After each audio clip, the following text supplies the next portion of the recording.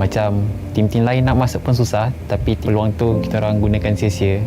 They were such powerhouses during the MPL season, but all of a sudden, the moment they went to M3, everything dropped. And some insider news that I was able to get was they were basically overwhelmed because that was their first international experience and the team could not handle it.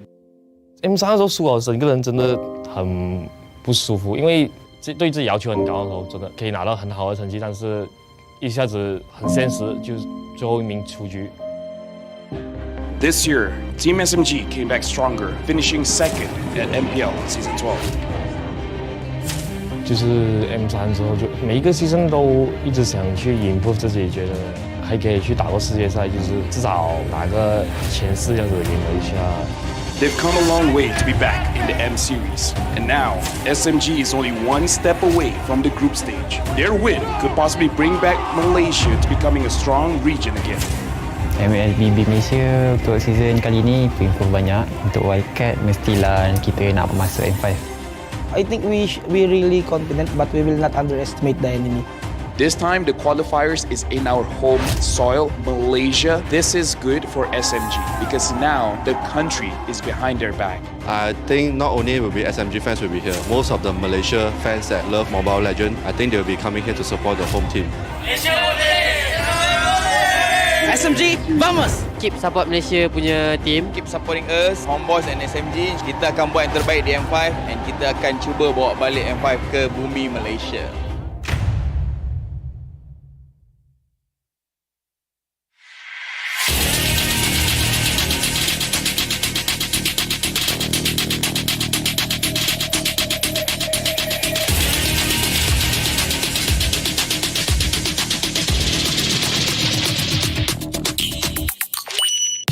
Tolak tak bergolek, tersembunyi di sudut bilik.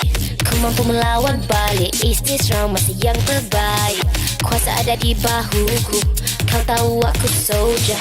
Cuba buat ku leka, tapi tak mampu rampas my honor. Na na na, panas sepanas lara, ku semakin bertenaga. Bila bersama, ku tahu just what we got. Terbuka like unanana, kuasa di tangan kita.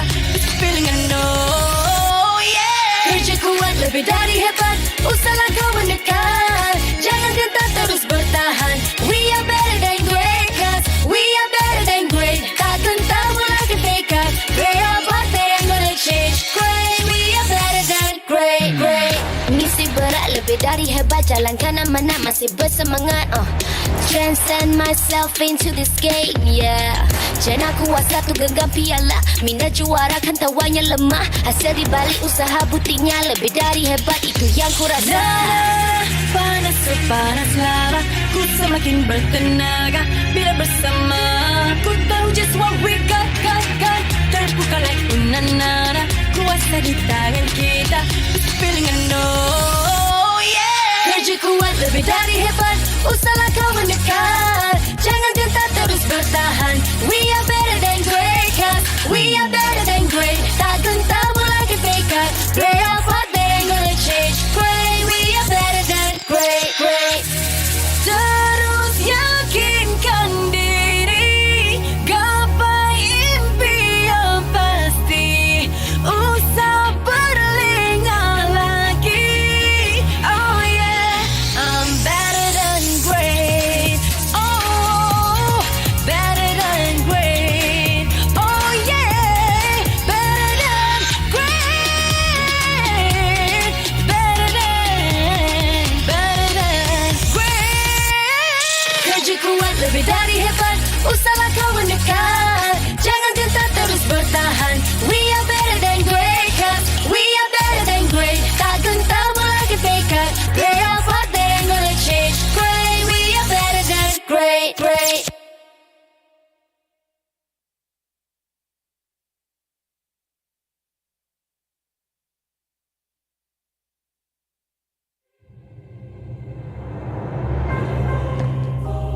The Shadow Dragon was once my biggest weakness, but now it's my most potent weapon.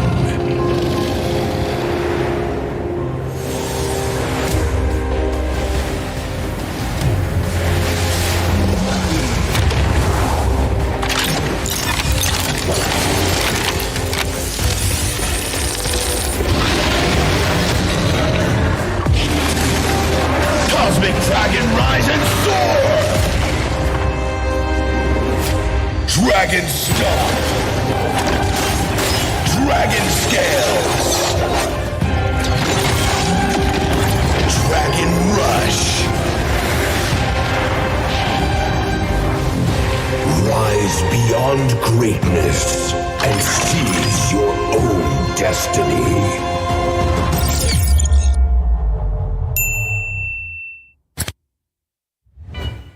Tonight, we celebrate MLBB Esport.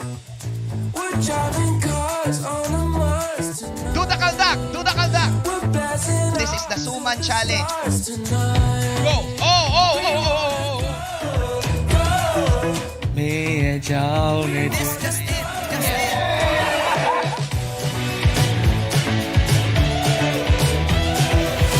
Welcome to M5 Gala.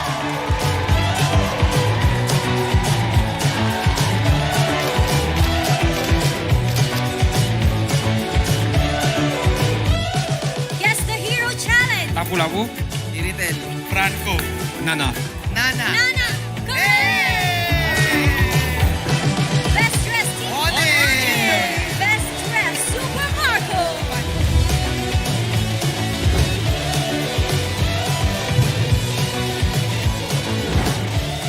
Thank you so much for joining us at the M5 Gala, and we'll see you at the M5 World Championship.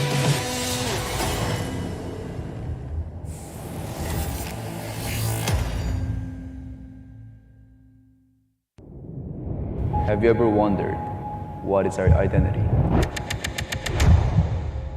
Our identity isn't limited to just esport players. Our style.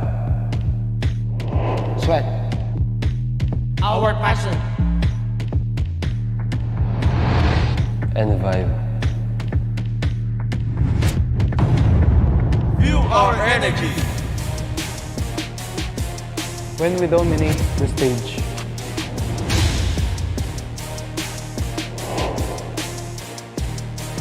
The hours of sacrifice. Shape who we are. So, what is our identity? We are legendary.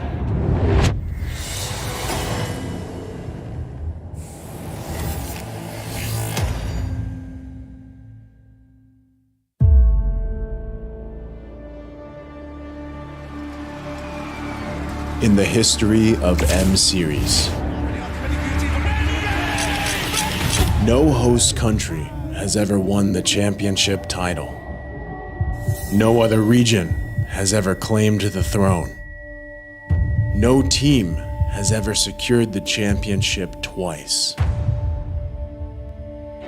In this thrilling showdown, 16 teams across the world have gathered once more to seize the trophy. Which teams will prove themselves in their epic rivalry rematch? Will a new region unveil their strength and climb to the top? And who will leave an unforgettable mark with their skills? Behold, the old guards, seasoned titans returning to reclaim glory. How jangan?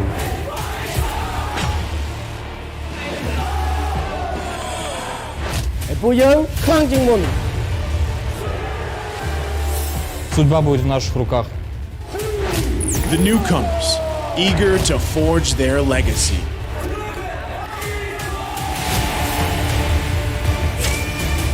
Kita di sini untuk lawan yang terbaik. Kami nggak takut tantangan apapun.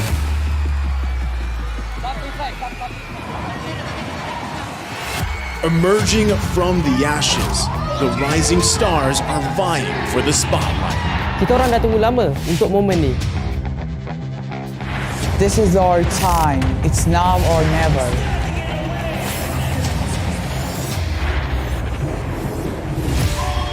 Enter the contenders, here to defy the status quo and rewrite the narrative.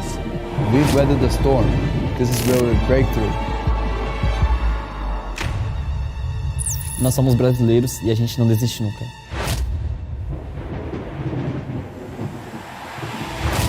The Kings, legends in their own right, descend to defend their crown. Kita sudah merasai kemenangan. Ini saatnya kita menguasai dunia. Naitaas na namin ang kampyonato at itataas ulit namin ngayon. Babawiin namin ang corona para sa aming hari at reyna. Get ready as the stage is set for the most dynamic championship of the year. It all begins here. It's time to see who will be better than great.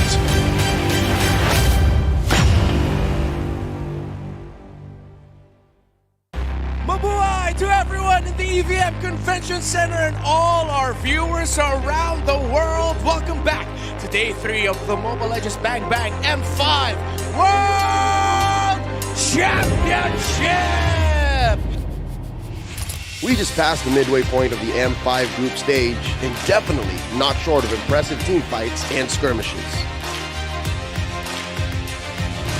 See You Soon of Cambodia did not hold back with their warm welcome for Triple Esports' debut in the M Series.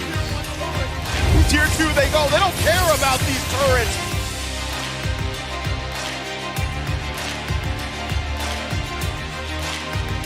There they go. They're going to jump in. MP the King able to secure the turtle.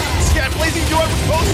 And now they go in further. Another final slash. The MENA representatives attempted to create havoc with some innovative draft in Game 2, but the Sooners had too much firepower. A clash between Team Flash and Team Lil Gun started with the Singaporean champs taking the first game. But it was all part of the plan for the Mongolian downloaders to adapt and learn.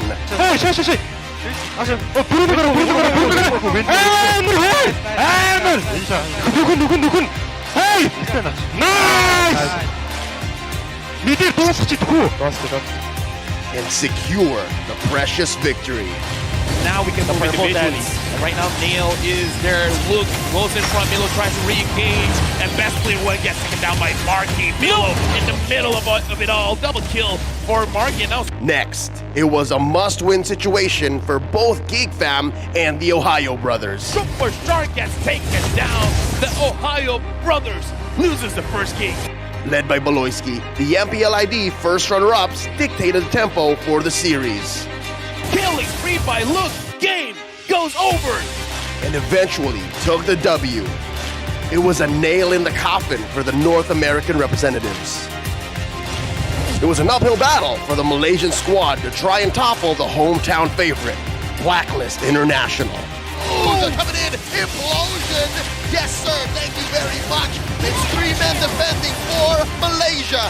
Then, Sasa, the last Kage himself, delivered the first Maniac of M5 group stage to tie the series 1-1.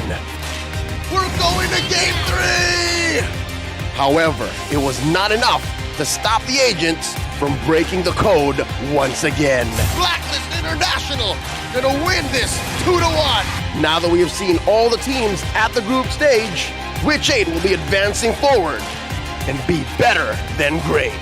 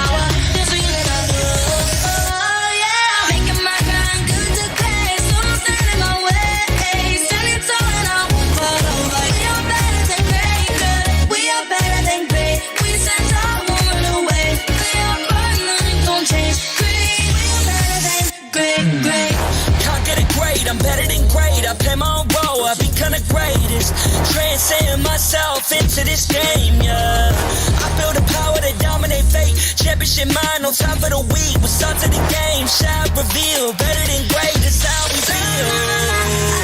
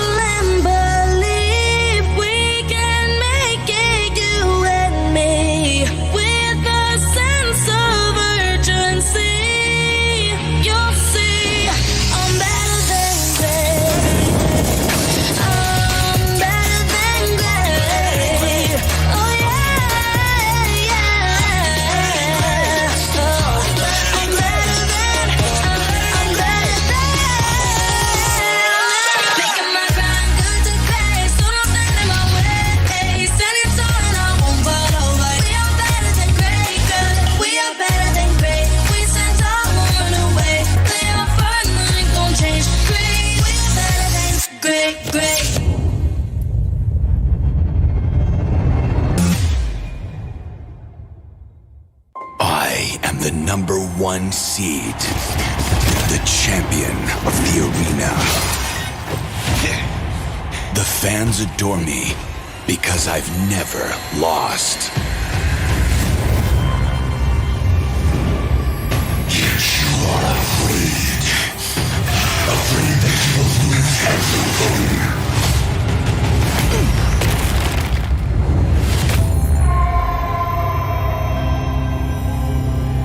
Do you ever get scared of losing, Kimmy?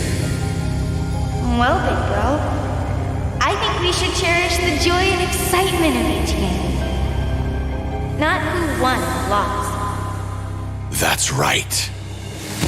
I'll strive for victory, but I won't lose myself in its pursuit.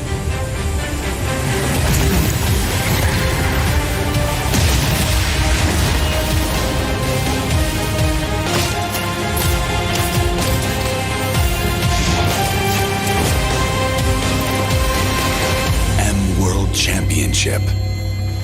I'm back.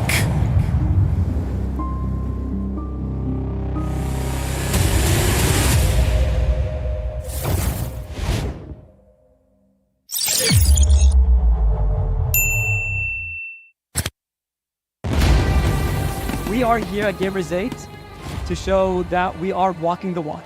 We have had amazing reactions, major IP owners, and a lot of potential partners and stakeholders coming in here and taking a peek.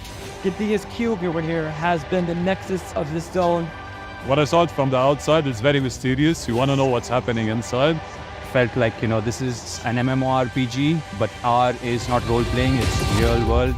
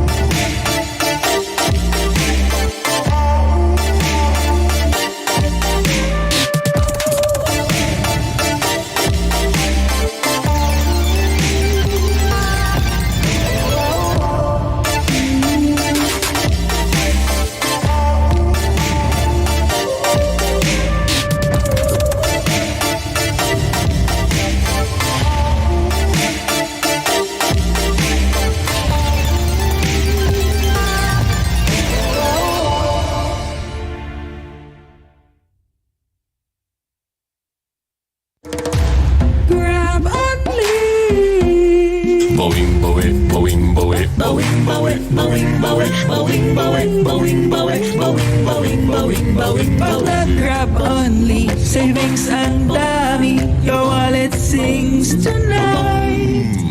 Laki ng bawi, pag nag-grab only, save 244 alright. Bowing, bowing, bowing, bowing, bowing, bowing, bowing, bowing, bowing, bowing, bowing, bowing, bowing, bowing, bowing.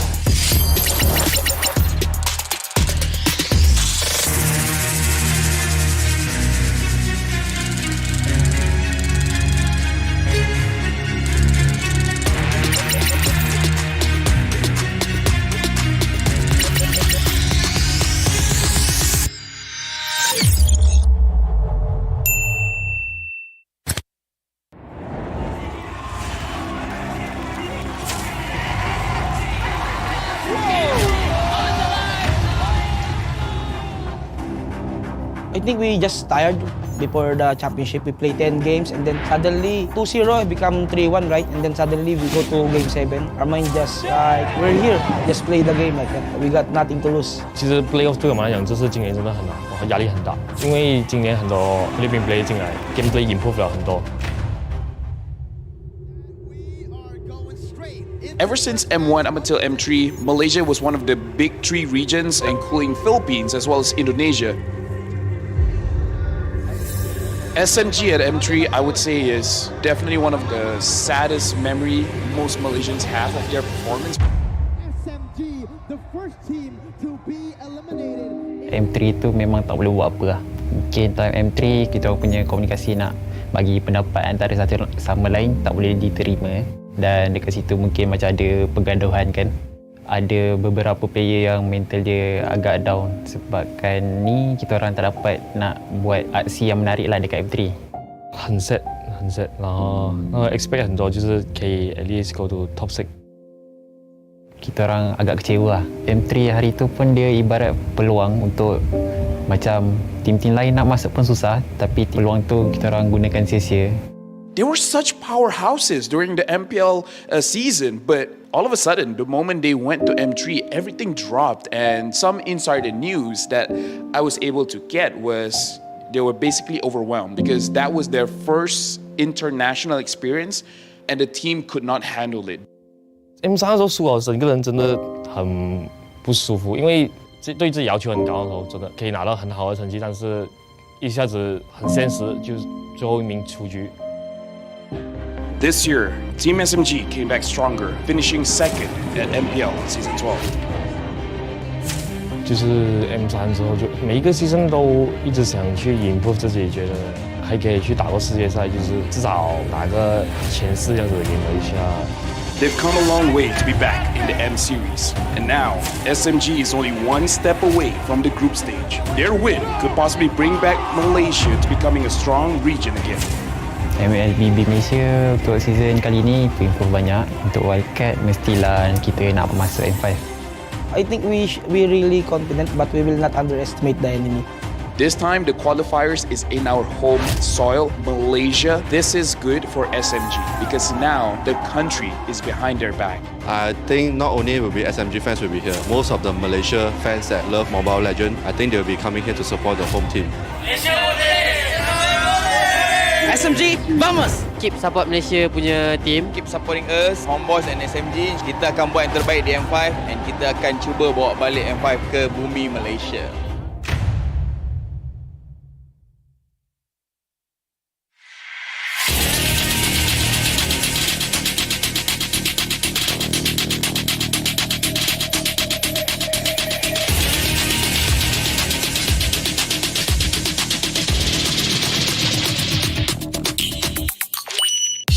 Tolak tak bergolek, tersembunyi di sudut bilik. Ku mampu melawan balik, is this round masih yang terbaik. Kuasa ada di bahuku, kau tahu aku soldier. Cuba buat ku leka, tapi tak mampu rampas my honor. Panas sepanas lava, ku semakin bertenaga. Bila bersama, ku tahu just what we got. Terbuka like unanana, kuasa di tangan kita. It's feeling I know, yeah. Kerja kuat lebih dari hebat, usahlah kau mendekat. Jangan gentar terus bertahan. We are better than great, cause we are better than great. Tak gentar mulai fake out. Great apa yang gonna change? Great, we are better than great. Misi berat lebih dari hebat, jalankan amanat masih bersemangat. Transcend myself into this game, yeah. Jangan kuasa tu genggam piala, minat juara kan tawanya lemah. Hasil dibalik usaha buktinya lebih dari hebat, itu yang ku rasa. Panas sepanas lava, ku semakin bertenaga. Bila bersama, ku tahu just what we got.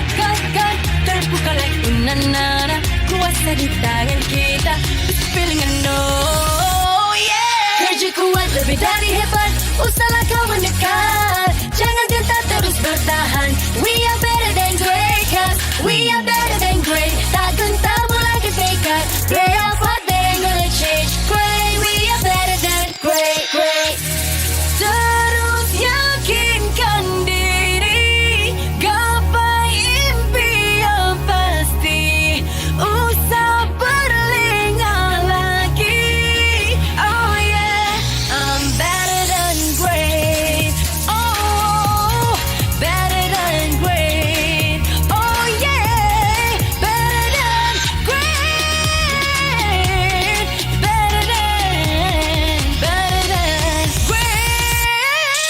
maju kuat lebih dari hebat. Usahlah kau mendekat, jangan gentar terus bertahan.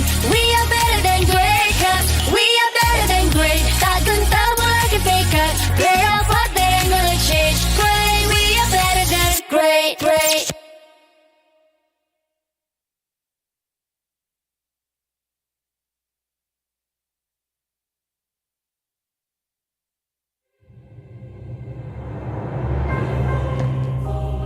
The Shadow Dragon was once my biggest weakness, but now it's my most potent weapon.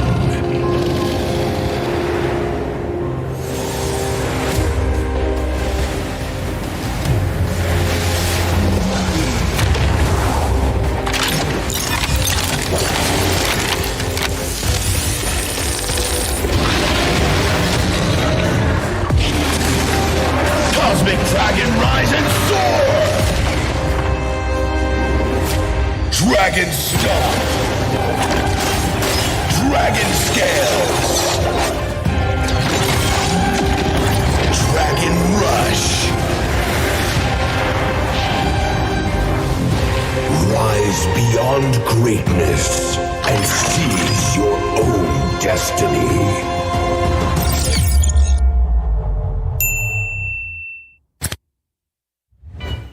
Tonight, we celebrate MLBB Esport. Do the kaldak! Do the kaldak! This is the Suman Challenge. Go! Oh!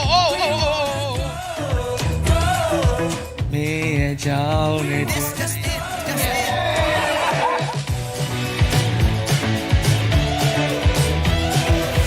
Welcome to M5 Gala.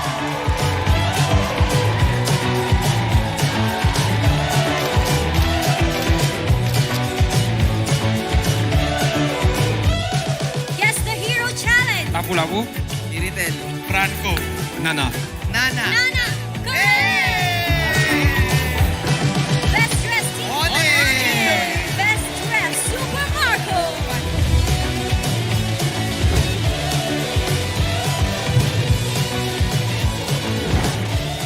Thank you so much for joining us at the M5 Gala, and we'll see you at the M5 World Championship.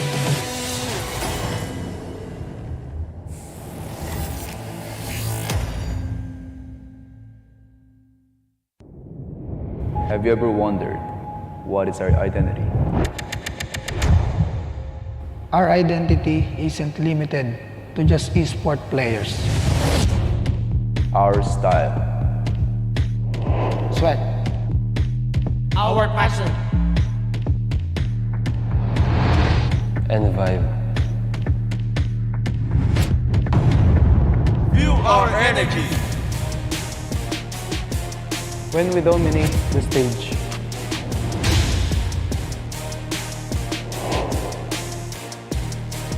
The hours of sacrifice. Shape who we are. So, what is our identity? We are legendary.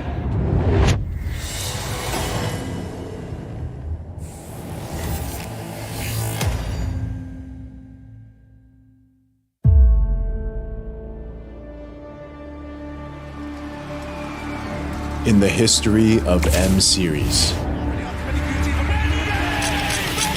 no host country has ever won the championship title.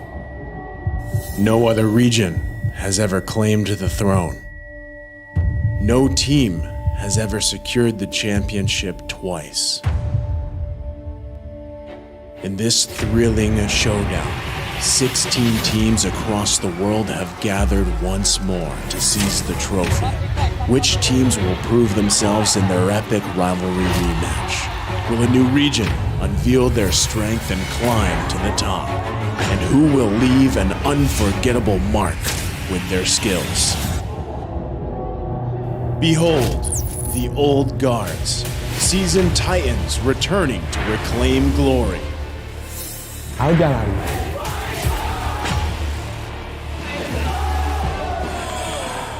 Ê, Phu Dương, khoan chừng mùn. Судьба будет в наших руках. The newcomers, eager to forge their legacy.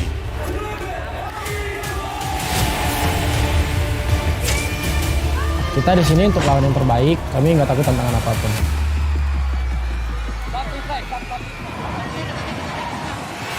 Emerging from the ashes, the rising stars are vying for the spotlight. Kita orang dah tunggu lama untuk momen ni. This is our time. It's now or never.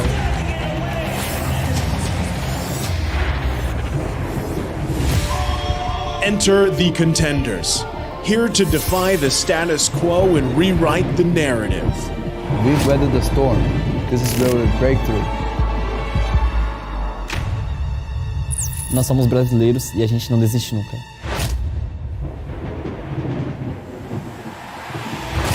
The kings, legends in their own right, descend to defend their crown. Kita sudah merasai kemenangan. Ini saatnya kita menguasai dunia. Naitaas na namin ang kampyonato at itataas ulit namin ngayon. Babawiin namin ang korona para sa aming hari at reyna. Get ready as the stage is set for the most dynamic championship of the year. It all begins here. It's time to see who will be better than great.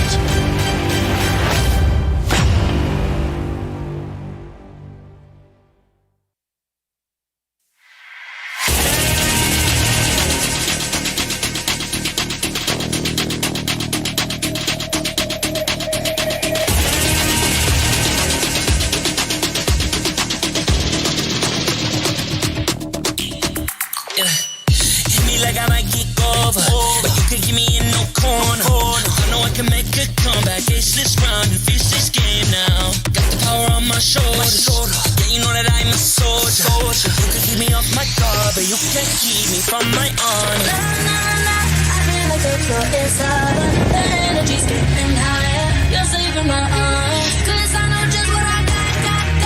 I got you like na-na-na. And you know I hold the power. This feeling I do. Oh yeah. Making my grind good to great. So don't stand in my way. Standing tall and I'll fall over. We are better than great. We are better than great. We send our woman away. We are fun, nothing gon' change. Great. We are better than great. Can't get it great, I'm better than great. I play my own role, I become the greatest. Transcend myself into this game, yeah. I feel the power to dominate fate. Championship mind, no time for the weak. What's up to the game, shall reveal. Better than great, that's how we feel. I feel like the floor is over. The energy's getting higher. You're saving my arms. 'Cause I know just what I got. I got you like na-na-na. And you know I hold the power. This feeling I do. Oh yeah. Making my grind good to great. So don't stand in my way. Standing tall and I won't fall over. We are better than great.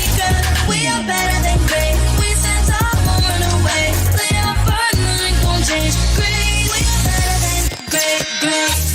If we stand tall and believe we can make it, you and me, with a sense of urgency, you'll see I'm better than great.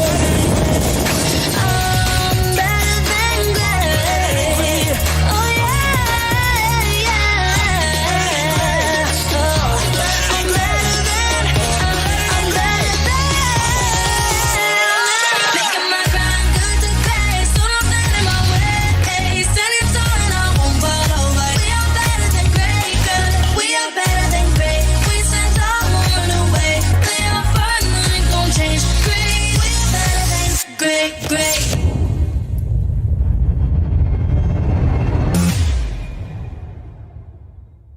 I am the #1 seed, the champion of the arena.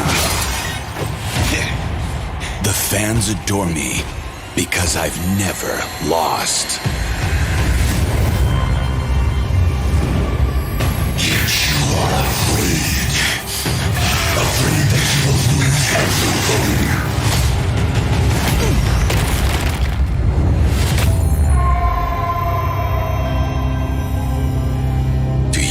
get scared of losing Kimmy. Well, big girl, I think we should cherish the joy and excitement of each game. Not who won or lost. That's right.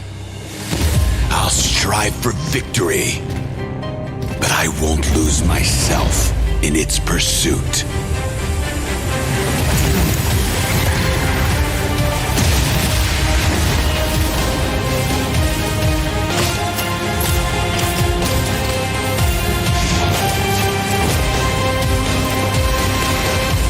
World Championship.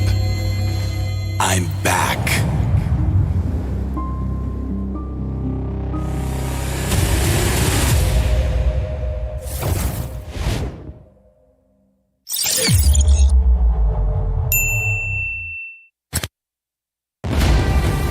We are here at Gamers 8 to show that we are walking the walk.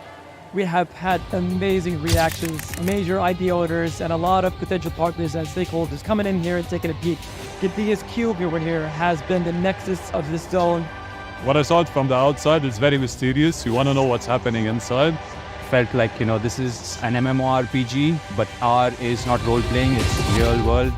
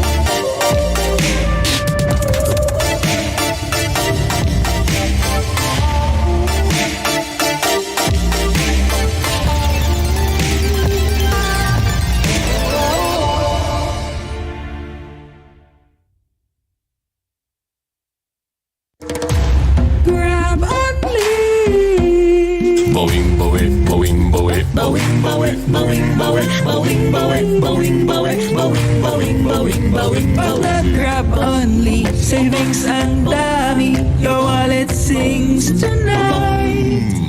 Laki ng bawi, pag nag-grab only, save 244 alright. Bowing, bowing, bowing, bowing, bowing, bowing, bowing, bowing, bowing, bowing, bowing, bowing, bowing, bowing, bowing.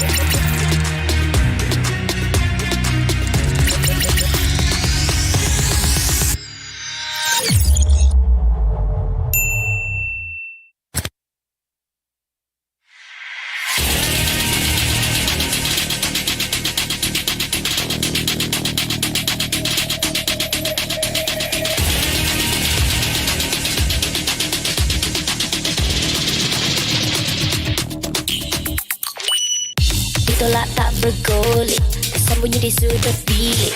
Kau mampu melawan balik, is this round masih yang terbaik. Kuasa ada di bahuku, kau tahu aku soldier. Cuba buatku leka, tapi tak mampu rampas my honor. Na na na, panas sepanas lava, ku semakin bertenaga bila bersama. Ku tahu just what we got. Terbuka like unanana, kuasa di tangan kita. It's a feeling I know, yeah. Kerja kuat lebih dari hebat, usahlah kau mendekat.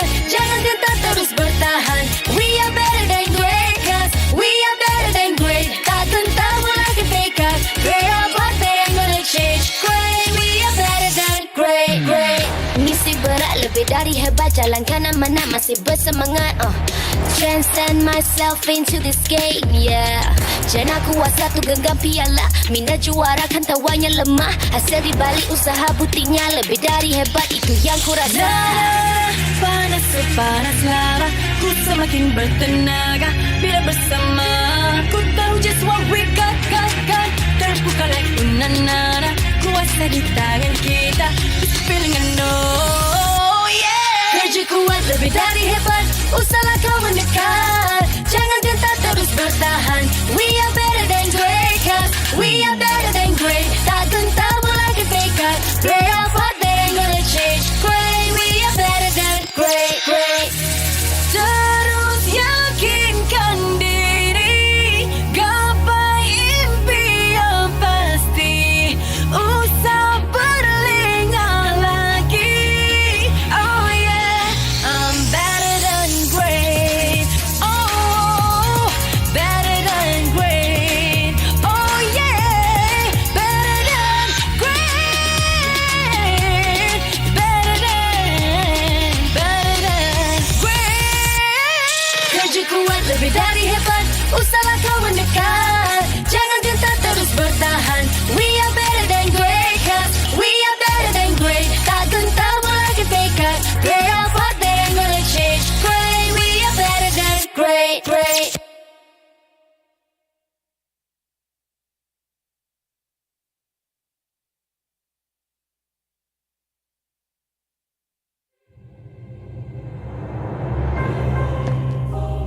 The Shadow Dragon was once my biggest weakness, but now it's my most potent weapon.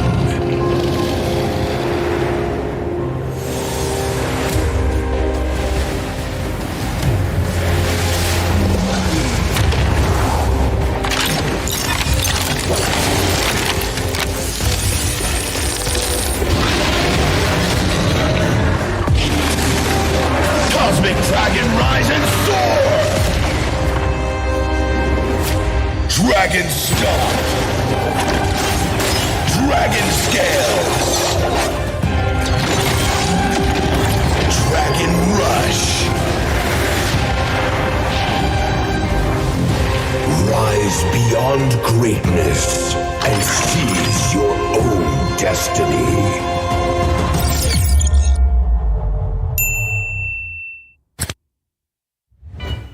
Tonight, we celebrate MLBB Esport. Do the kaldak! This is the Suman Challenge. Go! Oh! Just it.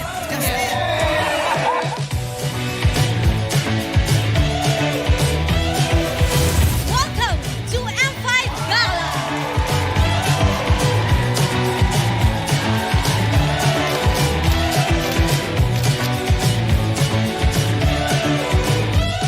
Guess the hero challenge. Lapu-lapu, Iritel. Franco, Nana.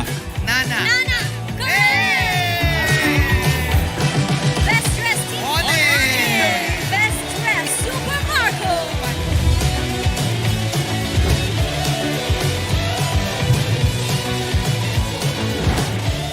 Thank you so much for joining us at the M5 Gala, and we'll see you at the M5 World Championship.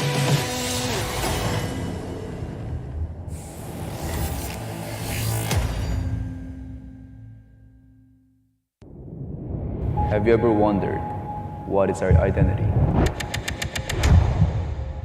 Our identity isn't limited to just esport players. Our style. Sweat.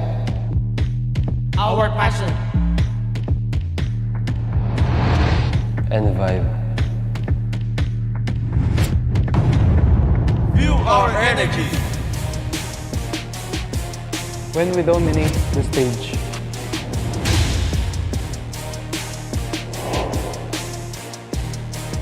The hours of sacrifice. Shape who we are. So, what is our identity? We are legendary.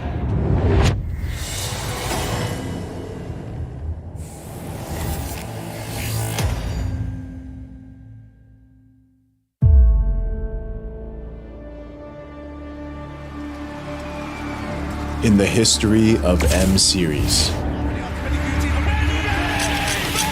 no host country has ever won the championship title. No other region has ever claimed the throne. No team has ever secured the championship twice. In this thrilling showdown, 16 teams.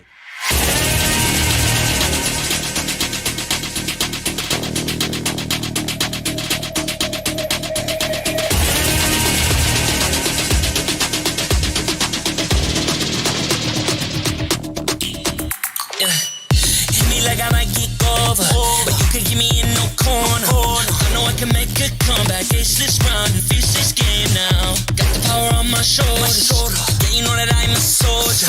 You can keep me off my guard, but you can't keep me from my honor. I feel like the floor is lava. The energy's getting higher. You're saving my arms. 'Cause I know just what I got.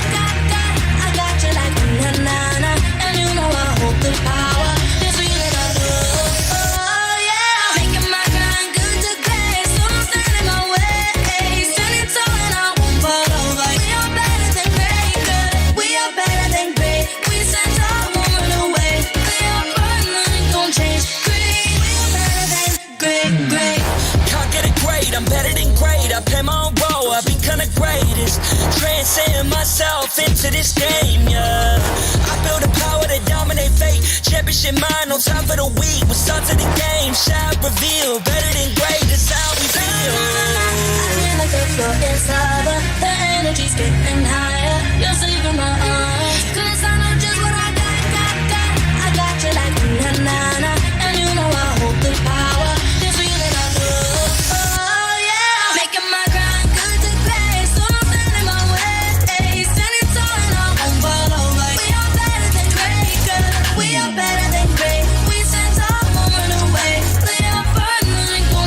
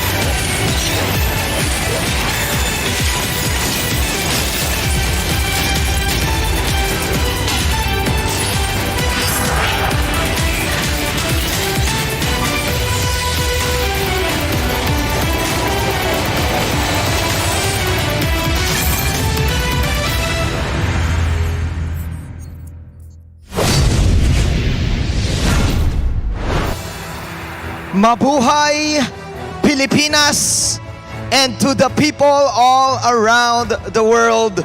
This is your kabayas, Manjin Faldas, and welcome again to the M5 World Championship. We are now in the penultimate day of the group stages. And after witnessing the first teams to qualify for the knockout stage, we saw a lot of intense drama and explosive actions yesterday. Now, we will await who else will continue their journey to be crowned the 5th M Series MLBB World Champions. First off, we are starting with the Kingdom. RRQ Akira going up against Team SMG, who is already firing up for their final match. And then it's going to be Homeboys against Deus Volt with their Bomba mentality. They're one step closer in qualifying for the knockout stages. After that, we will witness the battle for the Group A top seed, Onyx against See You Soon. And finally, we're going to have the Filipino champions, AP Bren. Let me repeat that. The Filipino champions, AP Bren, going up against champions as well, going up against Team Flash, the Singaporean champions. There you have it. Who will end the road and who will continue to prove that they are better than great? Let's find out all together. Casters from all around the world, take it away.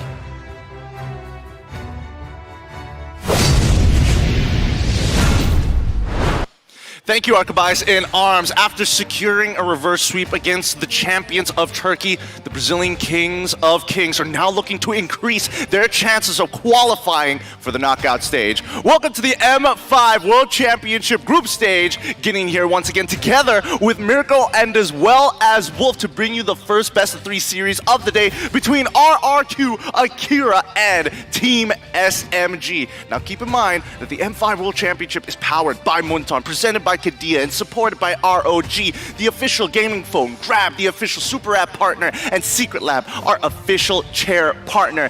Thank you to our lovely sponsors, M5, because it wouldn't be as awesome and possible without your support. Also, special shout-outs as well to our global presenting partner, Kadia. Kadia is a giga project, a city that is being built in Saudi Arabia. It is the future capital of entertainment, sports, and culture. Yeah, Kadia Gaming is actually giving away 5 sets of knockout stage 2 and grand finals tickets. To join us, follow Kadia Gaming on social media accounts, comment why you deserve to win, and tag 2 friends you want to bring in the comments. The campaign starts from the 2nd to the 7th of December. That's actually until tomorrow, so you gotta be fast. The winners will be announced on 8th December at Kadia Gaming Instagram story. And that's not all. The M5 Pass is now live. Unlock the Yuzong's M5 exclusive Dragon Shard skin and Prime Cosmic Dragon skin when you buy the M5 Pass. Now make sure accomplish all active tasks to reach level 75. That's the number, 75, for a ton of M5 exclusive rewards, and also waiting for you, get your gift for a friend as well. And keep in mind, if you keep going beyond that 75, the figurine is up on the table. There's a yearly tradition where Miracle breaks the statue, so can we at least break it for M5? I already did, but it was off cam. It was with Yasu yesterday. I was like, this is so cool, and then the wing fell off, and I was like, oh my god! But Alright, so the tradition is no still... one knew. No one knows. Look at it. Look at how beautiful it is. Don't stop it. Stop it. We can't go on without a daily recap. So let's check out what happened yesterday. Today, we witness world-class action, world-class entertainment from the best MLBB teams. Welcome to M5 World Championships. Day 4 of the M5 group stage was filled with plentiful surprises and nail-biting action. Led by Stitch, the undying Burmese ghouls refused to admit defeat. Stitch, flying high in the sky, gets Ethan as well. The Myanmar representatives pressed on to prevent the Mongolian downloaders from completing their comeback. Ethan gets another kill as well, and Bebek still survives. Stitch flickers forward.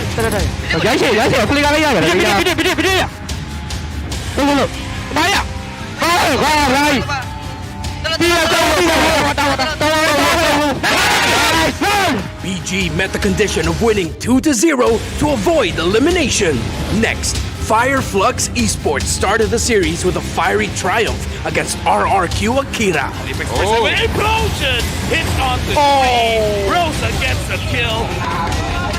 But the Brazilian Kings recomposed themselves and doused the flames of the Turkish representatives with 2 dominant victories.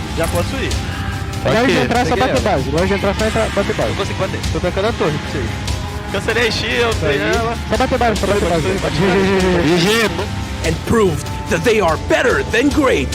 Another match, another 2-1 series. This time, it's another East versus West between Geek Fam and Deus Volt.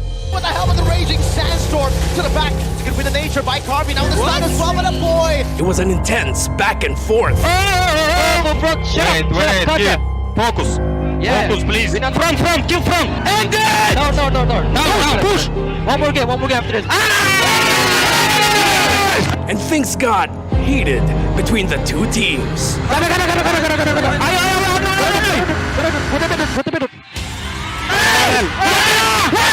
Eventually, it was the Geeks that came up on top. And for the last match of the day, Triple Esports gave Onic a hard time in Game 1, even when Kyrie got his signature fanny. Howdy, before he can even use that praise of trap. Onic then unleashed the Gushan mid lane from Gilak Sans to close out the series. Gary, another! Finally, he gets punished. The group stage is now down to the last 2 days. Let's pray for more world-class gameplay and be better than great.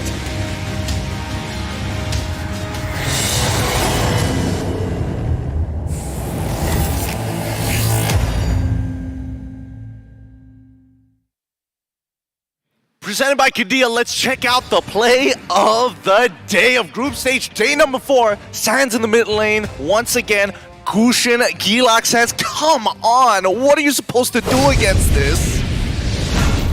I mean, what are you supposed to do against it? It's just so tough. The fact that he can pull off something as crazy as a Gushan, what do you have to say about it? Well, it's a Gushan. Well, not first time in M5, but first time in the main stage. That's right. Technically, yeah. I would say that it's one of the craziest things that Onic can afford to do.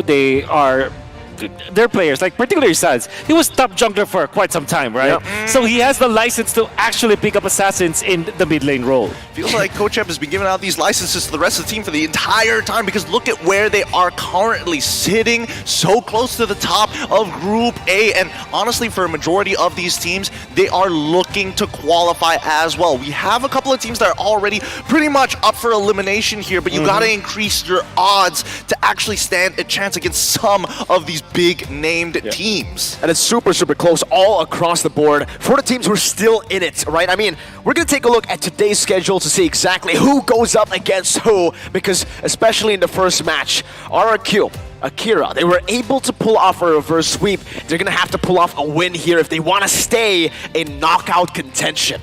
This is the last match for both of these teams, but immediately after that, we're going to see the Homeboys versus Deus Volt, Kibamba versus Zorn Recall battle. I mean, it got spicy yesterday. It can only heat up today. Immediately after that, it's going to be Onic versus See You Soon, a battle for Group A's top seed. And to close things out for the day, it's AP Bren versus Team Flash in the clash of a young and veteran roamers. There will be a lot of confirmation after today. Homeboys, if they defeat Daewoo 2-0, they eventually get into the playoffs as well, to the knockout stages, and then they essentially eliminate Daewoo.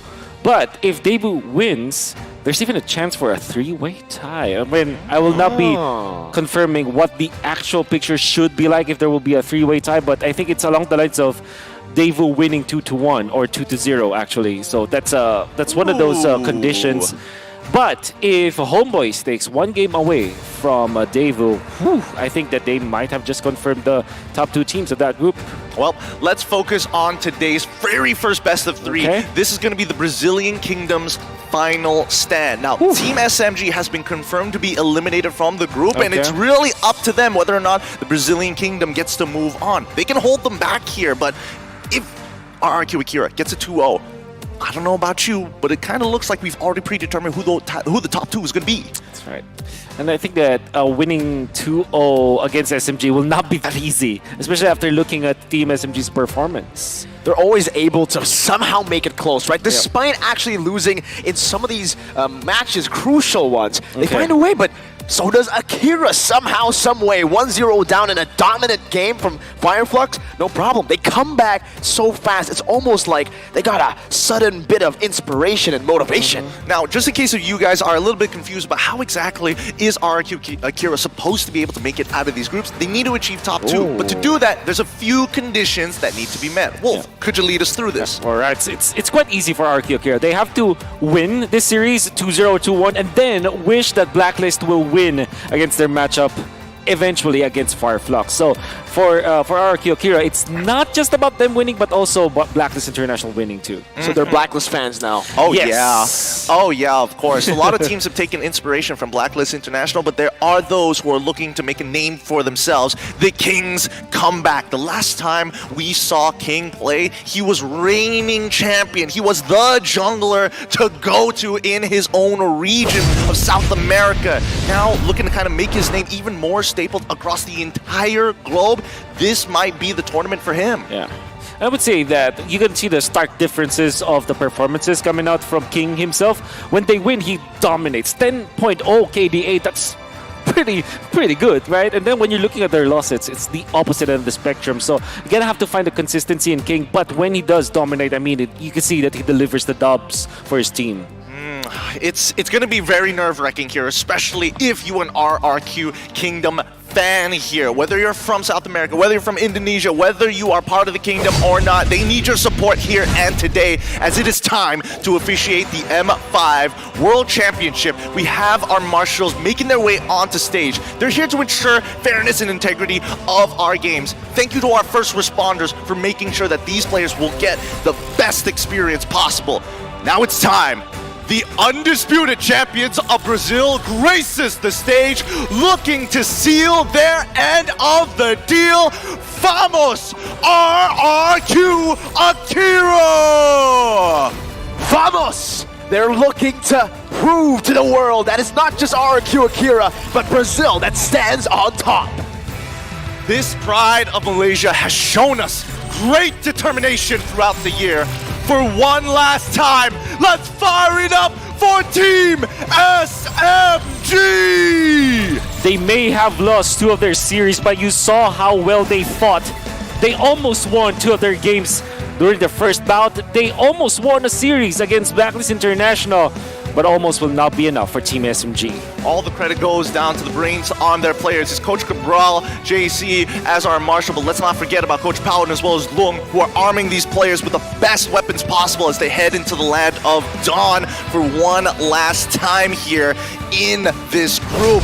It's going to be nerve-wracking for both sides, but still, at the end of the day, it's going to be RRQ Akira looking to take this win. It's Gusta Lagusta, King, Takashi, Sagan, and Luis. They got to stick to what they're good at. Gideon, Wolf, the fact is, right now, whenever they try to just fit in the meta, play these heroes that are meta, they don't actually do too well. They need to stick to what made them special in Brazil. Play the aggressive heroes, go in for the proactive movements, and stay on the initiative. Never be defensive, never be passive. I hear they have a shadow life coach, right? Really? Yeah. A shadow life coach? A shadow life coach that gave a pep talk. During the Quake? During the Quake, yeah. Kind of inspired them to go back to their roots. I wonder who it is. I really wonder. That's interesting as we look over to Team SMG with Sasa Saksa, Smooth Stormy, and as well as Miko. Now, I mean, obviously having a life coach is great, but having a sports psychologist might just be the way to go, especially for the side of Team SMG. Now, both of these teams we know, generally, they start kind of slow in the first series of the day. Yeah, and maybe it's because technically speaking, this lineup is not yet reached its peak, I would say, its prime. It's literally their first season together. So I think that, at least for Team SMG, it's good that they went through the wild card. They eventually got here in M5. Obviously, it doesn't feel good that they will not be able to make the knockout stages. But if you think about it, this is still the first stint of this lineup with 2 Filipinos, their coach, obviously. There's a massive future ahead of this squad, and I do hope that they kind of stick together. And that's what I've been concerned about, right? Because watching MPL Malaysia, I was actually rating SMG quite high. The fact that they made it to the grand finals, made it close against Homeboys, I would say SMG were quite good and favorites for wildcard. And now, talent prediction, you can see that it's shifted completely since wildcard and since their matches on the main stage. Look, I am trying to get, even me, I'm trying to get my pass into the kingdom here. You know, the kingdom has been doing me real good. The fans are electric, but more importantly so, it's the fact that we've seen a lot of potential from this squad themselves once they kind of get their gears going. Yeah. And a good thing that you talked about that, because that's what I felt about Team RRQ Akira. They found their footing again yesterday after a very long pause, and they kind of talked it out, and eventually they stuck back to their roots. And the thing is, I wanted to see Cabral and Luis, almost all-timers. I think that they joined M2, right? Yeah. So they're part of the M series for 4 years now. And I do hope that they still continuously improve. I think that every single M series edition that we have, they increase their ranking, or they level up in rankings. So I think that M5, hopefully they get to the knockout stages. Absolutely. And even amongst the audience predictions, amongst every other countries besides Brazil and Malaysia, it is still kind of split. And it's not evenly split. It's slightly in favor of one team or the other. It's a tough prediction to have, especially since if we're considering the overall style and matchup of both of these teams, it's pretty even, right? It's not like a clear, oh, this team is momentum-based, this team is terrible against momentum teams. It's actually quite similar, right? The fact that they play around neutral objectives and they look for these game-changing pickoffs early on towards big team fights later on. And the fact is, again, for both these teams, sometimes they go for these bombastic plays in a later stage that can, lose them the game, but also can win them the game. Sometimes it's better to just not have the lead in this game. We've seen that pattern. Okay. Ooh, that's a hot take. That's a hot take. Have the lead. If I were part of a team, I would not want to agree with you. If I'm part of a team. Imagine, that'd be crazy, if only, right? As it's time for the drafting phase of our very first best of 3 series of today. Let's jump right into it, and they've already started to ban things out. We're seeing that RRQ Akira on the blue side bans out the Joy, the Arlen, as they hold priority. Team SMG have gotten rid of the Nolan as well as the Angela. I think there's a little bit of theme for every group. Particularly for this group, they might be the only group that kind of puts a lot of emphasis on the Arlot, which I like a lot because I thought that Arlot is like an S tier pick, but some groups like Group D, for example, completely just ignores it. And some of the teams that we know of don't really think about the Arlot, even though it's such a good pick. But one hero that is always an emphasis, always puts a lot of we put a lot of emphasis on is the Guinevere, right? Obviously, the Nonans and the Joys will be banned out all the time, but Guinevere should be the point of contention for both teams. And the fact that the Angela is banned out here means there's one less ban for people who can quote-unquote dash, and I think that Coach Cabral, he immediately looking to try and punish that. Get rid of the Phoveus, and now there's many different types of options. Matilda on the table, Guinevere like you mentioned before. Even the Wan right? Still up for grabs right now, one of the best marksmen in the gold lane. We've seen that it's mostly been for best marksman, Wan, Bruno, right? Yes. Looking at it, Claude has been rising as well, but the Wan is still going to be banned out. Crazy team fighting prowess, and SMG knows if RRQ Akira gets their hands on that kind of power, they're just going to look to team fight all throughout, and it shows. Even without the Wan, they've gone for the Guinevere. They want initiation. They want some prio in the jungle. Whoa, 79% overall win rate, even though it has a 95% pick and ban rate on top of that, right? Now Team SMG looks to respond. What are you thinking here, Wolf? Claude Faramis. Claude Faramis? Yeah, that's the typical answer. Lock it in. Okay, not the Bruno Faramis? That's right, that's the thing, right? But Bruno kind of struggles against Guinevere, or struggles more than the Claude will suffer against the Guinevere. Because at least if you're Claude, you can go and pick up the Purify and you're going to be A-okay. Huh. Jungler is the role with the most #1 pick per in M5. Wow.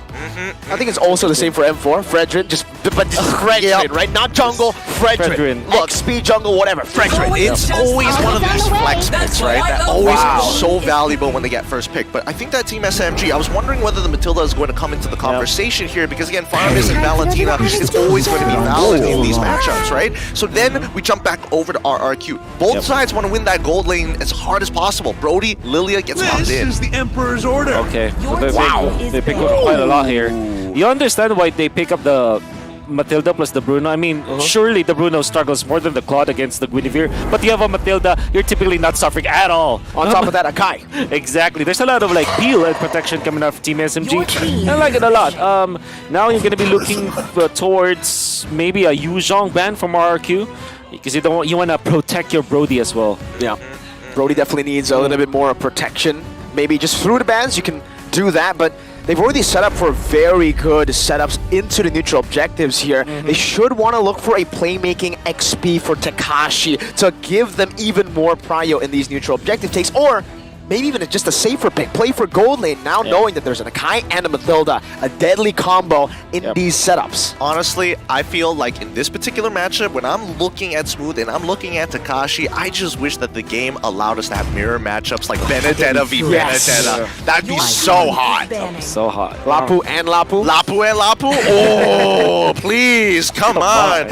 Don't leave me on like that. Rizla already banned. Valentina going to be the follow-up ban for the side of RRQ Akira, which begs the question about mid laners. I mean, EXP is obviously going to be really important, but they get rid of the Boxia for the side of Team SMG. Good ban. That means Novaria might also be a ban for RQ. That's a good combo with the Bruno. They're not that concerned about the Faramis because of this Lilia, and also they have the Guinevere to kind of force some purifies whatsoever. So I think Novaria should be the ban, or a Gord actually for the side of RRQ, because you already have the protection.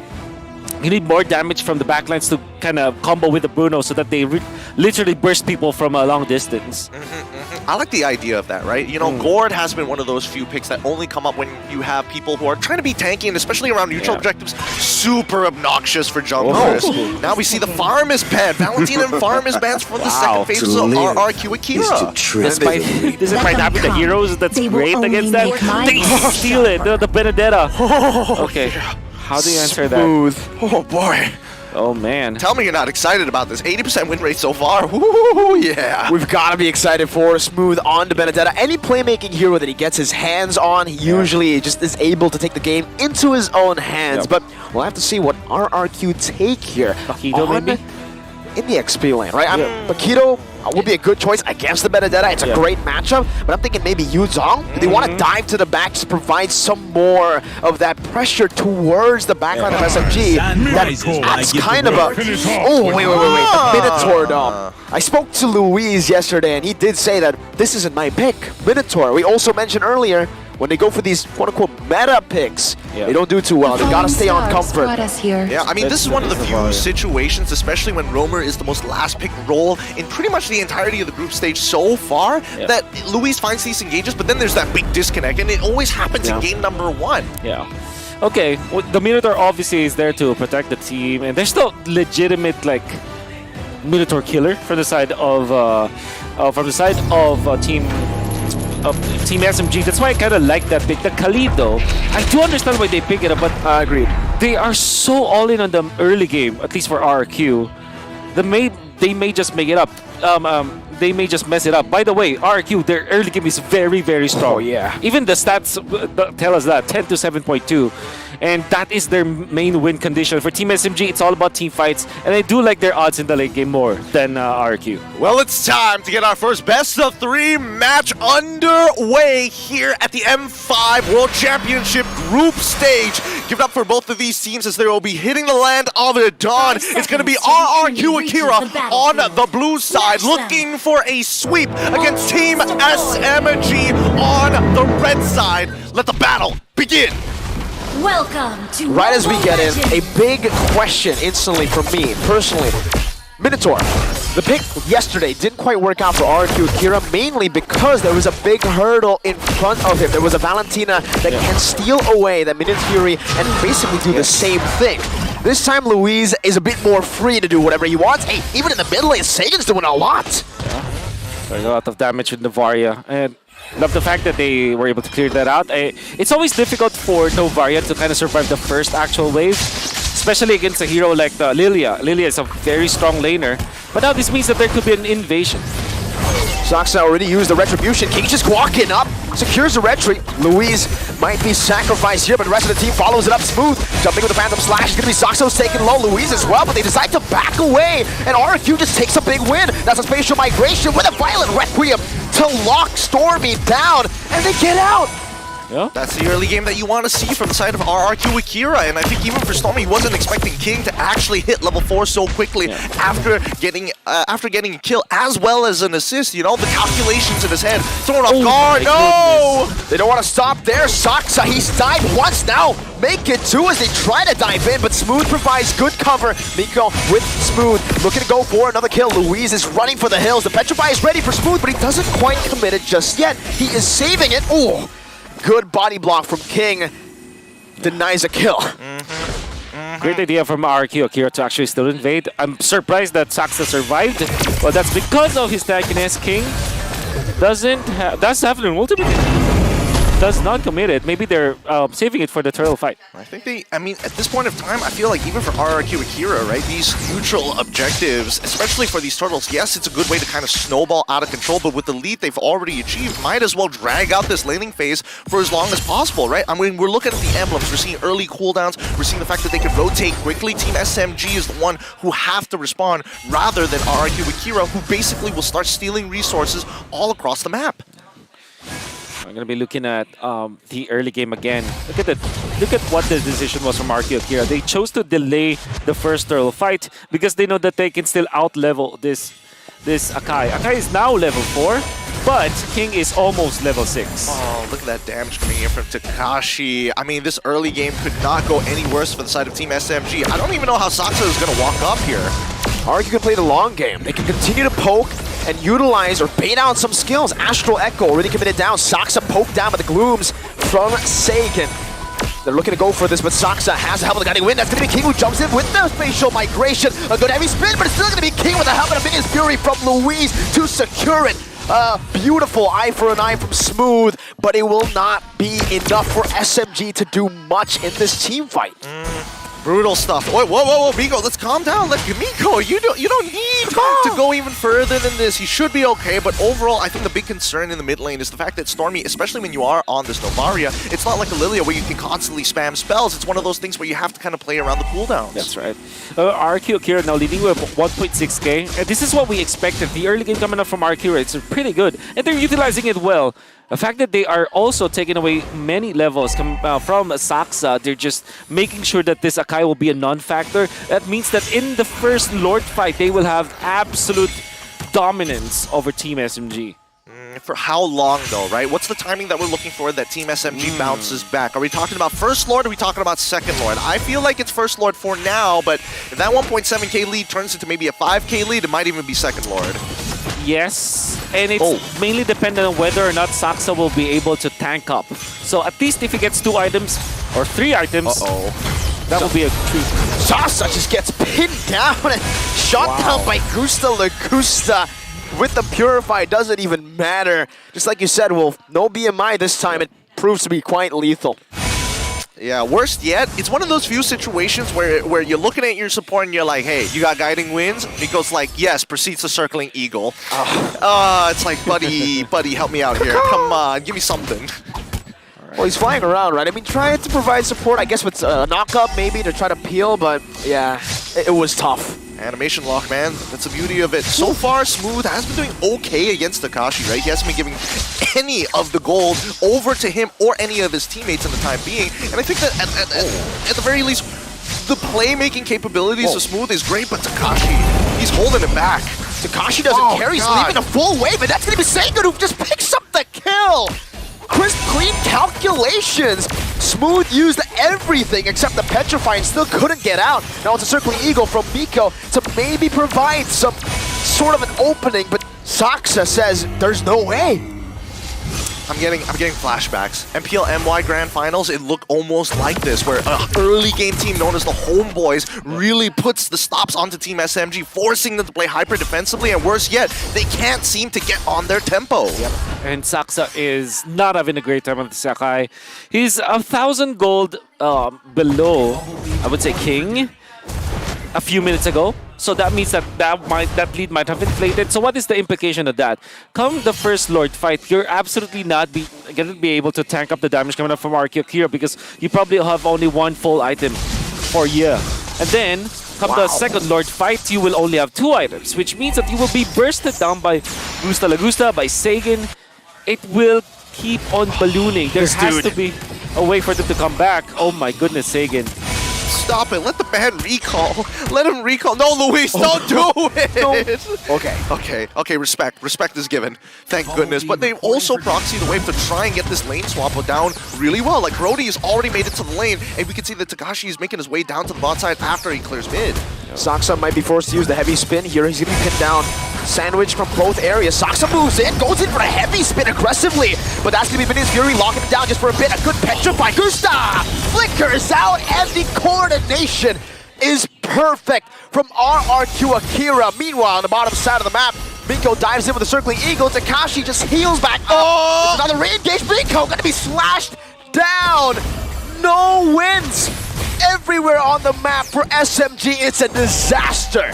The mechanical mistakes are really starting to pile up here. At a certain point, you're wondering, hey, does this team have what it takes? And right now, Team SMG are not looking on form. Yeah. The first 6 minutes of the game was because of the draft and how RQ Akira decided to just pin down Team SMG with the draft advantage that they have in the early game. But the past minute, that is just literally just Team SMG losing all those team fights. He used Red Tree too. Basically, he had to just give up on the turtle take now. That's right. I don't think it's worth it for Team SMG to walk up to the turtle at this point, right? This is 7 minutes into the game, building up to a 5K lead. A majority of the members of RRQ Akira are basically almost a full item ahead, maybe a half component at the very least. Oh, man. He didn't even use his Retri for the first initial turtle, so this is just gone. What can... Not even for the steal. Nope. That gold disparity between the two junglers is building up. And Team SMG at this point, they can't even defend their tier 2 despite them having 4 members up in and around that top to mid side. They're just going to have to give it over to RRQ. They'll even take it as slow as they can to try to deny as many minions. They're really maximizing any sort of punishes towards SMG. You know, I was talking about this the other day about, maximizing your leads and really making sure that there aren't any holes in your gameplay. But right now, RRQ Akira, right, they are warmed up. They're not playing as slow as they were in the previous matches of their group stage. But against Team SMG, it feels like this is it. They are warm. 1v3, Takashi taking everything. Finally, SMG are on the board, and that took 3 ultimates. So remember when I told you earlier that I'm just the biggest liar? It's just, it happens every single time. You just can't compliment the team without them immediately almost running it down. CC, caster curse. The caster curse. Takashi might have died there, but look at the macro coming out from RQ Akira. They're invading once again. They're taking away so much from Saksa and punching now. No heavy spin. It was used up earlier, and Saksa just gets locked out. A torn apart memory fadeaway picks him up all the way from downtown. And that's Saksa, who's out. Whoa, Miko, circling Eagle, trying to provide some support maybe to Smooth, who's in that bush, who's looking for perhaps a little bit of an ambush. Gusta Lagusta walks up now, gets caught in the Phantom Slash, but Gusta outtrades him. My God, just literally one attack coming up from the Brody. It's more than enough to kind of take away 30% of the HP of the Benedetta. We don't want that to happen because you need a frontliner. Typically, you're going to be looking for Miko as well as Saksa, but somebody has to stay in front and peel for the Bruno. That's their main win condition. Now at 9 minutes in, they deploy the orange buff to Sasa. So let's see if this makes some difference. Oh, Miko's opening up quite well. Saksa jumps in. Violent Red Ribbon steals it for SMG, but Louise with a flicker minion fury. Takashi slashing Sasa in the back. SMG got the Lord, but at what cost? The Raging Sandstorm flicker is just... Oh, no! Miko also losing his Purify as well. I mean, all the battle spells are coming out from the side of Team SMG, and they just bought themselves time with a simple steal, but you can see that RRQ Akira are still very much in control.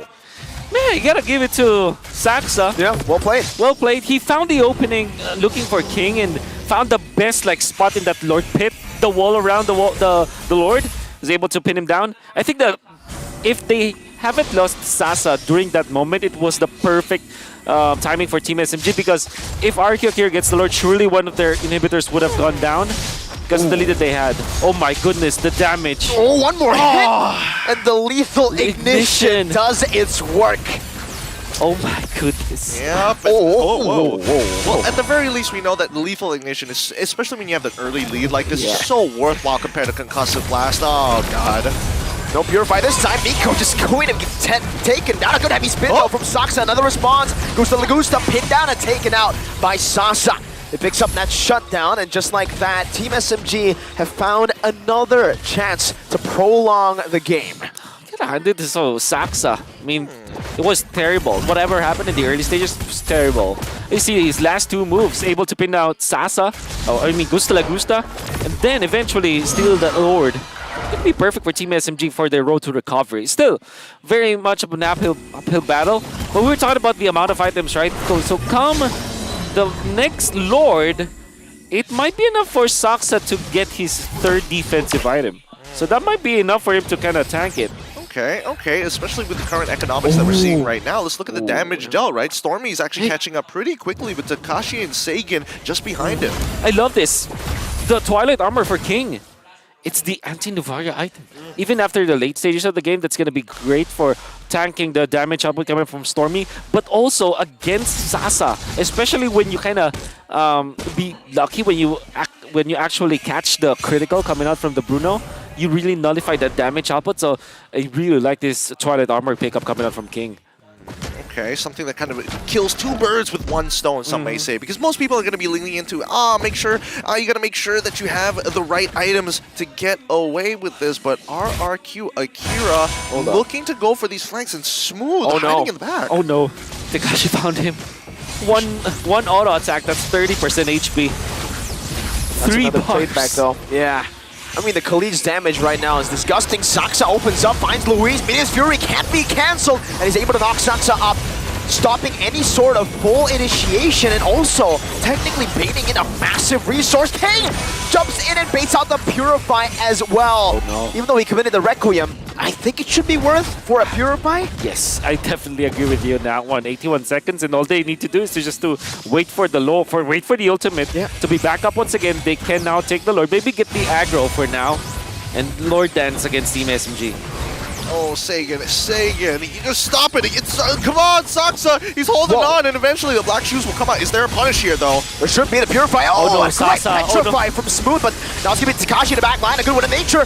Provides the sustain for Sasa. Now it's going to be Sasa walks up, but King secures it now. The turnaround with the spatial migration. Gusta Lagusta has everything still up and ready. It's a 2-for-1, technically 2-for-2 if you count in the Lord. All right, Wolf, walk me through the economics before the Lord starts walking into SMG's base. Is this technically worthwhile for the side of Team SMG, or is it eventually going to bite them once the Lord is at their inhibitors? At this point, any port in the store for Team SMG, any single kill any single win that they are able to get, they have to take it. And honestly, I didn't think that Team SMG would have gotten more than what they had for that particular fight, because they allowed Sasa to be successful because of the win nature. He survived after the initiation coming out from Tekashi, which I thought was already pretty good, and then they punished Tekashi. They might not have gotten Lord, but the thing is, Saxa did not die as well. So I think there are many little wins for Team SMG for that. So to answer your question, I think it's worth it.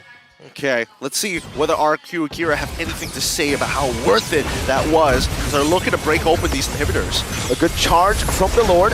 RQ just hovering over, looking for a chance to engage. Saxa gets chunked. They're trying to bait out that heavy spin, but it will not work out for now. Gusta, one last shot, finds it onto the base turret in the bottom lane, taking it down Smooth. That's a beautiful final slash out to Gusta, but there's no follow-up. Torn apart memory, ooh! Flask of the Oasis and the Guiding Wind just providing him enough HP to survive. Now it's two waves coming down in the mid lane, and that's going to be a spatial migration, baiting out a heavy spin. King gets out for now. Saxa no longer able to provide the right amount of cover for the team, as that has been baited out. But I'm looking all across the map. I'm looking at the numbers here. I still see that 5.2k lead, and yet it felt like, Minus Fury with a flicker combo. That's a 4-man knockup. King gets a spatial migration. Saksa somehow still able to survive. Gusta went for a greedy last hit, and he gets last hit instead. Ooh. Wolf, walk me through. What is Team SMG doing right here? Like, it's clear that the economics are now not favoring RRQ any longer, but how did they pull this defense off? Dial back 45 seconds earlier, RRQ here made great baits, but Team SMG just found the better punish against RRQ Akira. They overheat, literally overheating against Team SMG. That jump onto Saksa was far too greedy. You have to take note of the guiding winds now. The saves coming up from Team SMG. That's what you need to respect if you're RRQ Akira. I mean, the favor coming up from Miko is actually providing so much value on top of the Flask of the Oasis. Multiple saves actually coming up in a very short period of time, but I think that at least, you know, we were worried about Team SMG not being able to get out of that early game, and here we are, 16 minutes of the game, 49,000 to 48,000 as the gap closes with one inhibitor missing. Whew. At this point, you're gonna have to respect the damage up of Stormy. Surely King will be prepared, well-equipped versus the Novaria, but everyone else will not be. Tekashi will be now scaling downwards, actually, as the Khalid. Yes, you still deal a lot of damage, but you get taken out very easily. And that's also true for Gusta Lagusta. You gotta be mindful of the Novaria, because the thing is, Saksa will just look for you and you pin you down. That's gonna be Astrospheres raining down on you for sure, that you cannot... You gotta take care of yourself, because the Wind of Nature or any other defensive item will not be enough for that. Getting outscaled might be a problem here, but okay, so now that the tables have kind of flipped, we're expecting at least that RRQ Akira is going to make a move across the map in terms of just the wave management, right? Oh, okay, this is getting kind of spicy here, as this dance is quite messy. Yeah. It's good coordination from both these teams, but I think SMG are winning out in the trade for now. They have more resources to play with. Sasa has just bought the Immortality. Miko gonna be chunked. So does Smooth in the mid lane by Tekashi, who now reads it out. Wow! One basic attack. He's looking for a Tornapart memory. Finds it. Smooth gets chunked. Photo helping him out now. Final blow to the back, but Smooth, what? He just gets taken down. Now he's gonna be King with the Requiem. He jumps in and finds the Rectree. RRQ, they still decide to fight. That's a flicker from Louise, but look at Sasa dealing some damage. Another re-engage from Saksa. Now it's RRQ with a Tornapart memory and the Raging Sandstorm. Sasa taking low. Immortality down. Does he buy a winner truncheon? No, he doesn't. Saksa now loses the Immortality, able to dash out. SMG survive. They get a 1-for-1, a 2-for-1. Oh man, I don't know. It's one of those situations where you're like, protect the president, but the president says, go, go, go, go, green light. Yeah. Stormy playing a very important role, dealing the damage and eventually taking out King, and then you can see Tekashi taken out. But obviously, we talked about the fact that Tekashi will not be as tanky as you would think he is, especially because he went in for damage build. I gotta say though, Saksa just really is playing this mid game so well, as well as the early portions of the late game. He protected his teammate. Definitely the Akai with a peel. There's a lot of future for Team SMG, especially because they will be able to clear out this Lord lane.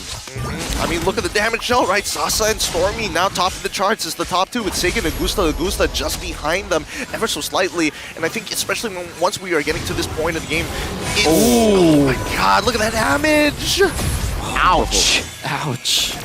Big oofs all across the board. And I mean, this has to be a little frustrating for RRQ Akira, right? Like, it kind of slipped through their fingers. Yeah. But they put themselves in this position, right? I mean, they decided to fight despite getting the Lord. Exactly. And also the mid lane overheat, that really will... Yeah, you'll be thinking about that. But they still have the important lead. They still have the way to end this game. Smooth.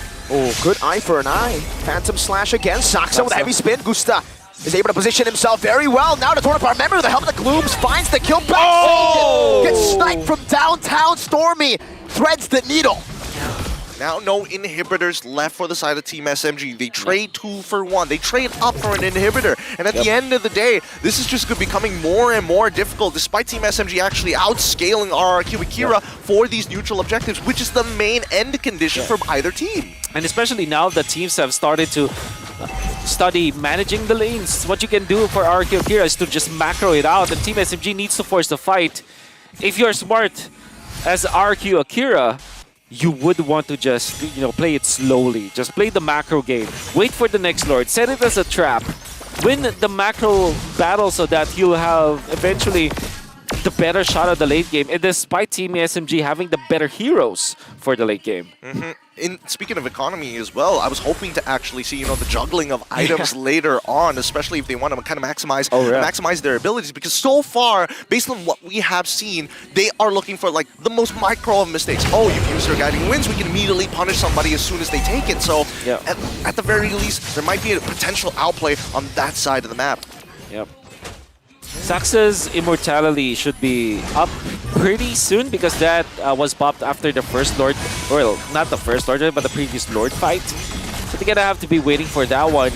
Fortunately for Akira, they still have the immortality onto King, so they can be aggressive this time. But Luis, he also needs his own immortality. So I think Team Akira does have the better resources in this Lord dance. Especially with 3 waves slow pushing, that'll give SMG a bit of a problem. They have to deal with all 3 waves consistently. Luckily, they have a Benedetta. Yeah, that is true. And the best part about sitting from this new... Oh, no. Okay. The best part for RRQ to sit on this Lord, especially with Luis and his motivational shout, he can actually kind of tank through the damage with his team a little bit. Black Shoes already being used by Sagan's side, but Stormy making sure he feels the pain. Yeah. This is beautiful by both these teams. Miko, though, he's going to go for the ball. Oh, final blow used up smooth. That's a big ultimate now.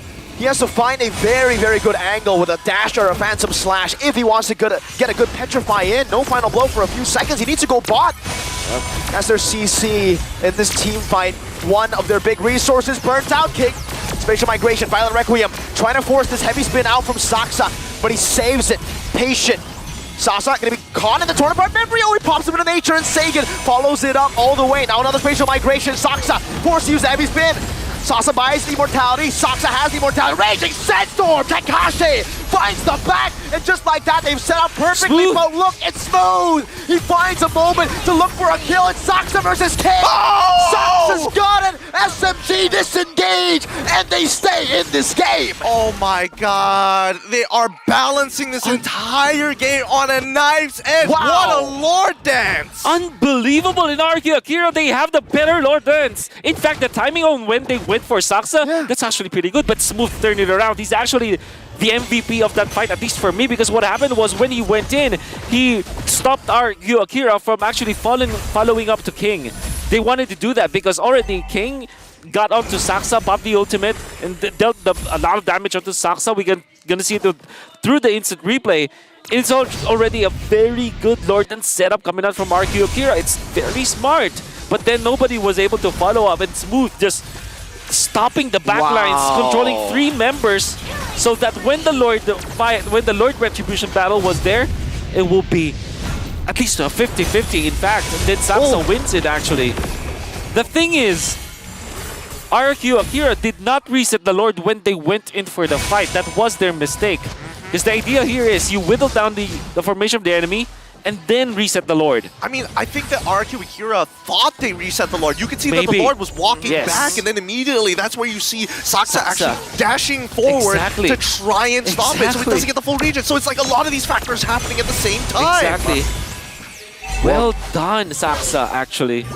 And now it's an Evolved Lord that is in RRQ's base. Remember, with an Evolved Lord and a Novaria and a Bruno, the sieging prowess is impeccable. And you can see it instantly. 2 base turrets already out. One last one in the bottom lane, and it is 1 hit away. Saksa could tickle it, and it will fall. Luis is trying desperately to try to zone SMG away, but all they need is 1 hit. Saksa walks forward, gets a good hit in. Heck, it's not even them, it's the minions. King, Spatial Migration, baiting out the heavy spin once again. It's a resource traded in exchange. 2 ultimates from the junglers. Oh, now it's dead even again after everything that has happened. This 7k lead for the side of Team SMG sounds like it's a really good idea, but we're in the ultra late stages. It's only going to be used for juggling items, and even so, we haven't seen it happen that often in the match to begin with, because sometimes these Lord dances, there's just too many factors to consider. Exactly. We see a Winter Truncheon coming out from King. When it comes to damage, yeah, surely you will have that from Gusta Lagusta. There's an argument that Lilia is also a late game mage, but compared to a Novaria, that's essentially not as good, right? Yeah. So I'm thinking Team SMG4 now, they will be more comfortable. In fact, I think they're very comfortable now. They should be waiting for punishes. I think that they should also be waiting for the immortality to be up on Saxa once again. So this will be again another very long Lord Dance. But the difference is Team SMG's lane is going to be at par with the lane of RRQ Akira, naturally. And I think at least for the side of Team SMG, they're able to play these, Lord Dances and manage the waves a little bit better, because RRQ Akira tend to have this, well, I would say they wouldn't get distracted, but once they make a call, it's very difficult for them to kind of call off the shot as soon as it's been made. And now the minion waves are back to equal, right? There's no real advantage. Both sides have taken base turrets. That means both sides will have super minions to play with. They're both just playing around the Lord. It's a dance. Again. Yep. They're going to be waiting for the immortality to be up on Saxa. And they just will manage their lanes. Look at the Benedetta. This is his playground, right? Late game, going for the long lane push. Definitely going to be Benedetta's gameplay. Very nice reset coming out from Team SMG, knowing full well that they also have their minions up top. Yeah, I mean, this is where the... Takashi backlines. Okay. I mean, this opens up the map just a little bit here, but at the end of the day... Whoa. Minion Fury. Three-man knockup, Minion Fury, but no follow-up. That's a wasted resource. That's wasted big resource. Yep, bottom lane. Look at the healthy lanes coming out from Team SMG. Somebody has to answer that. They're just going to drag this out, right? Team SMG, it looks like they have the advantage and really benefiting from the Benedetta from their draft, right? Hey, that's 3 catapults. You gotta have to handle that. Oh, it's getting sweaty here. Do we call for the reset? Gusto is going for the recall? No, they cancel it. They gotta respond to it, like you said. Buddy. 3 cannons in the bottom lane, and just like that, SMG are holding on to it. Now Takashi responds, but the Lord is so low. King needs to make a miracle play happen. Spatial migration. Final blow coming in. Requiem by King. They're not hitting the Lord. Disciplined gameplay from SMG. They get King's immortality, and then they go for the Lord. Now is RRQ on full retreat. A raging sandstorm and desperation. A Minion Fury. Wait. They find an angle to perhaps win this fight. Smooth gonna be chunked. Stormy running them down. An Astral Meteor and a good spear. Hitting Gusta. Whew. Okay. That was... I mean, they trade junglers at the very least, but like, I think there's so many things that are so important in this match. Yeah. The wave management, number one. The calling of the shots, and most importantly, that Astral Echo to give confirmation. That's right. And we gotta have to hand it to the entirety of Team SMG, especially with their shot calling. Smooth with a slow push down the bottom lane. He did not completely clear the wave, that's why there were 3 cannons in the bottom lane. And then it came to a point where it became poison to RRQ Akira that they had to now look the antidote for. And what they tried to do was to save that. That meant that they lost the Lord Dance. And by the way, gonna have to hand it to Saxa. They did not damage the Lord when King went in. Oh! Just like that, a Petrify as well from Smooth with that final blow. It's just over. Like that. Team SMG, they start slow, but they finish fast. Game number 1. Dang, what a game. What a game coming out from the side of Team SMG. What looked to be like an overwhelming avalanche coming out from RRQ Akira. Team SMG, they weather the storm. Great play in the mid-game. Saxa suffered in the first 8 minutes of the game, but afterwards, he made all of the right plays. He even stole the first Lord, which bought them a lot of time. They eventually got a lot of items onto Stormy, and then the punish in the middle where they got baited out surely, but the positioning that you saw coming out from Miko and the Matilda, always there to help his teammates or at least bait out eventually the members of RRQ Akira. We were talking about the fact that this early game composition from RRQ Akira is extremely strong in the early game, but it will be outscaled in the late game. And that's literally what happened in this game. And by the way, the macro gameplay coming out from Team SMG leveled up so much that in this particular game, they were completely in control. So many factors coming into play at the very end. I was already worried. Like, Team SMG, They usually like to start so, same as RRQ Akira, but RRQ Akira this time, they showed us a different side, how aggressive they could be, what really the South American playstyle generally starts to look like in their own leagues, and even then, that's when I thought, like, this could be over. No inhibitors, nothing. The defense coming up from the side of Team SMG, that's just experience. Yes. And the clutch red trees, man, we gotta give it over to Saksa. That really kept the game going and smooth. That one play. Exactly. That one play, I think, saved the game and turned the game around. Exactly. We were talking about, like, he was already chunked very, very low, already using the final blow, I believe, and then he had to take care of the long lane, right? The wave in the bottom lane. So when he went back, it was the perfect timing. And to think that it was a good idea already for RQ Akira, right? They jumped in for Saksa and pinned him down and eventually took him out. But maybe they didn't take for account the immortality and the fact that Saksa immediately dashed into the Lord so that he's able to catch the Lord and then get the clutch retribution, who is our MVP. Give it on over. Okay. Even our cameraman's getting on with this. Give it up for our MVP from the side of Team SMG. It's Stormy, the Mage Prodigy himself, having some really important shots here, and by far one of the most influential ults to make some important calls for a team so macro-based like this. You'll understand. I mean, Novaria and Gord, they're the two heroes that we thought that will be banned out, but they still banned out the Famis, despite them having access to the Guinevere as well as the Brody. And they allowed Stormy to be this strong in the late game. However, I want to say, though, we can see through the highlights that the early game literally all belonged to side of RRQ Akira. They were making the right calls. In fact, this invade, I think this was played very smart. And they even had the ultimate counter king. The only death of the Stormy, by the way, was in the first few minutes of the game. It was some beautiful stuff here. The way that they did, like, look at this. Luis is just eating shot after shot, and he's just like, don't worry about it. I got you covered, right? Especially after a good counter engage coming up the side of SMG. Now, I think by far one of the most impressive parts about this, right, comes down to the way that you kind of combine these abilities, the synergies between the players, because it's not like you can communicate with everybody all at once. It's a lot of trust inbuilt to the team. So that's these are the mistakes. One of the mistakes that RRQ Akira did. They lost the fight after that. And then I believe that this will be King to take it because of that beautiful dash. And then they get out. And another defense coming out from Saksa. Look at the lane management. And by the way, Stormy will be hitting the shots into this particular sequence. And now it goes. Look at that. Saksa does have the immortality, dashes through, actually threading the needle and catching the Lord aggro while Smooth was taking care of business. King was far too late. I mean, it's not really literally far, but in that sense, he was far too late. Then eventually they run down Gusta La Gusta while taking out King. And the fact that the Lilia will be taken out during the Lord push, that was definitely the mistake.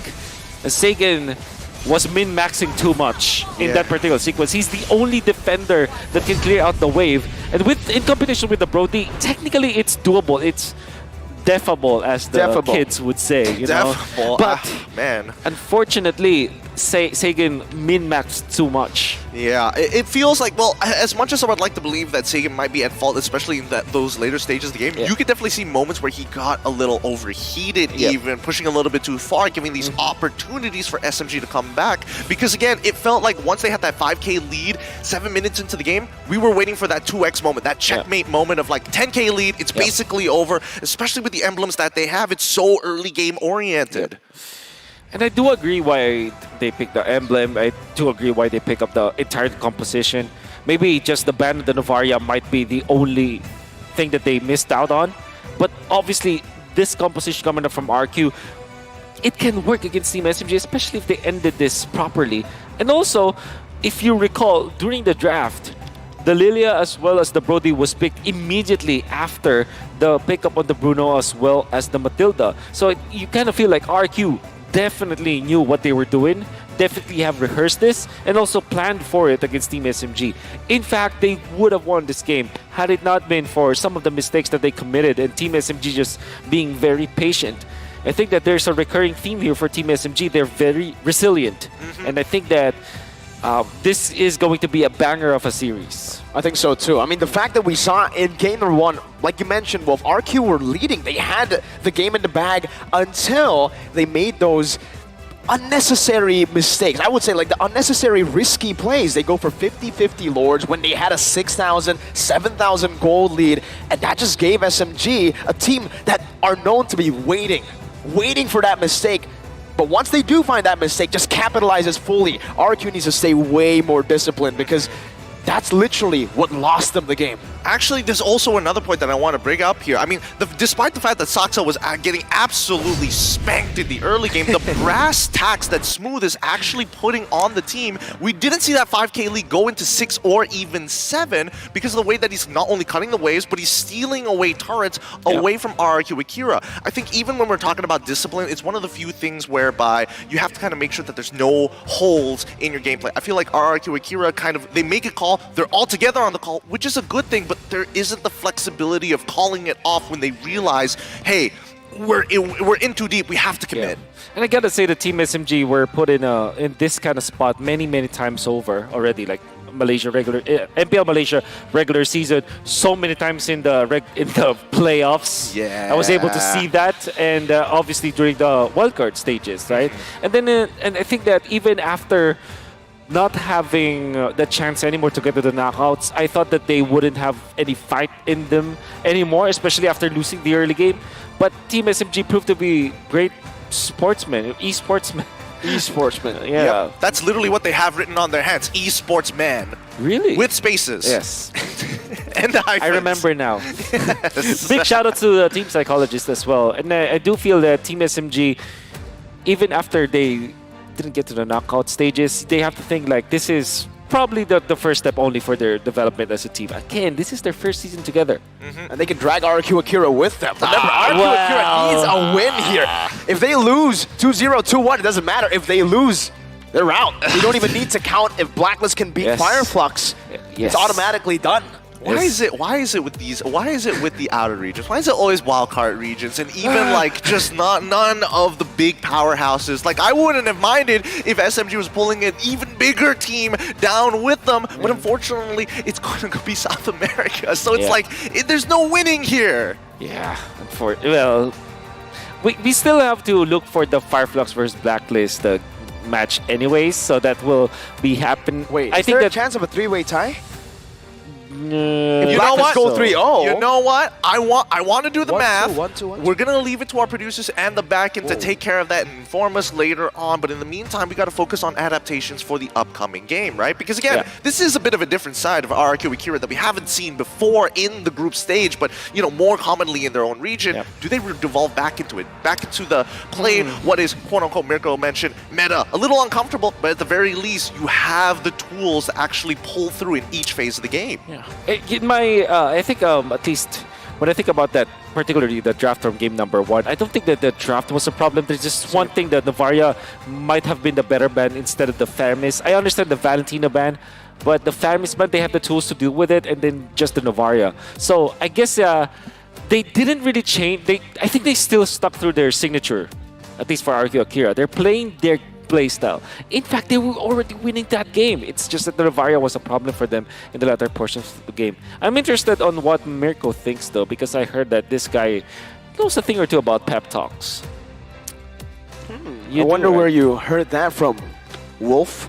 But yeah, I mean, looking at RQ Akira personally, it comes back to what I said in game number 1 before, in the drafts, right? Sure, this might be the same playstyle. It might be the RQ Akira that still goes in, looks for proactive maneuvers, even though they're on the Minotaur. But towards the later stage, we can really see when they're forced to play these kind of systematic compositions, it starts to hurt them. They're a chaotic team, and that's what makes them really strong. Even if they get an early lead as big as we saw just earlier, a 6,000 gold lead, for some reason, that's just not how they can end. They just can't find an end angle with that systematic playstyle. So if they go back to that chaotic kind of style again, I think it just suits them better. You're telling me that if this is character creation, max out. Just put all your points into strength. Don't try and distribute it. Don't try to min-max. Just focus it all in that damage, all in that early game, or maybe even all in that late game. We'll have to see as the game starts to progress by, because I feel like Team SMG is supposed to be the more systematic team in comparison to RQ Akira, and that's where you see the big differences in terms of like personality. And now I can't get the singular thought of Mirko doing a pep talk for the side of RRQ Akira. He's just gonna come in here like, hey guys, and that's the entire pep talk. Fight! Fight! Each and every time. I'm picturing it in my head. Right? It's so visual. It's so visual. It's so miracle, actually. It is. It is. I mean, just yesterday, we did a meme thing. Tatakai! Fight! Remember RQ Akira? And they also have merchandise, RQ with... It all comes full circle. So that's why there's bite marks on their hands instead of writing. It all adds up.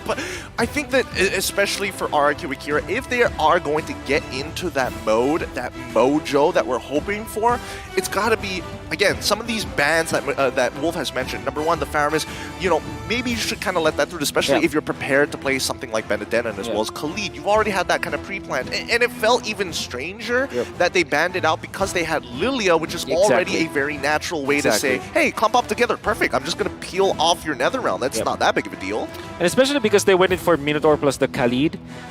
They don't have the necessary dive against the Novaria. Surely they have Guinevere, right? But Guinevere already has a designated task of taking care of the neutral objectives, taking care of the Kai forcing the heavy spin, so that there's really no Novaria killer as much as there is no Minotaur killer in that game, right? But in the latter portions of the game, you can even just not even mind the Minotaur as they did in that particular game. They look for the backlines, and particularly that's because of Smooth's do it. But at the same time, there's no way for them to take over the Novaria position.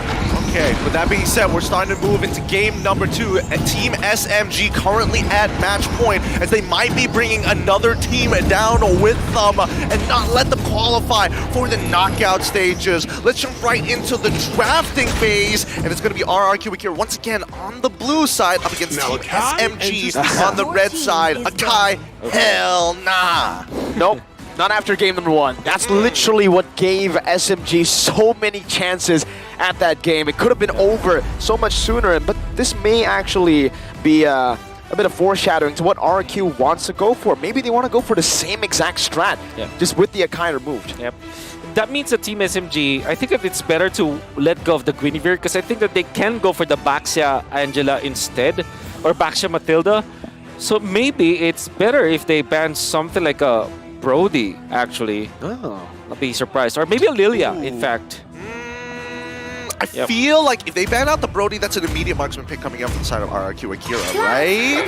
I'm just going to make the assumption there. The Angela is going to get banned out from the side of Team SMG. Okay, so one major change, which is the Akai ban from RRQ. So there's Guinevere, and then you go Baxia plus the... Bruno? Baxia Matilda, maybe? Or Baxia Bruno, actually, is pretty good. I think either or, both of which, I think they can hold off on the box here for now, only because, at least with the Guinevere, it's still pretty flexible. Yes, you're right. They have multiple options as well that could go into the jungle. So going for the Bruno just kind of makes sense. The Matilda also kind of makes sense as well. Let's see whether or not that's going to be the game plan coming in for Coach Pao and the rest of his team. Yeah, I agree with you. I think Matilda Bruno will be the best. But again, here, they still go Matilda Baxia. Yeah, maybe they want RQ to pick the Bruno first, and then they can go for something like a Claude. Since they have the Matilda anyways, they have protection for the Claude, and they have a vehicle for the Claude as well. You're right. That'll be very, very interesting. Oh wait, we also totally forgot about Ixia as well. Both of which will be really interesting to see, right? So we get the Bruno lock in here. Let's see what RRQ Akira is going to go for. Oh, they It's the preemptiveness, right? They're like, I want. You're gonna pick Faramis? I already have the Lilia. Now's the question: Faramis or Ixia? Do they want to go for a bold pick here? I think Ixia is better in a way because you have the Matilda and the Baxia. Exactly. I guess I don't know how expert Sasa is with the Ixia. So if they want to go like if they want to just secure the comfort, they might just go Claude. Yeah, I think, man, I mean, you're already at this point of time, be bold. Yeah, I agree. Be brave. Be brave. BB. BB. Yeah, I do like the Ixia bit, but... okay. I'm telling you, Stormy, looking at Sasa is like, no, I'm the carry now. So wait. I think I now understand. I understand it. What's gonna happen is RQ will be forced to ban both Claude and Ixia. They will go carry instead. as their last pick. Do they really want to go carry in these types of situations? They will not have any choice after the ban on the if the Ixia and the Claude will be banned out. They will not have any other choice but the carry. So I think that they're more concerned about the Stormy hero than the Sasa hero. When the body suffers. Okay, what? Faith into Okay. Sasa and Bring it on, they never say. mind. They're like, nah. Never mind. No more of this. Get Benedetta out of here. No more brass tacks this time I around. agree, They're taking the playmaking out of SMG, man. It started with the Kai, now it's the Benedetta. They might just go for it. I mean, the gold lane ban seems inevitable, though. Yeah, Ixia maybe. I think that especially because Minotaur. oh, okay. So they really want to go Claude this time. Interesting. Team They have a SMG. Valentina this time. I would actually think that maybe they would let that open, but yeah, Claude had to get taken out here. That's very hard to get a pick off with when you play the Guinevere. Yeah, man, this second part of the drafting phase, especially when it comes to that match, is so responsive from both Coach Cabral as well as Coach Brown. They're both looking at each other, and it's like, it's a tic-tac-toe game. Eventually, you're going to get one of those corners to finish this game off. As first pick in the second phase, going on to Team SMG, what's it gonna be? The Khalid is still open, so you might want to go Diroth for Team SMG. Something along the lines of a non-counterable XP. Surely there still is Uranus. The Pakiro looks also very good. I don't know how good Smooth is with the Pakiro. He's pretty decent. What about Arlet?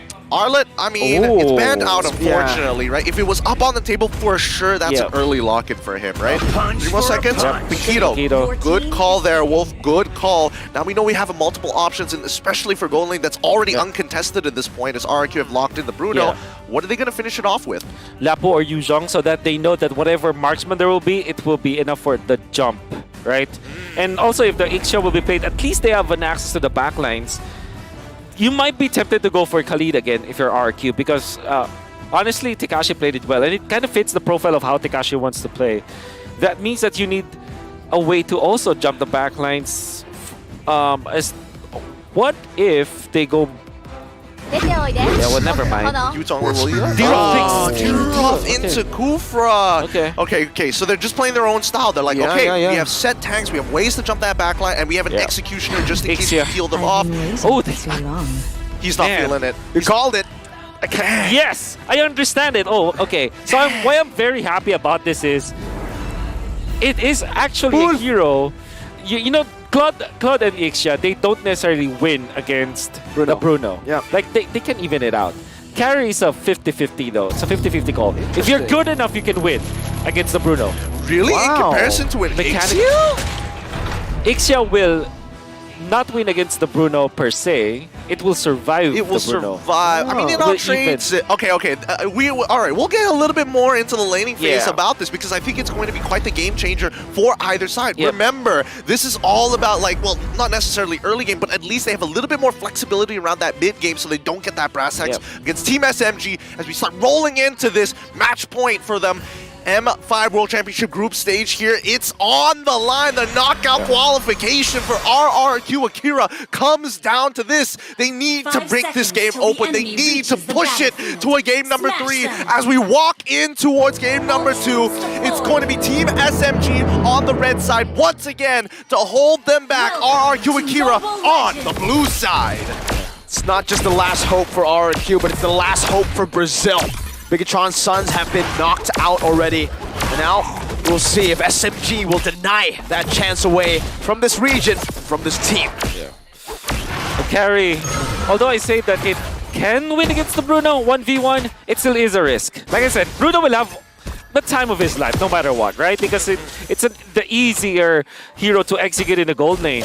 But the carry, if you're good enough, if you know your matchups, and if you outplay your opponent, the Bruno, you will be able to do so. Yeah, it's all going to come down to the usage of the light wheel, right? That's going to be the big game changer for a lot of these carry players in their counter matchups. But so far, Shlomi and Miko doing a good job kind of trying to keep control over this mid lane. They're really fighting for it. Yeah.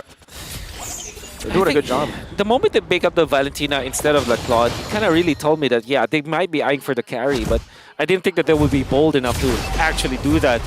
Well, I guess to echo what Gideon have said, nothing else matters anymore with Team SMG, right? So they should be. I mean, this is, if there's a time to be bold enough, this is the time.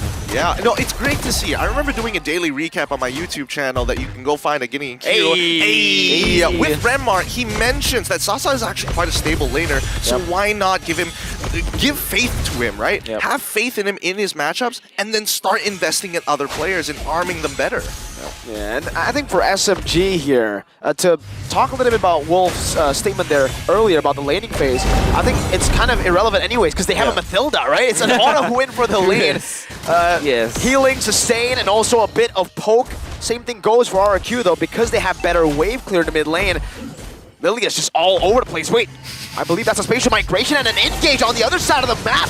Sockside going to be poked down, and now with 1 HP, he's able to dodge for a bit, but the Gloops takes him out. It's going to be the Black Shoes popped in. Takashi looking for one last hit, a good knockout strike, but a spatial migration saves Takashi for a bit, delays his death, and is able to just get the right timing on that kill to smooth. Tyler's Revenge by Louise, knocking Miko up.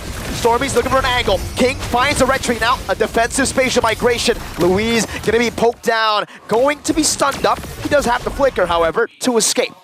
Interesting. Okay, again, a lot of respect is being given over. I think Team SMG kind of underestimated how much Dairoth could actually do in the earlier stages of the game, and that's why they're not going for the instant invade on the orange side for RRQ Akira, knowing that he's walking back into it. So now we look at the goal earned. Gusta, Logusta, and King are in nice spots with Sasa and his Stormy just behind them. But in the meantime, Smooth, like, this matchup is extremely volatile. Yeah. And I gotta say, RRQ Akira is still very good at the laning early stages of the game. Despite having the backshot as well as the Matilda, they still got 2 kills and got the turtle against Team SMG. It's actually pretty massive. And they're going to be very comfortable now going for 2 lanes? Double lane Dairoth? Okay. That's the first time I'll see that. Yeah, you don't see that very often. As EXP laners, you don't usually get that much love. You kind of have to kind of hold your own, be financially independent, you know? Gotta find your own way. I mean, he does have the Wilderness Blessing, so it makes sense why he's rotating across the map. He doesn't go for the Rupture. Violent Requiem used up Miko, locked down. He stayed in the air till he died there. The air time was nasty. Can't do much about that, but oh no, Sasa. Can't dash away. That's a bouncing ball, and Sasa will be pinned down. King picks up a killing spree. Stormy, one last hit. He gets the clone in time, and Gusta, he's just taking the turret, plating.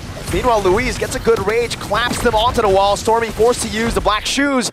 And RRQ gets a big win in the early game. Huge win. I mean, it's starting to be almost like a repeat of game number 1, right? Now, if it is going to be similar to game number 1, we expect RRQ Akira to make it to at least 5K by the 7th minute mark, right? Yeah. For the most part, that should be the story that should be told, right? These turtles are dangerous. RRQ Akira are going to drag out this laning phase for as long as possible. And honestly, I got to give it to Sagan. He's been pretty consistent in his laning phase and as well as these early fights. Got to agree with you. Spatial migration, 2-man this time with the Violent Requiem, but Miko's able to purify out of this one. Takashi now jumping on the Soxa. Abyssum Strike dodged away from. Now Knockout Strike, bringing him back all the way to the Shield Unity. And that is a 1-for-0. This time is for SMG.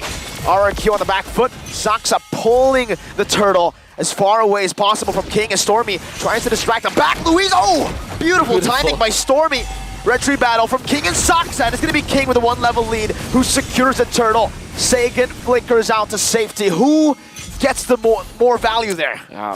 Wow, I think Team SMG, think about it, because they badly need the recovery. And I'm only saying that because they were trailing behind for a long time. So the fact that they finally get a W when it comes to skirmishes, going to be a breath of fresh air for them. Yeah, I think that overall, I mean, I don't know. There was definitely a moment of PTSD for Mirko there, especially when the Dairoth started jumping back in, but Smooth, financially independent. How long can he hold? Not that long. He just gets shut down. Happens to the best of us. I mean, EXP experience right there. Yep, it happens, man. Sometimes you go for a 1v1, sometimes there's a random Guinevere. Now I'm getting PTSD from that one. That's the real life. But let's come back to the top side, right? Because that's where the most important players are going to be. Oh, good catch, and a Tyler's Rage doesn't even need it to connect to the wall. Now Stormy Terrifying. Oh, Gusta 1 HP, still able to cut away. Stormy looking for one last hit, but is not able to find it. Meanwhile, King is in the bush, waiting with Tekashi. That wilderness blessing. You saw Tekashi bot, now you see him talk. God. Oh my goodness. And Argyo Akira knew that the shoes will be there eventually because Stormy copied the Lilia and they punished him duly. The thing is, they also pushed up top, so I think that's the even bigger objective that they were able to get up top lane. Yeah, and worse yet, if Sasa was playing just a marksman with just a wee bit more range, just a wee bit more, he wouldn't be stutter stepping underneath his turret to finish off the kill that was so given to him. Served on a silver platter, like an Ixia. Even a Claw, just throw out the BMI if you have to, but man, that's gotta hurt. Yep. That is the risk for RRQ Akira. I mean, for Team SMG. You understand why they went for the carry, but they're paying for that for those sort of transgressions. And Luis is now gonna be just babysitting Gusta Lagusta at this point. Oh, that's a lot of damage. 2 basic attacks. 90 damage. Okay, stop it, man, please. You've already got so much crit, and it's not even the empowered auto attacks, and they're doing more than 500 damage each time, brother. Come on. The crit's up to 1,300. Oh, stop. 7 minutes in. Big ouchies. Big ouchies. I mean, now we're at the 7-minute mark, right? And previously in game number 1, it was 5K. Now it's only 3.7. It feels like this is a slower snowball that's accumulating for RRQ Akira. Oh, good bounce. Oh my god. That was brilliant. It actually took away from a lot of SMG's power in that initiation, and now it's going to be the re-engage from RRQ. A good guiding win, though. Meanwhile, in the mid lane, a Abyssal Strike! Oh, Tekashi! Just at the edge. Stormy didn't pop the Purify because, I mean, like, it might not even help him, but any port in the storm, Team SMG, unfortunately, might lose this turret. Look at that, the physical defense shred right onto Luis's Tyrant's Revenge. You didn't see that rage because you didn't even need to land it. Now Tekashi again onto the back, zoning Sasa, forcing a guiding win from Miko. What the heck is going on? RRQ Akira are just pushing in mid, they're just going straight in. I mean, this is the chaos that you wanted to see. You wanted to see RQ Akira kind of pump up the gas, be hyper aggressive, go further and further and further, really pushing their limits against Team SMG, and they found a really good opportunity during the scramble, and it feels like Team SMG can't keep up with that tempo, like similar to game number 1, but even so, that they're getting staggered time and time again. Yeah. Like, they really need Sasa to I mean, speed up the farming right now, but what can they do? They can't even go double lane now because Guinevere, the king, is just literally just all over the place. No place is safe for Sasa to farm, especially because his Purify is on cooldown for 30 more seconds.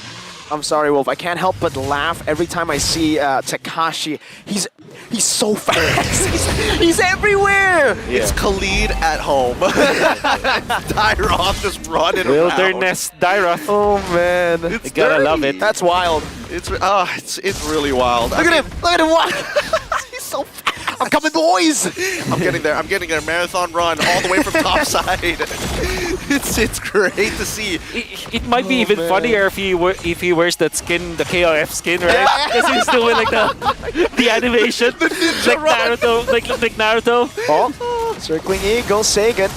Oh, he's holding that choke point really well. Now Tekashi jumps in. It's an Abyssal Strike to take Saksa out.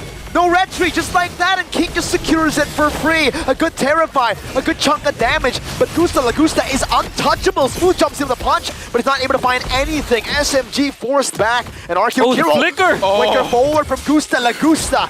Unable to find any more of those hits, but what a win. What a win. Gusta, gonna have to be reminded of game number 1 where some of the careful, man. overspeeding from RQ Akira might be detrimental for the team, but they can celebrate now.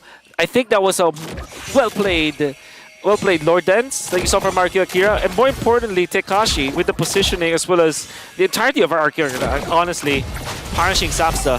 Ooh. Wow, a good lockdown. Smooth gets knocked up. The airtime was wild. Saksa can only just watch it. Luis finds the rage, brings them back. That's A kill over Takashi with the missile strike. Sasa still surviving. King backing away. And of course, Takashi survives as well. Stormy just very, very low. Few good shots, and that's a double picked up. Takashi once again finds the back, and it is an equalizer.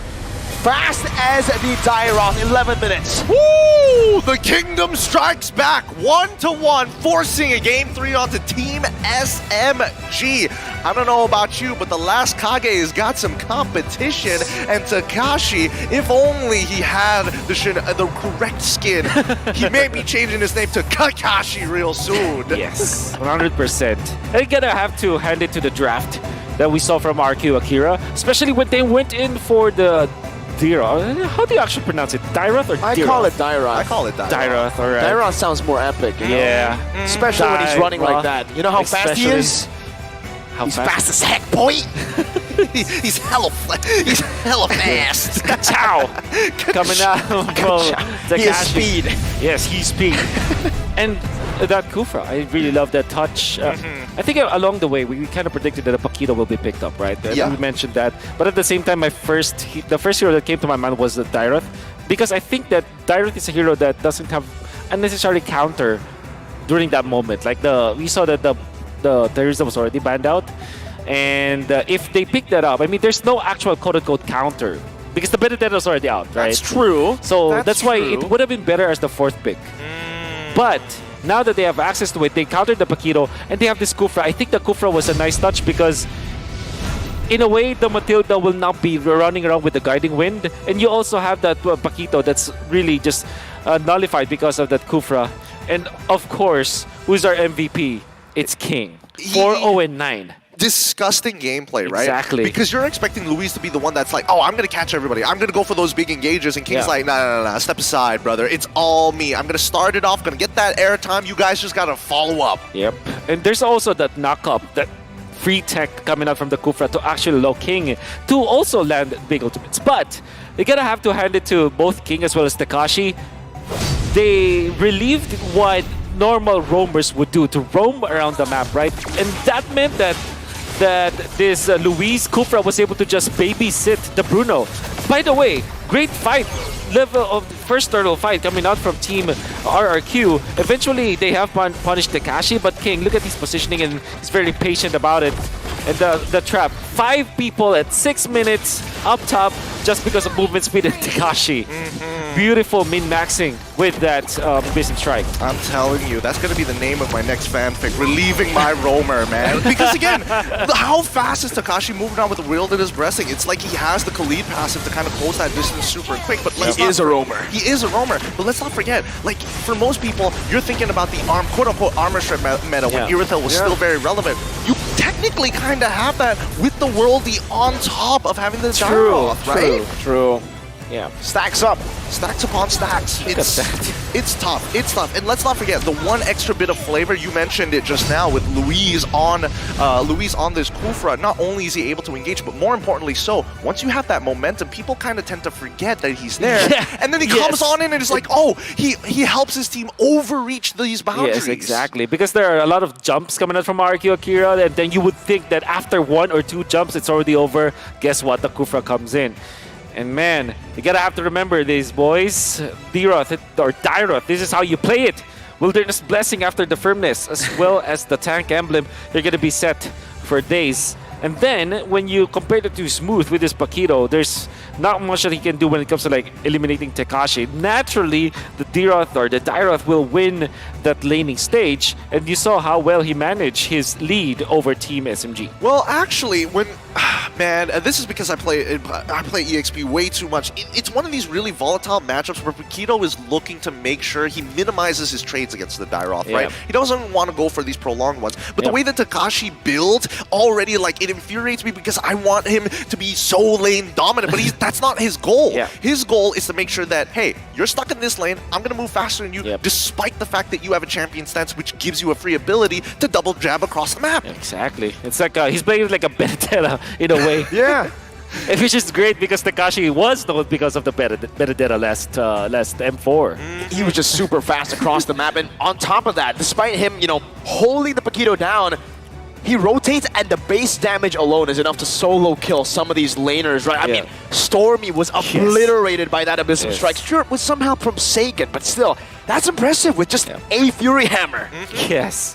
This makes you really excited about RQ Akira, who would kind of root for them to get into the playoffs. They still aren't safe though. And Team SMG, after that draft, that risk of a draft that they did, they may have been rethinking it now. Surely the carry made sense, the grand scheme of things, but when it comes to execution, they weren't able to reach that power spike. And that Valentina that they third pick, you understand why Stormy is going to be the priority when it comes to the laning. Unfortunately, it wasn't the case, and now they just really suffered from all their gambles.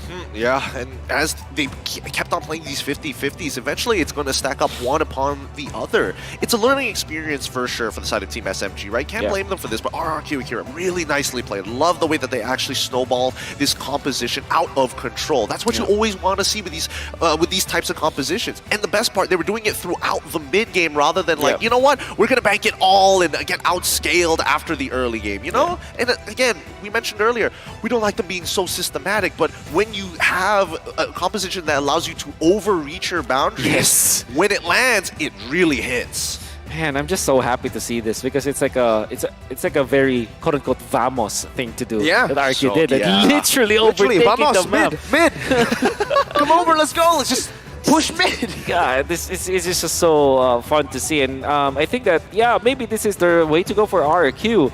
I wonder, like the pep talk really worked. Wow. Yeah. The pep talk, you know? All right, I'll give another pep talk, right? Valentina this game, I do not understand it, right? That last pick, I try to give it the benefit of the doubt, but it only just gave RQ even more of a reassurance that, all right, we're not going to go for any more big ultimates. And even in the first phase, it was just maybe the Guinevere, the Requiem, that's it, right? I mean, Black Shoes, there were no real big ultimates to give to the Valentina, and that really showed.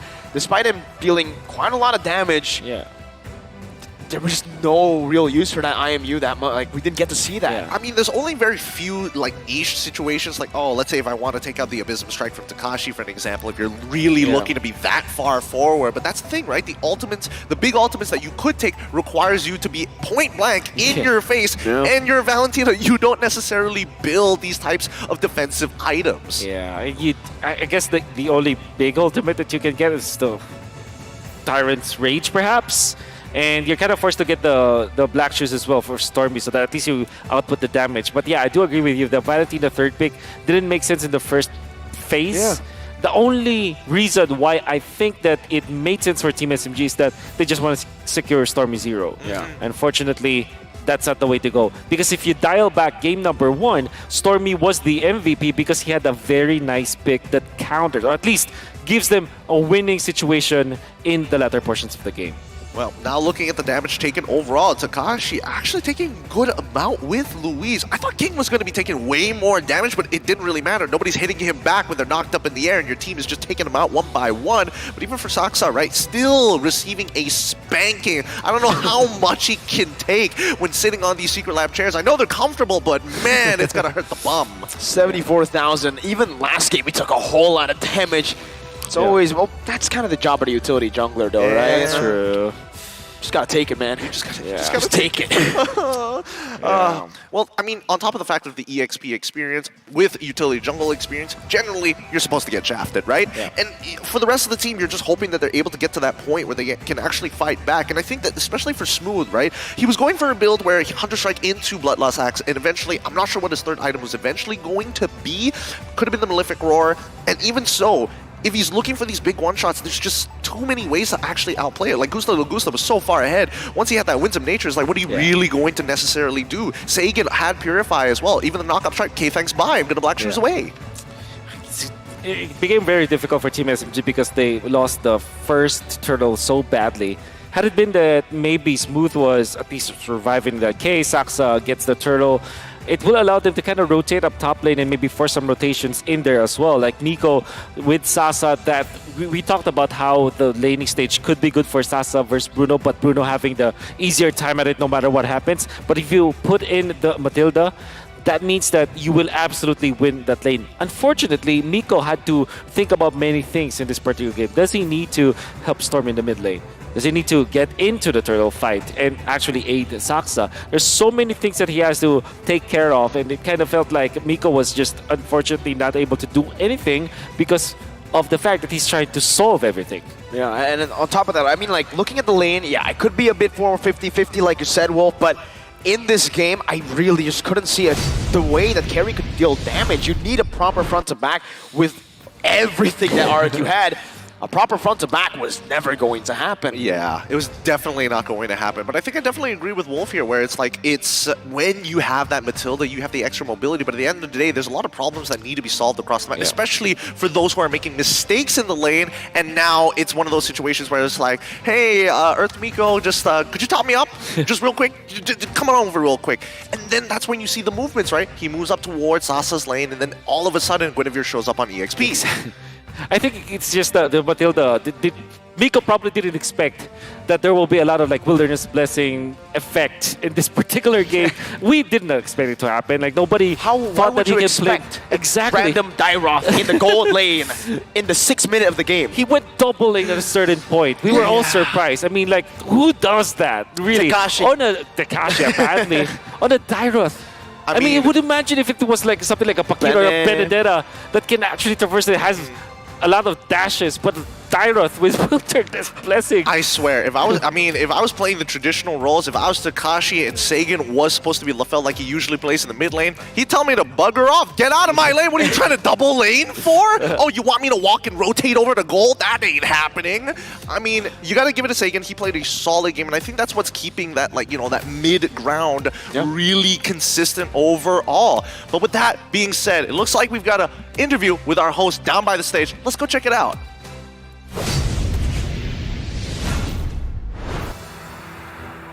As the series goes to 1-1, I have here with me a person who plays an important role for Team SMG. It's their psychologist. Hello, can you please introduce yourself? Hello, I'm Rebecca Wong, sports psychologist for Team SMG. All right. What is the significance, of course, of having a sports psychologist for a team? Yeah, I think in general, all sports and at the high level, high performance level need a psychologist. So before esports, I work with traditional sports at a high level. I mean, all games until Olympic Games. So I think it's the same in esports. So previously, people tell me esport players are different. But to me, after I joined esport, games, so I realized psychological perspective, all players are the same. It's all the same. It's all the same. Sports and esports. Yes, because in game itself, they encounter the same issues like stress, pressure, expectation, cannot control emotions, cannot focus. So these are the same across all sports. All right. Miss Rebecca, can you give us a quick tip on how should a player or a professional player handle his mental health and emotional challenges? So one by one. So it's for like emotional challenge. I think when it comes to very excitement, you want it so much, and definitely it challenge emotionally. So learning how to calm down, how to regulate the emotions is very important. All right. This is Miss Rebecca, the psychologist of Team SMG. Mental health is indeed important. Let's throw it back to our shoutcasters. Shout out to mental health here. Really good stuff, especially at the highest level of these competitions. It's hard for people to relate to professional players in that sense, where it's just like you're playing a video game. It's just that's all it is. You're tapping buttons on a phone. Yeah. It really isn't once you are here at M5 and you see what they are playing for, not only for pride of the nation, for family, but most importantly, they're playing for a team that they've been sticking around and giving 110% every single day just to get to this very moment. Especially for teams in the esports scene, because it's totally different from like sports, for example. In esports, they go to boot camps. They stay there together for an entire month, especially for Team SMG. Imagine Miko and Saksa away from their families, right? They have to stay with foreigners, or they are the foreigners in that country, but they have to stay with people who don't necessarily understand their culture for months. if you take every day and you sum up whatever happens with the mental health of those people, you cannot really just you cannot rely on yourself taking care of yourself. I mean, you really need someone to help you, and that's big W to Team SMG for actually providing that for all of their players. Yeah, I mean, real talk here. As the players are going to have their hands in together, one last hurrah here for their group stage matchups overall. They're going to be putting it all on the line, especially since they've sacrificed everything. Own personal lives put at cost, not touching grass a good majority of the time. This is it. This is their moment to shine. Yes. It's their choice now whether they want to go out with a bang or not. Will they drag RRQ Akira with them? We'll just try to do it themselves.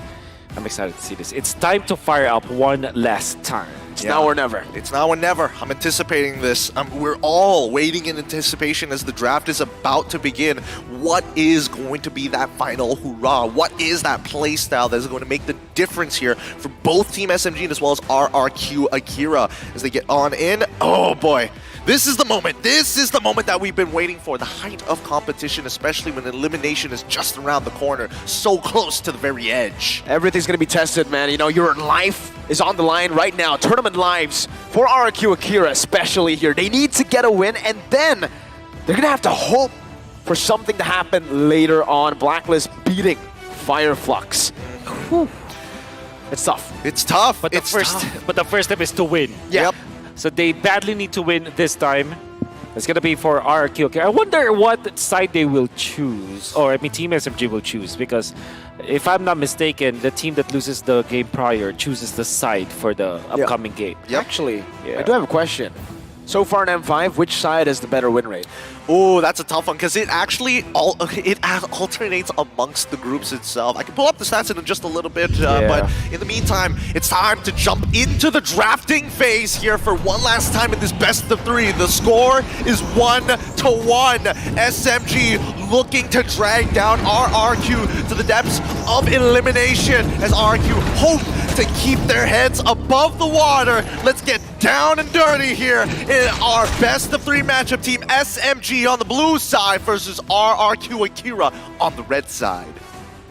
We're going to be thinking about the first pick for Team SMG, which they might be looking for the Baksha or the Guinevere. They might just steal the Guinevere actually because of how strong it is as a first pick, because it's such an open kind of pickup. There's the 1-1 ban. Maybe they even take the Bruno immediately against RRQ. Ooh. Some teams do that. But again, if Guinevere is open, Guinevere is the top choice. If not, Bruno is going to be at top of the list. Here's the thing. Some of the more consistent bans that we've seen for the side of Team SNG when they were on red side was this Angela, time and time again. And the fact that they are going to be on blue side this time, it begs the question whether RRQ are going to adapt, right? Yeah. We see the Joy naturally banned, the Guinevere are getting banned out as well. There's a good opportunity for RRQ Akira to actually open up this draft because they are on red side and they have two picks. That's right.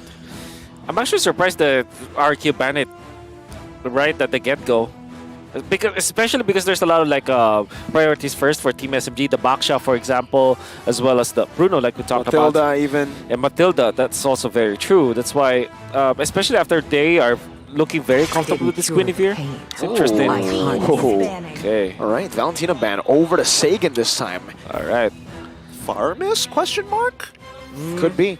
Basically, they want to take it away, right? That's the Akai respect still. RRQ Akira do not want to give a playmaking or very, very consistent retribution. Yeah, I think Bruno. Skirmisher. I think Bruno for Team SMG. First pick Bruno. Let's see. Oh, it's going to be Lilia. They think that Sagan is too stable and they're looking to rock his world. The deny pick. The deny pick. But then you get literally, it's me, Lilia. All right. Yeah, Lilia, sure. Thanks, Lilia. Lilia speaks in third person. Bruno Matilda, I think it should be the case, or Bruno Baksha for RQ. But signature pick for King, the Baksha. Yep. Okay. And, yeah, and even if they give up the Matilda, I think that they're going to be okay. I don't think it would be that bad even if they give the Matilda up. I mean, we're expecting at the very least Bruno, right? They can go Arlen, first time it's been left open. That's right. Oh man, and this is a very good flex pick. Remember, both Takashi and Louise can play it out. So right now the question is over to SMG. What do you want to pick? You want to try to counter to Arlet where we can flex, or You want to just pick up some of the prio heroes. Bruno, so far, this series, Bruno is 100% win rate. Yeah. It has been a hot commodity. At the same time, they need to secure their jungler. What will Saxa be playing? Fredrin perhaps might be the only one that's left. Martis? Against this much CC, you might want to rely on that Mortal Coil. Might want to go for that. Martis or Fredrin. Then to go with the Bruno, I think you want to secure the Bruno now. You don't want to give Baksha Ardent Bruno to RRQ. That's just a death sentence. Yeah, there you go. All right. Martis and the Bruno. They need the anti-CC, and it's more so they need to deny that Bruno more than they need it for themselves. But now RRQ can just go for more dive, right? Claude? Pick it up now? Brody, okay, they want to go for damage. They want an ego challenge, and I don't mind this so much, right? Because again, when you have Arlet, you're already looking at the squishier targets of people who are not so good against that CC. It's forcing people to take Purifies very often, and more often than not, Arlet consistently breaks open battle spells time and time again. As we move into the second phase, we're seeing the Benedetta ban almost instantaneously. Yeah. Are you considering banning out the Tyrant now for Team SMG? Minotaur. Oh, but the Minotaur is actually a pretty good ban. That means that they will be keeping themselves safe. Even when they do have the Lilia for Team SMG, they're just making sure that it's going to be safe. Yeah. Maybe they ban the Novaria this time. I think they might. The Novaria is a great ban here, but the layering of CC that RRQ can do with this composition is going to be disgusting, right? Despite them having Purifies, it won't really matter. Mortal Coil as well. They might have to take away maybe something like a Kufra. These are going to be massive setters. Light me up and watch Export. Obviously, one of the SMG special. They utilized it also yesterday. And they're making sure that they're all covered. Okay. Faramis. Okay. I'm going to make... Well... This might be dangerous here. They could go for Charizla and then throw Arlet to Louise, and therefore the EXP, they've got nothing left, right? Yeah. They've already taken out the X-Borg as well as the Benedetta. This is going to force, it's going to force SMG to go, not even just Lapu, even the Khalid as well. And then it's just a full early game comp. I wonder if RQ can play something like a Kadira. So I don't know if they play that kind of hero. Otherwise, it will be just Gord or Novaria as their pick. Now, I do want to agree with you, Gideon. There's also that benefit that if they keep their X-Blade last, it should That's a signature. But it is a signature. So what I'm trying to say is that if they pick up the mid laner for 4th pick, at least they keep the flexibility for the Arlot. But they want to remain honest this time. They're just going to be picking up the Cho. I love an honest draft, and more so, this time around when we looked over to Luis, the last time we picked the Cho, he was looking at Cabral, was like, this is my time, this is me, give me the Cho. This time around, you can definitely see that he's a little more nervous about this one because there's a lot of ways that things could go wrong for him. I think Uranus could be a good that's a good thing. No, and the Charizla. Okay. These are some solid responses. These are some good answers to RRQ Akira. Whatever they have right now, it's got to be a big pick. It's a Gord. This is not the most 50-50. This one is tough. This one is tough here. I don't know which side you're leaning towards, Wolf, but give me your thoughts on this one now that we've seen the full compositions. Like I said, I like the Gord. I think that it should have been the ban.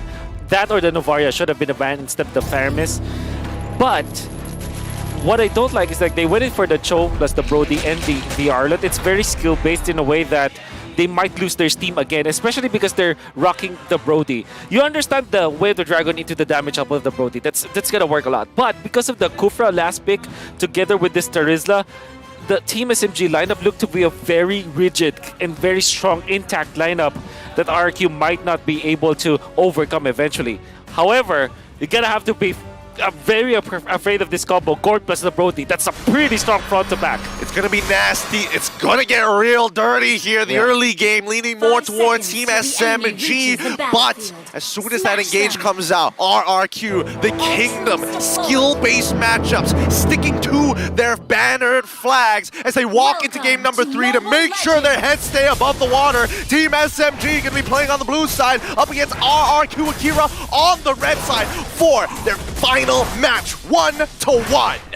And in this game number 3, we're seeing SMG leaning towards that chaotic style. We can do it too if we want to, and we'll see if they can prevail with this style. RQ, you spoke about chaotic. They want to go in very early, spot smooth. just chunks him a bit. I'm already mad as an EXP laner. It's Yeah. like, come on, it hasn't been a minute yet. Chill out, bro. That's a benefit of having the Cho in the mid lane because it clears the wave so fast. And they might even give Luis access to level 4 as it happens, or not, maybe. But typically that happens with like Gord. They kind of switch and they put the roamer in the mid lane to get the way of the dragon. Well, it could be dangerous here. I mean, it is a very good idea to get Luis to level 4. It just makes that, like, it really just helps stall Team SMG's early game. And, ooh, Takashi losing out on his flicker. As soon as he hits level 4 in this early turtle fight, it might be punishable. Use the mortal coil, and the freeze will be broken. That's no. initially what started it all, but now with exactly, it's gonna turn around to Takashi. He can be the one who freezes it now. That's gonna be so annoying. That is honestly annoying. And if you are Smooth, you're gonna be very angry. No, not the wave. He's the mortal literally on the. He worked hard for that. Oh. But it's okay, he finds another. Hey! Okay. He'll take that for sure. Takashi's like, all right, if we can't get that kill, we'll just utilize this. Stormy's like, nope, I will not let you do it. I'll clear it out. No freeze. If I was in Smooth's position, that's where you start the recalls immediately. Both 1 HP. Oh, Just looking for one last hit. Luis has a flicker and flickers forward. Sasa goes for the Purify, but it's not going to be enough. A trade on the other side of the map. Oh, Takashi brings Smooth back. That's a flicker burnt as well. Team SMG, they got the small lead with a turtle take. Dude, this is one of the few games where the side laners are just... It's so obnoxious. Every little thing to annoy a laner is coming out right now. Even here, Miko's like, no, I'm going to freeze it. I'm going to freeze it. What you going to do? Oh my god.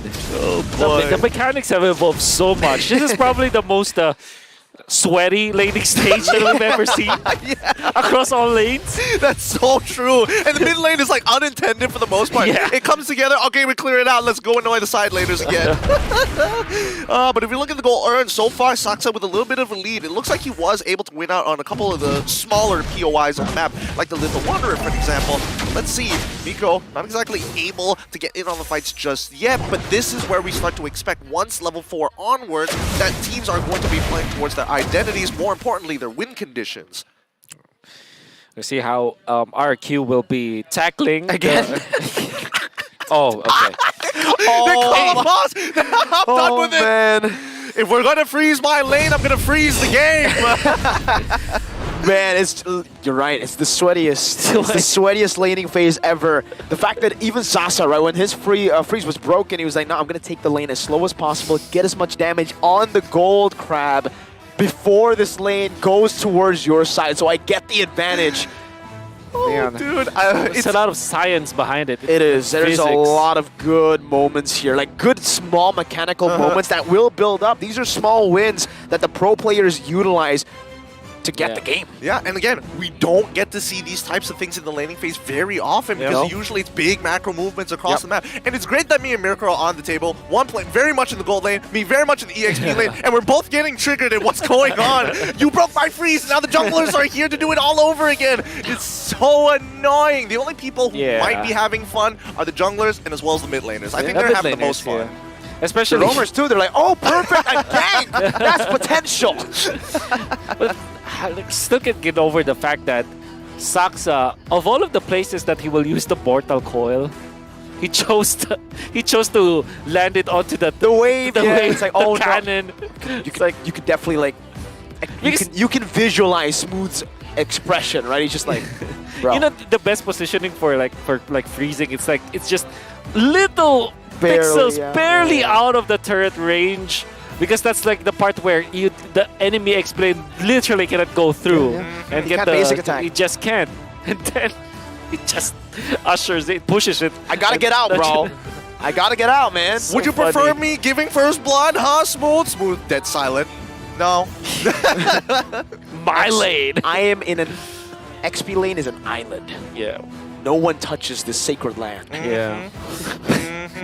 And then he shoves it in front of the turret. And he's like, Whatever, Stormy, clear it out for me, please. Just get me out of this. Get me out of this lane. Yeah. I swear to God, I just want a proxy, man.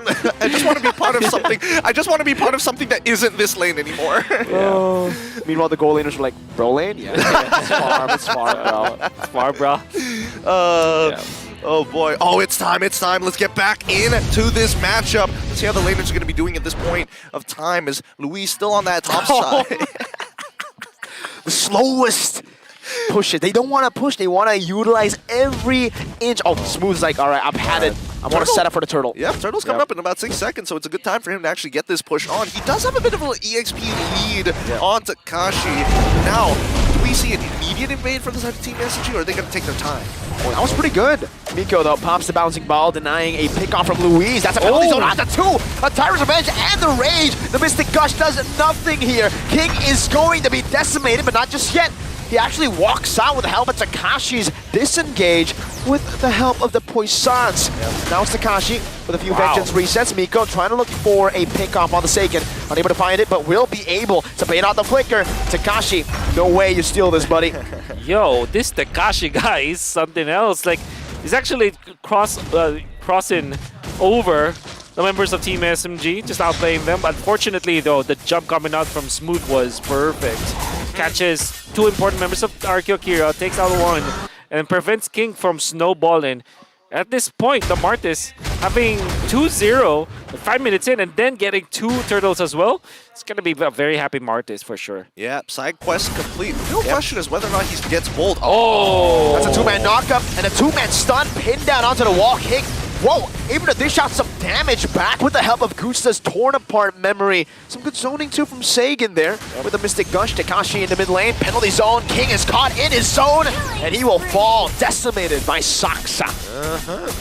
Now, I mean, considering everything, it is going as planned, right? This is a pretty standard game for early game compositions, right? Even though we do see that RQ Akira's, the overall strategy is looking for the counter engage, right? Oh, you go in for the big Kufro. Oh, don't worry, Gord's got me with the Mystic Projectile into the Mystic Gush to kind of deter Team SMG. I particularly like about Team SMG that I mentioned in the draft is how rigid their composition is. If they form a box, if they get 4 members in, it's very difficult for RQ Akira to actually get in, despite them having the Arlet as well as the Baksha, just because of the fact that there's a lot of anti-CC, there's a lot of reset, and you also have that factor of the flicker penalty zone that will always turn things around. And then if you think about like the squishy members, like Stormy, for example, does have the black shoe, so he's gonna be safe after the jump coming up from RQ Akira. He even rocks the Purify, so it's guaranteed that he will be able to reset.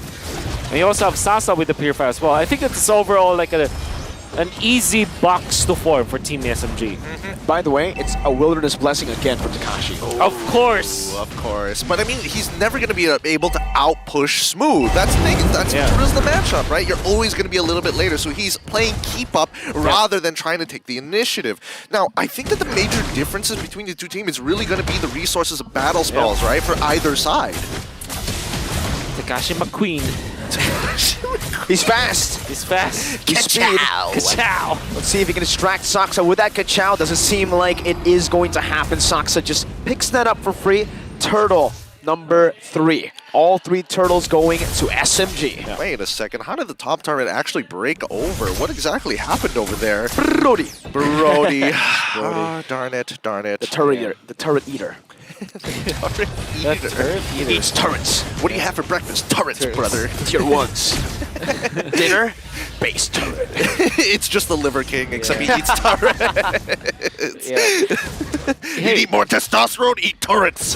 The good thing about this is even when Akira is struggling when it comes to the overall economy, Gusta La Gusta is at par with the Bruno, which is generally good for the early game. So I think that they have to use this. I think they have to work around the Brody and utilize this early spike. So what they're going to do is to push bottom lane. It's going to be a good choice.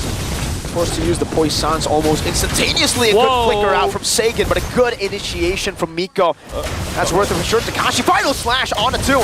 Doesn't quite sweep them into the right direction, and Takashi's going to be caught instead. Saksa in the back. He's actually brought back all the way, looking for one last hit. That passive gets him out so quick on top of the killing spree. He's fast. He's faster than Takashi.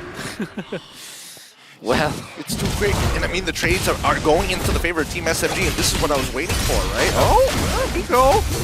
Oh! Miko with a Tyrant's Rage Flicker that actually might be able to play a good part. Sasa with a Purify. Oh! He's looking for one last hit. Gusta gets out, and now it's actually Sasa who falls in that bottom side river. Akira. Whoa! They can play to look for more fights. Smooth gonna be stunned up, and the Mystic Gush will tear him apart with the help of Louise kicking him, forcing him a DPZ. Takashi vengeance one more time. Final slash on a Stormy, who doesn't have the black shoes. He will fall to Takashi. And Akira, this is proper setup for the next neutral objective. All right, it's time to point fingers. Who made the mistake there, right? What exactly happened? What was the call? What was the call? Oh, the callers go in this time out to the jungler. Saksa, you have anti-CC, but it's not anti-damage. Sagan melts you down, takes a shutdown. The goal lead, everything that has led up to this moment disappeared. What happened? It was just a Miko, you know. He was trying to get out, but then he went for the play. Wait, Smooth jumped out to Luis? Yes, he did.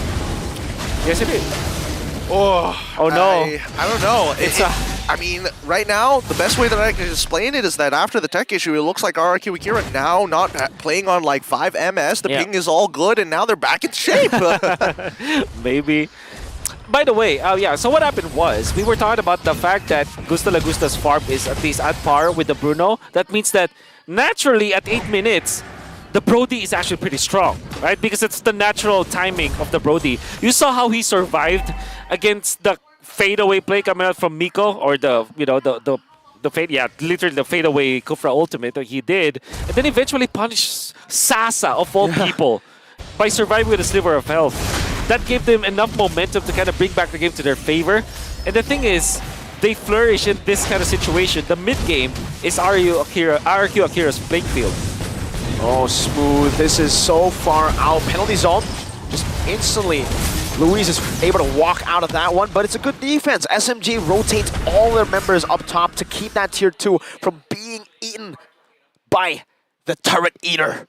This time for lunch, it's about to be 12 minutes. His diet is looking really good right now. He's even got river crabs in that diet as well. Matured river crabs, as a matter of fact. But at this time, and when we're looking at the damage dealt, Stormy and Smooth are doing a pretty good job. But Sagan and Gusta Lagusta are catching up so very quickly, and especially when they're comboing together with a strong peel and CC from Takashi, Louise, as well as King. This is starting to become quite a problem, right? Both sides unable to get a decent lead thus far. It's 4-4, barely a goal lead for the side of RRQ Akira. Even if they have the Brody, I think I would put RQ Akira to the point where they have the better late game. Right? Really? But at a slim margin. It's mainly because of Takashi and the Gourd, I guess. But mostly because it's the Brody is like it's a very interesting hero because he's technically weak at the late game, but he find enough amount of stacks. He does his job in the late game anyways. It's not like he's descaling. Okay, Miko's getting chunked. Sasa, oh my goodness, what happened there? What was that? No Purify? Didn't get to use it, but yeah, I believe he feels even if he uses it, he will die to the Vengeance there, but I would say it's just more of a weird position than not using the Purify. I agree. King wants to just capitalize, shield unity to the front, and you can see Saxa's all the way on the other side of the map. This should be a free invade onto the orange buff. Luis is zoning Saxa away. If he wants to get this, he might have to commit the retreat. No, he doesn't. Just walks in with a Mortal Coil. An absolute Chad. Wow. Raw confidence. I'm liking it, right? Yep. I think that in situations like this, especially for the side of Team SMG, if Sasa knows that he's going to die, you might as well not use your battle spells. But it doesn't change the fact that he shouldn't have been there in the first place, right? But at the very least, he's going to be up for this upcoming Lord fight, and that's the most important one of this game, right? And it's also level 15, one level ahead of King. Exactly. So they really got to maximize the time. Intense. It's going to be one of the most important ones because this means that RQ Akira will really stay true to their power spike, and Team SMG, if they take this Lord, they're going to bring back the favor to their side. Whoa. Takashi just going in there, trying to zone Stormy. Gets a good chunk of damage. This will help. If you continue to poke the Lilia and he pops that Black Shoes early in the fight, that's it. Lilia loses a lot of power. But they're going to be patient with this, right? They've got to Lord Dance this as best as they can. They've got a set wave on that top side. I'm not sure whether it's set properly, but they're going to reset this, and now it's back to housekeeping. I think that especially for the side of Team SMG, they really need the waves to be working in their favor to be able to sit on this Lord for this long. So intense. Luis looking for an angle. Stormy gets caught in the stun. The Mystic Gush actually takes Smooth so low. DPC. Takashi gets rid of Stormy. Doesn't even let him use the black shoes. It's an all-out fight, and it's a fight that RRQ are winning hard. Sasa in the back, getting knocked out, kicked in the face by Luis on the Cho.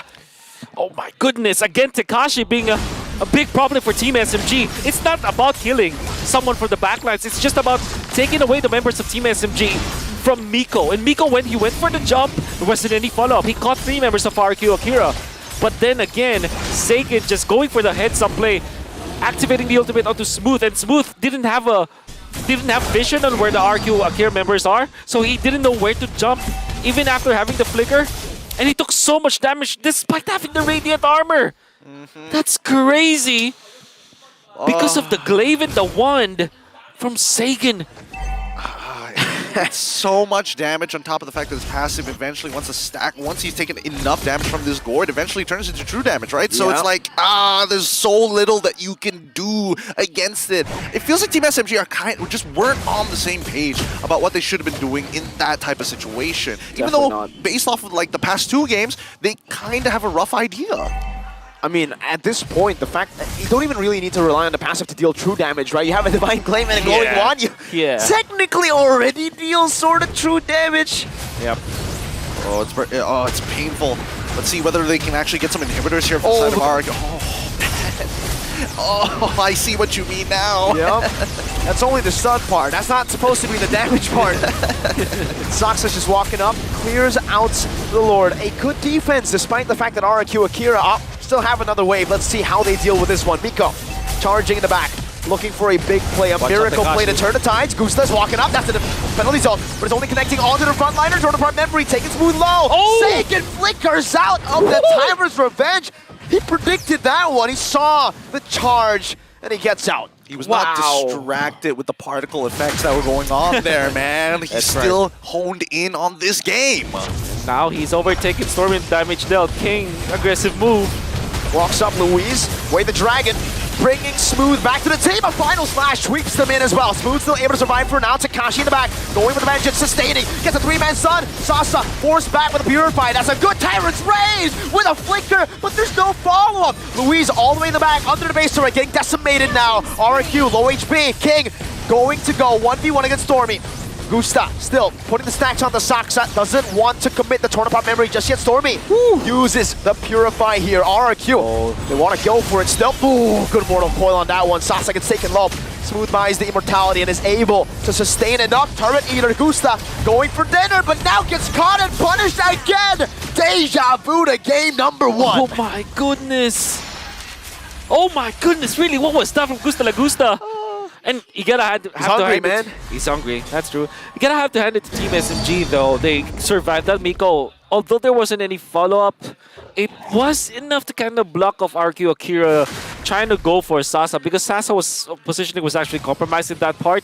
So even after Miko waited for the flicker, he caught everyone, but there wasn't any follow-up. It's more of a defensive Tyrant's Rage than it is an offensive one. Sasa survives. They punish Gusta La Gusta in the end. Now the Lord is respawning, and RQ Akira don't have their gold laner. Conceal. Oh, good penalty zone to lock Takashi. That's a Tyrant's Revenge as well to lock them down, but Sagan's still going to be free hitting unless now Soxa brings him back to decimation. Finds another. That's 2 on the board for SMG. Unbelievable if they lose the third Lord again.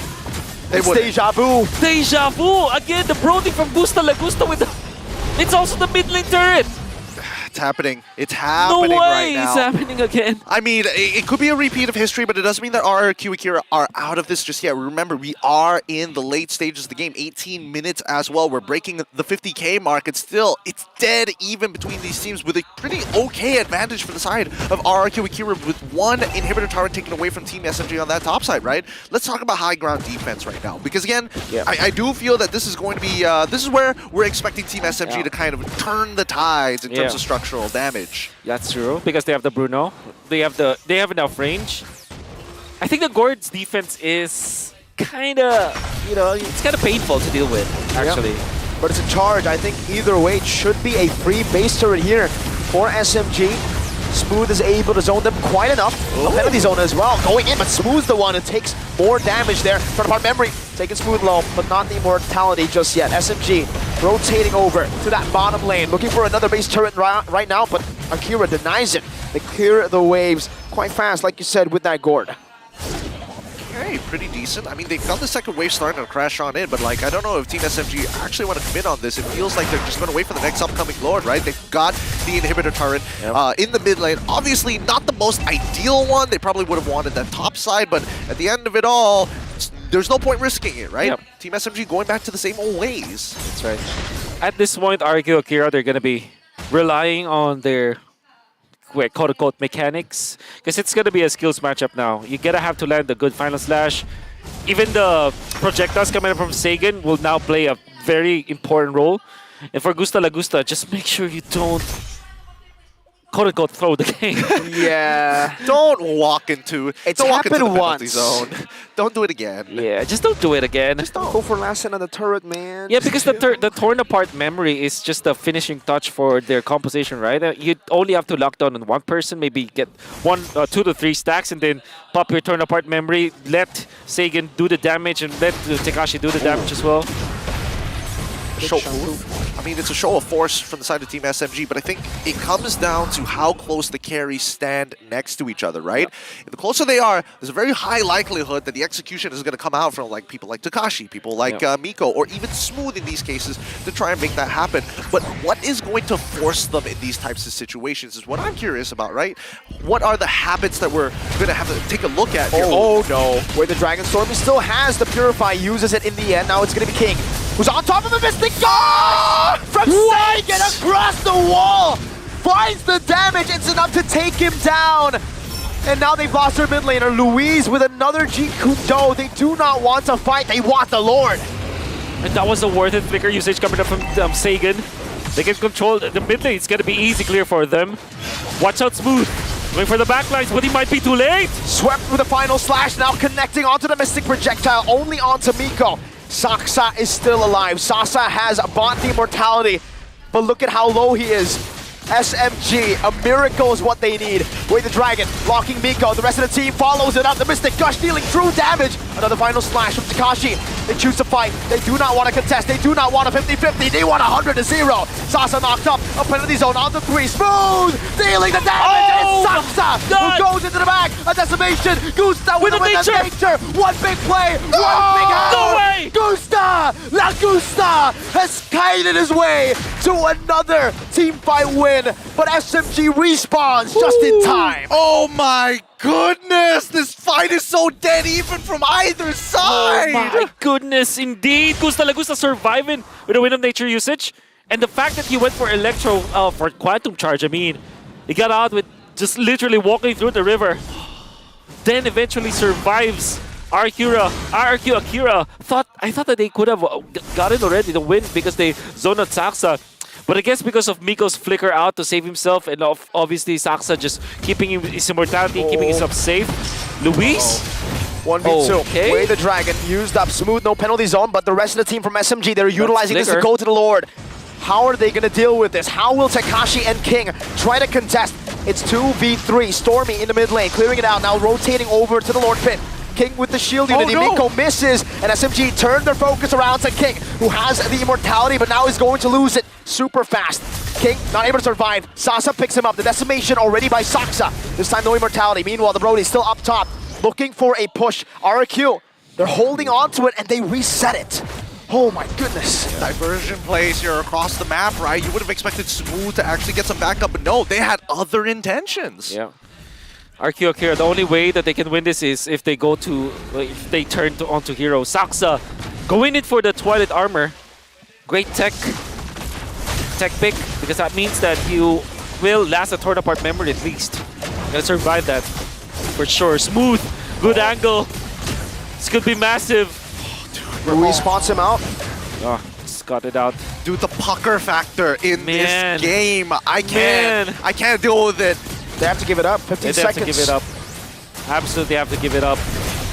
Stormy with the Purify. Okay. Luis needs to get out now. If he falls, this might be the game ending push. Stays? That's a penalty zone that whiffs Luis. Oh, 1 HP, he's burning, he's taking conceal. Stormy chases him all the way. Luis still has that Twilight Armor, still able to get out. I don't know. I haven't seen one of these games so dead even, so close together. I'm forgetting that I'm supposed to be doing a job here, but I am just so engaged in this battle. At any moment, any one of these teams, any one of these players could have gone for a big flicker play, right? But again, you're trying to anticipate where is it going to be coming from. And unfortunately, with RQ Akira, this might be the last stop. They need to hold on. They need a high ground. Takashi's holding the bottom side. Mystic Gush going to be used up in the mid lane. Winter Trunch is bought by Kigo. What? What was that? He took it backwards. Why?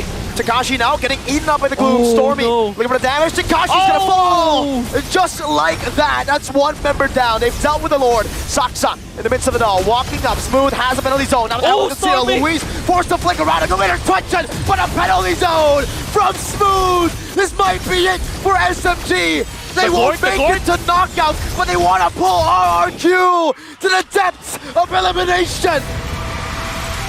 No! After everything, after all they fought for, it just wasn't enough. Team SMG take the series 2-1. Our match winners here. And they are able to hold RRQ Akira down into the elimination zone. Oh my goodness! What a game! Stormy again, stepping up. You can see how aggressive he played in the last few moments of the game, zoning out the members of RQ Akira and then eventually taking out Takashi.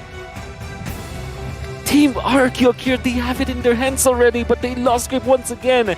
Unfortunately, the Brody twice in this series did not work. Let's throw it to Manjin on the stage. Take it away, buddy.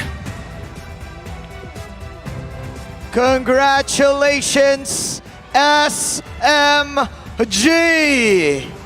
A bloodbath of a game, ladies and gentlemen. A slobber knocker of a game. 2 comebacks.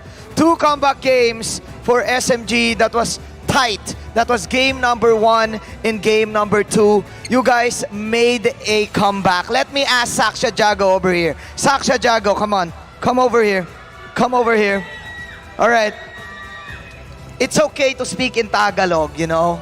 Tagalog, okay. Tagalog. Okay, game. You made comebacks for game number 1 and game number 2. What is going through your mind? What is going through your head for you to be able to do that comeback? Lagi ko lang po sinasabi sa kanila, relax lang. Kasi hindi pa naman kayo matatalo. Hanggat may tower pa, kaya pa namin kumambak. Okay. So he told his team to relax.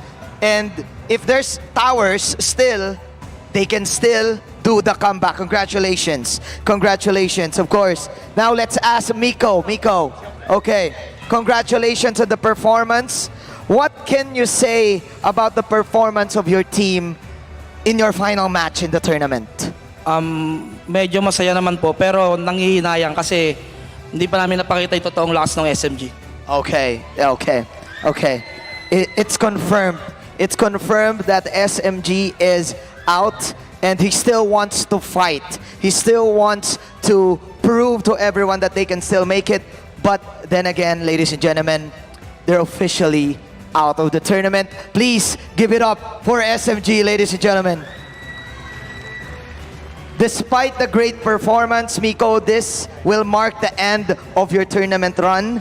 What is the most important lesson for you guys?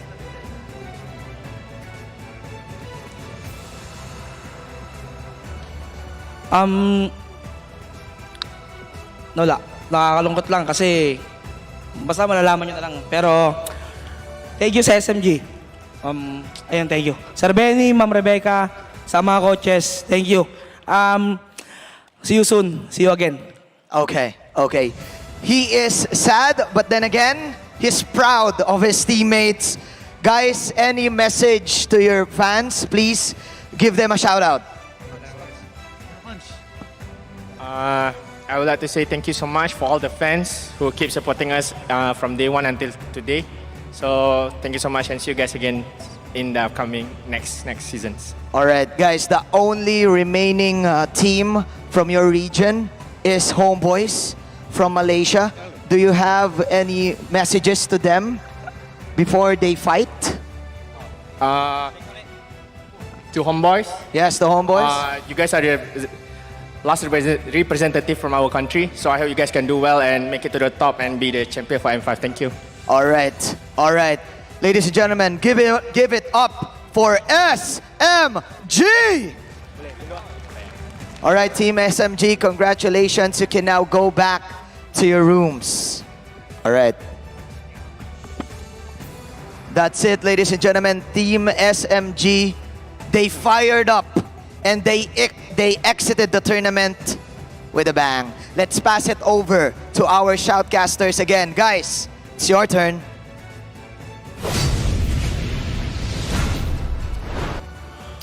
And that is going to be the end of an epic series. Both teams playing their hearts out.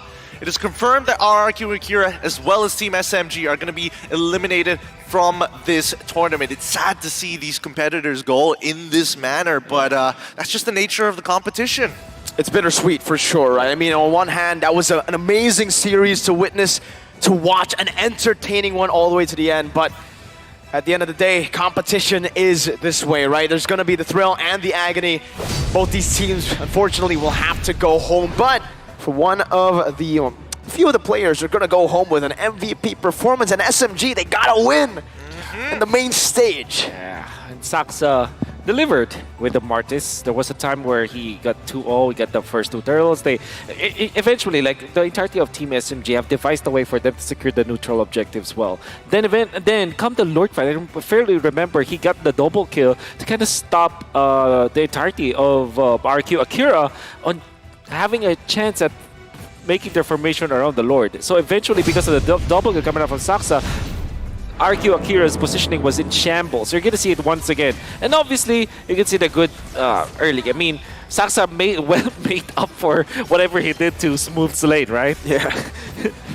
I mean, the more that I think about it, it's just one of the most elongated laning phases and the most tilting for most who really take into account every little aspect that happens into it. But we definitely saw as the early game started to progress, as we jump into the late game, a lot of reflections of early too late, same motions being made. You look for those big engages, and RQ Akira are looking for the counter engages. You stick too close together, you get punished. And most importantly, because Saxa is not dying during these, fake Lord dances. And look at this, Miko stopped the entirety of RQ Akira from converging onto Sasa, so that still is a very good play.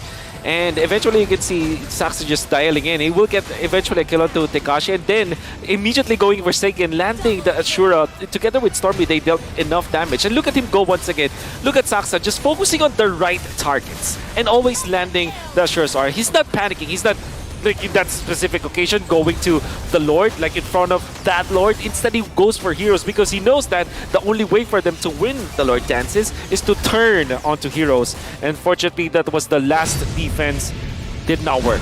I don't know if you guys noticed that final play, King Winner Truncheon, right? In any other situation, I think that would have been a great play, but that led to the back line getting CC'd. I think that might have been, I don't want to say like a defendable position, but I think they would have had a bigger chance if King tanked that up, you know? I think it was an unintentional consequence of it, unfortunately, right? I mean, there was a couple of those that we saw in that last defense. The fact that Tekashi was flickering backwards, losing out on such a key battle spell for an Arlet as well. That was... And like we said, like the composition of Team SMG, together as 5, it's very rigid. And there's no hero from RQ to kind of break it apart from Tekashi. He plays a very important role because he literally has the ultimate to break up the formation of Team SMG. Surely you can count the Cho ultimate, the Way of the Dragon. Unfortunately, it's very difficult to land that because his flicker is always forced out. Remember, before the last third fight, they forced the flicker to Luis just to stun Smooth and eventually save Gusta Lagusta. So it's like RQ, Akira are investing their battle spells in bad situations in the late game. And then Team SMG, all they had to do was to form their box, allow RQ in, and then take out anyone who's going into their box, then just slowly siege the base of RQ Akira. Yeah, and they just peeled them off slowly, and then the decimate chains start to roll on in. Rich Guy, you got to get off for Sasa, 721. The carry going to Sagan, and he has been, honestly, we've been talking about King, we've been talking about Tekashi, but Sagan has been such a consistent staple for the team, right? He makes such minimal mistakes and really capitalizes on the ones that make the difference for these neutral objectives. Yeah.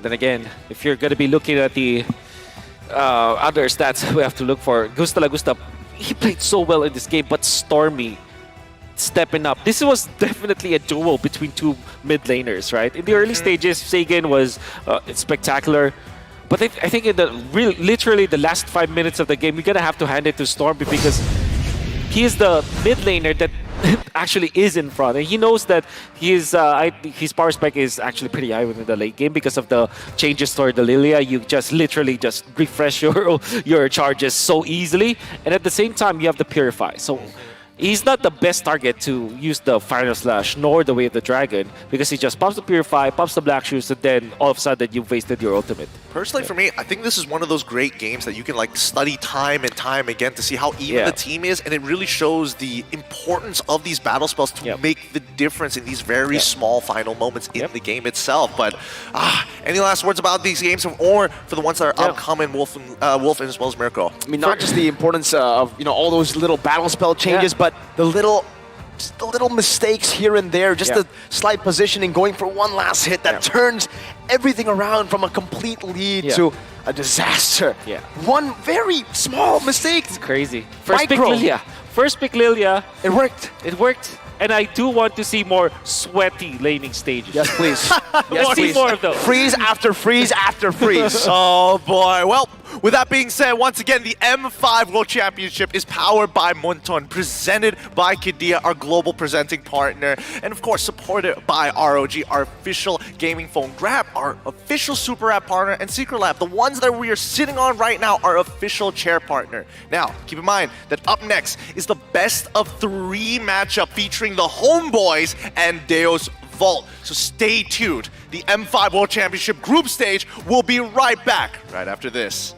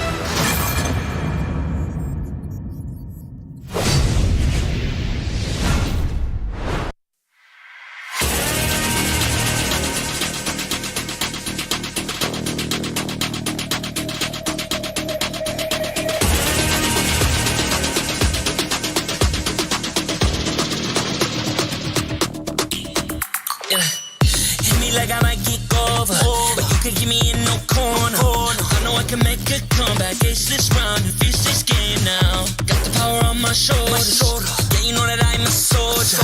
You can keep me off my guard, but you can't keep me from my honor. Nah, nah, nah, I feel like the floor is higher, the energy's getting higher. You're saving my arms, 'cause I know just what I got.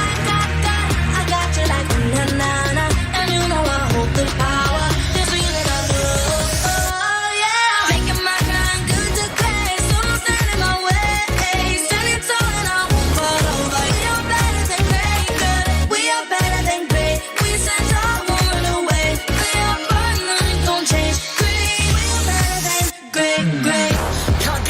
great, I'm better than great. I play my own role, I become the greatest.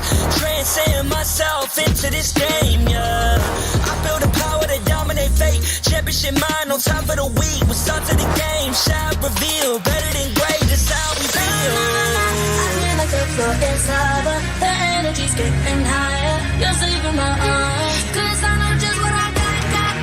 I got you like na-na-na.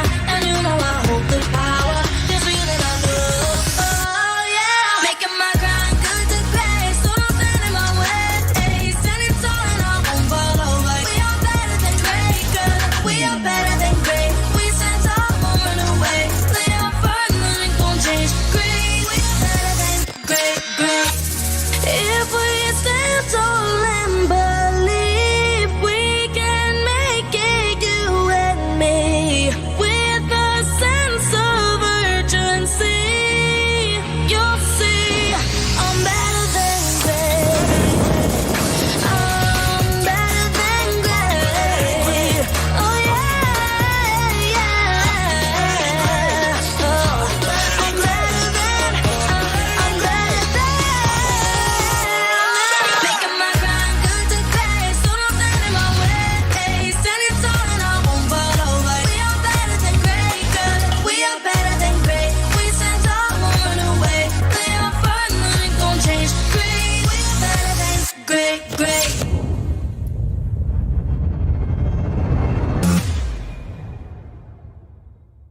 I am the #1 seed, the champion of the arena.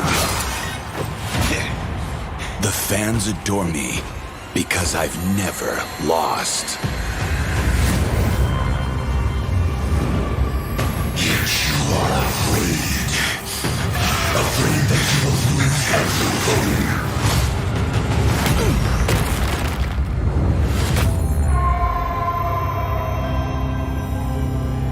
Do you ever get scared of losing, Kimmy? Well, big bro, I think we should cherish the joy and excitement of each game. Not who won or lost. That's right. I'll strive for victory, but I won't lose myself in its pursuit.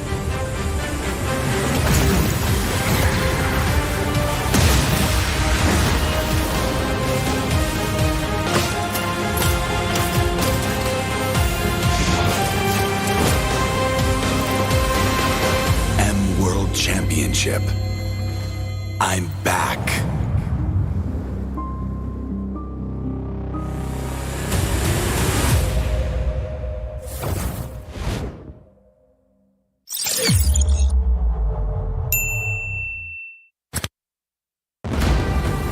We are here at Gamers 8 to show that we are walking the walk.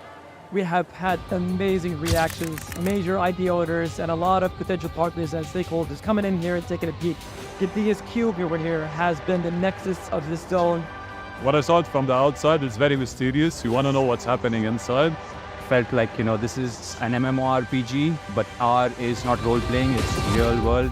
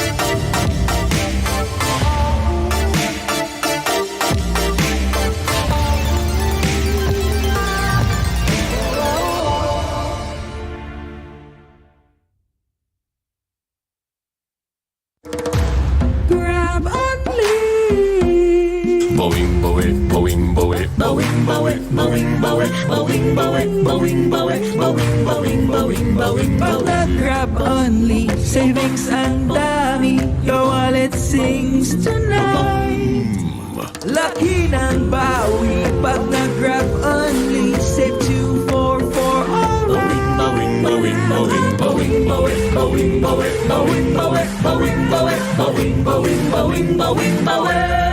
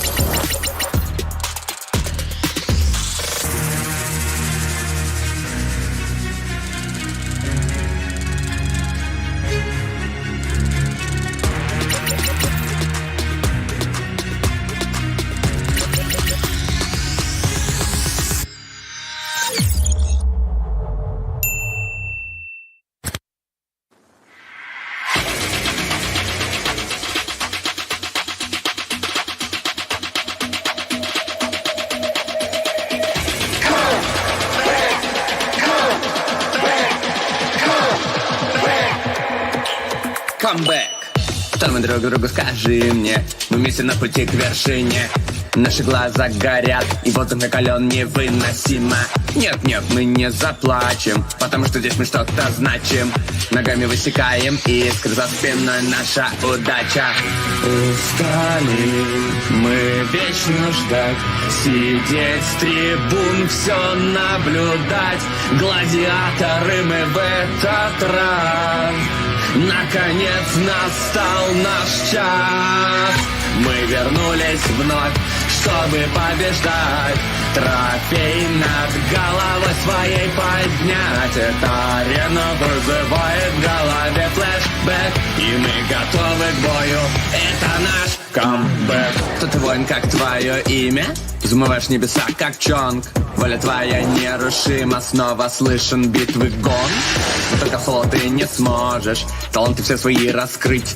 Команда верная поможет твои слабые места закрыть. Устали мы вечно ждать, сидеть с трибун, все наблюдать. Гладиаторы мы в этот раз. Наконец настал наш час. Много раз ощутить боль падения, вновь находим мы силы воспрять. Снова на языке вкус сражения, снова сможем себе доказать. Давайте, ребята, это победа!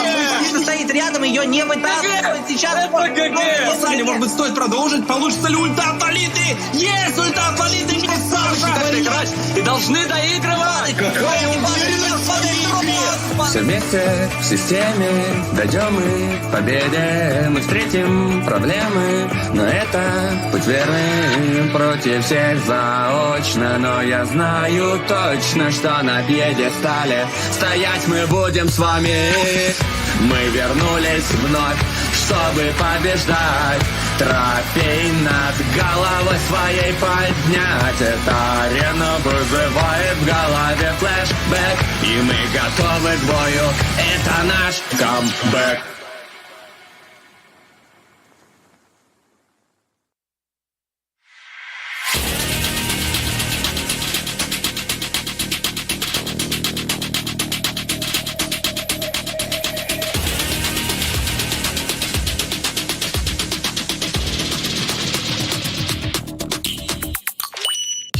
Tolak tak bergolek, tersembunyi di sudut bilik.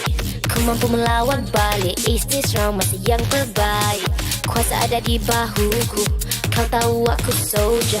Cuba buatku lega, tapi tak mampu rampas my honor. Na na na, panas sepanas lava, ku semakin bertenaga bila bersama. Ku tahu just what we got. Terbuka like unanana, kuasa di tangan kita.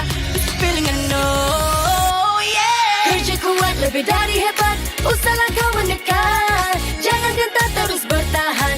We are better than great, cause we are better than great. Tak gentar mulai ketekat, pray apa yang gonna change. Great, we are better than great. Misi berat lebih dari hebat, jalankan amanat masih bersemangat. Transcend myself into this game, yeah. Jangan kuasa tu genggam piala, minat juara kan tawanya lemah. Hasil dibalik usaha buktinya lebih dari hebat, itu yang ku rasa. Panas sepanas lava, ku semakin bertenaga bila bersama. Ku tahu just what we got. Terbuka like unanana, kuasa di tangan kita. This feeling I know, yeah. Kerja kuat lebih dari hebat, usahlah kau mendekat. Jangan gentar terus bertahan.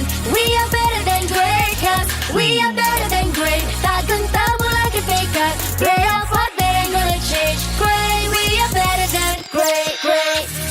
Terus yakinkan diri, gapai impian pasti. Usah berlengah lagi. Oh yeah, I'm better than great. Oh, better than great. Oh yeah, better than great. Better than great. Kerja kuat lebih dari hebat, usahlah kau mendekat. Jangan gentar terus bertahan. We are better than great, cause we are better than great. Tak gentar mulai ketekat, pray apa yang gonna change. Great, we are better than great.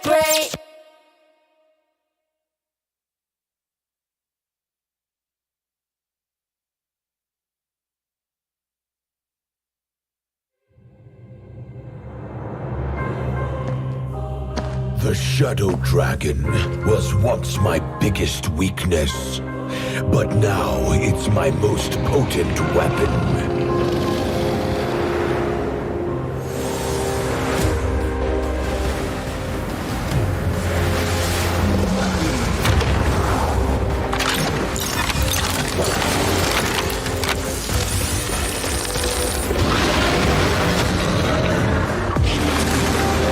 Cosmic Dragon, rise and soar! Dragon Stomp! Dragon Scales! Dragon Rush! Rise beyond greatness and seize your own destiny.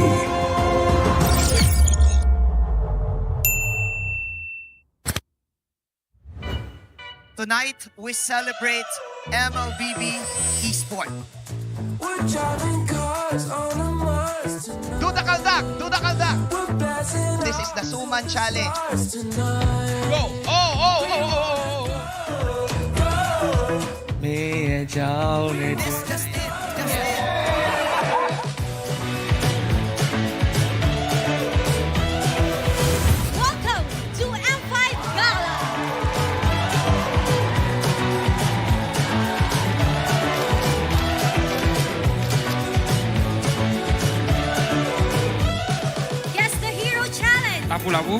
Iritel.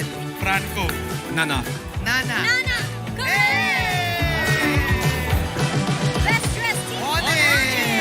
Best dressed Super Marco.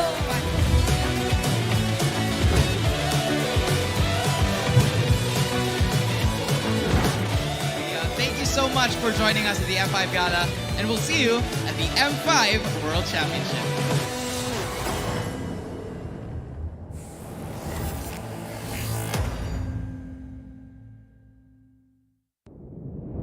Have you ever wondered what is our identity? Our identity isn't limited to just esport players. Our style. Sweat. Our passion. And vibe. Feel our energy. When we dominate the stage.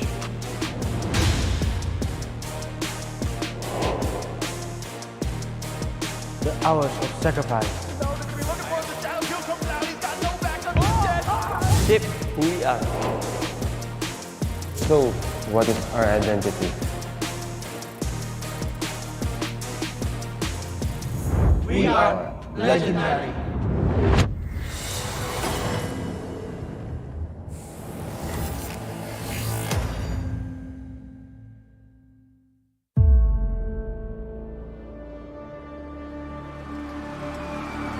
In the history of M Series, no host country has ever won the championship title. No other region has ever claimed the throne.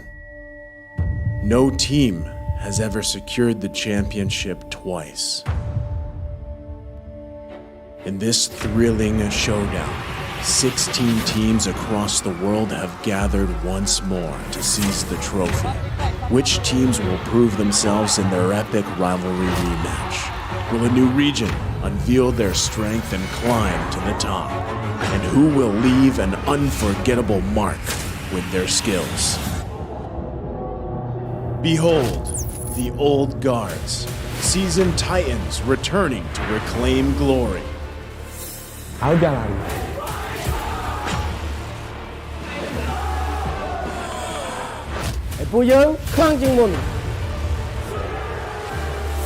Судьба будет в наших руках. The newcomers, eager to forge their legacy.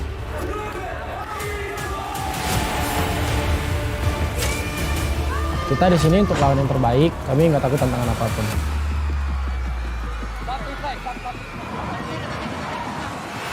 Emerging from the ashes, the rising stars are vying for the spotlight.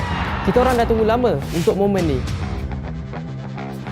This is our time. It's now or never.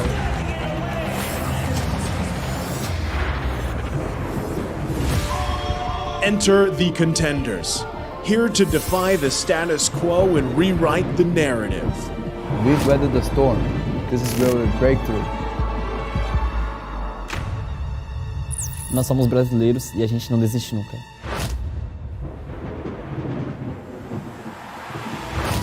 The Kings, legends in their own right, descend to defend their crown. Kita sudah merasai kemenangan. Ini saatnya kita menguasai dunia. Naitaas na namin ang kampiyonato at itataas ulit namin ngayon.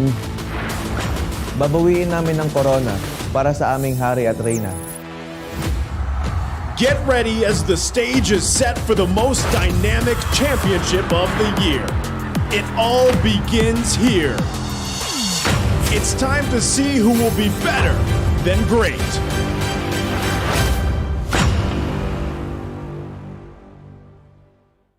Today, we witness world-class action, world-class entertainment from the best MLBB teams. Welcome to M5 World Championships. Day 4 of the M5 group stage was filled with plentiful surprises and nail-biting action.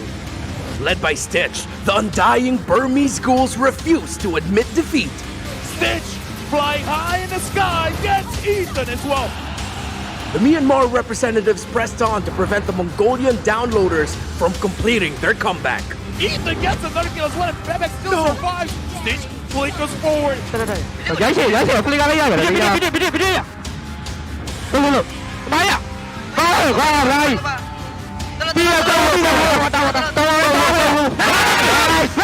BG met the condition of winning 2-0 to avoid elimination. Next, Fire Flux Esports started the series with a fiery triumph against RRQ Akira. Implosion hits on the screen. Rosa gets a kill. But the Brazilian Kings recomposed themselves and doused the flames of the Turkish representatives with 2 dominant victories. Já posso ir? Pode entrar, só bate base. Pode entrar, só bate base. Eu consigo bater. Tô tancando a torre pra você. Cancelei a shield, ela. Só bate base, só bate base. GG. And proved that they are better than great. Another match, another 2-1 series. This time, it's another East versus West between Geek Fam and Deus Volt. What the hell with the raging sandstorm to the back? It's gonna be the nature.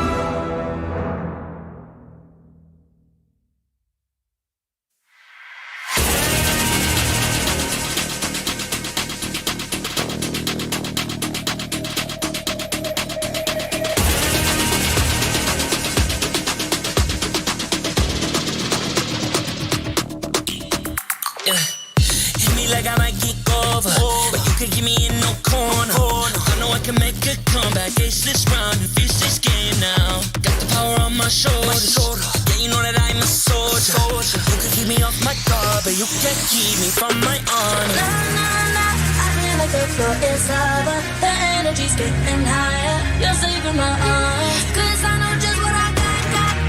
I got you like na-na-na, and you know I hold the power. This feeling I love, oh yeah. Making my grind good to great, so don't stand in my way.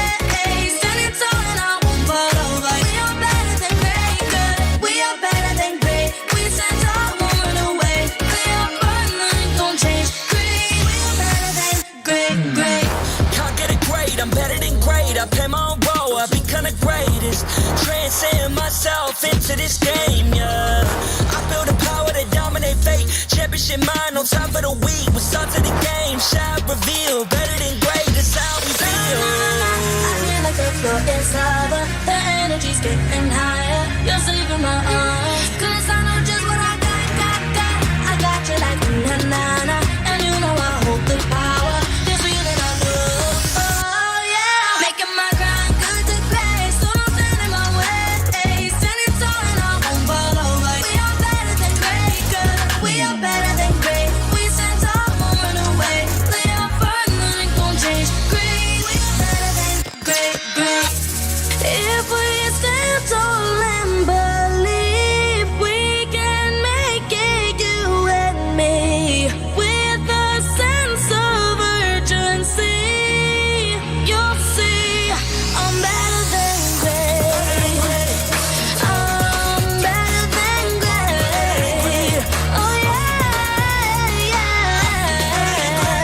Oh, I'm better than. Making my grind good to great, so don't stand in my way. Standing tall and I won't fall over. We are better than great, good. We are better than great. We stand tall, won't run away. We are fun, nothing gon' change. Great, we are better than great.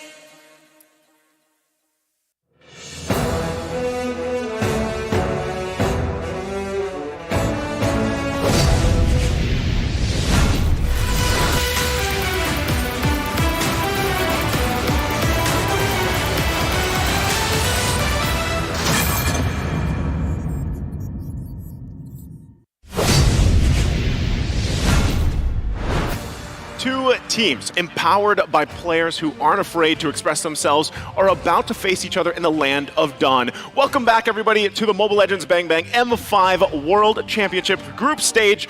Nice here, joined with Gideon Wolf, and we're here to bring you the action between the Malaysian champions, Homeboys, and the unwavering Deus Vault. The M5 World Championship is powered by Monton, presented by Kadia, supported by ROG, the official gaming phone, Grab, the official Super App partner, and Secret Lab, our official chair partner. So thank you to all of our lovely sponsors. M5 wouldn't be as awesome and great and possible without your support. How we feeling, Wolf? How you doing over there? Hey, I'm quite scared because I'm casting a Malaysian team again. That's why they put me on side the by desk. side, a Malaysian. I'm quite scared, actually. Now we're only missing Lafell, right? Now, aside from that... Where is he anyways? Hey, Lafell needs a break. Oh, he... Right? So, before we get to that, of course, if you guys don't already know, the ROG Phone 6 is the M5's official gaming phone. You're going to get a look at it here because it packs the game-winning power of Snapdragon 8 Plus Gen 1 chipset with the class-leading GameCool 6 thermal system that lets you break every limit. I'm telling you, if you're looking to convince your kids that you're the better parent, I'm telling you, it comes with a spectacular 165 Hz AMOLED display and a monster 6,000 mega amp battery life to power through your gaming needs. Check out Deus Vault of ECA doing their ping checks with the ROG Phone 6, and I wonder if they're training their recall skills with this too. Oh, I Because it was hope so. very, very spicy last night. I think that's, let's be honest, this matchup here, so far, you know, from the past couple days of everything we've seen on the group stage, this is going to be a spicy matchup with, of course, you know, certain things on the line with that. Now, as the players get situated here, look at this on the screen as well. Kid Bomba ready to do that again on the ROG 6. We have seen some amazing things from them alone, and I feel like, in a way, you guys might have been as surprised as I have. Honestly, it has been quite the surprise overall, right? I mean, the way that Deus Vult plays, it feels like from game to game, almost inconsistent. Not in the way like inconsistent in terms of performance, but overall style. Yeah, it's like they create the chaos in specific parts of the game, but their early game is quite polished. That's how I would say. First 8 minutes of the game, they have a plan, they have their own rotation, but they adjust on the fly. That's why it kind of felt like chaotic and inconsistent, because there are certain points in the game where they kind of play it by ear, basically. Yeah, well, to talk more about the matchup, we're going to be here with some special guests. Gideon probably knows them really well as well. Let's go ahead and introduce our guests for this VMix call here. It is Mars and Shamilo. Guys, can you hear us okay? How you doing? Hi, Niso! Hi, Gideon! Hello. Okay, I'm assuming they can hear us really well. Guys, I'm sure you're excited for this matchup over there. So I'm going to go ahead and ask you guys real quick, how do you feel about this matchup, right? There's surprises from Deus Vult. I got to say, Homeboys themselves had some surprises themselves. They've done so well this year. What do you feel about this matchup here? There's a lot of surprise yesterday, but Deus Vult with Kid Bomba. I think it's going to be the spicy match, because also Sour with Recall and Zone Recall. Let's see. The Lane of Dawn will... We've unlocked a new dance. We have unlocked a new dance. Like that, no? But we want to We're excited to see the match. Yeah. Excited to see the match. Yeah. Awesome. How about you guys? What do you expect for tonight's match? I mean, for of course, we're match, of course. Well, of course, we're expecting a super spicy match. I mean, these are very expressive teams. Now, I'm going to pretend like I'm not for MPL MY for a second. And honestly, let's explore the Malaysian MLBB competitive scene in this past 1 to 2 years. This very short time, the MPL MY has changed quite a lot. True.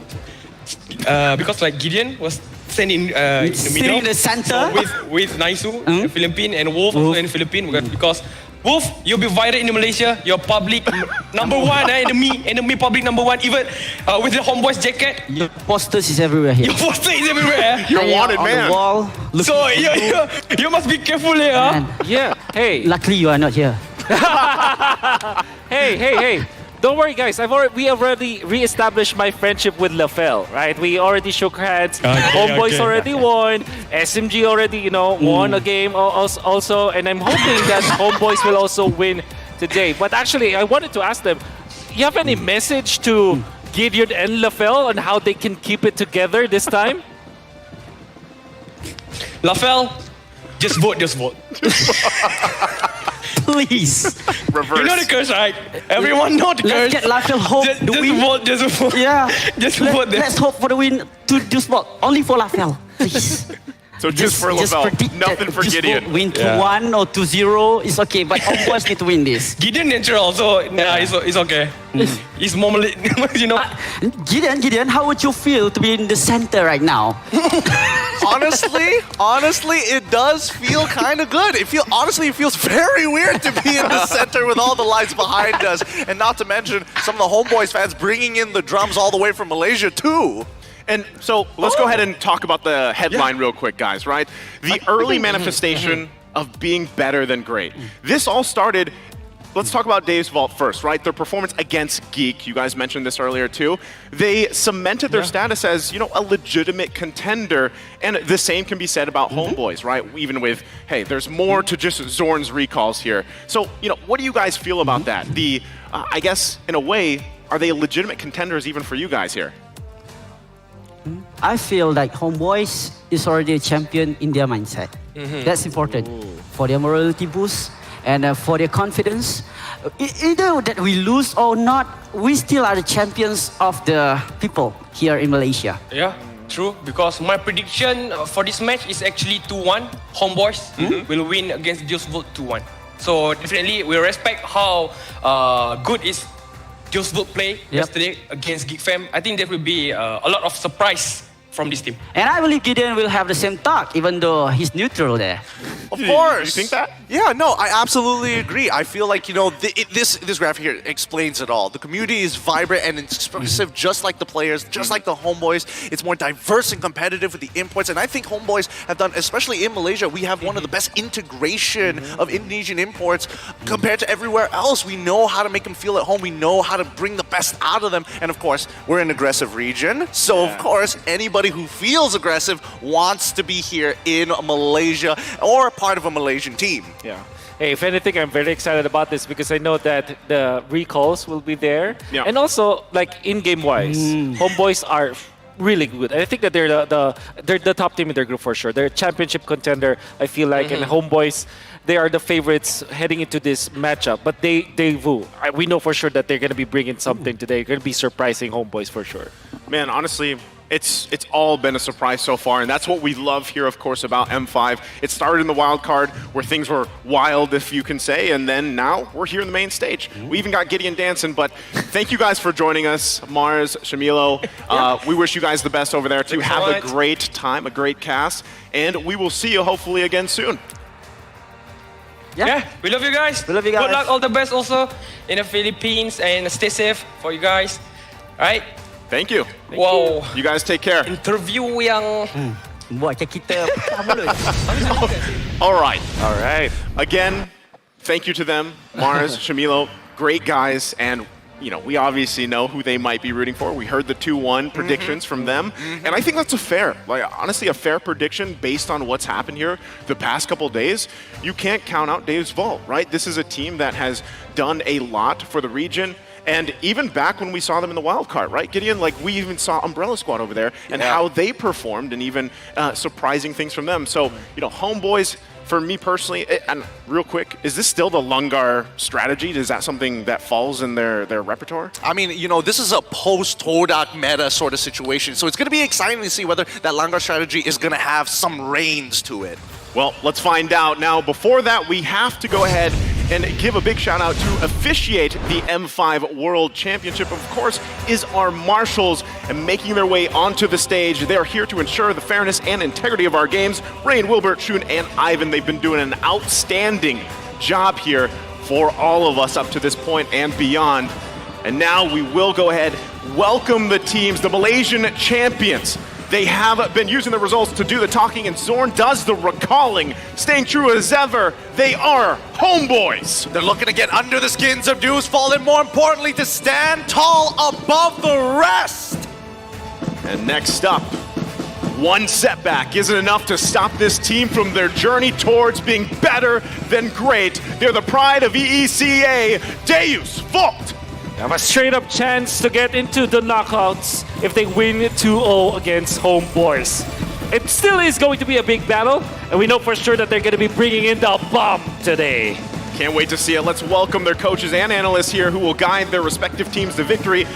For Homeboys, Coach Pabs and Seifel, and for Dave's Vault, Fly Solo and Worono. Now, again, as they get prepped up here, the handshakes, the hand bumps coming out. These guys are ready to play. We know that we're here at this point, guys. There's not much time left for these teams. We're seeing teams go home just like we did previously. Now, taking a look at Homeboys, if you guys aren't familiar, it's Rizel, Chibi, Sepat, Warlord, and Zorn here. A lot of questions have been asked here about what is the next team after Todak? What are they? What sort of a standard are they going to set? With SMG, it was cool, calm, collected. But with Homeboys, one of the most aggressive early games we've seen, one of the highest secure rates in all of MPL MY, with Chibi at that helm with his retributions. The Homeboys as a whole, neutral objectives, usually the Turtles, is theirs.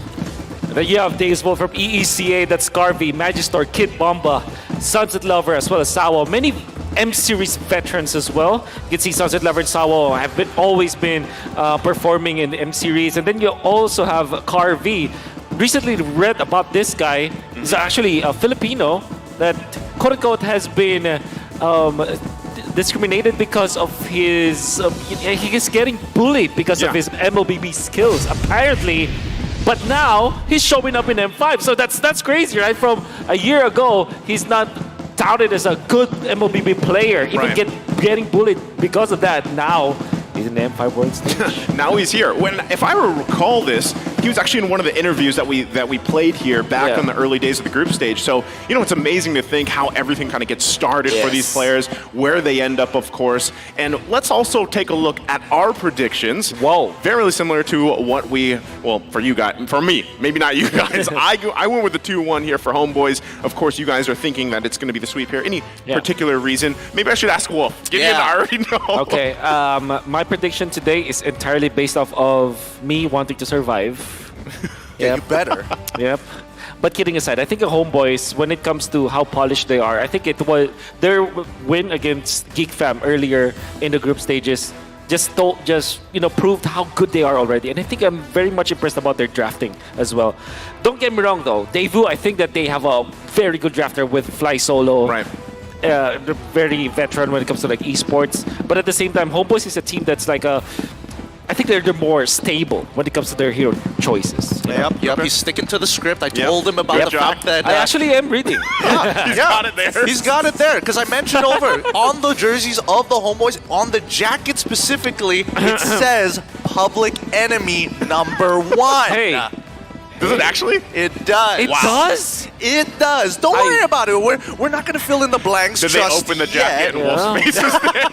So, I need that jacket. Hey, I feel like we all want that jacket. But aside from that, too, what's at stake here, right? Homeboys, they still have 2 matches remaining. Yep. This is also crucial, though, for them to basically make or break the potential for a 3-way tiebreaker. Right. You know, as we take a look at what the predictions are around the world here, this is always the time, even for the group stage, and really with what's at stake, the 8 teams that are going to be knocked out eventually. This is dire, because even for the fact that Deus Vault, right, this match alone also could make or break their chances for the knockouts as well.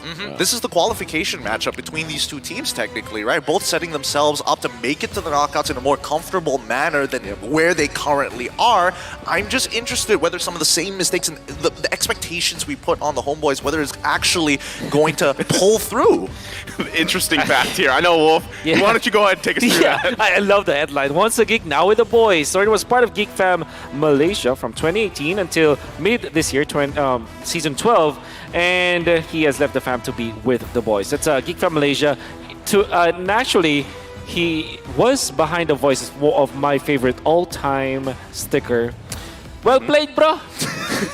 That sounds so perfect, man. I'm sure that is your favorite sticker. Thank you. That sounds like life advice, though, too. You know, you left the fam to go with the boys. I mean, it's a coming-of-age story for Zora. It's true. It's a coming-of-age story. My mom and dad, I'm going with the boys. Tonight's for the boys. I don't know about you guys, but, you know, coming from my part of the world, that started at 18. Right? I know it's a little bit different here in, Southeast Asia. But now, with that, we wait for the draft here. You know, you guys already mentioned some of these things. Speaking of, let's go ahead and load up into a game number 1 draft. Wolf, I love to pick your brain, man, because you're usually on point. I would say you're pretty good. Oh, right? thank you. What are you thinking here so far from what we've seen to this? I know we have to wait for the bands to come out, but priority-wise, is this like, Prio, the Bruno, the Guinevere? We don't see any of those banned out just yet. When it comes to priority, I'm thinking Homeboys will go for Joy and Baksha. What is that, man? I think that's Angela? That's Guinevere. Yep, Guinevere. Right. Okay, so I'm thinking like Baksha as well as Joy as priority for Homeboys, 100%, because that's the power hero, quote unquote, for Mr. Chibi himself. And I'm very much impressed about his Joy gameplay. So I'm curious if Daewoo actually wants to give that. I think it'll be interesting, right? Especially considering how the meta has kind of like shifted from where it used to be from the regular season of pretty much every MPL around the world. Everybody was playing the traditional Fredrin into Martis matchup, and then that's where we really got to see Homeboys kind of find their stride of like, we like to play the early game, we want to be aggressive, and I've heard comments from some of his team members that sometimes Chibi is so quick on the draw that they can't keep up with him. Yeah, I think that's, important to point out here. But also, you have to take note as well for Coach Fly Solo. He likes to kind of deviate towards more unorthodox picks, right? That is something that he's pulled out before. We're talking about Phoveus mid, Matilda the Guinevere plus Terizla combinations, things that necessarily we might not be used to seeing here. There is strength in that, Wolf. Yeah, for sure. That means that you can expect like Minotaur or Lilia. So they leave Baksha as well as Joy open. Joy might be the priority for Homeboys. And I think that's still a fair trade for Daewoo, just because of the fact that they still can secure this utility jungler that they also like to play. I mean, if you're looking at Daewoo, if you look at their matches, the more successful ones are under like utility junglers instead of like those assassins. Except the Nolan, because I think that the justification is like everybody can play Nolan anyways. Yeah. So you gotta learn how to use it. Of course. I think that's only natural, right? And I think, you know, why Joy is going to be a little bit more of a priority here for the side of the Homeboys at the very least, because they're one of the few teams that aren't scared of throwing it to Subbot in the EXP lane, right? That's right. And there are a couple of benefits with that. It's usually to jump into that back line and more importantly to have that vengeance. But here we go, Baxia to kick things off on the blue side.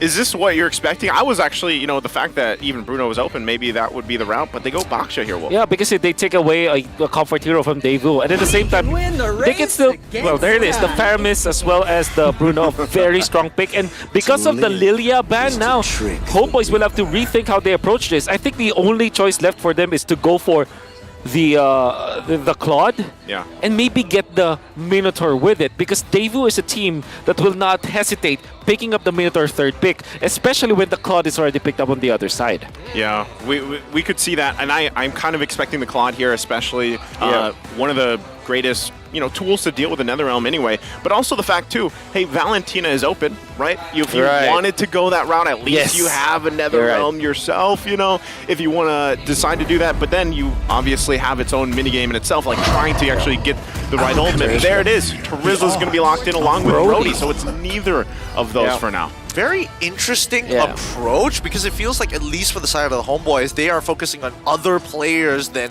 just the gold lane as well as the mid lane, while Daewoo are like, okay, Warlord, let's calm down for a second. Ryzel, who's been very consistent, they're targeting the Indonesians on the side from the Homeboys lineup. Yeah.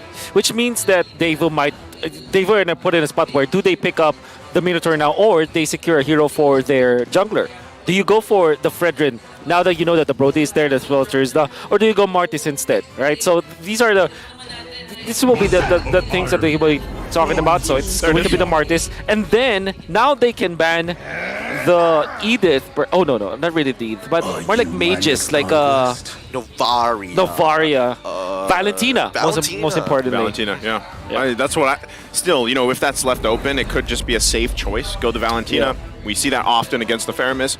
Even with that, though, you know, what's left on the table, at least for Rome, let's say for Homeboys here? Yeah. Oh, there's a lot. I think Zorn can probably play the Cho, although it's not the best versus Faramis. There still is that Kufra. And maybe... Actually, they can pick up something like a Rafaela or any kind of hero that kind of gives them that healing, that additional support. Even a Diggy might be good for Homeboys. Okay. They decided to ban it out. Okay, as our good friend LaFell say, there was so much damage when that Diggy was there, man. Look, I'm tired of this. I'm tired of everybody getting Sawo pilled right now. We need to be more based in this draft, right? Bring it down to earth, because I think that at the very least, when we're looking at Deo's Vault, the way that they kind of want to draft has expected the bans that we were looking for gets taken away. At least for Zorn, let's not forget about suppressions, right? Let's talk about the fact that neutral objectives are going to be quite interesting to be maintained around, because both teams have done some great homework on each other. Yep.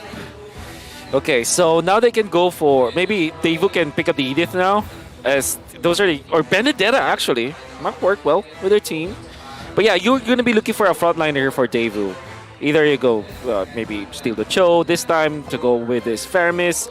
You still have that option of the Benedetta, as we mentioned.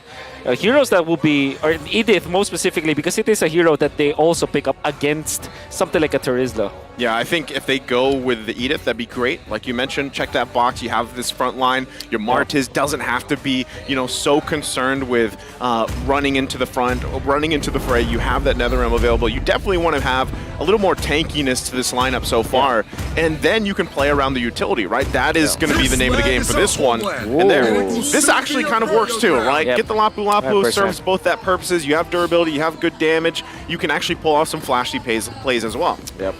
I think you're just left with Ward now, right? Oh, Phobius mid.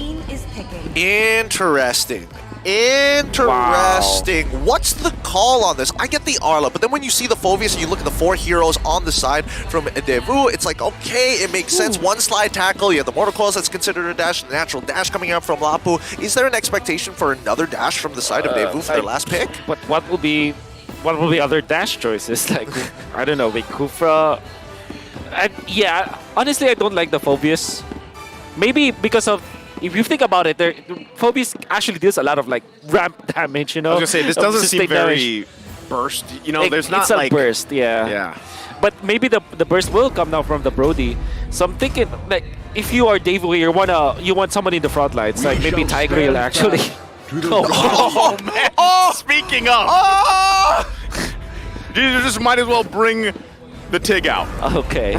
I personally, I am glad Tigreal is being picked again. He was the first hero I ever played, so I have, you know, it's sentimental value. Sentimental, yeah.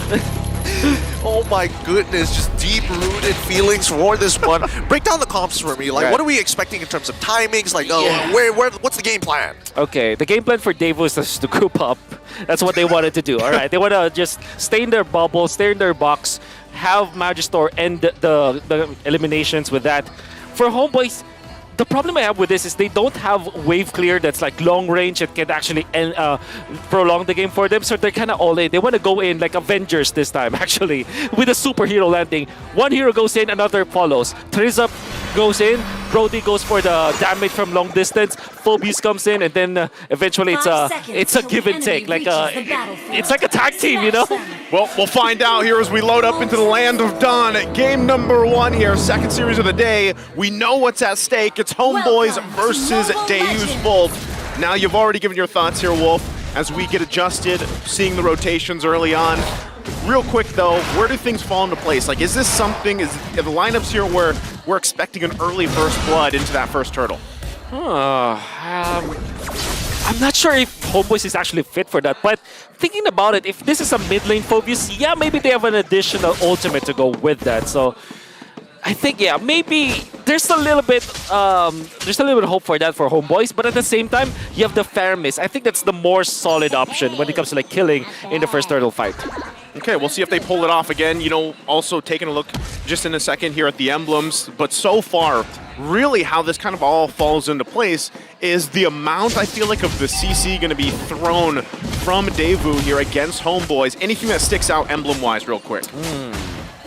Well, there's a lot where there's not much Wilderness Blessing on Homeboys, which kind of weirds me. It's weird to me because they're typically the team that's very aggressive, you know? Yeah. I mean, look at that. Even with the Brody build, like we've been seeing tenacity and as well as agility the entire day, and now it's like, okay, give me some penetration, give me Weapon Master as well. I think that, you know, going back to it when we were talking about the draft, and I was like, well, they're not going to have a ton of this burst damage early on.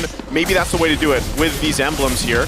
So already focused, but I don't expect any go signal just yet. They're going to go ahead and just poke things down before, you know, we're 10 seconds away from the first objective. You can see as well the other members of Devu kind of gathering up here. We know how important these level 4s are leading into these first objectives, so we'll see how they all play a part. But, you know, right now this is relatively, you know, slow and steady as both junglers get ready here. But Chibi is level 5 for some reason.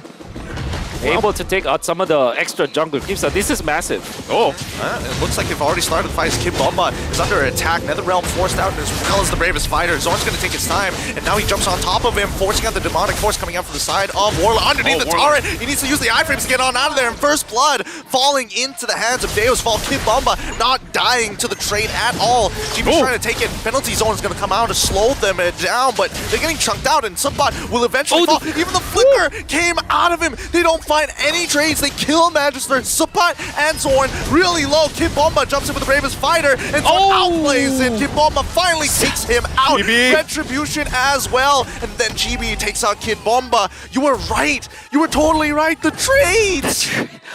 This this probably will be the game with the longest skirmishes. Because there's no burst. There's none. There's none. I think that if we don't have Rysel as well as Carvey, there will not be any kind of burst. And it will be a long drawn fights where there's not much happening, and then the Faramis ultimate just makes it even worse. Yeah, it's just a bunch of tanky dudes swinging at each other and then looking flashy, right? Because you got the bravest fighter jumping around, and you got the final slashes and everything, but really, yes, as long as the gold laners are in their gold lane, expect these long drawn fights, which, hey, it could work for either of these teams right now, the way things are falling into place.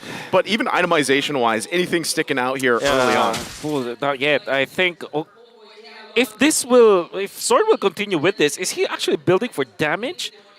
Might have gone for target, in fact. I mean, he's got 2 assists. Like, why not? You start off with that Fury Hammer, and then you kind of build full tank from then on, considering how this game has gone. And now Sawo flickers forward, finds the implosion into the Ashura's Aura. Perfect combination. Not giving Rysel any opportunity to flicker out of there. 2 catapults, 2 gold cannons not going to be available for Rysel. That's going to be massive. Yeah, and then, Subpot getting chunked down on the top side of the map. Bravest Fighter already being used by Kim Bomba to actually even out the scales here, but you can see the massive EXP lead for Subpot. Yeah. Oh my goodness. Rysel, that's actually pretty bad that he lost that. Nobody's scouting for him. Okay, yeah, even with these like pulls, right? There's really nothing that can be done just yet, especially with this turtle coming up here now. But good point, because gold laners, we know that they have to hit this, certain level, certain timing when it comes to the spike, the power spikes, and timing's going to be important here. So if you get focused on early on, you get in a trouble situation. So now, once again, turtle being up here, both teams getting in position, but it looks like could possibly just go over here to Homeboys. Yep. So secured. Good zone out from Warlord. Now that he has Clock of Destiny, he's quite tanky actually, not because of the Clock of Destiny, but mainly because of the ultimate that he can actually go onto the Martis. And Martis have natural dashes. And by the way, good synergy between like Arlet as well as Phobius. That's a classic combo. Oh, they're jumping in. They want to jump in even further, right? Final Slash getting cancelled out by the implosion, getting all 3 of the members all in one tight little space. Shadows MP pulling 3 back. Harvey already fighting 1 onto Zorn. Warlord trying to go on the run. Demonic Force has already been popped out here. They're low, but not enough to finish them off. But here we go! Rysel, part of the fight. Magister is down. Double kill coming out as Carvey takes Warlord out. Finally, 2-for-2 trade. Man, these players are just really going at it. And Zorn already picks up the Thunder Belt at 5 minutes. That's pretty fast, and imagine having extra damage. Like, he's a roamer for sure, but he's not gonna be that quote-unquote tanky roamer. Eventually, maybe after the Thunder Belt, he will go for like defense items, but because he went in for Dire Hit, if I'm not mistaken, that means that he will be focusing on damage now. And Chibi, a very early Blade Armor pickup. This is gonna be massive in the team fights. Not only that, but now even with that last exchange, Rysel able to get the Malefic Roar, able to pump out some of that damage. So, even at the 6-minute mark, this is where you get to the point, okay, some of these gold laners, they'll obviously be rotating to some of the fights. Carvey did the same thing, the previous, exchange, but really, who's going to come out on top in those, early skirmishes, these fights later on, that's kind of what has to be witnessed as we, see them duke it out. But right now, the fact that you have some of these defensive items being built up too will all play a part into this. Now, as we wait for this third turtle to come up here, it really is down to how do they decide to approach these objectives, right? The 4-man is going to be the 4-on-4, or will these be full-on fights?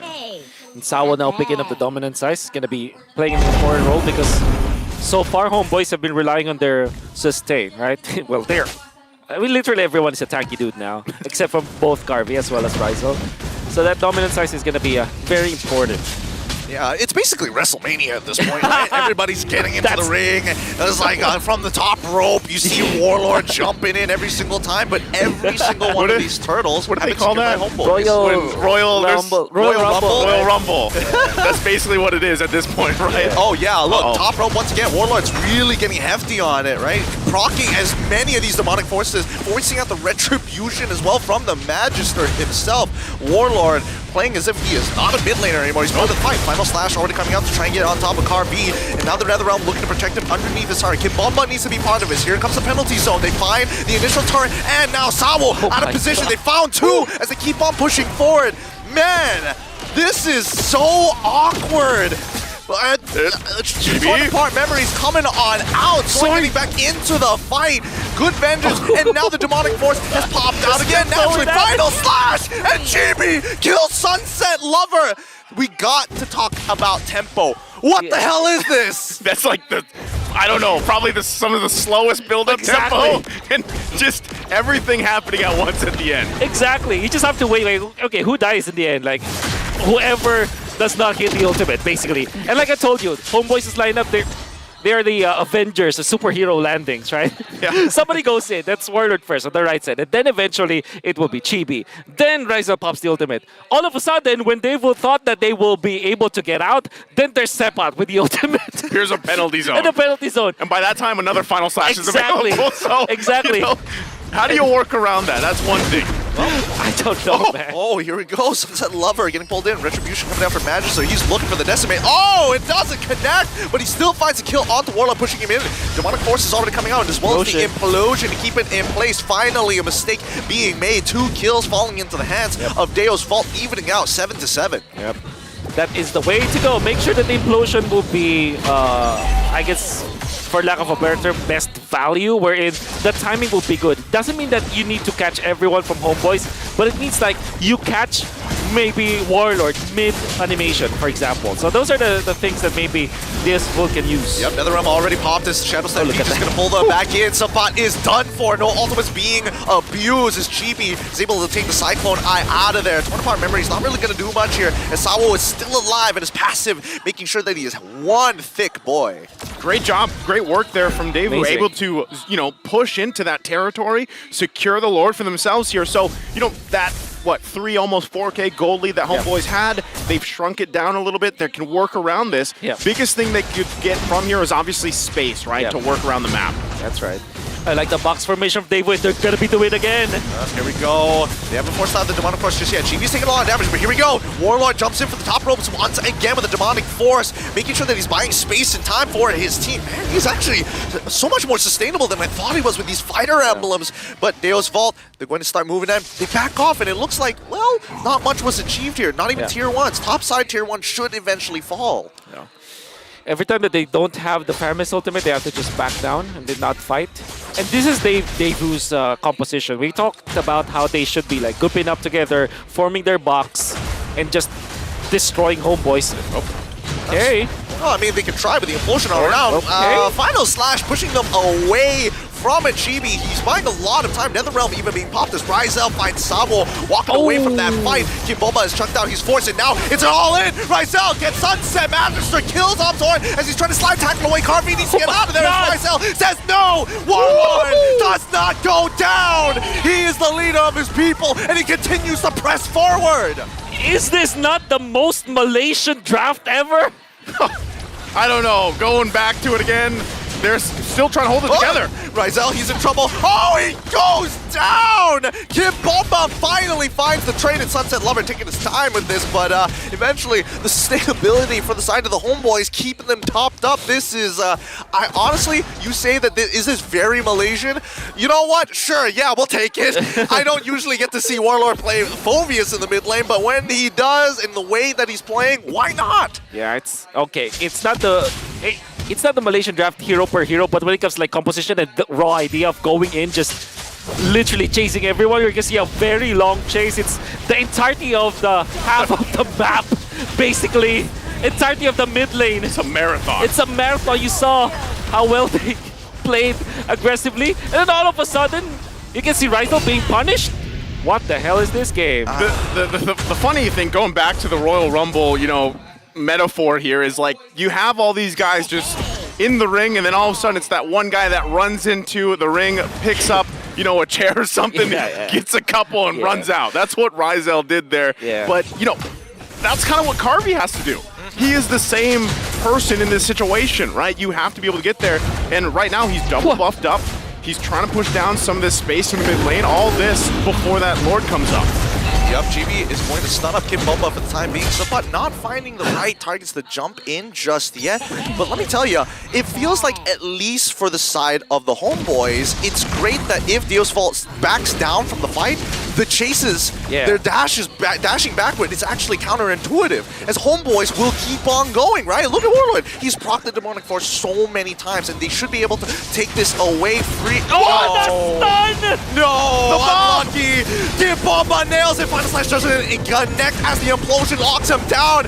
It's a mistake. Warlord finds Kim Bomba, and now with a penalty zone, it ain't enough to stop them as Chibi is trying to slow them down. NetherRealm is already down as we see Warlord trying to clean this up. It's not easy. Rizel's already dead. Carvy's still alive. He's still making the plays. Warlord is able to find one. Stop dashing.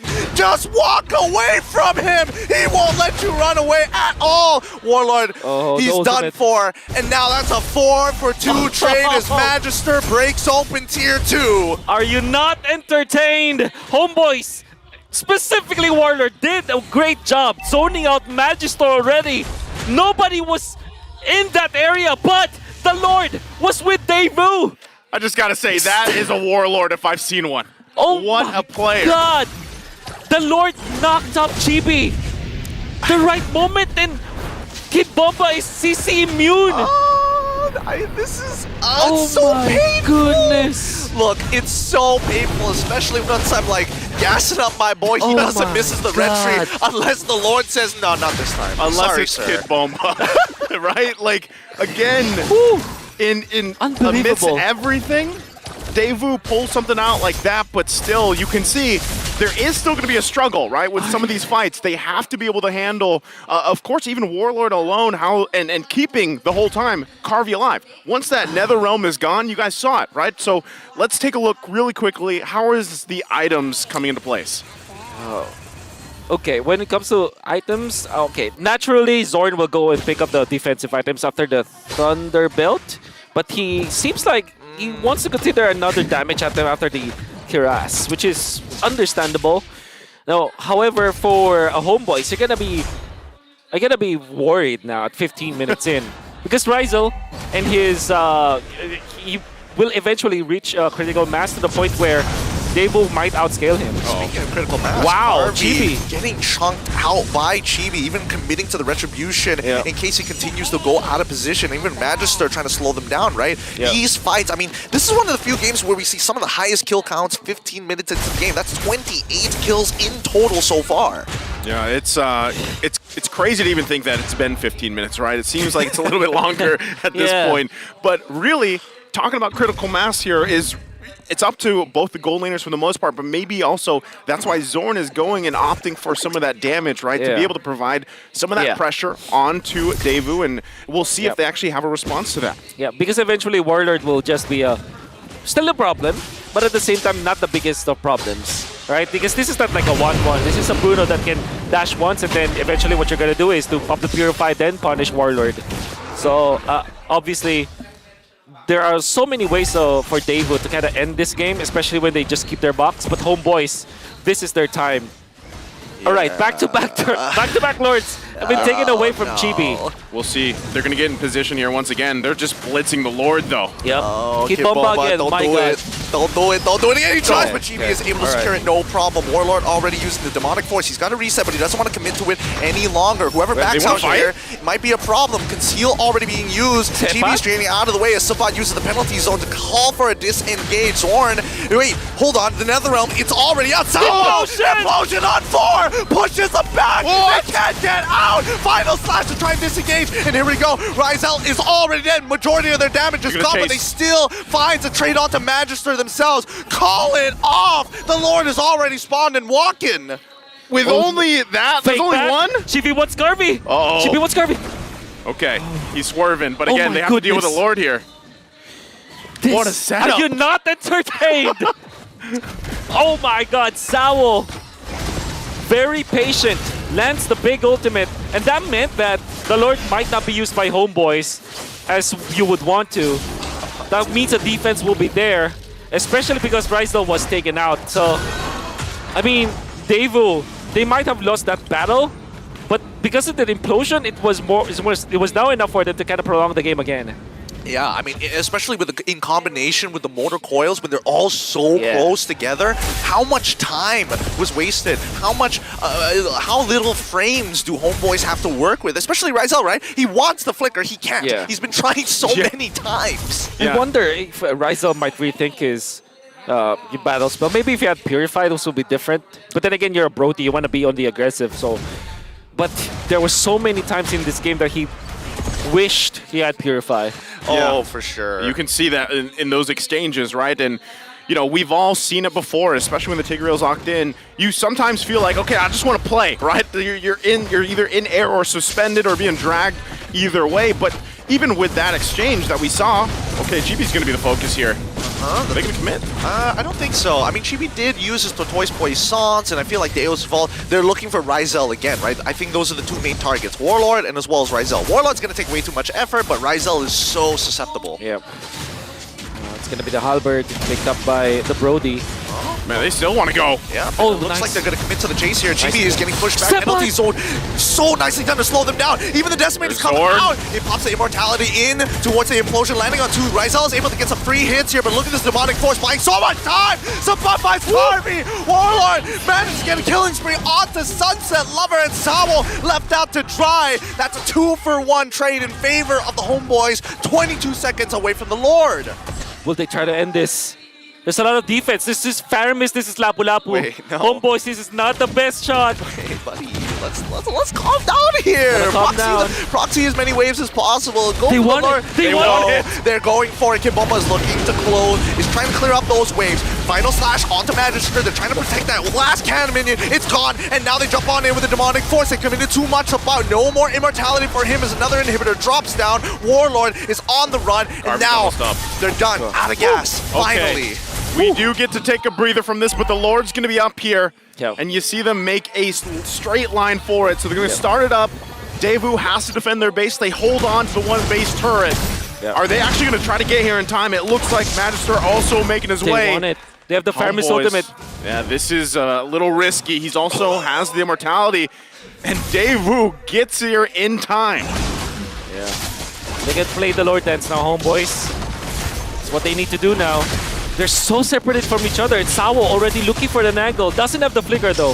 Oh, instigating the fight. Warlord's right on top of Carvey as much as they can. They're trying to peel him off, but here we go. That's the implosion already going down. Rizal's walking up forward. Netherrealm is gone. Kimbomba tries to make a dash, but it makes Warlord deeper into the enemy lines. The Mortal Coils is doing some great peel, but finally Sunset Lover finds but it takes him out instantly. Carvey finds Warlord as well, but they take out Sunset Lover in trade. It's 2-for-1 this time in favor of Deo's Fault. And it's also just a Faramis, so he's actually now alive. Back up. It's all of the stacks that you got there. Homeboys down the two numbers here for this fight, and Chibi also does not have that immortality anymore, so they're gonna have to just give this up possibly, unless they can pull something off. But this looks like a Daewoo Lord. Yes, absolutely, and the minion wave for Homeboys are pretty bad as well. Whew. I mean, that's what happens. You lose these timings of your waves just because of how hectic and how long these drag down fights are going to be. And with that, again, Lord here secured for Daewoo. They're going to make their way down the mid while they wait. Lord going up to the top side. Tier 2 now falling. And just this is their time to go ahead and knock on the base here of Homeboys. Defensively, though, you know, still so far from what we've seen just from this game alone, now almost 22 minutes in.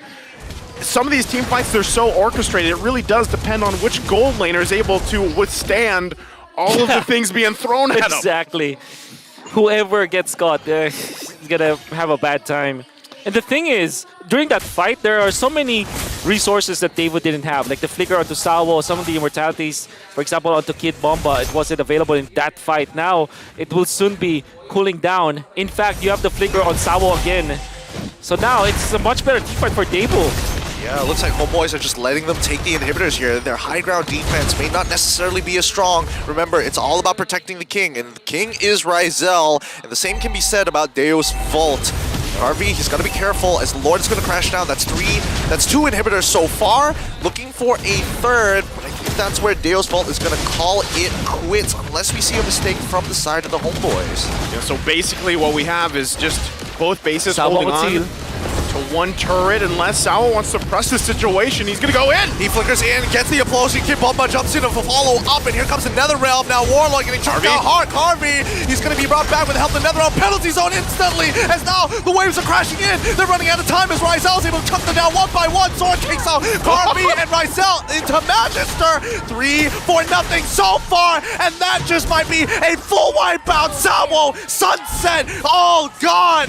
That's it. Homeboys now make a beeline through the mid lane. Sunset's coming back in 10 seconds. The Faramis, can you do so much about this? It's so difficult. And look at their lanes will be managed by Sebat. It is more than enough. Oh, they cut 3 lanes. Oh, this is bad.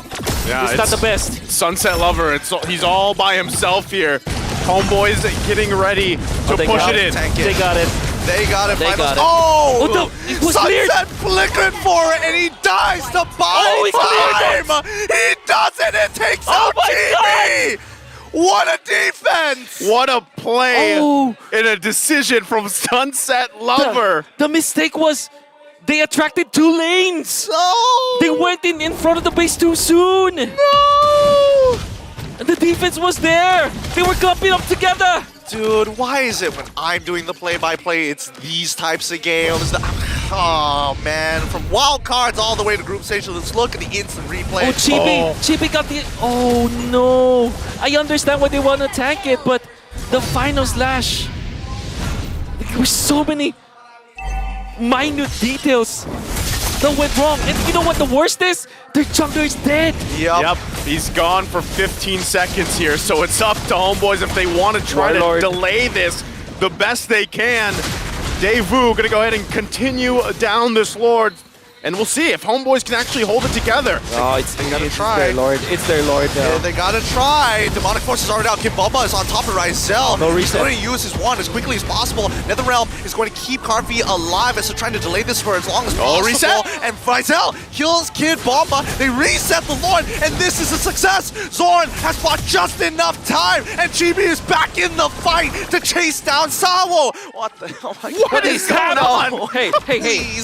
Back-to-back team fights. You gotta have to hand it to Ryzel. My poor little voice. Come on, this is day one of me doing play-by-play, man. Come on! Ryzel survived Kid Bomba once again, and that's Immortality action they was able to punish, and they were able to reset. Big props to Warlord for sure.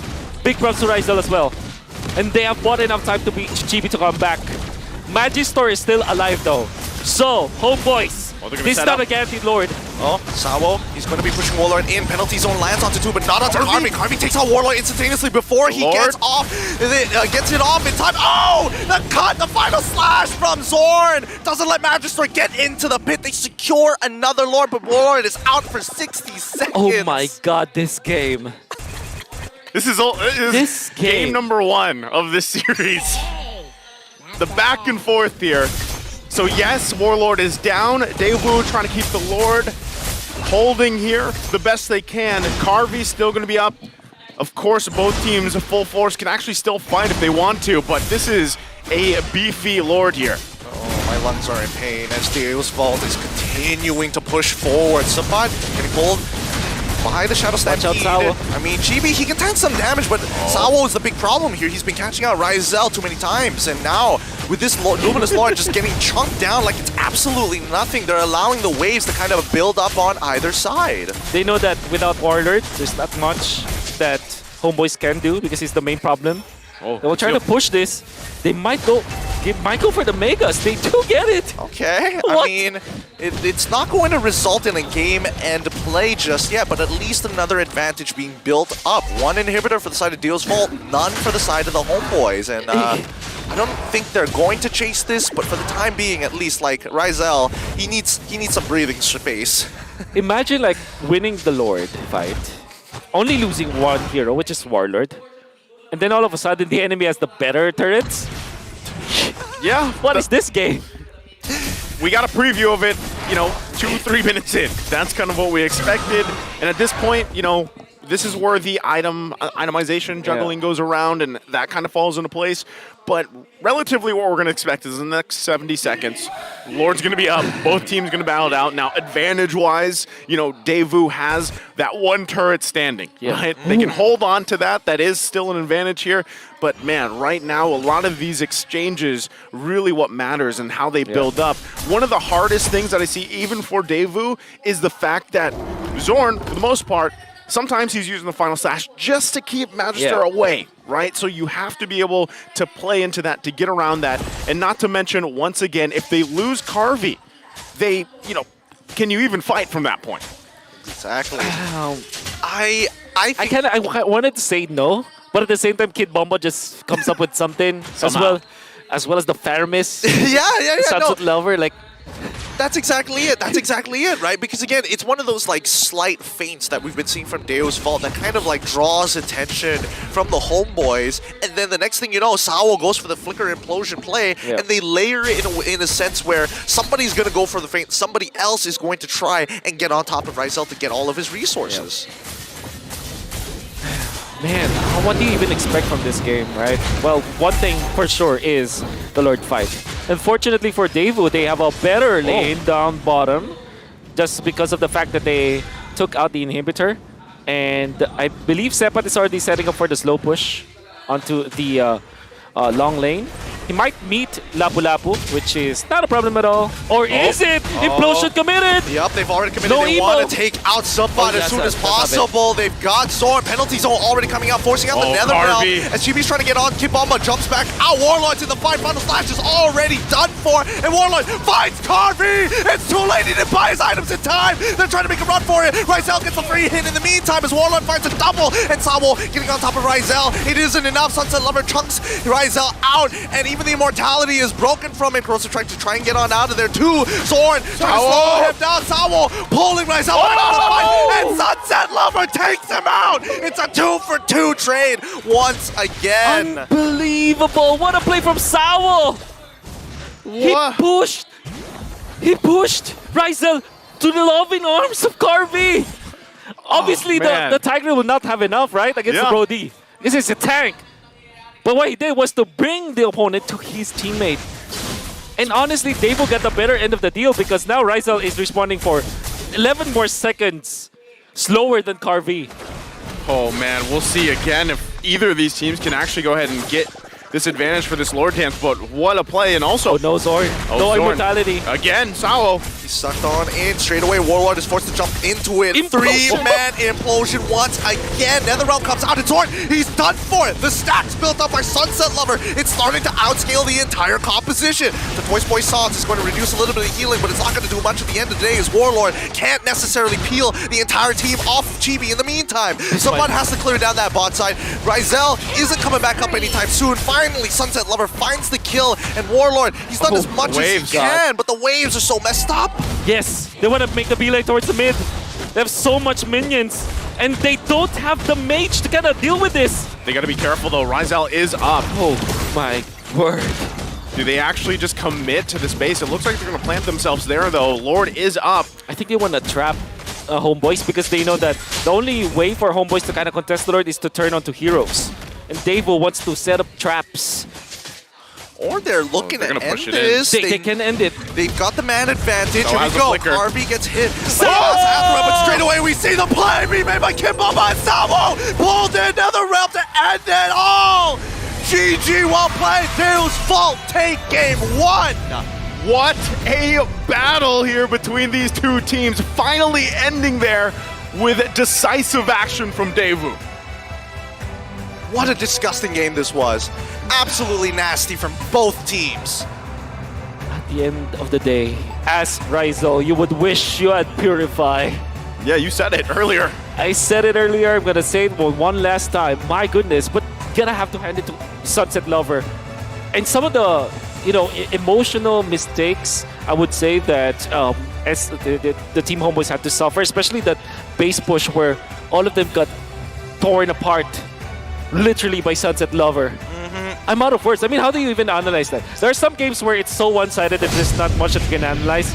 This game, it cannot be summed up in just, 8 minutes of analysis. Impossible. I'm at a loss for words. I really am, because there are definitely moments where homeboys were like, this composition might actually work out. They found the linchpin, and then, oh no, I got knocked up by the Lord. Oh no, I stand too close together, and I final/Sunset Lover into us, which causes our minion to die. It's all these like tiny little details that honestly made the difference for Daewoo. And even with that, you know, I'm not sure who you guys' MVP is, but Sunset Lover to save the game there. Yeah. Hey, man, again, a performance time and time again. There it is. He knows it. And even Kim Bomba, the fact that he was able to get that Lord earlier, but sends Sunset Lover here, man, I can't even speak, because the plays that he was able to pull off to stay in the game was just simply amazing. And like you guys mentioned, even the damage, you have to respect it, even though it's just a Faramis here. Yeah. We're gonna see through the highlights, thankfully. And then there will be so much this game. I wonder if they are gonna give us skirmishes, because the skirmishes are quite long, right? It was honestly painfully long, right? I mean, even at the start of the game, you would have imagined that like this is a kind of interesting comp from the side of homeboys. Yeah. You know that they planned for it. I mean, there is some merit to taking this Phobius, and you see that how good it is against Faramis when it comes to like windling down the shields, because you deal AoE damage anyways, and you just jump into the backlines and then allow your teammates to just get back. But at the end of the day, the Sunset Lover, the Faramis, is a problem. That was a maniac that was just spoiled by Rizal. Look at this. It was just knocked out. Basically, that's it. That's the story of the game. It was just literally knocked out, and then eventually they lose this fight. And it'll be wonderful implosions that you're going to see through this game. But even better, Sawo with his... there were so many alley plays that we're going to see. Right? For example, this one, Sunset Lover pulling back Chibi, and then there's already the follow-up. Sunset Lover was very on point with the Shadow Stampede, and everybody was. Rizal actually managed to outplay Kid Bomba in many occasions in this game, but there will be so many times where he would wish that he had the Purify. Then another team fight, for whatever reason, everybody was just dropping. And look at Magistor. It's being very difficult to deal with, because he wants to go to the backlines. Now, you would think that they win this, right? Honestly, if they leave Sunset Lover here, they might have had a better shot because of the passive. But man, they got destroyed. And even after all of those winter touches wasn't enough. Look at this. I think this will be the Alio play. Rizal will be able to run away from this, I believe, for now. Then Sawa will just stay in front of Rizal. And then the communication between Sunset Lover. Nobody's stopping Sunset Lover there. Look at that Alio. Beautifully done. My goodness. Yeah. Personally, I think it just shows great chemistry, great communication from the 100%. side of Daewoo, and to a point where even the homeboys like trying to get creative with their composition, it started to really narrow down in comparison to like the mobility options that we see from the draft of Daewoo. 31 minutes, man. This I don't know about you guys, but for me, watching those highlights, watching those team fights unfold, that definitely had to be some of the longer ones, you know, that we've seen just kind of unfold here in place. And really, I like these lineups that they decided to both draft for this situation. Yeah. My goodness. And you would think that this will be a game where it's like already one-sided towards homeboys because of the start that they got. And then eventually, late game, you would think that, okay, Dave has a better scaling. But then again, homeboys are fighting well to the point where you think, okay, they can actually do this. But after some of the, just not even mistakes, right? But it's just like emotions just raging, lack of control. And you would think that hindsight for us, for casters, it is far too easy for us. Just don't fight there. But from the perspective of the players, with everything that's at stake, right? They would wish that they ended the game, and they will not have the best judgment possible. Still, I would say Daewoo is such a big contender as well as homeboys. I know for sure that this will be a very tight series, but with 31-minute game 1, what do we expect from game 2 and game 3? What, another 40-minute match? I don't know, man. Just pain. Just pain for me. Just agony. Because even those team fights, right? When you're spit in the fire, the play-by-play there, you're like, man, they're still going. They're right? still going. And the crazy thing is, like, you would imagine that these fights would eventually come to a pause at some point of time. Even when you have death timers that are going above a minute, like, come on. They still hold on to every little inch of space. But I think that's, again, you know, when you have a lineup like this, both sides here, and you're trying to, we were talking so much about the gold lane, those being the priority of the damage, but then eventually it evolves, right? It evolves, especially with Sunset Lover again, being able to pop off with the damage, provide a ton of it. And the same thing could be said even on the other side for the homeboys, but still, it all came down to those momentary fights, right? The decisions that they made, the placements, again, the communication, and we always talk about this too. The synergy between these teams, these players, is really what stands out here, right? Now, of course, Homeboys has it. I mean, all the teams here in the world stage have it, but this specifically comes down to, hey, Daewoo just pulled it off better this time. So if we are going to think about the game ahead of us, game number 2, and what we saw unfold here in game 1, who's to say that they don't have a similar lineup? But, you know, I don't even think this garners the bans for some of these specific heroes, right? They're still probably going to slip through for the most part because, you know, I like to call the lineup, usually when there's like 3 tanky boys, I call it the beefy boy lineup. Yeah. This is like something even else. I don't even know what to call this. This is like 5 tanky heroes. Death ball composition. Exactly. I haven't seen a composition like this since what? A while. I don't want to say. I would imagine this was looking a little more like M1 even, you know? Yeah, where it's like Rock Hylos to kind of have that type of composition, just to run for it and fight. Well, look at this, right? The bomb. The Bomba mentality. So from King Bomba, it means a lot to get acknowledged. But of course, for me, this is not enough. I'm here to win M5. I'm also hoping for a comeback against Homeboys. Hey, right now, they're leading, right? And with that, you also have to just acknowledge the fact that, you know, this player alone is a integral part of their success up to this point, right? He plays a massive role here, so it's great to see. And also, speaking of great, we have Kyrie. Kyrie, the quote, Homeboys is getting better. We scrimmed with them a fair bit before M5. I personally predicted that they would win against Geek Fam. Yeah, and you know, all of these improvements from the teams, like specifically for Homeboys, they've come a long way, and then they're drafting super duper well. I'm very much surprised about Daewoo, though. I mean, they came from out of our radar, basically. Yeah. Then when they came here, everybody was, you know, there was a word in the street that Dave was actually pretty strong. Even some famous analysts, famous coaches are saying that when they scrim against Daewoo, they find them really, really strong. And I think that now we are seeing the product. It's just, you would wish to see both of these teams in the knockouts, right?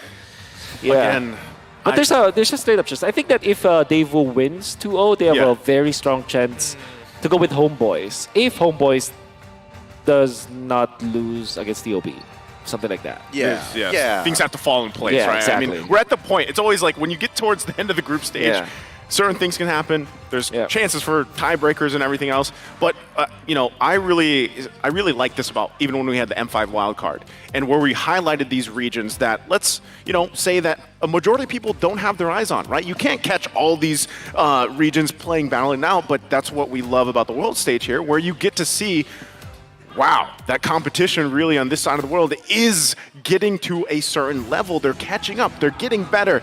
There's these names and these players, coaches, and everything else that you really need to keep your eyes on, right? This is the exciting part, I always feel like, about the M series. Of course, but also it does bring... I'm thinking further into the future here. I'm thinking for the fact that, like, this might end up, for some of these regions, emerging regions, with such powerhouse teams really setting themselves apart from everybody else because of the world stage experience and scrimmages that they get, that it might just become another Todak situation where they dominate they dominate for so long, and teams like the Homeboys, who are good and talented, always get pushed underneath the water because of how dominant they are. It took Homeboys a total of three and a half years to get to the point, and sacrificing some of their core members, Malaysian players, to get better ones to elevate their gameplay.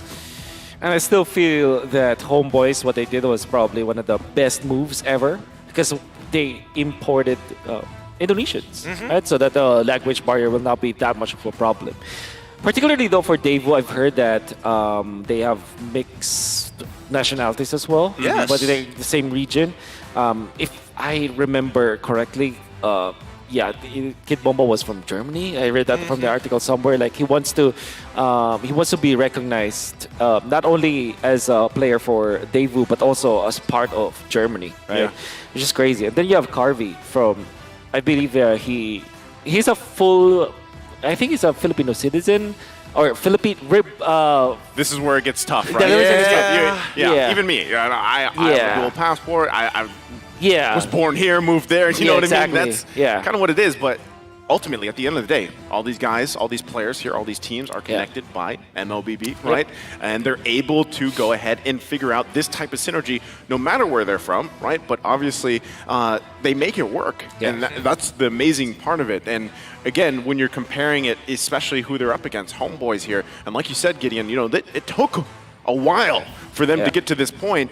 And really, you kind of have to wonder, going back on that point, you teams getting kind of shadowed because one team dominates for so long, how do you actually solve that? How do you technically handle that? Well, technically, that's what Wildcards was introduced this year for this exact purpose, to have a little bit of a taste. And that's why we're seeing teams like Little Gun come into the scene, teams like Umbrella Squad, Imperial as well. So many great teams just that we don't get to see on the big stage just yet, having at least a chance to make it to, being better than great. But it's time we get into the drafting phase, and well, good luck to you, Wolf. I'm gonna give my hats off. More than enough respect. I know you're public enemy number one, but this is a tough one. Gideon's got to get ready after that last one. He's got to rest up, hydrate. You never know if it could be the same thing, but we are going to be loading into the draft here, game number 2. We'll see how things fall into place. Homeboy's going to be on the blue. We have Daewoo on the red. Draft-wise, 1-1 being taken out. Nolan. I'm wondering, too, if one of these teams wants to take out the Faramis. Yes, I actually would want to say that. I think the Faramis should be the ban for Homeboys. This is not the first time that Sunset Lover was phenomenal with the Faramis. Even if you look at their qualifier for M5, it was one of the heroes that Sunset Lover plays a lot. So I'm actually very much surprised that Homeboys let it through.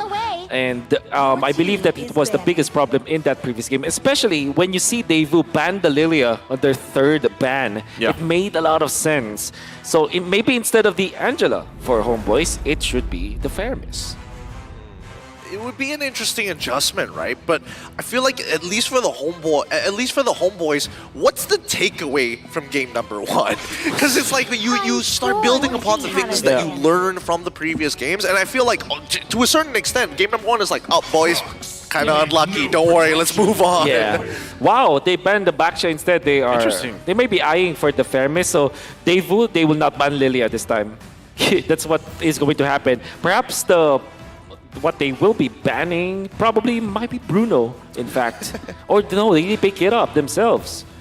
So, yeah, I don't think it's either the Lilia or the Faramis. I think both of those mages will be open. We'll see if they're open. Again, last ban here for the first phase coming out in just a bit from Daewoo. Also makes me wonder, too, with the Baksha ban, like maybe, I don't know if Homeboys actually wants to do this, but pick up an Angela or go opt for some of the healing heroes, that healing meta that we saw so much of before. Oh, there's the Angela ban. So, good answer from Daewoo. They take that out. Now, yes, Bruno's open. Faramis is here. What do you think, Wolf? Oh, it's Joy instead. Oh, obviously, we forgot about that hero. But then again, that still opens up Faramis and Bruno, which I think it's still pretty good. Or, what if Daewoo rushes the Minotaur? Maybe perhaps third pick. Minotaur third pick, and not just... I mean, I feel like if we really had to force a roamer out now, you might as well just go for something like Kaja or Franco, right? I mean, that's like, maybe this is just me looking at the surface and being like, okay, that's enough for me, right? That's the solid answer. For sure. But that also means Daewoo can pick up... that means Bruno and Faramis should be the top priority now. And they're really talking about it.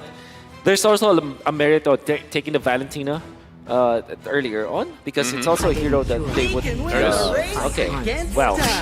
That works. So is this Faramis just going on the other side? Is that the sure answer, or do you still wait? Because so far, too, something I've been personally happy with is just seeing Gord pop up, right? Obviously, usually an answer, even when Valentina is there, right, to handle that into that situation. Not sure if you really want to go that, because, again, playstyle, considering the playstyles here, and even from the previous game, that's one of the downsides of Gord, right? You really have to play from a distance, and you're very susceptible to, you know, all these different angles. Yeah. I wanted to say that maybe they take Fire Mist Terizla for sure. Terizla. But now, I think Daewoo might really just get the Minotaur. It's so weird, right? Because I'm saying that typically that's the Franco, that's the Kaja that you answer against this Joy. But at the same time, I think that Daewoo's playstyle is more about like keeping together Carvey, like peeling for Carvey. Surely you can do that with Franco and Kaja, but no other roamer does it better than Minotaur. And at the same time, Fight for the ultimate. Ooh, Hilda to counter the Joy, but this might be too early. I was gonna say, is that a little too early, or is that? I don't mind it because both Joy and Terizla have already been shown for the side of Homeboys, right? So in terms of quote-unquote flexibility here, I don't see Terizla going into the jungle anytime soon, right? Yeah. Or being flexed into any other role. So at least, you know, it's like, okay, we're going to harass you. Let's see what the response is in the bans. Yeah. They might ban Tigreal eventually, maybe second ban. The first one might be just Cho, because it's a Zorn special. Understandably, because they don't have the best dive. As soon as Gideon said that, I was like, did I recall in the wild card there was a Roam Terizla? You know, I'm so... I'm just going to pretend. No, I totally didn't see it there. So, you know, going back to it again, Iksha is going to be banned out here. Obviously, gold lane still left up for grabs for Homeboys. We'll see how they want to kind of navigate this, knowing that, yes, you are against a Bruno. We saw the Brody in the previous game. And, you know, even with this lineup, okay, they don't take out another gold laner, they take out the world. Yep. Okay, what do you ban? You ban maybe Martis for Homeboys. And if you're doing your research, you would see that Daewoo actually has one assassin jungler, which is the Lancelot. Whether or not that will be the ban, will be, you know, I think it's just between Martis as well as the Lancelot when it comes to the bans, because you want to limit Magister heroes. And to be fair, I think he played the Martis really well the previous game, despite them like losing so much. But I think the general idea of how they wanted to play it just makes sense with that hero. I think that if they really have to decide between these two types of heroes, it's one, do you have the confidence to kind of like make the Lancelot work? And if not, let's just keep to our philosophy on the Martis in general, right? Homeboys, they deny the option. Now it's like, you better be confident now, or you go back to utility junglers. Yeah. Okay, there's an option for Daewoo to go back to the Arlott or Lapu-Lapu for Kid Bomba. Both works well. But there's also the benefit of getting the Edith so that you have additional peel for the for this Bruno. At the same time, you have Shred for the shields of the Faramis. But I think that picking up the Lapu-Lapu is just A-okay for Daewoo. Especially because you can use it to kind of deal with the Faramis ultimate. I wonder though if... Do they pick up something like a Tyroth actually in this particular game? That's very bold. Exactly. But it's a massive burst that Joy might not be able to stand. Thorns remain. Oh, there is a Lancelot. Yeah. As expected. Okay, I guess they want to see what the entire composition of what Homeboys want to do before considering the lock-in, right? Because again, as you mentioned before, Arla is this S-tier pick that's able to kind of really start disrupting your opponents and really isolate the fight in case, you know, we do see this droid kind of dive a little too deep. Yeah. I want to see Tigreal for Homeboys. Hopefully not carry, but carry makes sense. I think if you want to win this, you want to pick up the Claude, but it might be countered easily afterwards. But that is kind of the safest pickup coming from Homeboys. It gives you late game. It gives you a way to end the game. If you are concerned about the Hilda, however, you might want to consider picking up the carry.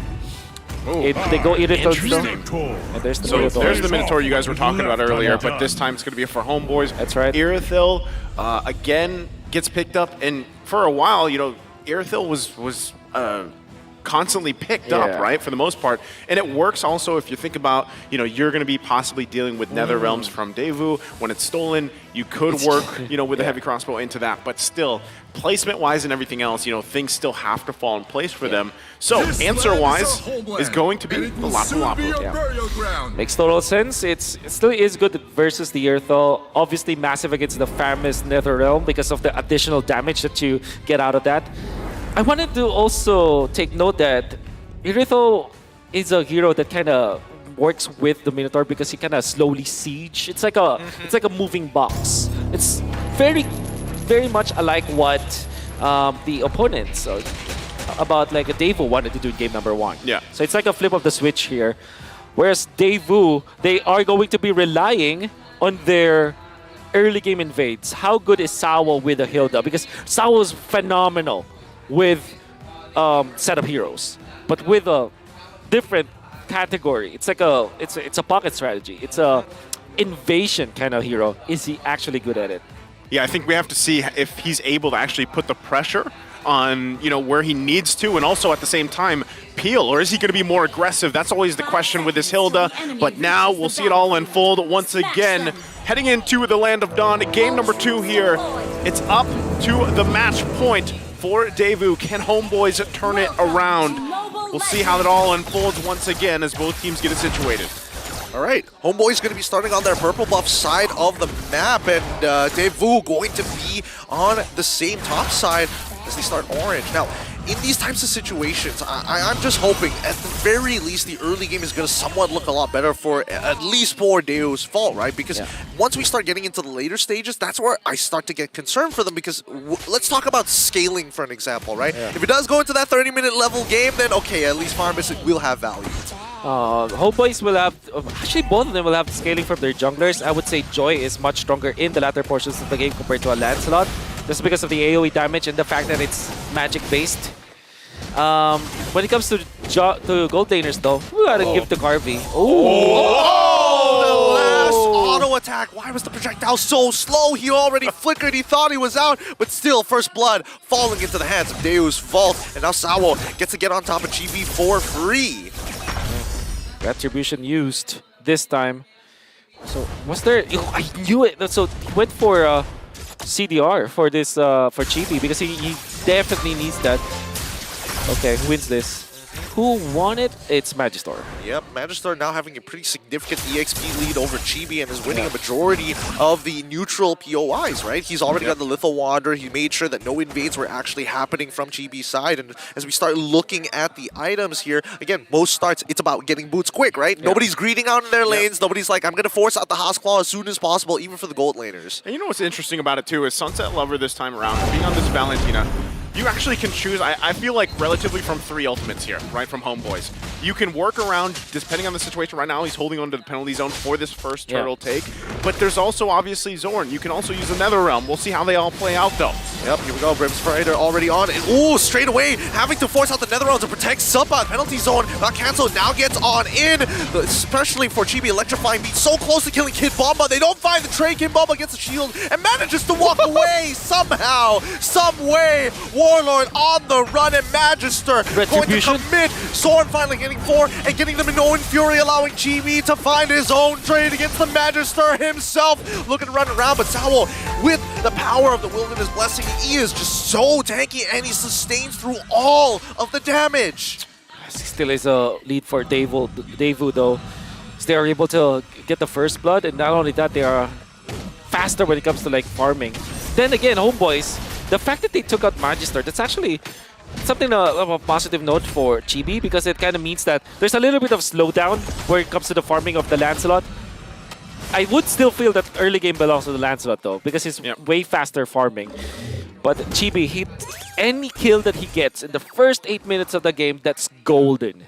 Yeah, not only that, but also the hard part here for Daewoo is really finding out where's our entry points, right? Obviously, Sawo's going to be jumping around. You also have Kid Bomba doing the same thing, but really, you know, that's extra work, right? It takes extra finesse even for Magister to pull off this Lancelot once again until you have the gold laners battling out. But that's why even right now, oh, hold on, top side. Should be fine, but Turtle going for it. Yep, it's going to be a 50-50 here. Magister has a significant advantage. And yep, Thorn Rose straight away into the Retribution, securing the very first Turtle, but now a committed fight as Sawo gets right on top of Warlord. Perfect execution, straight into it with Kid Bomba to finish off the kill. Penalty zone came a little late, but with the iframe, it's just too much. Chibi able to dash away just in time. And with the losing lane on top side, things are not looking good for the Homeboys here. Harvey is going to get some damage now, but luckily, with the explosive crossbow, able to clear up those waves just in time. That'd be pretty good. We're pretty comfortable for Daewoo, actually. I don't know. in a very good spot where they have the early game handed to them. And Sawo didn't even have to like invade. Now he's very tanky and there's no one that can punch him. See? And now Kid Bomba, very early invade.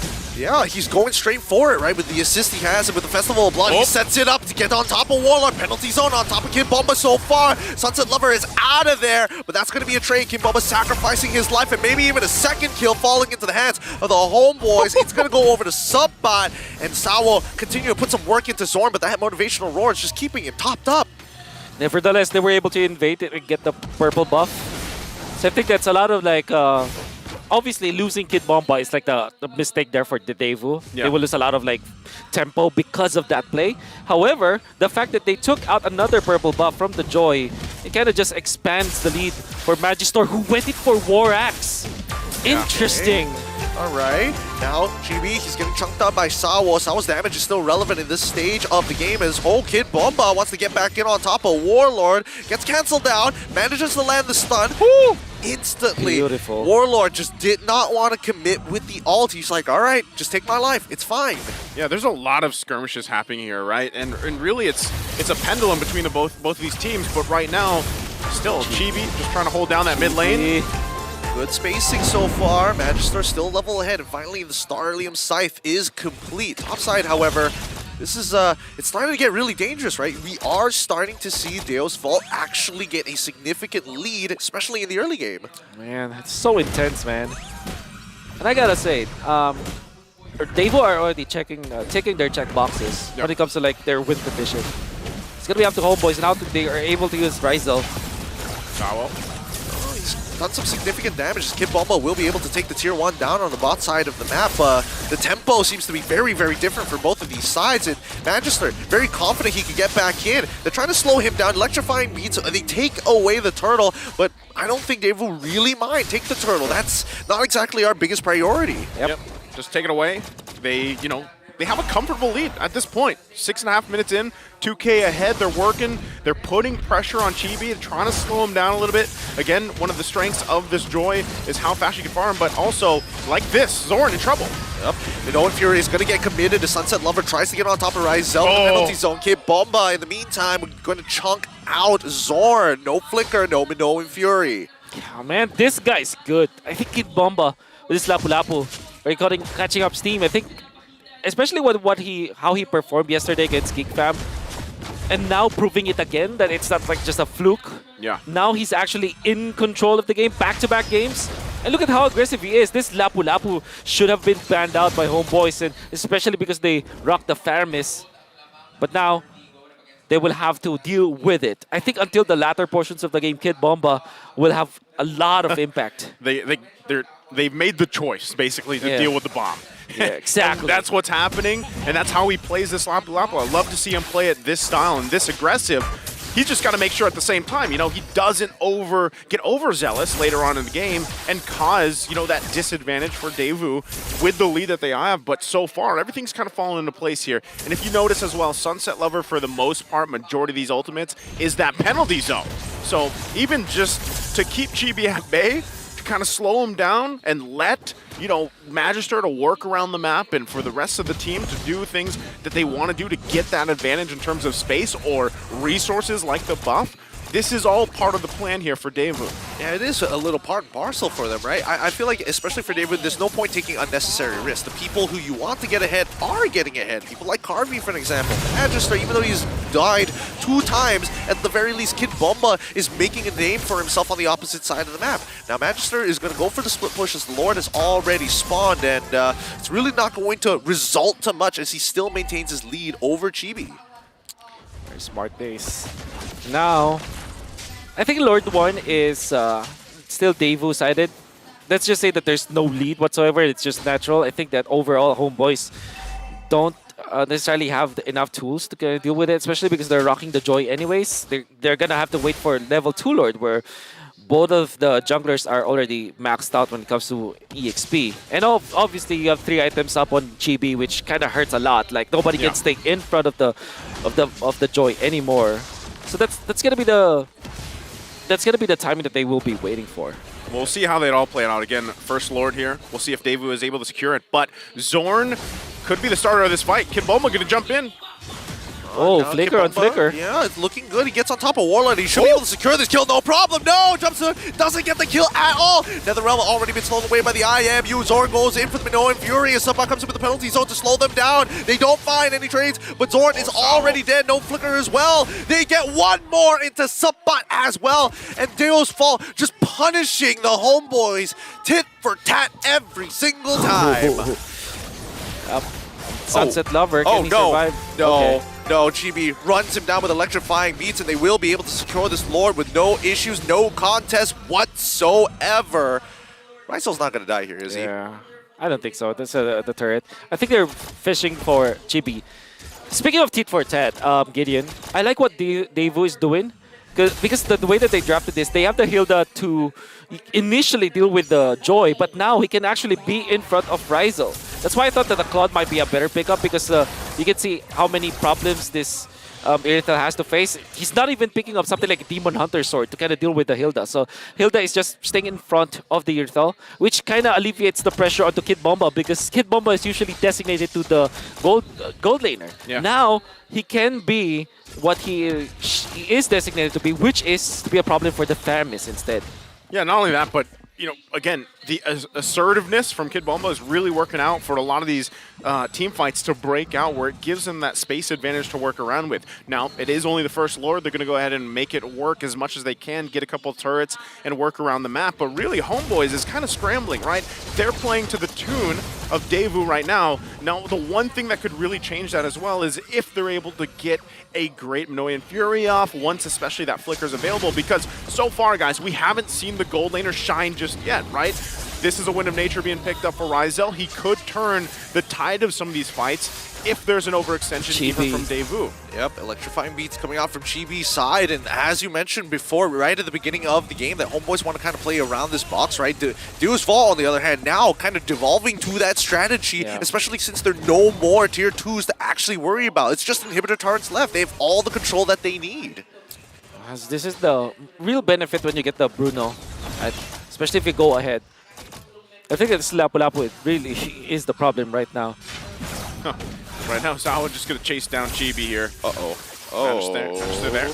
Perfect execution already coming out as well. Kid Bomba not going to pull the trigger just yet, but it looks like now is the time that he goes back in. He's got the damage reduction as he's going in and making sure that at the very least he is going to try and force out some resources, right? You can see the rotation from the mid lane, from Sunset Lover, as well as Carvey, and they recognize that Ryzel is able to steal a tier 2 in the meantime. Electrifying beats finds Sunset Lover as Sawo takes the kill onto Chibi. Is that worth Wolf?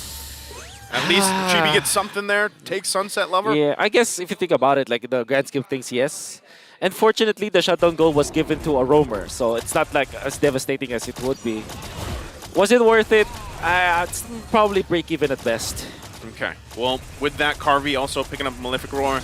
This is going to pay dividends for him, because we've seen some of the damage being output here, especially with this even Minotaur on the inside. Okay, hold on. He was actually... Ryzel got it! Yeah, Ryzel was able to get it. So with all this, Chibi will now spawn second Lord here up. So they should be able to contest it, right? With the things falling in place, itemization-wise as well. Yes, it's nearly a 7K gold deficit that they're working against, but obviously they still want to go and try to contest this. But look at the positioning here from Sawo. Yep. It's a problem now. This Ryzel is important. Yep, he's going to make sure that Ryzel is getting monitored each step of the way, and now they start intercepting them inside their own jungle, right? Suppa get brought down to 50% of his HP as Sunset Lover and Kid Bomba start taking space by that L bush, and now that Tri-Brush is cleared, and more importantly, they have an idea of where Zorn is. Daewoo, they're going to back up, take their time with this, and he got the flicker. Yeah, he got the flicker out of him. Okay, I'm surprised that it was Sunset Lover who loses his resources. Still, Sawo waiting patiently there, going to look for his own angle. Penalty zone already jumping in towards that bad line. Kid Bomba is trying to look for his own, but no, all of a sudden, with the NetherRealm, and especially with Electrifying Beast, they take down Carvey. Perfect execution getting denied, as now the rest of the team starting to lose. Sabut's down. Kid Bomba, Carvey, and Sunset Lover already down. Deo's Fall are scrambling. Magister finds the double kill on towards Warlord's side, but even so, Rizal, he's trying his best. Winds of Nature to buy a little bit more time. Chibi's back into the fight with another electrifying beats. He takes down Sawo Magister against Chibi in the 1v1 of his life, and Chibi wins it out. It's a wipeout.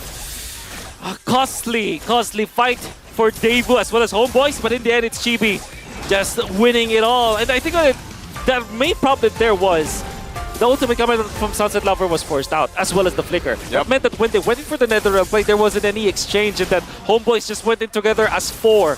The Death Ball was there. They have the Retribution. No way, right? Okay, I thought it was happening again. I could see the moment that it was about to happen. Thank goodness it falls into the hands of the Homeboys, and now they've evened up that score. That gold lead shrunk.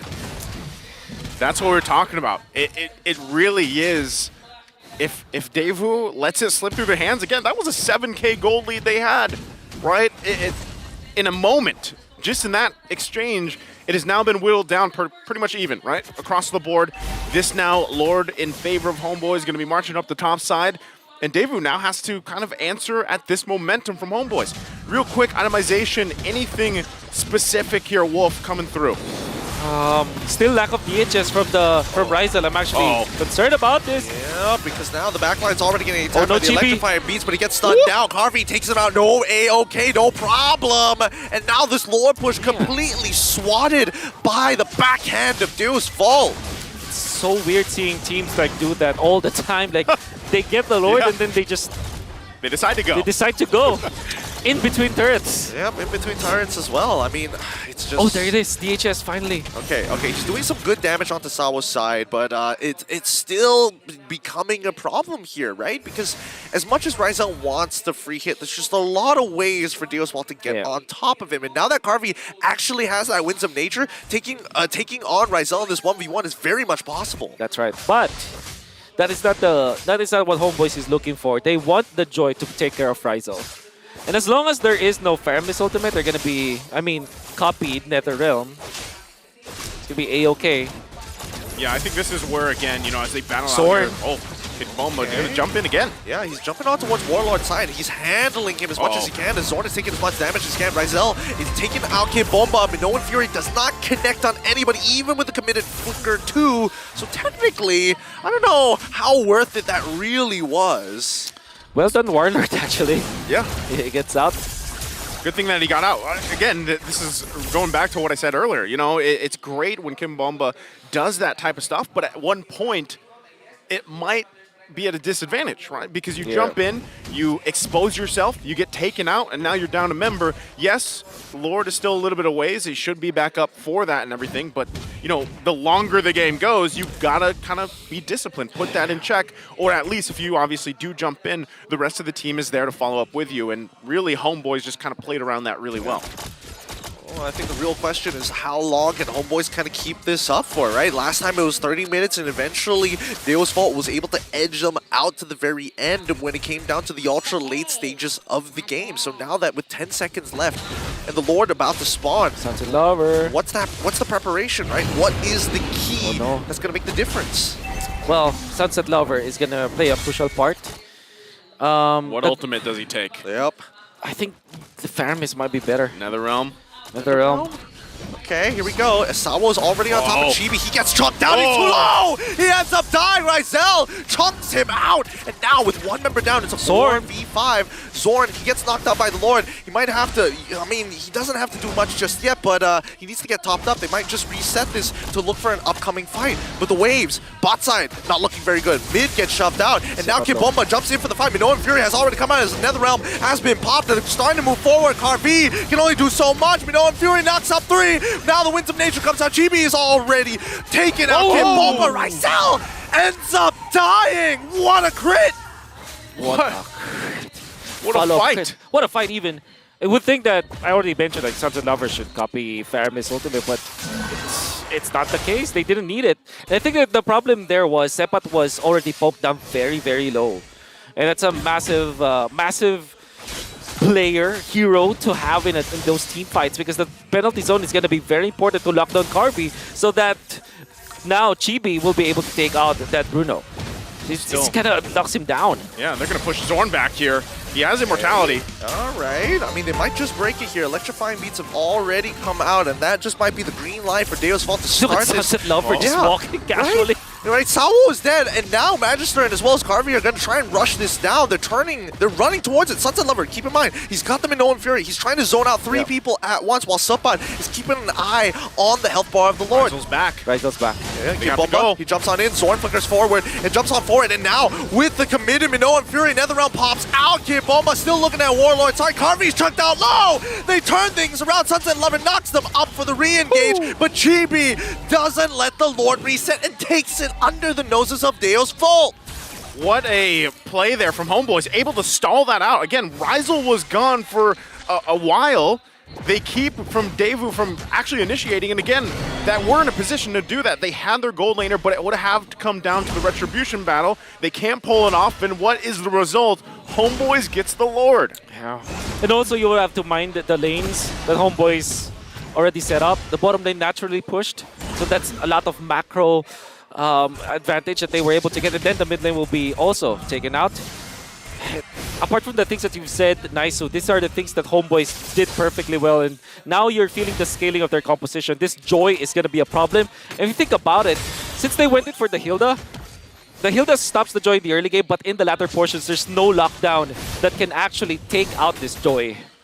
It'd be rough.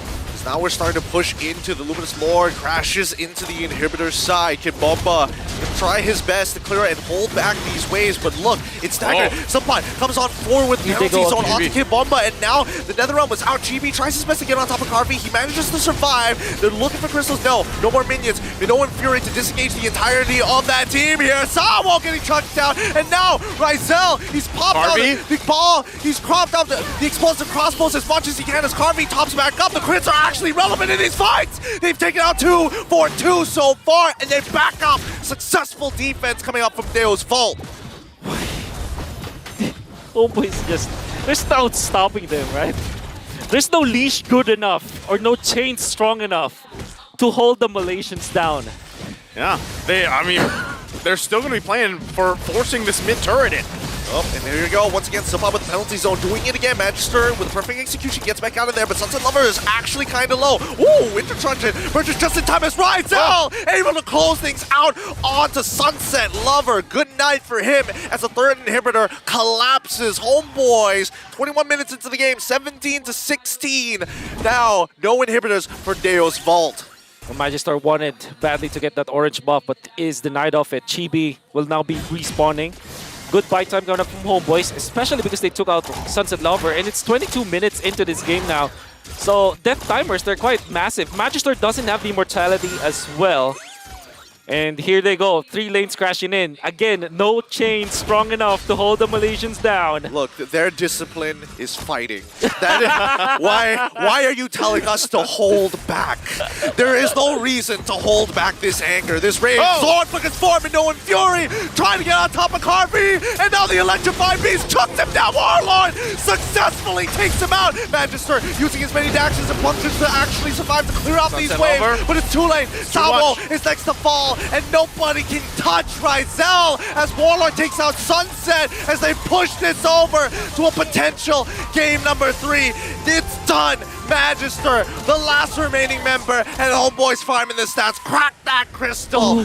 GG, well played for the Homeboys. And after another decisive game, Homeboys able to regroup, recoup, and take us to a game 3 here against Daewoo.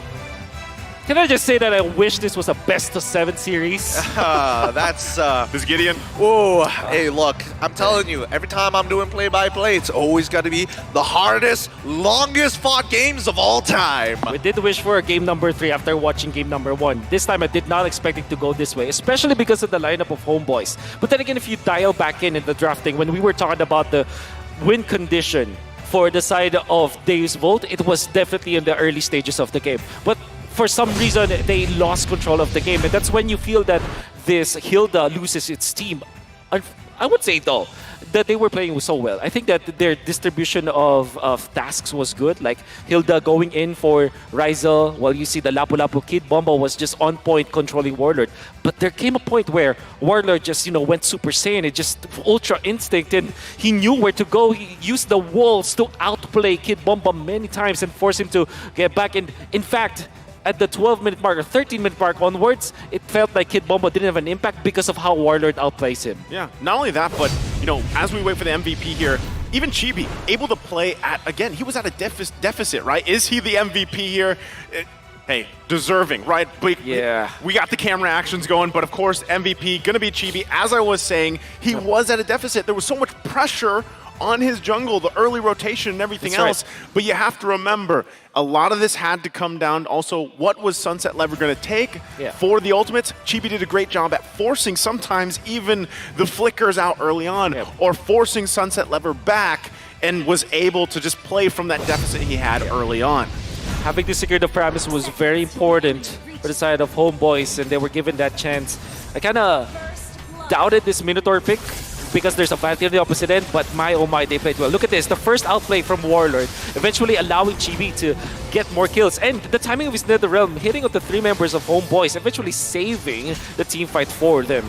This is one of those turning points, and this was the more important one. When Sunset Lover didn't have the ultimate to copy any, the NetherRealm now allowed them to get into Harvey. The red carpet was already drawn. This eventually will be a very long team fight that only one player survives because of the aggression from Homeboys. Like I said, there's no amount of chains can hold down these Malaysians. Rizel still wanted to fight Sawo, understandably so, but then comes the big boss. Chibi, the only one surviving. Eventually, you'll see the Faramis after this, but it's only because of the cooldown that was out. Then they secured the Lord. Yeah. Another big team fight in here as Chibi will go to the backlines once again. And look at that Shadow Stampede controlling Sunset Lover and Carvey. Right after the penalty zone, you still have the Shadow Stampede. That's just brutal to deal with. And the thing that Homeboys did after this play, even though it's like very aggressive, they did not let go of the pressure. They continuously pushed, and Rizel did not die afterwards. So that was actually one of the beautiful things that they did, especially the immortality picked up by Rizel. Eventually, he looks very slow as he's hitting that because of a defensive item, but you already know that he already did his job. And then Chibi was there to close it all out. I think, you pointed out some really good stuff, but despite our MVP Chibi going in really, really hard against Cardi, for the most part, because of what he's been doing the entirety of the game, the fact that he has the tenacity, the fact that he has the Rose Gold Meteor, the fact that he has a team that's trying to peel for him, I think that Chibi was only able to get through at least 65% of his HP.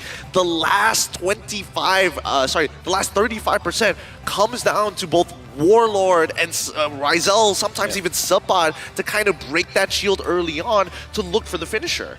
Yeah, again, things really fell into place for them because at one point they were, nearly 7,000 gold behind. They kept things disciplined. They punished some of the early aggression and the mistakes or mispositioning, even if you will, from Daewoo, and they were able to get back into this game, of course, and turn things around, and that's where really things fell into place. Even with Rizel, some of those decisive positions that he took early on was able to get key people down, whether it be Carvey or whichever here. But, those things all play a part, and that's why, yes, it was still relatively a longer game than what maybe our average time is, but not as long as the previous one, but still, they got the job done, right? They relatively well with how far they were behind here. There's so many things that we have to really address in this game, and I think that, if you're a content creator, and probably I would do it, just these 2 games would give you maybe 4 hours worth of analysis, right? Yeah. Just the 2 games alone. Yeah, or even for Clippers out there, there's so many good moments in this game that if you really kind of zoom in with a microscope, at any moment it could have turned for one side or the other if somebody missed an ability or whiffed an ability. Yeah, and just watching these 2 teams, I just completely forgot that there's the likes of veterans like Onyx, AP Brand, Blacklist, right? You just forget about them because this is peak MLBB that you're seeing. Yeah, Like with a different, it's like a different flavor of peak. yeah. Oh, yeah. That's what I would call it. Actually, it does kind of remind me of the last time a Malaysian team has fought against an EECA team, which, if I remember correctly, was Todak versus Navi back in M3. Right, that was a right? 5-game series. That was right? a 5-game series. Almost I'm not gonna lie, it was kind of similar to this to a certain degree. I gotta say, Sunset Lover and Sawa was there. Yes, they and were. by the way, I saw you and LaFell hyperventilating all throughout. Yes, it was not an Wasn't easy it game to very watch. It really wasn't, because this EECA as a region, they have quality players. They have Yes, quality I teams agree. like Daewoo, and it's hard to see them come against our local favorites at the same time. You want both of these teams to rise up and succeed. I just wish there will be like constant West, like embassy version of the West, Although embassy has evolved to I a was point gonna say, where it's starting to global, get to a point, yeah. But where- what I'm trying to say is I hope that they also have their own thing, where all of the NA going up against EECA, all of those teams out there, Fireflux eventually, from Turkey, all of those. Oh, I think West So actually. you're talking I about might be like wrong. MSC 2.0, but different part of the world Yeah, or something? something Guess like it would that. have to be a different Something like name or that. something. Or like MWC, Mobile Legends West Cup. I don't know. Yeah, it's We can all MWI hope. with all dudes, right? Mobile Legends, Western I know. International. Clearly, that's what it was made for, right? You never know what can happen at this point, right? But again, I like this. I like that we're heading into a Game 3. Because before all I this, agree. we talked about what's at stake here for both these teams. But before we head to Game 3, we are going to have to go throw it over to Manjin, I believe, out there for an interview. He's got something to say. Manjin, take it away.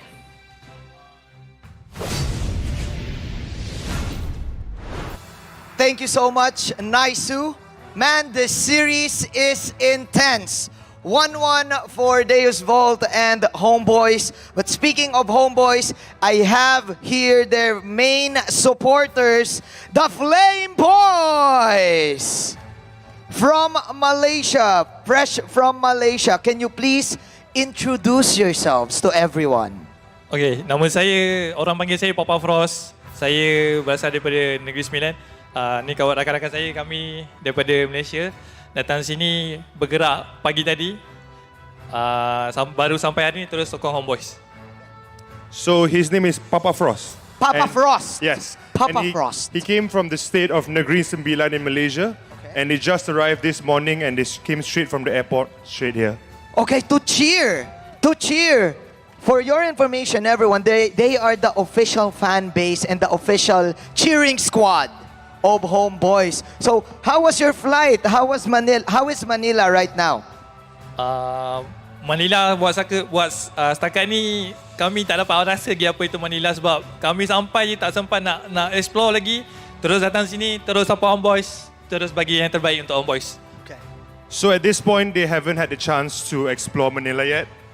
Because, like they mentioned, when they got here, they came straight to the So there's venue. no time. No time. There's no time. Okay. Just your time. You made it right away here. Now, since you guys are the official band, first of all, I have a question. Why do you support Homeboys? Sebab Homeboys nombor 1 kat Malaysia masa sekarang ni.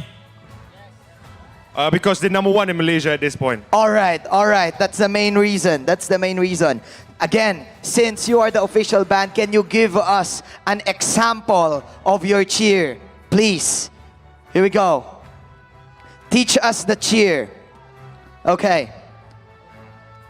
Ladies and gentlemen, wait, let me do the intro first. Okay. Ladies and gentlemen, please welcome the Flame Boys.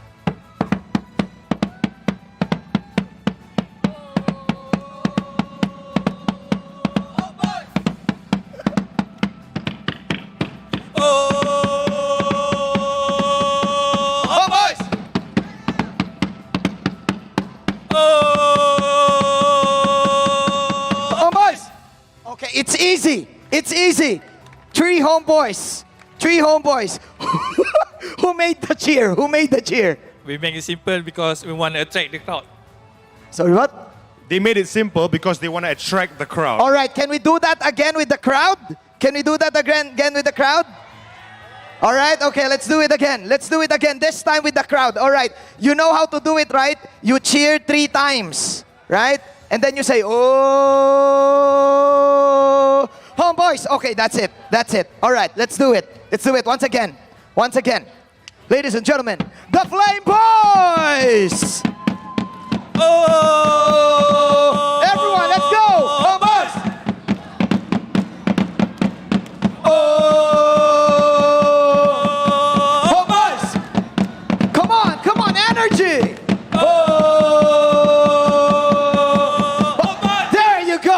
There you go. With a lot of enthusiasm. There you go. Thank you so much, Papa Frost. All right. Any words to the fans of Homeboys back at home watching? Any messages? Okay, untuk semua penyokong Homeboys yang berada dekat Malaysia, jangan lupa untuk doakan yang terbaik untuk Homeboys. Kita dapatkan balik top 3 dekat Asia ataupun dekat dunia ini untuk pasukan Malaysia. So for those fans back in Malaysia, don't forget to pray for Homeboys. They'll get at least top 3 in M5. But are you confident? Are you confident enough that they will be champions? Yes. Okay. 100%. Okay, that's it. That's it. Let's throw it over to our casters. Take it away.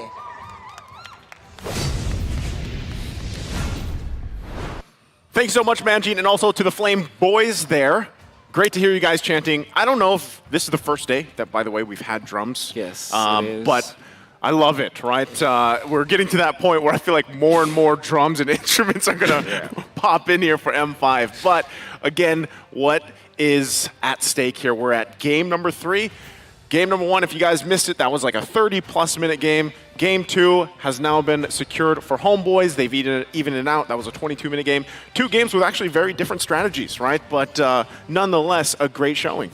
Yeah, especially because of the way that they adjusted the draft. I think that right now the Faramis should be like the, that child that everybody was like to. Right, the favorite child. The favorite child, like. They're going to be having a tug of war between them because I think it's the prime commodity right now, the 2 teams. It's not because of the nature of the hero, but mainly because of the nature of the teams. Yes. You're going to be looking. I think that now we have established both Daewoo as well as Homeboys. They just love long skirmishes. They just love long fights. And who is the king of long team fights? Definitely the Faramis, because the longer the fight goes, obviously your ultimate allows for that to happen, but at the same time you stack up so much on those Ghost Bursters damage. Yeah.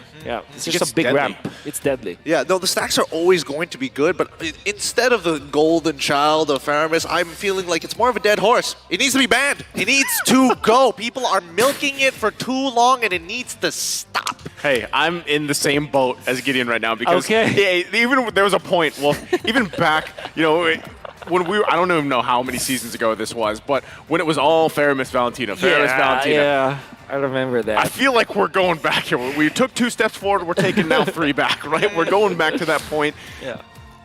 I get why it's such a sought-after hero, but and that's the thing is when you only have so many bans, right? And you have these heroes that have been performing so well up to this point. Really, what are you willing to let go? What are you willing to let the other team have? Especially when you go into the blue side priority and then you have the red side, and that has all its statistics that I know you guys as analysts love. But really, that's the question: is if we actually ban out the Faramis, what are we leaving open? And how does that evolve into the draft? And really, when it's come down to now, the best of 1 for this series. Given how both these lineups have changed from game 1 to game 2, is that possible? Is it take out the Faramis, get rid of that, and then build this lineup, build this strategy around something else? Gideon, I know you're very familiar, especially with Homeboys and their playstyle and everything. Yep.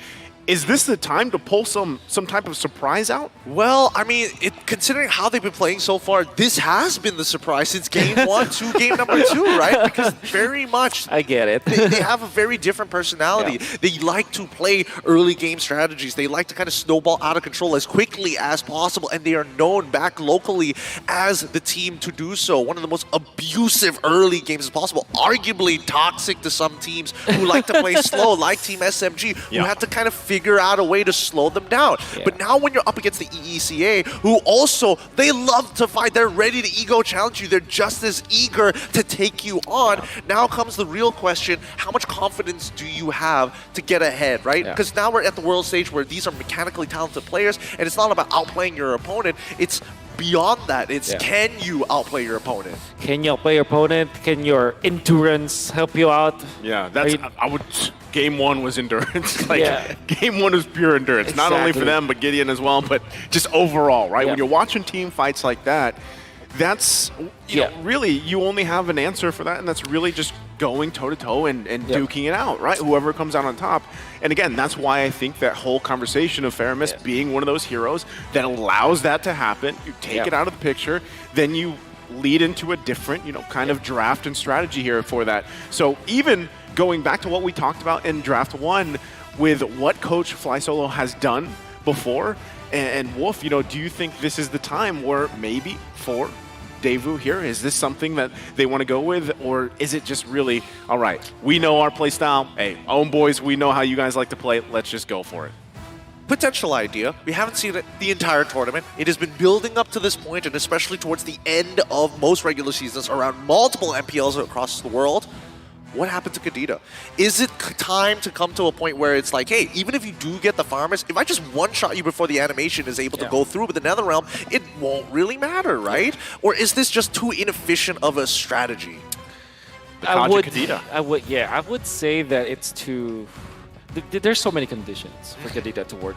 And I think if it takes a specialization to kind of, you know, merit a pickup. For example, if you're looking at Echo, Backroom C at PLI, they will not think twice taking up the Kirita because they know that it's a hero that is played not only by the player but also by the team. So they know exactly what it does, right? For now, I think teams will just go back to what works as a team. They probably did not scrim with the Kadita. Right, so they probably will think, okay, we haven't really touched upon that. Maybe they have focused on other things, right? Oh man, that means they've been scrimming with Phoveus in the mid lane this entire time. The thought of that, having like 30, 40 plus hours going through scrimmages, like how many until you're that confident? That's true now you think about it. Oh man, I can't imagine. Right? I can't imagine. Lane Prio, don't worry, we just fight. Oh my god. I think there's, you know, especially after M5, there's going to be more mid-Phobias happening in the ranked games out there. God. So, you know, with that all said, let's go ahead and jump into the draft here. Game number 3. It's 1-1 for both of these teams. It's all come down to this. We've theorized, we've conceptualized exactly how this could play a part. And if Faramis will actually pop up once again as he is a mainstay in a lot of these lineups. But already, Daewoo on the blue, Homeboys on the red here, 1-1 already banned out. Okay. Can I be thinking like, what do you prioritize even? Especially when the backside is open, I think that Daewoo might consider that as the first pick. Also, the Nolan should be another option, which kind of makes me think that Daewoo might leave both assassins open. I think so. Only because it's like, you know what, that's why else would you go towards that blue side? You find success in game number 1, and then after that, game number 2, they brought it close as they could possibly get it to, and then it's just about execution at that point. So I think that at the very least, Daewoo is coming in with a game plan, and now Homeboys are kind of like thinking about it, all right, now that we're on red side, how does this really change? Because this is the first time we're seeing them on the red side against Daewoo.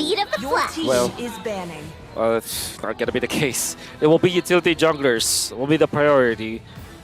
And I'm pretty well sure that the Faramis eventually will be put in the mix. I think it will not be like literally the first pick, but it's going there anyways. Okay. Unless they ban the Phobius out of nowhere in this Do you think particular that'll slot. just happen? Like, we're tired of it. Oh yeah, we're just ban it out. We're sick of this. I hate that hero. Let's just not play it. I'm done with it. We're gonna force Homeboys to ban out the Nolan this time. And if you think about it, well, now that I think about it, Daewoo, this is elimination game. Yeah. Nolan. If they lose this game, they don't have a shot anymore. They don't have it. Do they? No, because they will go 1 and 2. And then there's already a 2-1. 1 and 2, and there's already a 2-1. You're right. We're going to double check with this with our producers in a little bit, but in the meantime, I mean, let's see what the next man, Angela. Man, I don't know what some of these teams not like in Angela. Yeah. Hey, they don't want to deal with that hard guard, you know? Yeah. It's, we saw what happened with Ra Yeah. recently where he was just godlike on the Angela, and not to mention just the healing meta. In a way, really the only thing that's slipped through for the most part is Minotaur, right? Yeah. So we'll see again next ban here for the first phase from Homeboys, but the fact that Nolan is open, is that a possibility for Daewoo here? Yeah, Daewoo wants that. I think that they played it against Geek Fam. And to quote one of the players that I will not name, Nolan is the assassin for utility jungler mains because it's easy. And there's a slur word afterwards. Always on the way. So it's easy and the slur words. Okay. All Leave right. it to your imagination. Leave it to your ladies and gentlemen. imagination. It's easy and Slurpees. Yeah, Slurpees, yeah. Matilda gets banned out here, which is kind of interesting because now after, replaying the draft in my head again and again and again, and Daewoo being on that on the red side in the past 2 games, I was expecting maybe they follow suit, right? Get rid of the Lilia and be ready to actually deal with the Farmis all over again. But since they're getting rid of the Matilda, they've kind of opened this draft up. Nolan's available, Farmis is available. Valentina again. Like all the hot commodities. There he is. So this is probably just going to be Bruno Faramis. Yeah, Bruno Faramis. Is that the safest or is it the Valentina? Like, would you rather go with the Valentina? Even with a Nolan first pick? I think that Homeboys have proven that they can overcome the Valentina, and what they're going to do again is to overload that Valentina with big ultimates. Penalty Zone, Minnow and Fury, as well as the Netherrealm. I think it's much, So it's Bruno Faramis. Bruno Phobius. Got him! 40 hours. 40 hours of gameplay, Okay. and let's keep in mind that at least now we know that it gets thrown into the mid lane. Now it's like it could go into the EXP as well, right? Yeah. So Still this technically flex. It is, well, quote unquote flex. Quote Because unquote. now Daewoo, it'll be interesting to see them really consider some of the options here, right? Like, oh, if I do go for the Faramis, do I need to look for an EXP laner straight away now, or am I getting juked out here? Yeah. I think out of like comfort, maybe they will just resort to the Faramis, like the Terizla, obviously. Okay, Kid Bumba is finally getting 10 years. That's how much time they will spend this game. And there's a Minotaur. I love it. I actually like this because I always feel like, Nolan, for the most part, if you are going to draft him, you have to be able to cover like the front and back for the most part, whether it be peel, whether it be initiation. Minotaur, Terizla, perfect heroes to be able to do that, right? Because a lot of the times too, if teams are smart playing against the Nolan, the way that his fracture works and everything else, you're going to try to get the advantage in terms of the objective dances, right? Whether it's the turtles, whether it's the lords, you can actually whittle them down. But with the Minotaur and the Terizla, you put yourself in a better position. And that's exactly why Homeboys is like, hey, let's go with the Martis, right? At least it gives us that utility option as well here. Yeah.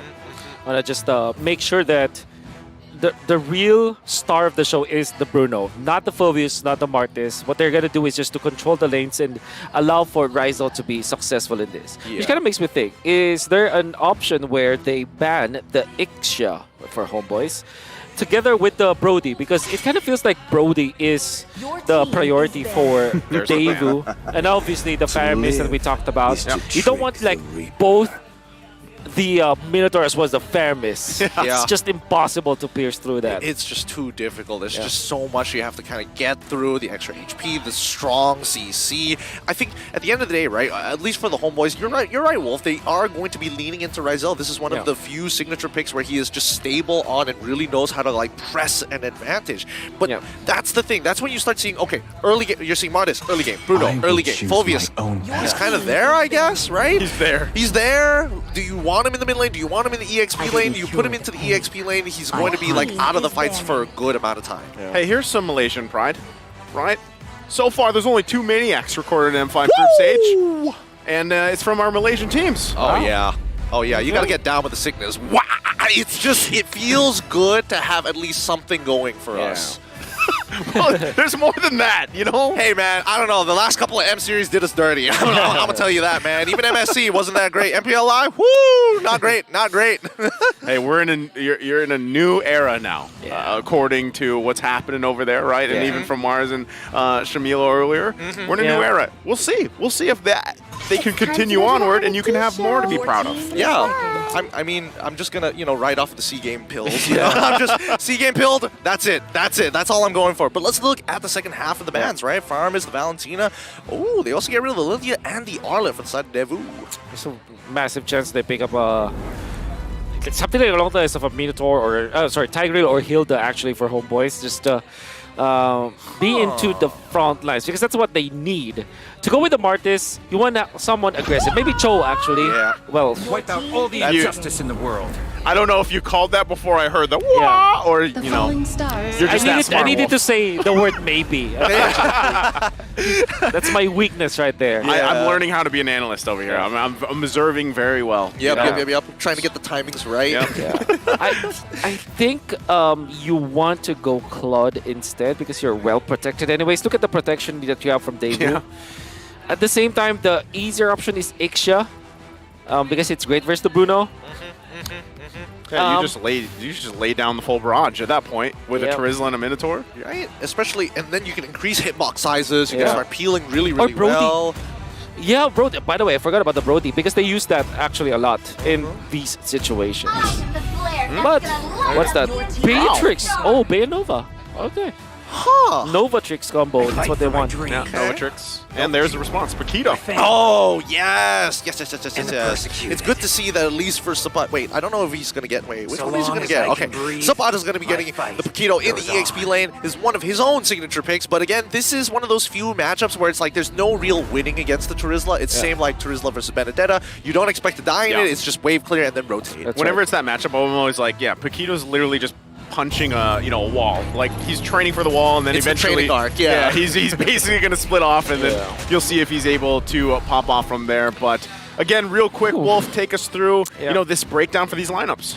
The Paquito will be the counter to the Beatrix. It's very traditional. If you dial back M3, that was the pick to deal with the Beatrix. It still is. And you have that additional tech that you can actually split push. Because looking at Terizla and Minotaur, the VAR, all these stuff that you combine together, there's no actual split push apart from the Nolan, which in a way is counterproductive. You don't want the Nolan to be visible in the lanes, actually, particularly the long lane.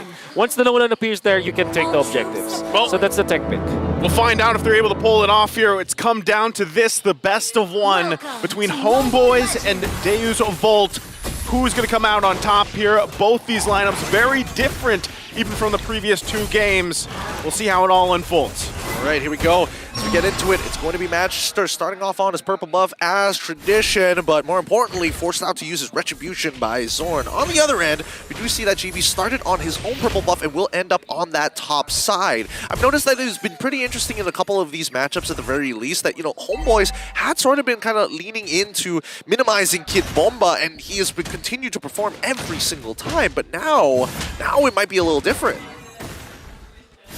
If they're able to establish, let's say, early game, right, in terms of having a Nolan, and you can start building that up, start building the momentum early on, I feel like that is going to be troublesome for Homeboys, but that's why I like the fact that you have a Paquito locked in, right? Usually, when we talk about this Bruno pick, it takes a while to build up. You can already see Magister. He's timing it. He wants to get in. Oh, close. This time, for the first time in a long time, Zorn not giving first blood. Yeah. Well, that's the Nolan.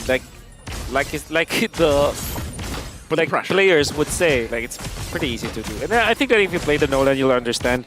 It's just how it is for some of the newly introduced heroes. Yeah, you just push buttons and then all of a sudden you do damage. Yep. I love it. That's what you're saying. He's strong. He's strong. He's kind of good. He's kind of good. But look at this three-man gank on top side against Kid Bomba. It looks like he couldn't respond in time. Ooh, perfectly laid out Astra's eye coming in from the side of Warlock. But now GB might be in some trouble. Wait, no! Oh, he gets sniped at the very end. That's so sad. He just got the trigger Quantum Charge to get that little chunk of health back, but Sunset Lover said no. My goodness. You saw the pathing coming out from the Novaria didn't even appear in the map. That's why GB just walked naturally towards his base, not even trying to dodge. I was surprised they get from Sunset Lover. Yeah, and now they're going to be starting... Oh, they're going to be starting the turtle. Chibi is a level down on Magister, but the problem is that Magister is kind of chunked. He recently got his purple, and now they're going back and forth here, but Chibi, he's like, whatever. I'm just going to clear my entire jungle side on the bot and quickly make my way over to this turtle. Great reset. We've seen... I'm not sure... Oh, yeah, Magister's level 6, so that's a great reset coming out from Kid Bomba.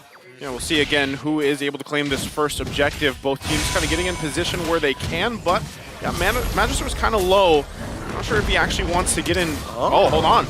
Oh, interesting. Magister, he's already chunked out thanks to the help of Warlord. And now, wait, GB, he's also low. Oh, the kick coming in from Zor to save his life. Kid Bomba, unfortunately, all his efforts were paid off with the help of Sunset Lover once again finding the kill. This is not turning out well for either one of these junglers, but still, nobody seems to be able to take this first turtle of the game successfully. Here comes Magister. He should be able to get it. Kid Bomba secures it, and now they back off into their lanes. Yeah.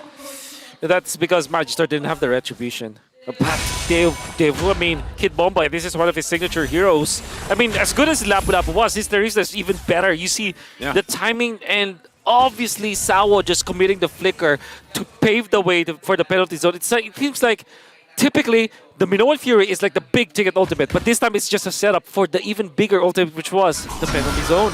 Yeah, you follow that through, and again, the fact that you have a Novaria on top of it to provide you with a vision, you know, the hitboxes like you mentioned earlier, Gideon, you know, the whole kit itself really complements this whole lineup. And that's not even to talk about later on, right, when Carvey is where he needs to be. So really, for Homeboys, you've got to be in a position to withstand some of this early aggression. Speaking of which way, the Dragon committed on Sawo, Minoan Fury, but again, they're able to dodge it. Sawo ends up falling down, and now Warlord is committing pretty hard onto Magister's side, but he's not going to keep going underneath the tier 2. Ryzel walking past the tier 1. He doesn't care about the plates no more. He's going to quickly take care and proxy these minions and quickly hop on over to clear up that lane. Oh, this is a good invade if they will eventually get it. No retribution for Chibi. Magister is here with his own retribution, so they just give up the fight. Just get out. Yeah, especially with Kid Bomba nearby. Zoran continuing to just give that information time and time again. Beatrix going to go for the recall for the time being, and back to the lanes they go.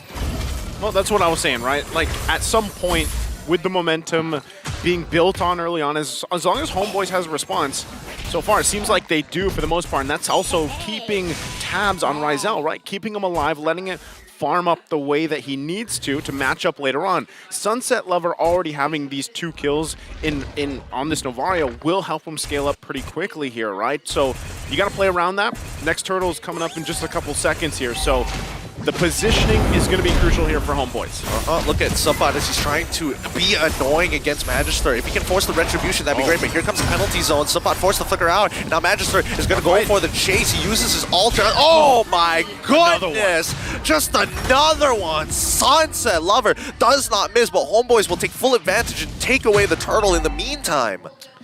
They did get the big objective, the neutral objective, the second turtle, but they are losing on like EXP. Magister's level 9, might get the level 10 if he gets a kill at the Warlord, which Kid Bomba is just managing so well. No dash is given at all. He dashes right at the last second. He needs to maintain this. No! The animation is too slow. Sunset Lover continue to be a nuisance in the mid lane falls. And now down by bot side, Ryzel, he's getting chunked out. Zorn managing to get the kill onto Magister's side, even with the penalty zone being committed by Kid Bomba. Man, okay.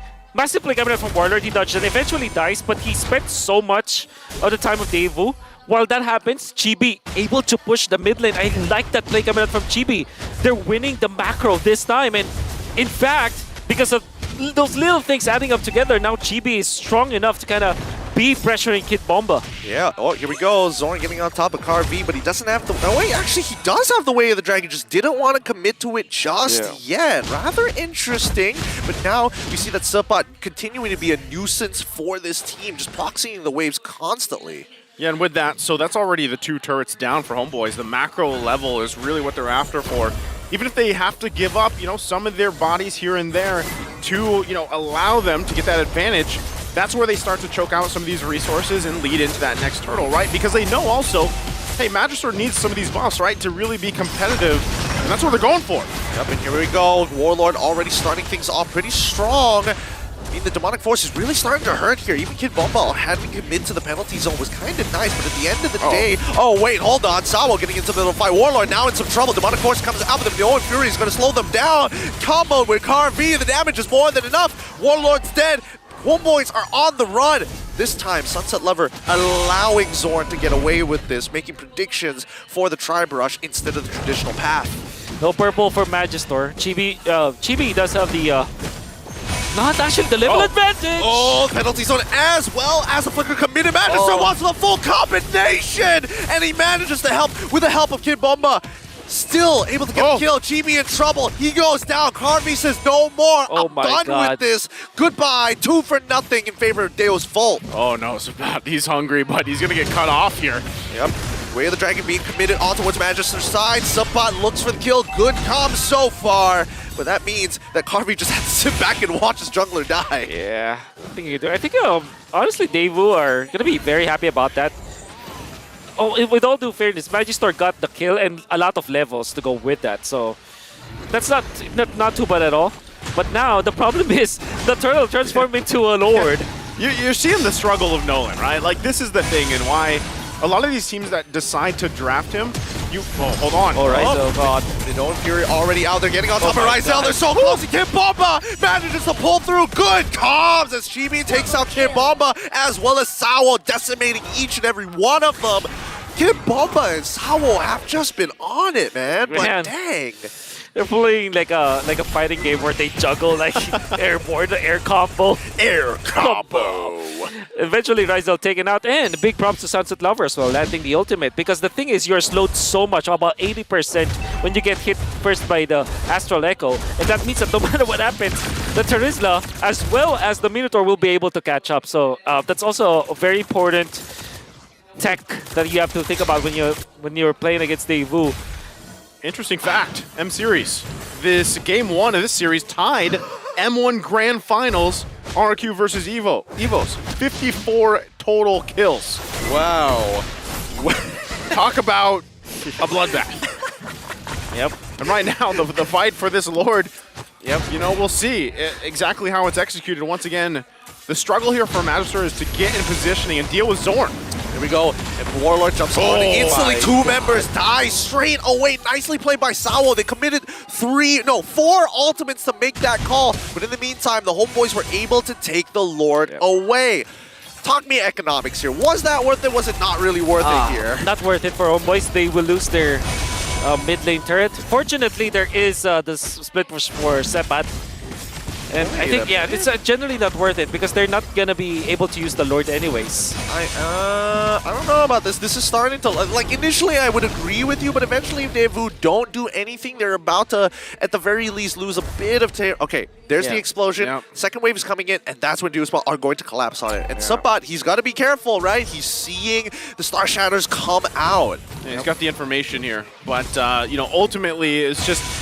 Typically the first Lords, you know, you try to get something when you can, but really you're working against the macro that was set up from Homeboys earlier. And referencing the previous game, that's what we talked about when it came to those later Lords, right? It was the macro setup that they did in the lanes to allow themselves to have some of that advantage to transition and rotate properly. And that's basically what they're doing here as well. Oh, here we go. Once again, Zorn looking to instigate war once more. With the Astral Echoes, there's going to be just a bit of information. At least they kind of know what's going on. Subbot, good double heavy left hand to make sure that it's difficult for Magister to look for the big one-shot. We're gonna be close. I think that at this point we cannot even think about the gold lane advantage, right? I think it's between levels. So Chibi is level 14, Magister is still level 14. This is one thing about Nolan. No matter what happens, you are able to farm. The thing is, he's farming some of the lanes, which means that he takes away some farm from Carvey. However, Carvey's usage of the Bennett's range actually pretty good. Yep. Oh, Chibi! Huh? Foil, second half of it. Oh, he uses it. Now he's gone. Sunset Lover finds the kill. A mistake coming out from the Homeboys' jungler. Oh, what such bad timing as well. What was that? Did he get... He didn't get through the wall, right? No, he got it at the very end, but still though, I think he just thought that it was one of the thinner walls, so Yes, that half exactly, the animation exactly. would have gotten him through, but only until it completed the first half of the animation was he able to kind of get that initial hop. That is a massive outplay. I mean, what they wanted to do was to take the purple buff out again, and every time that Magister has a purple buff, that's a kill threat. It's just how it is. Trizel will always be in a lot of trouble every time that that Magister has a purple buff. So we'll have to fear that. Fortunately, though, as an assassin, this is not a joy where magic damage is the source, so you can actually build on Wind of Nature for this specific choice. Sepat, can you actually take out Magister after the ultimate? Maybe. Yeah. Nah, don't even try. I don't think so. Yeah, he just has to be a threat, right? He just has to constantly just be there while the rest of the homeboys are going to drag and pull this Lord time and time again because they always have to deal with him on the bottom side, especially if he has a wave, right? Yeah, that's great Long though lane because play. he puts the pressure there. So you're forced to either just let him go, do we commit to this Lord? Someone's got to do diligence to handle that, right? And for now, you can see them already rotating down. Sepat, though, he'll just patiently wait. He'll continue to do that as this Lord fight, as this Lord dance ensues, but it is going to reset for now, so both teams trying to just kind of feel out the situation, right? Now, one thing that is difficult here is who's going to start it. Which one? Zorn is actually looking for his own. I mean, the way of the dragon just got committed earlier on towards Kid Bomba's side, starting Warlord to actually jump with the demonic force, and now it's going to be asked for Echoes to give the confirmation. Penalty zone comes on in the combination. This nice won't focus forward, and then CB is gone. No jungler for the homeboys once again, and they just back off. No need to commit any further. Two flickers already down, and Magister walks up. He wants this. He wants it bad, and now they're taking their time. Fracture is already out. Harvey's trying his best to maintain space away from Suppa. That sword down. Ryzel gets a kick onto Kid Bomba. Magister is able to secure this Lord, and now they're on the run. 2-for-2 trade. But the Lord... Oh! I spoke too soon. Make it a 3-for-2 trade with the Lord in the hands of Deo's Vault. I think that Daewoo really happy with that trade. They only lost their XP lane as well as their roamer. Maybe the only thing that will bite them in the end is them losing the mid lane turret, but overall, man, they got that Lord and they burst out Chibi. I gotta say, man, Carvey, usage of this grenade launcher, this Ben's Rage, it's just so good. I think there was only one time where he missed, but I think 3 out of 4 was able to kill off people. Yep, Sabat should be able to get out of this no problem. Oh, some smooth moves coming out of him. But in the meantime, it's still going to be the advance coming in from Deo's Vault. They've got the Lord empowered minions. They got Lord pushing on that top side, but it kind of looks a little staggered here. Deo's Vault are not walking with this Lord. Itemization-wise, though, where's it fall into place? It's pretty much even across the board, though. Yeah, it's oh my god, wait, Ryzel, what's going on here? He just got shut down. He needs to heal with a House Claw. Alright, he's finally good. Chibi has been taking so much damage, but here comes Sunset Lover, right? He wants to get Chibi. Warlord's going to try and block it, but he can't stand too close to him. If not, the splash damage is going to be too much. Tier 2 is going to break on the top side and probably even the mid side here. And Sunset, again, just being an absolute nuisance on the bot side of the map. And all of the things that Sepat was able to do, it was just erased by one Lord fight. Because now they're leading. Sepat does have the immortality. Oh, no. And 4 members converging on him. Help. Oh my god. Shot, gonna miss. Oh, the skill shots, we're waiting for it. No way they just let him walk away like that. Oh. They're scared. They're happy with immortality. It's a warning letter. Yep. Yeah. They're just like, here, yep. Don't do it again. You know when you purposely, I don't know if this is what they were doing, but when you purposely missing the shots, the warning shots, wow, right? Ooh. But here's the thing, at this point in the game, and as you got a glimpse of the items and even the damage dealt here, this is what we talked about, that what is it called, the Novatrix combination? Novatrix, yeah. At one point, it is going to be, instead of the Bennett's Rages, if those setups aren't like we've seen before, then he's just going to be going for the, the snipe shots alongside Sunset Lover, who has been on point for the most part. That's right. Honestly, Carvey just plays this differently. He relies on the Bennett more than the Renner. Because usually the Novatrix combo is like Astral Sphere into the sniper from the Renner's Apathy in combination with each other. With the increased hitbox, you kind of also rely on that too. But this time what they're doing is actually utilize Kid Bomba. Like I said, the penalty zone is the bigger ticket ultimate here because it literally locks down people. And it's enough for the Bennett's Rage radius. It's kind of for them to be taken out. And I don't know if Homeboys are well equipped around it. Yeah, I mean, let's not forget about the placement of it, right? It kind of forces specifically Chibi around these neutral objectives to decide, do I have to keep pressing forward with the Mortal Coils and then be caught out in the open without anti-CC, or pull back and just eat the entire Here we go. Penalty zone as well as Sawo coming in huge with the Minoan Fury. Zorn, the next to fall. That's 2 boys already down with 2 flickers, 4 ultimates from the side of Deo's Fault. That's well worth it because now, right, they cannot fight. Homeboys cannot fight this. Well, Daewoo, they can just even like zone out Chibi here. There's no chance for them to contest this Lord. A well worth it investment from Daewoo. They gotta defend. Again, decisive here from Daewoo. What a series this has been already, back and forth. We've seen Homeboys defend against this situation before, and even be down even further than this. We'll see if they can pull it off once again, but the placement is something they have to watch out for. The positioning, taking care of Rizal as well. A lot of the times, again, Zapata's just, you know, he's got a split push. That's the most part. He's trying to put pressure there. There could be a pinch onto they're going to go for the sandwich. Harvey is showing up first. He's used the tactical roll. He flickers out. He gets knocked up, and even the retribution as well as the Minoan Fury being committed here. Zorn emotes, knowing that, man, that's a lot of resources for one of my boys. In the meantime, Rizal is going to be chunking down the Lord on that top side. Look at them. The death ball. The Bandage Rage. And they even come into the Windows of Nature. Oh, my God.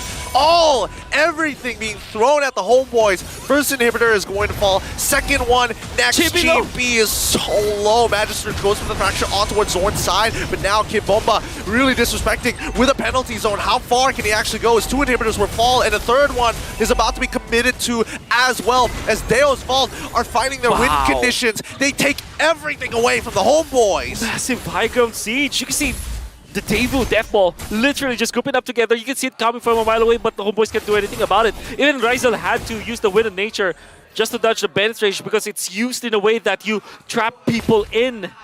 Daewoo are just so well equipped with this Death Ball strategy. Oh, it's been brutal. It's been so brutal, right? Like, specifically Sunset Lover. He's coming out with an almost perfect game here. 7-0 and 8. Hasn't died a single time. Doesn't miss a shot that he doesn't want to miss on purpose. Yeah, this all lining up properly and perfectly here for Daewoo. And at the same time, you got to ask yourself, Homeboys, what do we do? Right? A lot of the times we're just trying to farm up, trying to get positioning here where we can, but look at the pressure being put on. Not only that, but you have to deal with the initiation possibilities, whether it's from Kid Bomba or Sawo on either of those, and at the same time, make sure that once again, Rizal is alive and well, right? And really making the decision too, do we still try to go for some split pushing? Because so far it's been minutes now, and we still don't see any of that base turret being down. So you got to say Daewoo's been doing a great job at handling some of that side lane pressure. Then again, the only thing that I can do is probably split at this point, but you're going to be looking at Daewoo. They have adjusted accordingly. They know how to deal with this split push that Sepat is doing. They're eyeing all the right bushes. They're getting out safely, and they're controlling it once again. And they will wait for another Lord. What they're going to do, they're going to find Rizal again. This time, Rizal will have the Purify. And I mean, we'll see whether or not he gets caught out here, because again, there's still... okay. Astral Echo's being used. All they see is Zorn. They don't spot Sapat just yet, so now they're going to start repositioning for their own purple buff once more. But again, the maintenance is important here, right? Chibi, he starts pulling out this Lord. He's going to eventually reset it once his boys have kind of set the housekeeping done. I think, again, you see the side lane pressure being put here on the bottom side. You're also going to have to watch out for Zorn if he goes in with his own conceal, looking for a setup here. But still, Lord going to be worked on. They have to respect it. Kid Bomba tries to jump in on towards Rizel. Overshot it. Immortality is down. GB blocks the shot. They back off. And here comes with Zorn in the back. Salvo flickers forward. And now even Subban getting in the middle of the fight. Carby takes out Warlord initially. Winter Truncheon coming in for the side of Subban. Even with heavy left hand shield, it just stayed enough. The damage is too much to take. They back away. And now, where's the shot? Oh, both skills shots. This time not connecting. They will get the Lord again. Wonderful Lord that's coming out from Daewoo. I mean, even when Kid Bomba missed the shot because he overshot his ultimate, it didn't matter because the nature of Daewoo's draft is just way too good. I really love this Minotaur priority from them because there's really no answer coming up from Homeboys. Yeah. That's what's difficult. Again, you going back to the question, when you're dealing with the Terizla, the Minotaur, and then you're getting a shot from, all angles or even from a long distance from Carvey or Sunset Lover, it's really hard to play around. So you're looking for your own favorable situation. And at the same time, Rizel has to be very crucial on his positioning. We'll see if they can defend here. They're going to try to muscle on through penalty zone as Zorn is already down. Can't make the play. GB's trying to peel as much as he can, but he gets chunked down. No more mortality. You know when Fury comes out. Warlord with the demonic force tries to get on top of Carvey's side. Rizel holding on strong, but they're going to muscle their way right into base to forcefully end this game for the Homeboys. That's GG, well played. Deuce Fault 2-1. Daewoo comes out swinging against the Malaysian champions. Homeboys, they win the series. What a performance here. And they have revived their chances of getting to the knockout stages. They went 2-1, same with Geek Fam. And for Homeboys, it's tricky because after winning their first series, now they're 1-1. They now will have another fight against TOB. If they lose that, they're out. But if they win, it's a three-way tie. Yeah, they have still, 2 games ahead of them? Homeboys, I believe, they still have 2 games. One last series that will be against TOB. TOB, okay. So they've got to play against TOB. But my oh my, Daewoo. If there's now a dark horse that I would like to put my bet on, this is definitely Daewoo. Well, the way that they're drafting is just so good, and big props to their coach.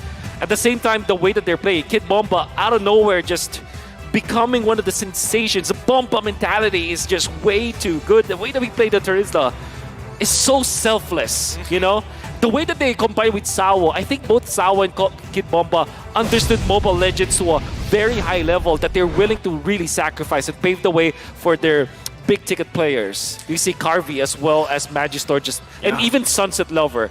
With the two playmakers for the team, they're just very comfortable playing the game. Yeah, I know we're waiting for the MVP here, but Sunset Lover, insane KDA there on the Novaria, able to provide a lot of that vision, and just kind of whittling down the members. And yeah, I love that you said that, Wolf, because when you just look at this whole series, it was an amazing series. Love this one going the distance here.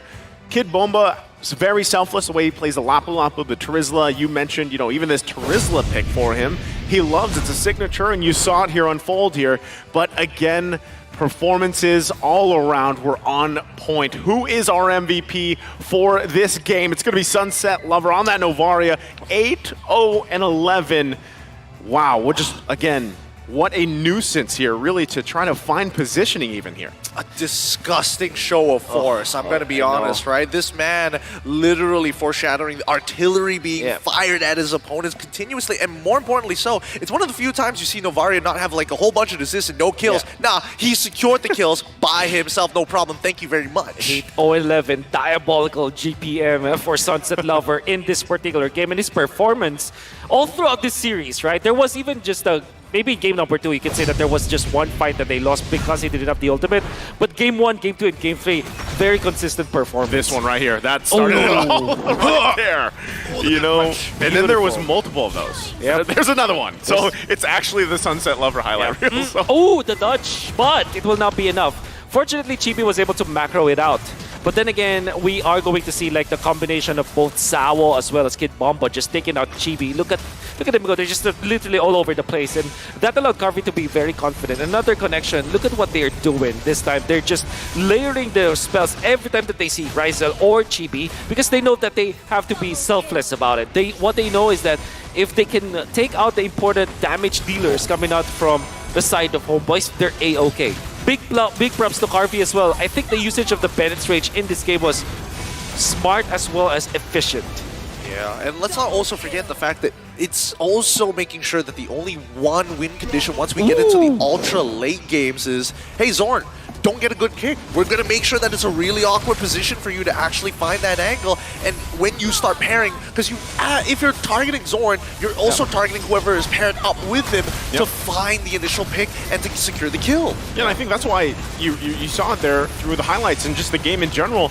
Zorn had a very difficult time at trying to find any efficient way the Dragon usage, because usually, yes, he's going to get in the pretty much rain of fire, and whoever he's trying to kick to is also going to be in that situation there. So it was just very difficult for them to execute that pick, and even just, again, really trying to play around the map. Yes, they were trying to set things up on the macro level, but time and time again, Daewoo found exactly what they wanted here from, you know, the beginning of the game even. And also, one thing that I want to take note here is Magister actually played this well. I mean, he was out farming the Martis, the Chibi, because this is like how you utilize a assassin jungler versus a utility jungler. You don't fight head on because obviously utility is built to destroy the assassins in the early stages of the game. But when it comes to farming, that is where utility junglers struggle. Martis is quite in between, you know, because it still is farming quickly. But versus a Nolan, that will never be the case. So there were even times where Daewoo, even when Magister had the same levels with Chibi, they're not really going for the 50-50 plays around the Retribution battle. He actually just farms, and that allowed them to control the map even better. There was even a time where he was the one doing the split pushing, doing the clear of the lanes, and this allowed them to be always a threat. There came a point where the Paquito with the immortality cannot fight head on versus the Nolan, which is unheard of, right? And that is because of the fact that that Magister played this well, and he understood the situation. I have to be the carry in this game, right? He has to be the one making sure and taking full advantage of the OP-ness of a Nolan. The strong, right? I almost find it like when I see Nolan, I'm almost thinking like most of these guys, they have to almost play like a hide and seek in a way, right? They have to be away from most of the danger because of these roams from the other side of the team are going to be hunting them down. They rely on, you know, their own setups from their own team, from the XP lane, the roam themselves, and then they pop out, right? So that seemed to be the play here, and it worked for them. Yeah, I mean, even Warlord, we saw in the first couple of interactions around the neutral objective, like Warlord was looking out to chunk him out as soon as he possibly can, and yeah, that resulted at least one of the turtles, but then immediately after that, we do see the big shift, right? They force out the mid lane, they make sure that at least with this Phoveus, use your first Demonic Force, then you're too deep in, we don't dash, we look for the punish, and then we go back in for the neutral. Yeah, I love the fact that they utilize the Minnow and Fury as well. The way that they utilize Minnow and Fury in the penalty zone, because I think it's very unique in a way that I'm sure that Homeboys did not see that coming. And the thing that they had the Luvaria to go with it. There was one time when Ryzel was trying to run away from the big AoE of the Minnow and Fury, able to get out, but because of the additional hitbox, there's just, you know, he was just taken out afterwards. And the slow, obviously, coming out from the Astral Echo is just annoying to deal with. Yeah, there was just a lot of things that fell into place with the lineup. And again, you look from game one to that very Wrestling Rumble Royale start, you know, fight to this, what we ended up in game three. Everything was executed well, and hopefully for either of these teams, we don't exactly know where everything is going to fall into place just yet because there's so many variables, but congratulations once again to Daewoo here for Deus Vault. Amazing performance in this great series, obviously one of my favorites here, but again, ahead of us, M5 is powered by Moontunt, presented by Kadia, our global presenting partner, supported by ROG, our official gaming phone, Grab, our official super app partner, and of course, Secret Lab, our official chair partner. Coming up next, there is more. It is the battle for Group A's top seed between Onyx and CU soon, so don't go anywhere. We will be back for the M5 World Championship group stage after this.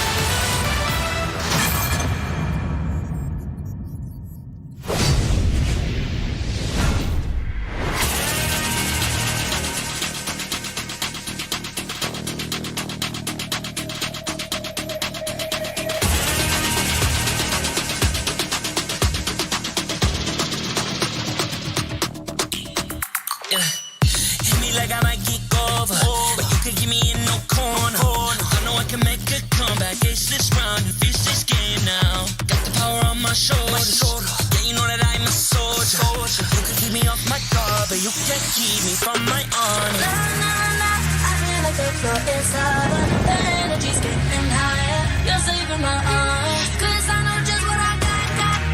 I got you like na-na-na. And you know I hold the power. This feeling I love. Oh, yeah. Making my grind good to great. So don't stand in my way. Standing tall and I won't fall over. We are better than great, good. We are better than great. We stand tall, won't run away.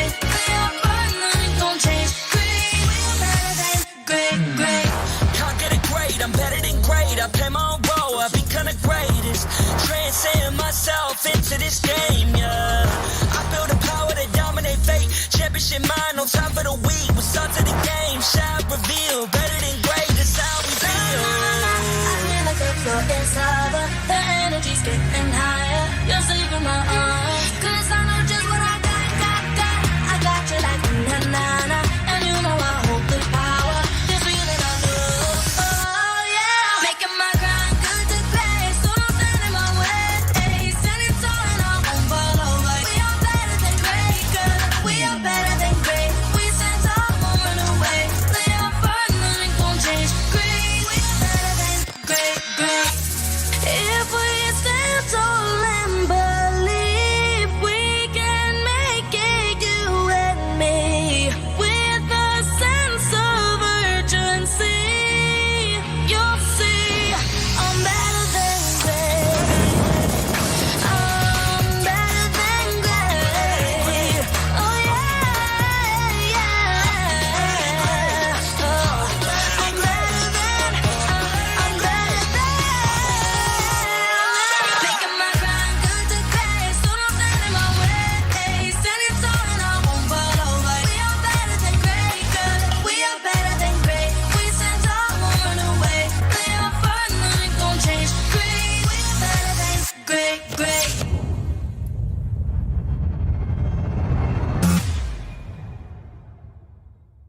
I am the #1 seed, the champion of the arena.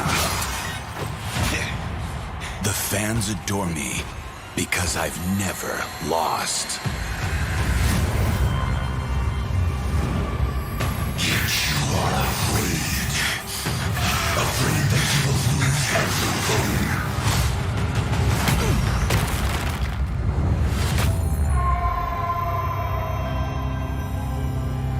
Do you ever get scared of losing, Kimmy? Well, big bro, I think we should cherish the joy and excitement of each game. Not who won or lost. That's right. I'll strive for victory, but I won't lose myself in its pursuit.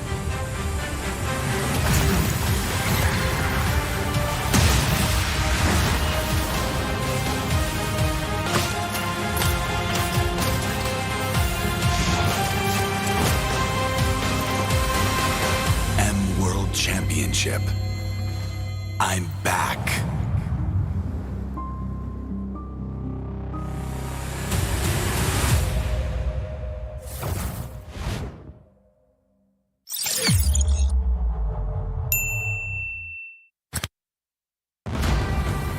We are here at Gamers 8 to show that we are walking the walk. We have had amazing reactions, major idea owners, and a lot of potential partners and stakeholders coming in here and taking a peek. Gidea's cube over here has been the nexus of this zone. What I saw it from the outside is very mysterious. You want to know what's happening inside. Felt like, this is an MMORPG, but R is not role-playing, it's real world.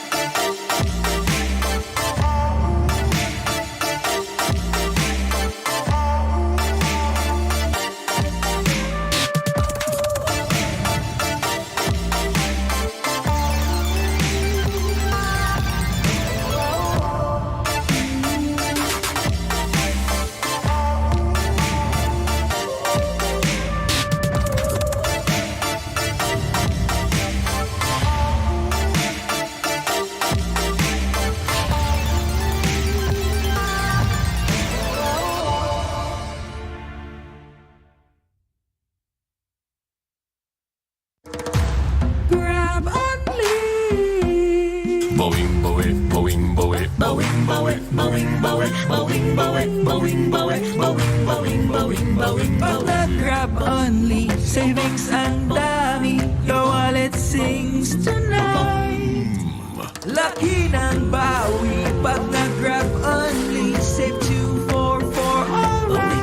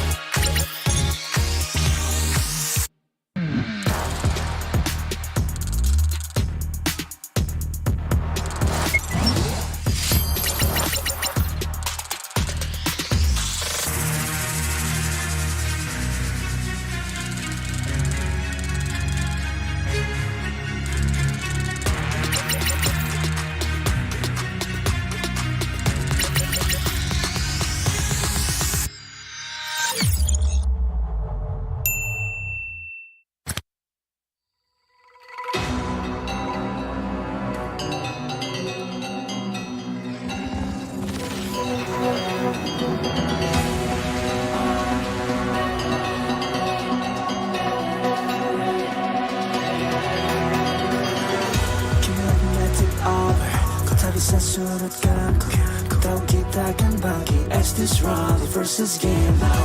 Got the power on my shoulders. Ku tahu ku sempat taruh.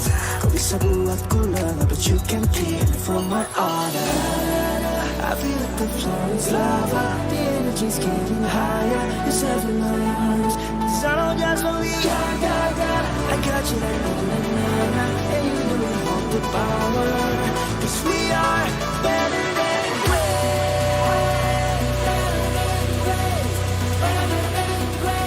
Cause we are better than great. Better than great. Better than great. Better than great. We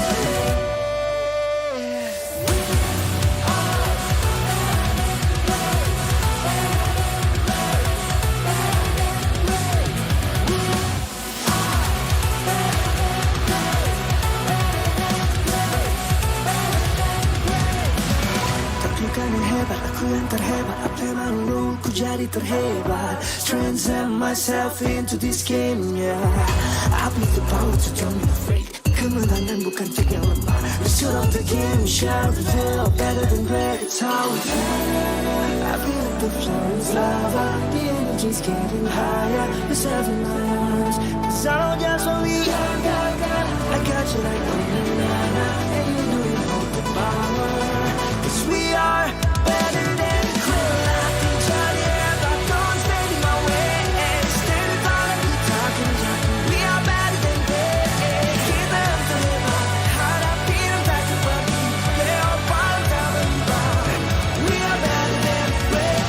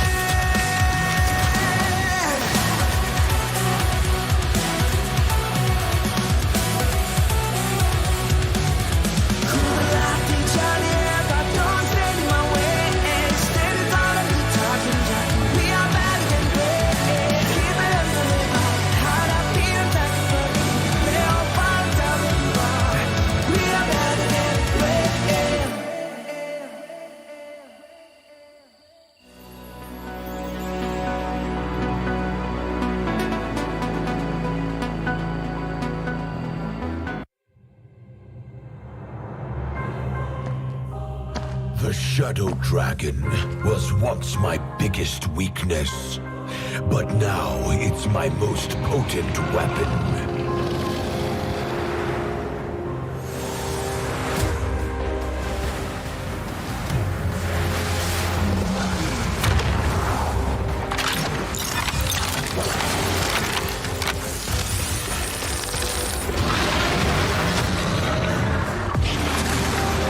Cosmic Dragon, rise and soar! Dragon Stomp! Dragon Scales! Dragon Rush! Rise beyond greatness and seize your own destiny.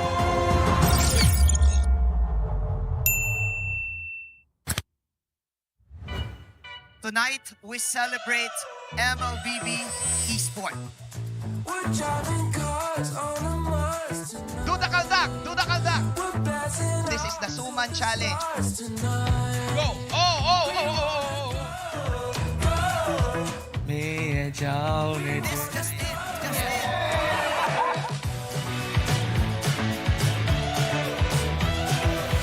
Welcome to M5 Gala.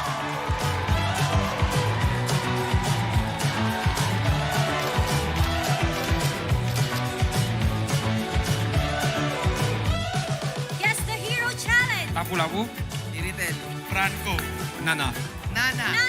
Go! Best dressed team. Best dressed Super Marco.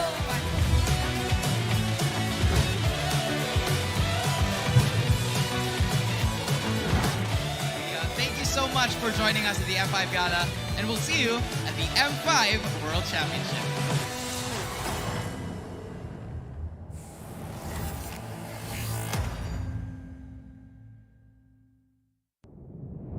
Have you ever wondered what is our identity? Our identity isn't limited to just esport players. Our style. Sweat. Our passion. And vibe. Feel our energy. When we dominate the stage.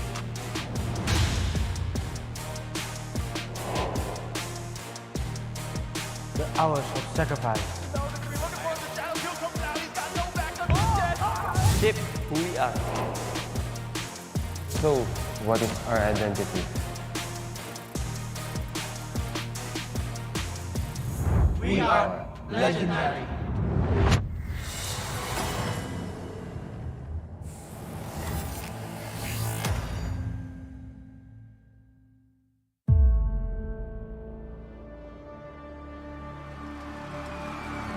In the history of M Series, no host country has ever won the championship title. No other region has ever claimed the throne. No team has ever secured the championship twice. In this thrilling showdown, 16 teams across the world have gathered once more to seize the trophy. Which teams will prove themselves in their epic rivalry rematch? Will a new region unveil their strength and climb to the top? And who will leave an unforgettable mark with their skills? Behold, the old guards, seasoned titans returning to reclaim glory. Algalan.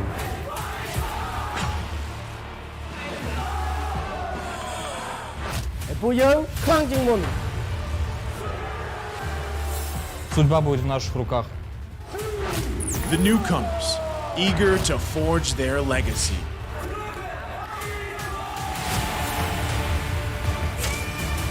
Kita di sini untuk lawan yang terbaik. Kami nggak takut tantangan apapun.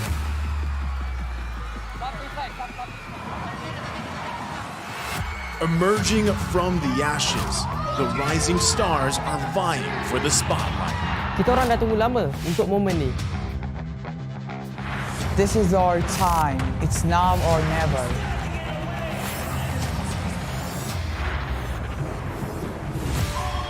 Enter the contenders, here to defy the status quo and rewrite the narrative.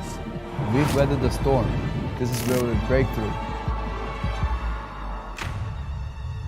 Nós somos brasileiros e a gente não desiste nunca.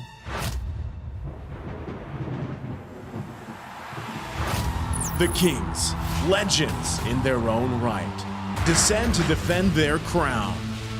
Kita sudah merasai kemenangan. Ini saatnya kita menguasai dunia. Naitaas na namin ang kampyonato at itataas ulit namin ngayon. Babawiin namin ang corona para sa aming hari at reyna. Get ready as the stage is set for the most dynamic championship of the year. It all begins here. It's time to see who will be better than great.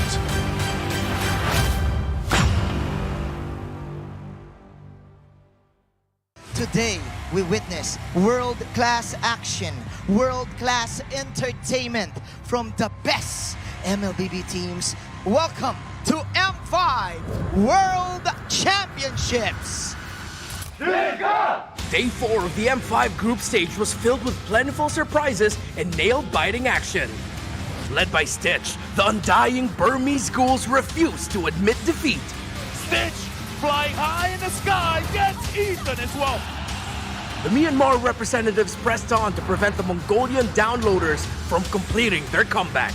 Ethan gets another kill as well, and Bebek still survives. Stitch flickers forward.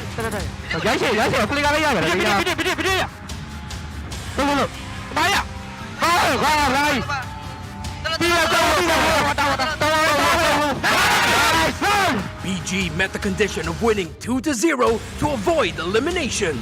Next, Fire Flux Esports started the series with a fiery triumph against RRQ Akira. Implosion hits on the screen. Rosa gets a kill.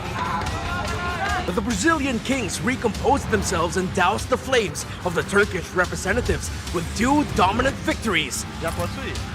Pode entrar, só bate base. Pode entrar, só entrar, bate base. Não consigo bater. Tô trancando a torre, não sei. Cancelei shield, só bate base, só bate base. And proved that they are better than great. Another match, another 2-1 series. This time, it's another East versus West between Geek Fam and Deus Volt. What the hell with the raging sandstorm to the back? It's gonna be the nature by Carvey. Now the sun is well, but a boy. It was an intense back and forth. Wait. Focus. Yeah. Focus, please. Front, kill front. Engage! No. Push. One more game after this. And things got heated between the two teams.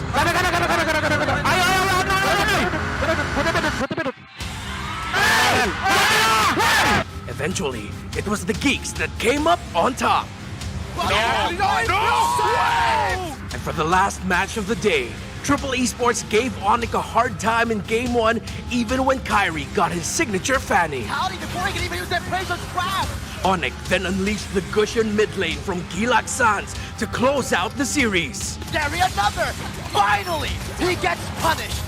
The group stage is now down to the last 2 days. Let's pray for more world-class gameplay and be better than great.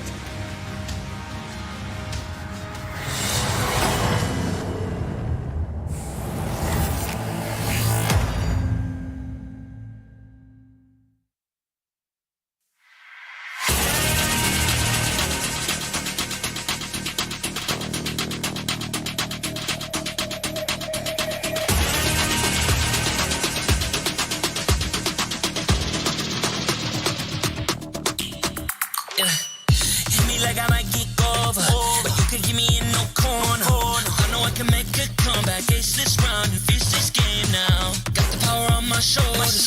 Yeah, you know that I'm a soldier. You can keep me off my guard, but you can't keep me from my honor. I feel like it's so inside. The energy's getting higher. You're saving my arms. 'Cause I know just what I got. I got you like na-na-na. And you know I hope that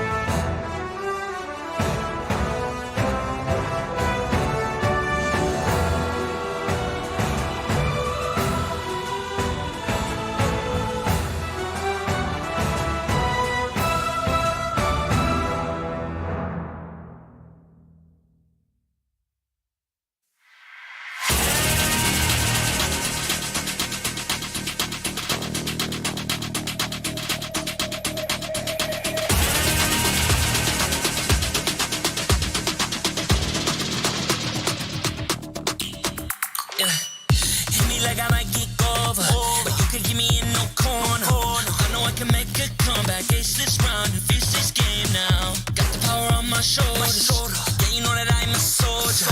You can keep me off my guard, but you can't keep me from my honor. Nah, nah, nah. I feel like the floor is lava. The energy's getting higher. You're saving my arms. 'Cause I know just what I got. I got you like na-na-na. And you know I hold the power. This feeling I love. Oh, yeah. Making my grind good to great. So don't stand in my way.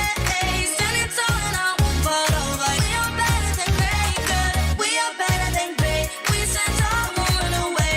We are fun, nothing gon' change. Great, we are better than great.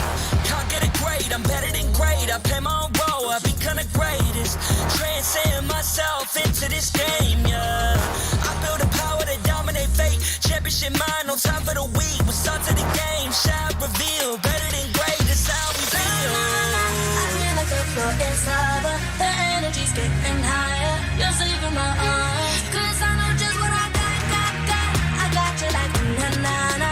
And you know I hold the power. This feeling I love. Oh, yeah. Making my grind good to great. So don't stand in my way.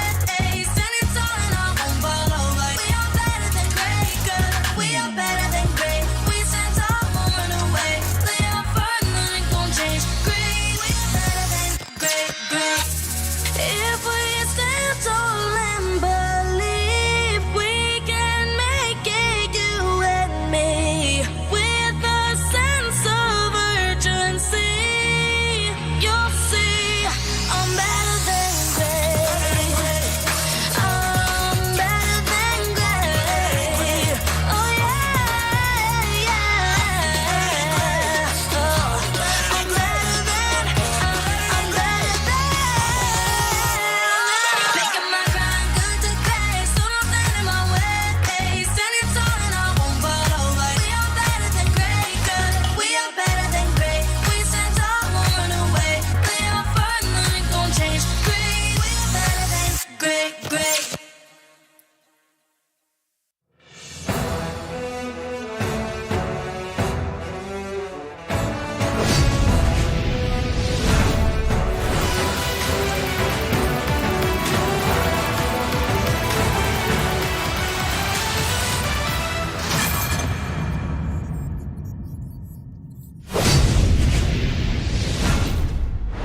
It is going to be an intense confrontation to decide who will be the king of the hill in Group A. Welcome back, everybody, to the M5 World Championship Group Stage. I'm Naisu, joined here with Gideon and Yasu, and we are here to bring you the third best-of-3 series of the day between Indonesia's Onyx Esports and, of course, Cambodia's See You Soon. Guys, how are we feeling?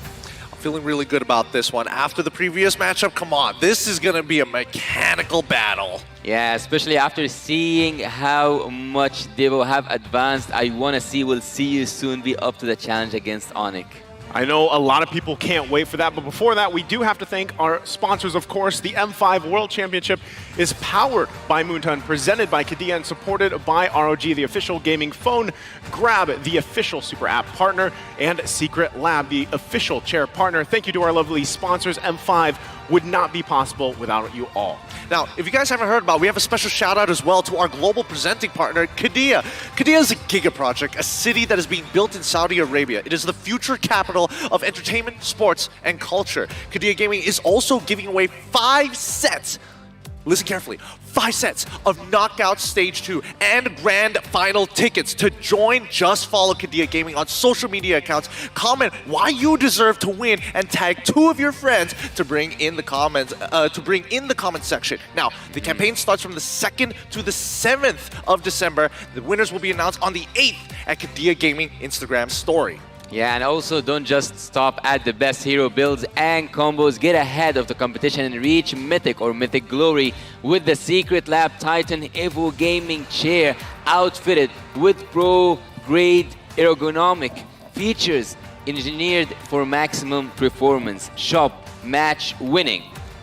Comfort and keep yourself at the top of your game.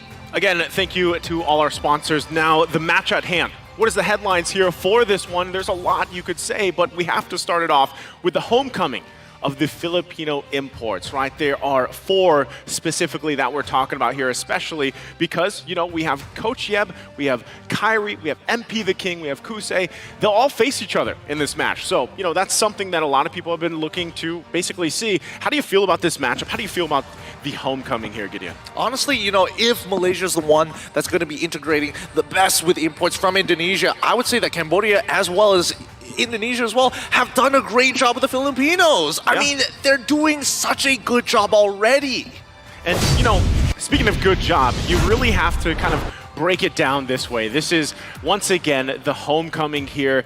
Can MP the King and See You Soon usurp the Sky Kings, right? Coach Yeb, Kyrie. I'm sure if you follow the game, the esport, those names you're already aware of. MP the King and Kusei on the other hand, these are rising stars, I would feel like, in their own right? We saw them for a little bit. If you watched the MPL Philippines before seasons ago, you might have seen these guys. But really now, they're making waves here. And for you, Yasu, I know you have a lot to say about this and how they've performed, especially with See You Soon. Well, before that, they actually said something. MP the King and Kosei, they promised See You Soon that the next time they are here in the Philippines, it's just not to come back home, it's also to compete in the M5 World Championship. Yeah, love it. Again, there's a lot of pride here, if you will. You know, regardless of the teams, the certain players, the countries they're representing. Again, they might be Filipinos, but of course they're, you know, representing another country here, and that in itself is something to be proud of for them. Whether you're rooting for a certain team, a certain player, coaches, anything like that. Really, at the end of the day, we all just love this game. We love the esport. Yeah, as much as we would like to believe that, you know, they've left us, they've gone to another country to represent another country, it's surprising that the fans still, no matter where you are from, whether from the kingdom to a Onyx fan, if you're Filipino, at the very least, especially for such a homecoming for these 2 big names, they're happy. Because again, open arms, they came back home. Yeah, I love this quote, you know, from Kyrie and Coach Yep here. They're happy because they welcomed us with open arms. I didn't expect the reception because we are playing for another country, and yet the fans still support us. And even with Coach Yep, right, they expected that a lot of people would be mad at them, right? Because they're playing for another region, but that's not the case. And I think that's something very special here. Yeah, showing love and showing support to your best players and also to your coach is something that we know from the really good fans, and the fans from the Philippines are ones to look up to. And even back behind us right now, that's probably... I'm assuming that Kyrie might have walked out something, you know? When you hear screams, that's how it happens, right?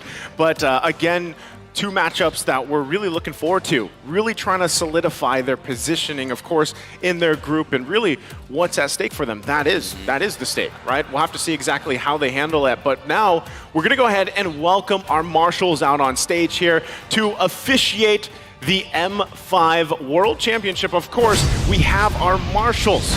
They're going to be making their way here on the stage, and they're here to ensure the fairness and integrity of our games. They've been doing an outstanding job. It's Rain, Wilbert, Shun, and Ivan. These guys, we love to have you because you help all make this a part of the success that M5 is. And now we will be welcoming the teams out here. Once again, we have to give it up for Onyx. The Sky Kings making their way out here. The crowd is here to support them, and they're ready to see them perform today. They're looking to be favorites of the entire tournament. Homecoming, doesn't matter if you're Indonesian or Filipino, this team looks to reach the top. And next up, their opponents here, the Kamar Challengers, the pride of Cambodia, looking pumped and ready to tip the scale. Give it up for See You Soon. Coming after 2 sweeps, will Onyx be the next victim? And of course, as both teams make their way to the stage to get ready for this bout, they of course are, you can see with the fans cheering for them all, but we also have to give it up to these smart minds here that lead the teams to victory. Their head coaches and the analysts, of course, for Onyx, it's Coach Yeb and Addy, and for See You Soon, we've got Cat God. These coaches have done a phenomenal job in their own rights because it's not about arming their players, but also finding the most efficient ways of playing the game. Preparation from patch to patch, day to day, they continue to help their teams evolve. I actually love to see the spirit here on the stage, and also not to mention that this is a really good run for the Cambodian team. See you soon. Also, the Sky Kings are looking for a golden road. Speaking of the Sky Kings, here it is, Indonesia, Onyx for them. It's CW, it's Kyrie, it's Boots, Sans, Keyboy. Again, I gotta ask the question, right? Is Kyrie, have we seen his prime form yet, Gideon? I feel like if we're talking about prime form, it's not just one individual player. This team sets a new level of play with everybody reaching different peaks at different times of the game, but they still have some insane chemistry, most of which is through raw belief, raw faith sometimes. Man, I love that Gushin yesterday, right from Sans. Again, we'll also take a look at See You Soon. The lineup for them, it's Kusei, it's MP the King, Sariam Felix, it's Ra, and Boxy the King. Again, a team that has come out swinging for this entire event so far, really dominating a lot of this. And also, we do have more for you guys in store. There is I think they have something to say. I think this is a ranking tier list, basically, amongst the players and how they handle it. Let's take a look at this one.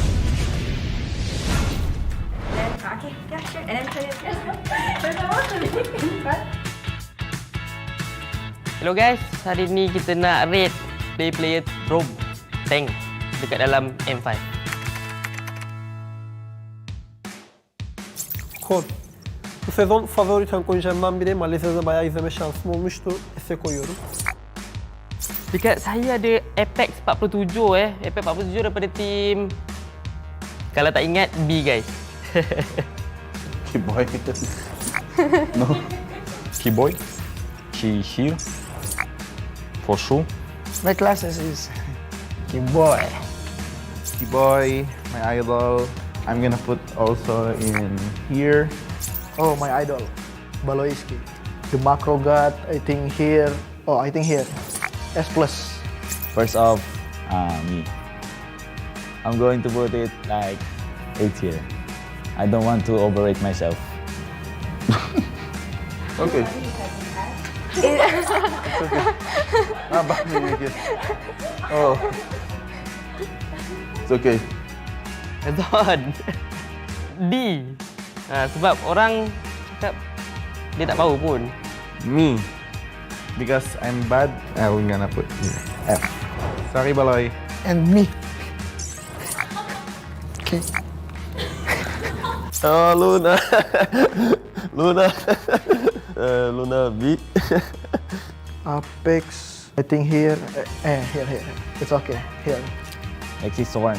On my level. Sorn is like a mechanical player and also likes to taunt people. Ogun, idol. S. Oh, NJ will lose. NJ will lose. For me, F. Sorn. My enemy. With me. Sorry, you're my enemy.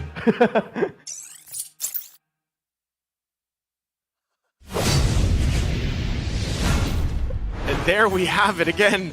A fun tier list there from the roamers competing here on the M5 group stage. I gotta ask you, Yasu, do you agree? Do you agree with the tiers that were set there? Well, some of them, yes. But apparently everyone agreed that Keyboy is the standard for an S tier. Sometimes there wasn't an S plus, but some of the boys managed to have an S plus up on the board. They wanted to get there, right? But then something else I noticed too is the amount of roamers that are just like, yeah, I'm F tier, right? So either that's humble or they're just, I don't know, maybe they're not confident. But yeah, I love that. And you kind of see how things fall into place. And really, if you just look at the past 5 days, right, so much has happened here. And Rome, again, these players who are integral parts of a lot of the team's success here. Absolutely, right? Again, Rome players play a very vital role in the current meta as we speak. Preferably not in the hospital meta, but more so to kind of set up the rest of the team, whether it be information or more so whether it would be the big fight that we've all been waiting for. Man, the audience prediction, even our predictions leaning towards Onyx side. But of course, Cambodia, see you soon. I love seeing that even the country themselves are giving support to their home ground heroes. I think they definitely deserve it here, you know, and again, Yasu IU has been very adamant and vocal about CSU's performance. You know, what do you love about this squad so much?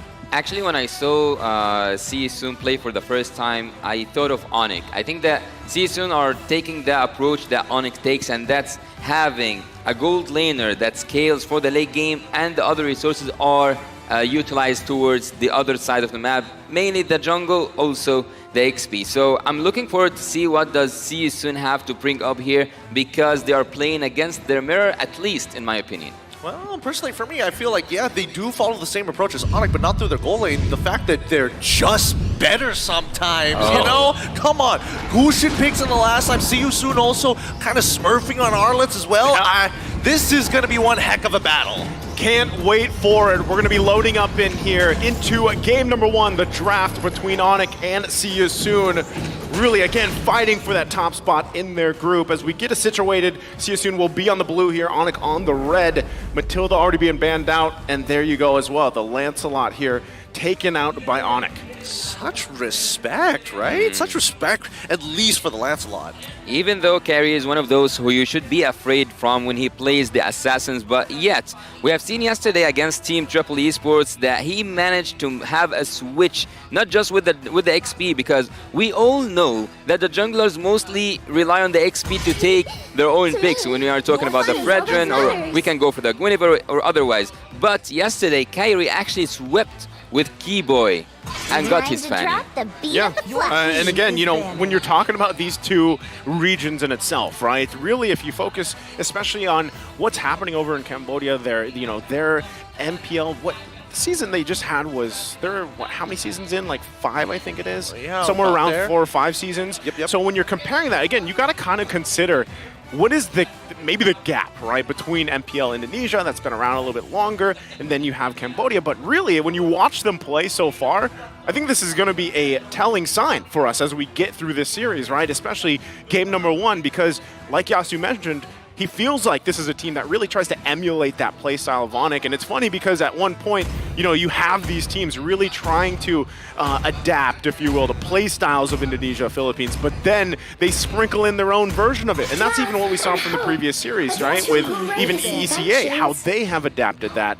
But, with that, I'm actually surprised See You Soon decides to take out the Angela, a hero that they've loved to play so far. Yeah, absolutely, and it feels like, at least for the side of See You Soon, if you are going to emulate or mirror somebody that you look up to, you also know what they are good at playing as well. So I can understand the sentiment of like, we like playing it, so therefore there's a good chance you like playing it. Yeah. Let's just axe it out straight away. As we start going over the picks, right? Lancelot, Joy, Nolan instantly banned out for the side of Onyx. It's going to be Matilda, Wanwan, as well as Angela for the side of See You Soon, with the first pick of the Faramis for the side of See You Soon. Faramis. Faramis have proven himself overall through the M5 itself, but again, you still have the Valentina open, you still can take that Bruno with the Valentina, so Team Onyx actually haven't lost that much when it comes to that draft. They actually have the advantage now of counter picking and also to have 2 of the best heroes so far in the tournament. Love that you pointed out. We'll see it. Guinevere. Guinevere's open, who has been... I love seeing the Cyclops, by the way, but Guinevere's picked up here. I'm expecting maybe this is already going to be, if they want to go with the Valentina, they know that the Faramis is across from them. You could save it a little bit if you want to, but they go the Novaria. So they opt for the Vision. They opt for the Vision, the increased hitboxes and everything else to pair up here with that Guinevere. Okay, it just seems that at least when you are locking in this Novaria super early on, right? Yeah. That Onyx is planning on, I'm going to hurt you, I'm going to harass you as much as I can prior to the build-up to that neutral objective, whether it be Lord, whether it be Turtle. Speaking of the Lords. Interesting. See You Soon, wow. Lordmination. See You Soon is only a team in M5 with 100% Lord control rate so far. That is a crazy statistic, right? I mean... Wow. To be fair, they've had sweeps the entire time they play. Every single time we see See You Soon, it's like 2-0, 2-0, 2-0, 2-0. This is the first big challenge, the big hurdle to kind of test them, right? We do see the Arlet once again, but we're also seeing the Martis get locked in for the side of See You Soon. I'm thinking about an early game composition, and especially with the way that we've seen See You Soon actually play, it'll be interesting to see how Onyx is going to approach this. Do you match the aggression, or do you play on the opposite side of the map? Even though it's hard for me, especially because I'm gonna speak about Triple Esports here, See You Soon have managed to, I would say, outplay Triple Esports in a really good way. Again, with the Lord zoning and everything, but yet, again, they have this way of playing where they can neglect a lane and focus on another place in the map. I can remember that the Arlet was having a really hard time against the Tamus from the side of Team See You Soon, yet he said like, okay, I'm gonna just leave the XP lane. I'm gonna go for the gold. I'm gonna use my crowd control. And over there, he found his spot. And over there, Team C soon dominated. I can see the R-Root once again. I kinda have the same imagination once again. Yeah, as our good friend LaFell would like to say, imagine. Anytime the R-Lot pops up, he always decides to tell us to imagine exactly what a 4 or 5-man final slash could do to a game, right? Yeah. Now, aside from that, you have to take note, the Claude was being locked in here. That is typically an answer, usually when you got the Netherrealm across from you, right? If you're not going to be locking in the Valentina, at least, hey, we've got a Blazing Duet. We could work and whittle down those health bars from the Netherrealm and hope to follow up from it. Already, though, if you look at the first 3 picks for both teams, it's pretty good. It's pretty even, at least at what they want to do and go through the game with.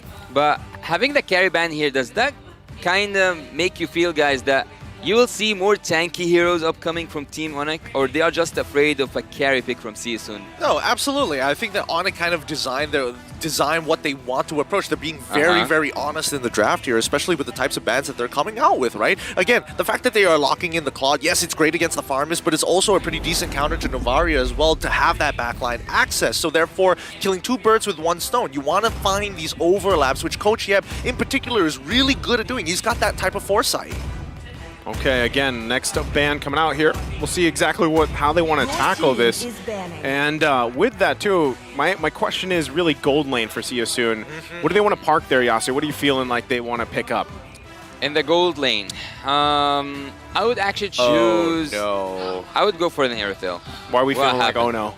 I'm feeling like there is a possibility that someone may have missed their ban here, and Coach Yeb is looking over like, hey, yo, did someone miss a ban, or did we disconnect? What's going on? All right, well, you know what that means. Let's get comfy for a second here. Yeah. Let's get us situated. We got to chill like Sans, man. Look at this man. He's on an ergonomic chair. He's pulled it. He's doing the can you do this on his chair moment. That's exactly what I'm doing right now, man. The secret lab chair. It's still going. The Titan. The Titan. How far can you go? How far can you go? Yasu, don't tempt me.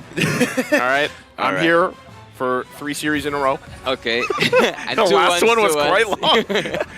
The last one was quite long, and you're tempting Naisu with a good time. That chair is going to be able to hold him. Like the width of that chair is the size of his shoulders, and I'll tell you what, even fitting the building on a chair like this, it's an impressive feat alone. Hey, I would say, guys, if you're wondering about the sizing, right, for these amazing Secret Lab chairs, there's the Omega and there's Titan.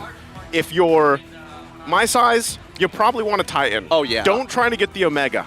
Don't skip out. The Omega is for guys like me. Yes. I can fit in like anywhere. Absolutely, absolutely. Even for me, I would much rather. I made the mistake once of going for the Omega, and you know why it was a mistake? So because wait, did you refund it? Obviously not. You think I'm just going to refund a chair just like that? I put it together, and I am not going to dismantle it anytime soon. My big mistake was I didn't get a Titan, and I also didn't get the nice reskin that they have. The premium leather works well, okay? But let's jump back into this particular game, because based on what we are seeing specifically from what Coach Yeb wants to do, 2 birds with 1 stone, gets rid of the carry, which brings the idea of, hey, at least Guinevere, we kind of know it's leaning in towards the jungle at the very least. Well, look, let's break this draft down. Let's break it down. As I told you, Team Onic, they do love their scaling heroes. They give CW the Claude, if I'm not, Claude. So they will, and this is surprising for me, because whenever I see a scaling hero, I see that players give their best so that it's supported as much as possible. But when we see Team Onic, especially, they leave CW on his own to manage his own business in the gold lane. Having that said, you asked me a question before we pop into this like quick pause here, Naisu. You said, what do you expect to see from Team C soon when it comes to the gold lane? I would actually say that why not have a Bruno? A Bruno is still so far open, and also why not have an Aerothill? I think an Aerothill can suit their own composition. I agree. At the same time, you know, really when you're looking at the gold lane, let's think.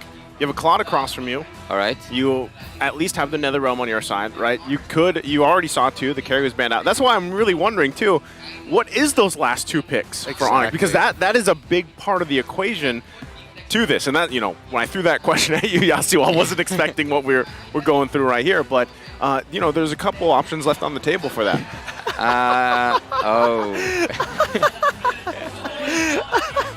I'm sorry, I'm getting distracted with the crowd. The crowd work is great. Cameramans are on point and they are quick. But honestly, to answer both of your questions, here's what I'm expecting it's going to be. Yes, Bruno should probably be a very big consideration for Coach GM to actually ban out because you want to actually have a lane that's manageable, right? Very manageable, in a matter of fact. Are you recognized? Oh, come on. Yep. You better. Oh, denied? Okay, there we go. Oh! Denied! Stop right there!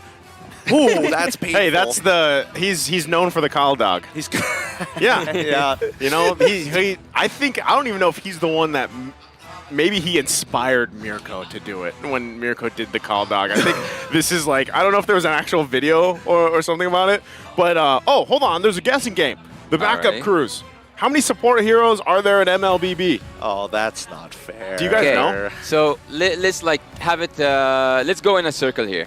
Everyone mention a support, and it hasn't been mentioned before. I'll start with Angela. Wait, are they gonna guess in the crowd? Are they gonna like write it down? I mean, if they go for it. Is this our first guessing game? I don't mind if the crowd goes for it. Come on, crowd. If the crowd is down to guess alongside with us, that would be great here, because if we're talking about a number of supports, that's a little tough. I mean, Angela's already a good one. I'm guessing, you know. Wait, hold on, because there's a difference between tanks and supports, and some overlap.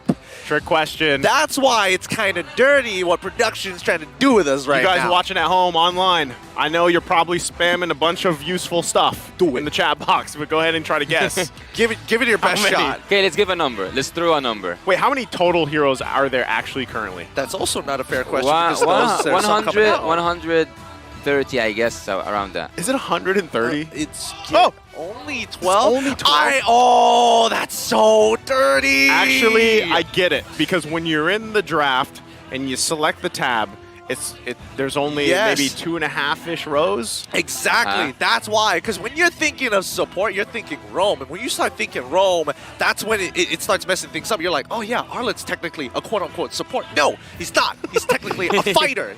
There's categories in this game. He's not even a tank, you know? Like, he's being used as a tank, but he's not even a tank. Exactly. That's why. Nicely done, production. We fooled them all. If they're going to... Hey, production...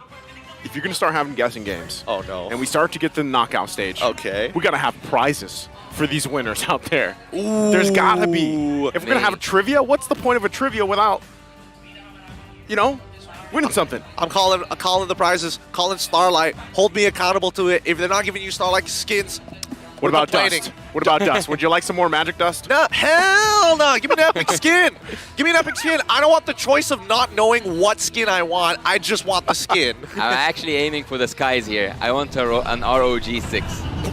Whoa! That's the skies. Yo, that question better be good. That question, if it's more than ROG6, I cannot imagine what that question is going to be. Well, with that, and reaching to the skies, it looks like, I hear, anyway, that we will be heading back into the draft here. We'll see exactly, too. I'm assuming they're just going to have that first phase locked in still. Oh, yeah. Right? Oh, yeah. And kind of move around from that. We were down to the last banning phase, too, the second phase of that. Really, and I think it was from Sia Soon's side that they had to kind of situate there. So, once again, should be jumping back here in just a second as they get things situated. But really, when you're wondering gold lane anyway, never mind. There's more. There's more guesses. Who is the loneliest hero? Another one. They need some more time. Who is the loneliest hero? Oh my goodness. For me, it's Cho, to be honest. Since the Cho's no, these are the choices. No, but I think they are misleading us. No. The Lone Star. I don't trust them anymore. Why? Okay, give me lore. Give me reasons. Give me reasons here. Because since the beginning, like, I've been seeing people go and couple up in this game, but Cho has been here since the start, and so far he doesn't have a girlfriend. I mean, he doesn't. He's married to the way of the dragon, man. Like, he doesn't need it. There. Okay. Jumping back into it. I don't know if that was the answer, by the way. Like, Arlot, is that? Arlot's pretty sad. I'm not gonna lie. Arlot's lore pretty sad. I think Leo can attest for this. We'll have him on some other time to make some content about it. But in the meantime, let's jump back into the draft because now we see that Uranus and Trizla being the follow-up bans for See You Soon in the second phase. And as predicted, right, we're getting the Bruno ban down for the side of Onyx Esports as well as where we left off in that carry. Looking at Coach Yeb, actually I wonder. I can't help but to wonder. Oh, nice Kaja here. It will actually work really good with the Kaja, with the pickup hero. But I will go back to my point. Coach Yeb, he banned 3 junglers at the first phase of drafting. He took the Guinevere, so I kind of think that he led Coach Catgut to go for the Mortis, or at least he wanted to take a lot of his arsenal. Maybe there was a Fredgen as well, so he didn't have that much of a choice. Sand rises. Sand rises. Okay, this is interesting. Yeah. How are we feeling about the Khalid here, Yasu? It locked in to round out Onyx lineup. Look, it will work really good with the Minotaur especially because you need the area crowd control also to reach the backlines, and Khalid can be one of those who can reach the backline without even suffering from the crowd control itself.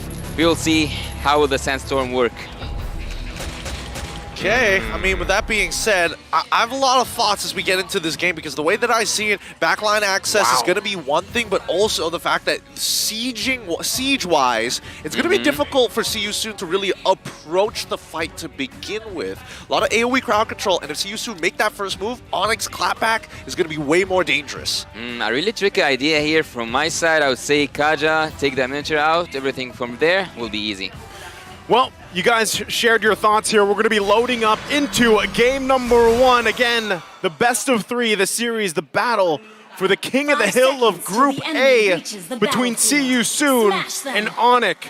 And with the lineups that they have for this game, we'll see who starts the momentum for the series here. It all comes down to this start. From what we've seen from See You Soon, mostly. Whoa, hold on, Ra. He's walked up too far, and that might just be first blood. No, he survives. Okay, Boots doing a really good job, especially at level 1, really abusing the Sand Tornado to make sure that he is just absolutely gnarly in this matchup because he knows even if he gets chunked out at the very least, as soon as he hits level 2, he's just going to top himself back up. Okay, as I was doing all that, I was getting a little worried because I'm like, See You Soon has started off momentum usually. Oh. And then they almost got taken out, but even Kosei, he's going to have to be careful here. He has Boxy with him, but, you know, relatively well when you look at the lineups here. And I want to take us through the emblems here. Yasu, can you, anything particular out here? Well, the thing is, we have seen Khalid during the whole M5 series going for a full, I would say a full. This time he have this one part of a tank emblem, but he goes always for a full damage with the assassin emblem. So far, this is what I expected from after seeing Boots pick up this Khalid, but I didn't definitely expect him to go aggressive at the first minute at the mid lane, not even on the top lane side. I mean, that's what you need to expect when you have a Khalid on your side, right? It's about map influence in the earlier stages of the game where he is one of the strongest level 1s in the game thus far. I mean, then there's also Thamas, but then we have to start comparing the meta, and that's a little too much work to actually do right now. But let's focus on the simple facts, right? First, Kuse has Master Assassin as a Brody. That is not normal whatsoever. He is expecting CW to kind of be left on his own island. Yeah, and with the, I mean, look at what's happening already, right? The focus here, trying to at least get anything if they can, but first turtle being up, they're going to get a situated Felix, though. I mean, Felix is playing this well, right? It's important for Felix to actually trade against this Khalid alongside the wave so he can get multiple vengeances down to top off that health. But now here we go. Astral Echo has been laid out. They spot all 4 members, and it's huge! They get a great knockup. NetherRealm keeps them alive. Now it's going to be the final slash to actually turn things around. First blood onto Kyrie's side, and even Keyboy trying his best gets pulled back by the Shadow Stampede. Zaz finds the kill onto the MP, the King. The Minoan Fear was not able to turn enough, but it's still a 2-for-1 trade. Wow, this is the chaos that you can expect the Khalid to do when he have that Flicker ult. Not to mention he also have Keyboy, but laning phase here. Kosei is having a good time playing against CW. For me, that was like a preview, right, of what that layering can look like when you have Keyboy with this Minotaur, you have the Minoan Fury, and then you have those Raging Sandstorms set up. So really, when you look at that, See You Soon, they got a preview of it. They have enough time to kind of adjust from that. And nice dodge there, nice reflex, the thumbs up as well. But really, when that happens, if they can avoid from that setup, right? Whether that's utilizing the final slash from Sorry on Felix and then play around that, disengage, or maybe it's even just utilizing the Nether Realm. That timing is going to be so important for Siasoon. So still battling it out here once again for this turtle. Oh. Now we see the Divine Judgment landing on towards Kyrie and instantly punishing him for walking up to the turtle side. I thought it was going to be an issue, but it looks like Onyx forgot about one simple factor. On the top lane side, all the action is happening. We have just seen Boxy the King. Oh, that was almost a steal. He uses a retribution even though he knows that carry is out. But again, I want to speak about something here, and that Kaja, this is something I didn't mention. Kaja is one of those heroes when you play a Minotaur you should be afraid from, because when you are raging out, he can cancel your ultimate, he can take you down and drag you to his teammates. Yeah. Oh, CW might be in some trouble here. Whoa. He takes a bit of damage, gets chunked down below half, and Boxy the King, again, they need to start making sure that they keep timers on when Boxy the King actually uses that Divine Judgment. It's dangerous, but it's also a linchpin for See You Soon. Yeah, paying attention to that, the timing there. Oh, they might initiate. Yep, they go with the Blazing Duet so far. NetherRealm has already been called out as the Astro Echoes calls the rest of the team. The final slash comes on through, allowing Sorry on Felix to get out, but Boots stops the rest of the follow-up with a Raging Sandstorm. They find a kill back with the help of Sands. MP the King goes down. Kyrie now with a spatial migration finds a double kill with the help of the Violent Requiem. That's going to be 4 down for nothing. Man, again, and it looks like it might go in the way of Siasoon, and then all of a sudden, smack comes Onyx. And it was overlaid really well, but still, it's not a huge lead for them. See You Soon can kind of recollect here, try to find their own timing, and right now, it's got to be Boxy. He's got to be able to find things up, but this might not be it right here. He's trying to... Oh, wow. What's he trying I'm not to do? sure. I'm not sure what he's trying to do. Again, trying to bait something out here. Let's see if he lands it. Nope. Force the flicker out of there. Sands, he wanted that kill. He wanted that kill bad. Yeah. In the last team fight, crowd control speaks at its finest.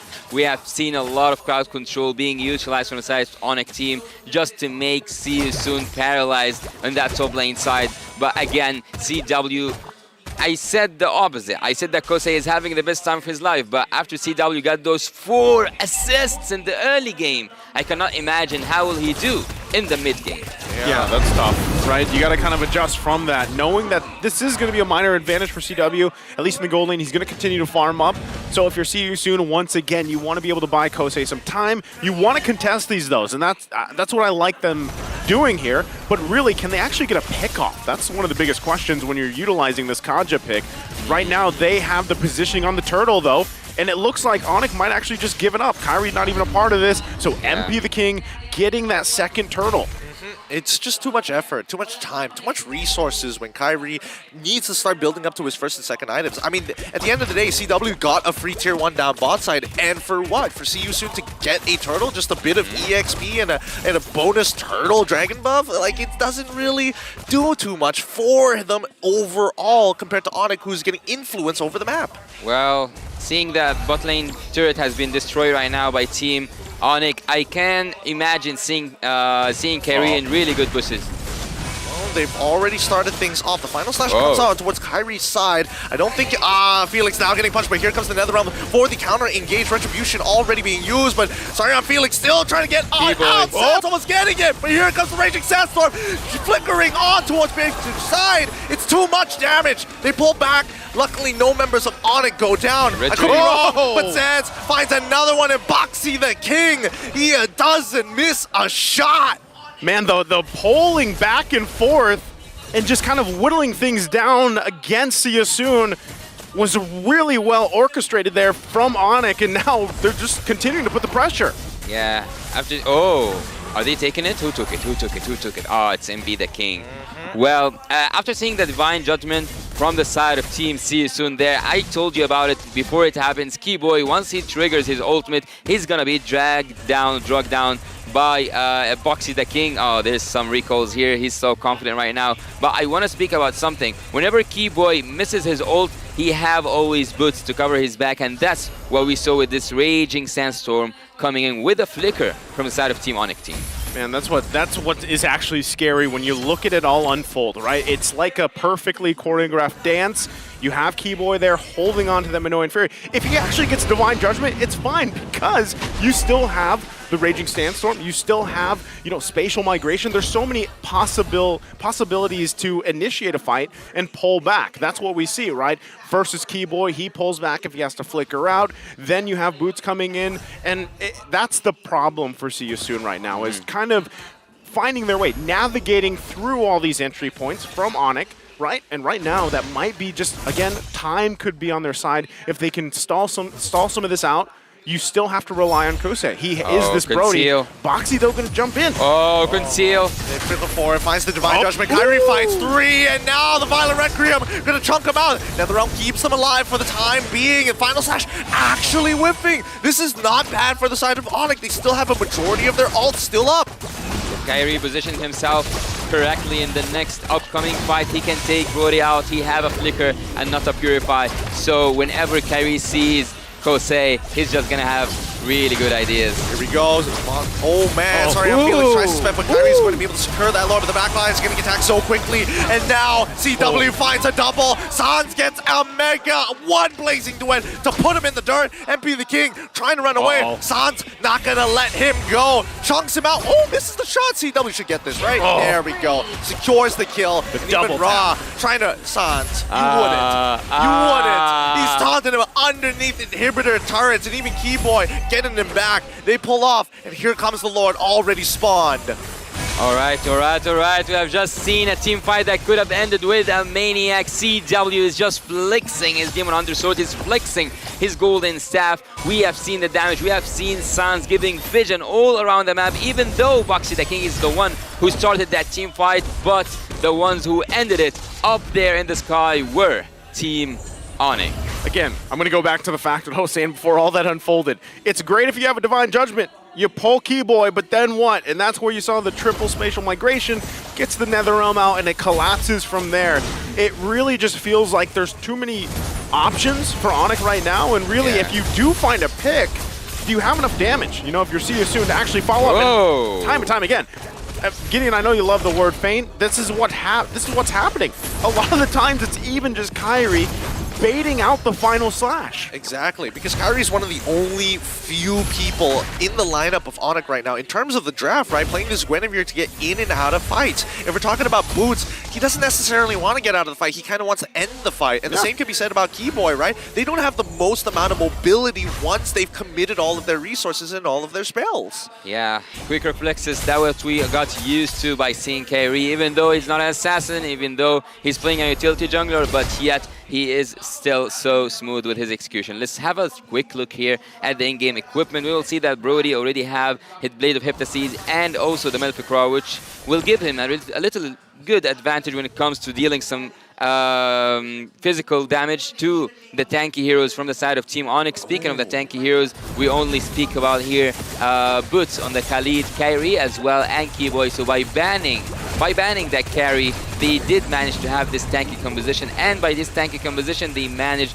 to torture, I would say, Team Sisu when it comes to the crowd control matter. You know, the more that I look at this, and I'm thinking, like, was the carry ban necessary, right? Especially based on the first 3 picks. And I think for the time being, I think Coach M had the foresight to see that maybe See You Soon wanted to go for the traditional Kaja into carry pick, right? Because if we're looking at quote-unquote tanky heroes, it honestly is just Kyrie and as well as Keyboy. Boots is building full damage right now. And can we first talk about good guy Boots? The fact that he's level 13 to, sorry, I'm Felix, level 11. This man is so far ahead of the game, which is not normal for Onyx, who usually tell Boots, like, you just have to take it.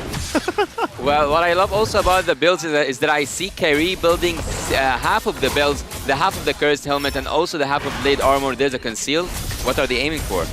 I mean, it's just cost efficiency, right? They're making their way top for Sans, who is going to do just that. Like, you know what I mean? Like, Novaria is probably not the play there, so they're going to go ahead and give up this Lord. Not really much they can do about it. So you're kind of wondering, like, is See You Soon, do they feel like they're in this position now where they're 9K behind and they just have to find anything they can, you know, at this point in the game? It's only 13 minutes in here, Yasu. The defense is possible, theoretically speaking, because you have the Faramis. You also have the final slash that can flip things around, but yet you don't have that wave clearance for Team Soon. Depending on just having a Brody to clear and to deal some damage to the minions, the Faramis, I wouldn't agree that much when it comes to clearance. So it's going to be a little bit hard to defend in the minutes 13 or 14 minutes in and having 10k gold, or being 10k gold behind from Team Onyx. The next engage, I would actually say chaos happening in the Land of Dawn. You have the Minotaur, you have also Khalid, and you have that Guinevere. Everyone will be just flying in the air at some point. Sans was looking for that, right? But not going to be able to get it. Here's the Lord, though, bottom side. Oh. Still shots being fired from afar. That's the hard thing for Soon to deal with right now in this siege on the base. So, bottom turret going to be taken out.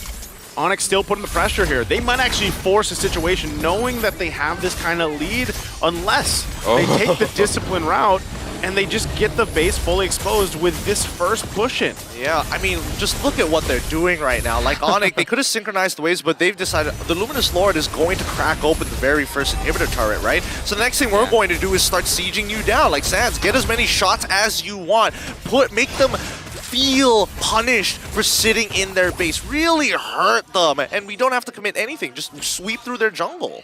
Yeah, having the Blood Wings and also seeing the Malefic Roar comes for CW means that the damage will be more annoying on Team Soon, especially when it comes to Sans, because he's just dropping bombs from far away and dealing tremendous amount of damage to Kosei and especially also to Ra.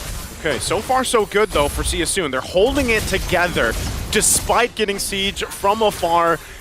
Shot after shot from Sans, but ultimately they only lose the one turret, right? Given the fact that they're down 10,000 gold, that's not too bad. Soon though, look at the damage dealt, right? I mean, at one point, where is that point for them to crawl back into this game?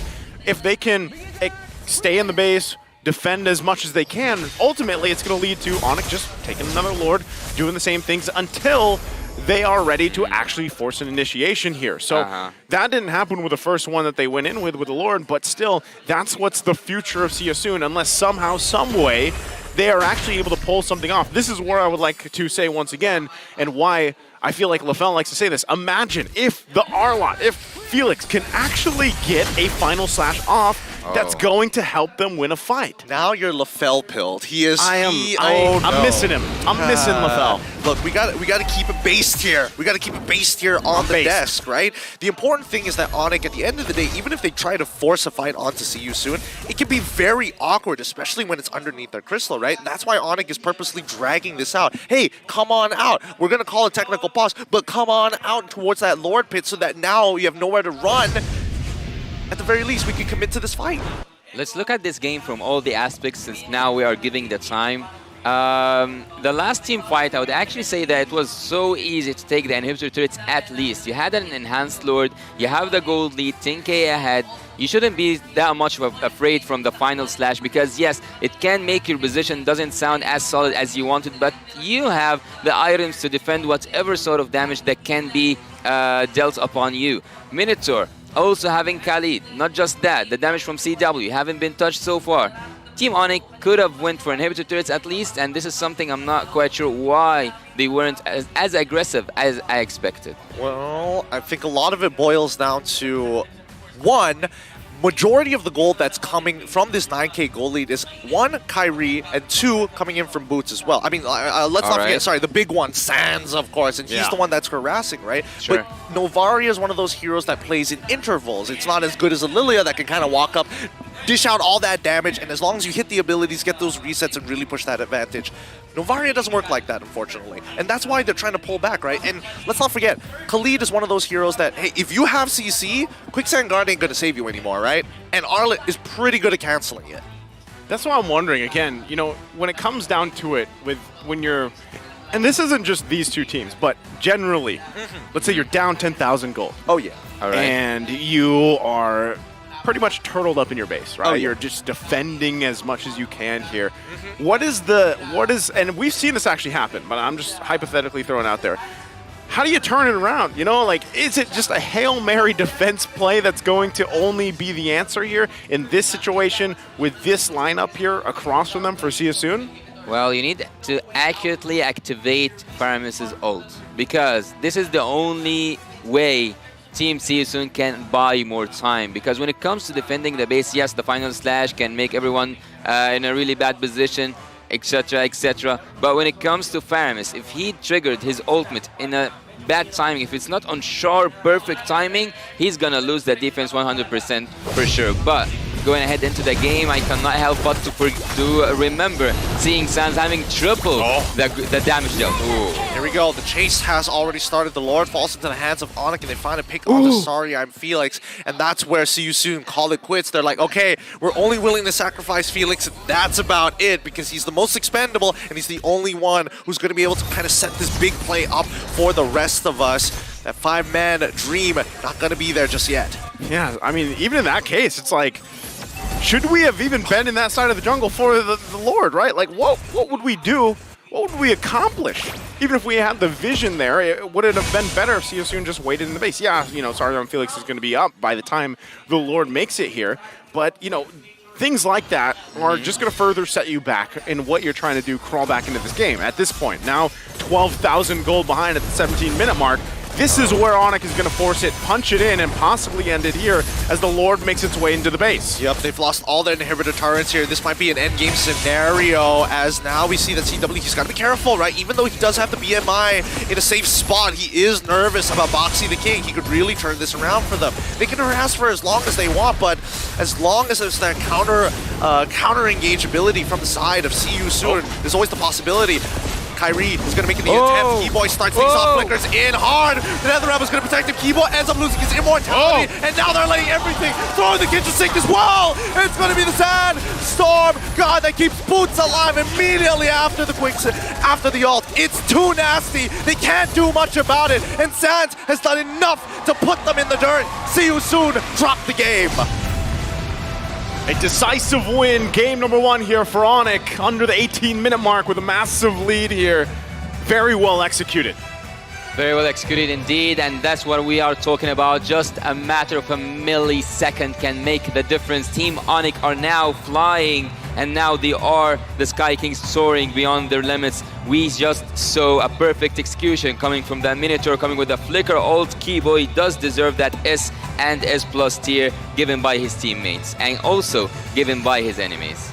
And again, the way I look at it here is with the lead that they had, leading into even that first push into the base, they took the discipline route, right? They didn't put the pressure in, because at the end of the day, they're still trying to go through those steps, you know, make sure the boxes are checked. Even if we have a 10,000 gold lead, we're still going to make sure we go through the motions properly and execute it the way they want to, right? And that's exactly what happened. At one point, See You Soon, I feel like they were just down so much that, you know, they tried to get vision on the Lord, that last one, but really, what could you do there, even given that disparity? Yeah, they were going to get stat checked either way with such a large disparity as well. And not to mention, you know, it's interesting to see that at least for the side of Onyx, they want to maintain a certain level of polish throughout the group stages, right? Previously, in some of their previous games where they were more, I wouldn't even say hesitant, but more sort of ballsy to make some crazier plays, I think now is the time that they're realizing that the knockout stage is getting closer and closer and closer. We might as well start now to get into that peak performance and finally find our stride once we start eliminating teams. Well, I haven't seen Team See You Soon play as passive at this game. I actually, yes, there was that moment when they approached the Lord, even though they were behind in gold and everything. But I have seen Team See You Soon play more aggressive earlier on in the group stage. So I would just wait to see, are they relaxed because they secured that top 2 or not? Well, again, keeping things together here on how they executed. The MVP for this game is also Sands. Once again, amazing performances so far throughout this entire group stage from him. And this is why I'm saying, you know, when you look at Onyx, yeah, you know, you might want to point this person out, but really what's happened here is this entire lineup just pops off in different ways throughout the course of their game. The matches they go through, they all shine in their own way. And as you look at the highlights here from this game, yes, it was very dominant, right? And they started early on. A lot of these skirmishes could have gone in favor of See You Soon, but once again, it was all choreographed very well. The timing of everything, just like you see here from Kyrie, jump in, follow through. That's what, you know, this is where that expertise really starts to shine on this squad here. Absolutely. I think the best part about Onyx is that whoever has the lead, they change their style of play according to the person who has the money to back them up. And that's the fun part about it, right? That's why you're seeing that. Imagine if CW had a whopping lead. I think they would have been way more aggressive with a lot of the engagement. But since Sans is the one who has the cash, he gets to predetermine the way these fights actually go. You gotta wait for my Astral Echoes before you go in, nothing else. And then you start looking for engages. So he communicates very well with both Keyboy as well as Boots. Yeah, and speaking of Sans, you cannot neglect the fact that he was triple the damage dealt by the nearest player in this game. And looking here, this was the final moments that Team See You Soon have witnessed in the Land of Dawn. They tried their best to defend that last wave coming in, but Team Onyx, just the goal difference and also the crowd control that they have. Let's go to the statistics and see what the Team Onyx bring up new, or even what did Team See You Soon bring up new. As you said, we haven't been used to see this such emblem or like this such set of emblem coming from the Brody. But what actually caught my eyes was at the end game when we get to the items is that Faramis also bought the room for himself, for the team. So actually Team See You Soon, before the game ended, they had 2 room and also they had 2 room, and I believe they were both for the conceal. So let's check here. No, it was that, yeah. So I just like, maybe I'm colorblind. No, don't worry about it. It happens all the time. I've hung out with Lefel more times than no. In these types of situations, especially for those who are unaware, once you start hitting it in towards that 8-minute, again, there's not going to be a lot of time to actually make this work out. So, especially when you are looking to go for these builds, I'm more surprised that Kusei was going for the Master Assassin going into that gold lane, right? It felt like against See You Soon, they have done a little bit of homework on Onyx and expecting that at least for Chairway, CW, Mr. Calvin would be by himself. Yeah, and CW at some point he sold his own boost just because he knows he can rely on his teammate, and also because he needed that extra damage. He just dealt, or like he just lived with the stacks coming from his first kill. Yeah, and again, when you look at these things kind of unfold, right? One of the biggest things is the standout thing, I would say, from these teams, these regions that have been dominating for a while, is usually when they have a lead, they are less likely to let it slip through their hands. And that's going even back from the wild card, right? This is something we saw a lot. We saw where it was comparison of these teams that have the utility part executed perfectly, right? The dances, the turtles, the lords, and everything else. But even back in the wild card, some of these teams, they just like to duke it out. But this time, Onyx, they like to duke it out. But usually, again, when they garner themselves a lead like this, it does not slip out of their hands. Yeah, and looking at the team fight participation from the side of Team Onyx, you can tell that they used their formation to its maximum potential. Why so? Because they have this area crowd control heroes such as the Minotaur, also the Guinevere, and you can have the Khalid as well. And all of them had almost above 88%, which means that the team played for. And this is actually strange, because I didn't think I would say that about Onyx one day, because they have the Kyrie goes in, he have the most skill participation, but in this game they worked as a team, as a full. Yeah. I mean, like they use the area crowd control to always be together, not like have a one team fight on the top lane side and leave CW down there. They basically layer things really well, right? With the draft that they took out, and that's the important thing, and that's why I'm saying like this is a team that they. And if you consider all the strategies you've seen from Onyx, really, there's so many, right? Yeah. Yes, there's distinctive play styles, but at this point, the current meta we are in, and even just in these 5 days of the group stages, if you guys have caught all the games, you've seen very different play styles from team to team, from draft to draft. This last series alone, we had 3 different play styles from all of them performing drafts. And really, that's the thing. You just know that a team like Onyx is going to have this game plan. They're going to execute it well. So if you're See You Soon, and what we've seen from them before is, like you said, it's all sweeps so far. And this is one of their first, I would say, really big challenges ahead of them, right? So how do you approach that if you're See You Soon? And how do you approach game 2 with a loss like this from game one. I think a couple of things that need to be understood is the fact that Onyx is one of those teams where it's not like they have a set game plan every single time. They have a rough guidelines, which is very much the Coach Yev philosophy, the way that he kind of holds himself and the way that he kind of interacts with a lot of his players. The same can be applied to the game, where you have a simple couple of guidelines of how you want to approach these fights, but at the end of the day, communication is always going to be key, and they're always constantly adjusting. During their time of MSC, one of the longest games that we saw coming in from Onyx themselves, and I think it was it against Burnex Flash, if I remember correctly. I could be wrong. I'll double check that later. I was talking to CW at the hotel afterwards. You know what he told me? He told me, he was like, oh, what was the first thing that you said after you won that game? It's like, I need some water. Because they were talking constantly, again, back and forth to kind of adjust and refine the plan as they play throughout the game. And that's why it feels that Onyx is a lot more fluid compared to a lot of other teams who need that rigid structure to play the game.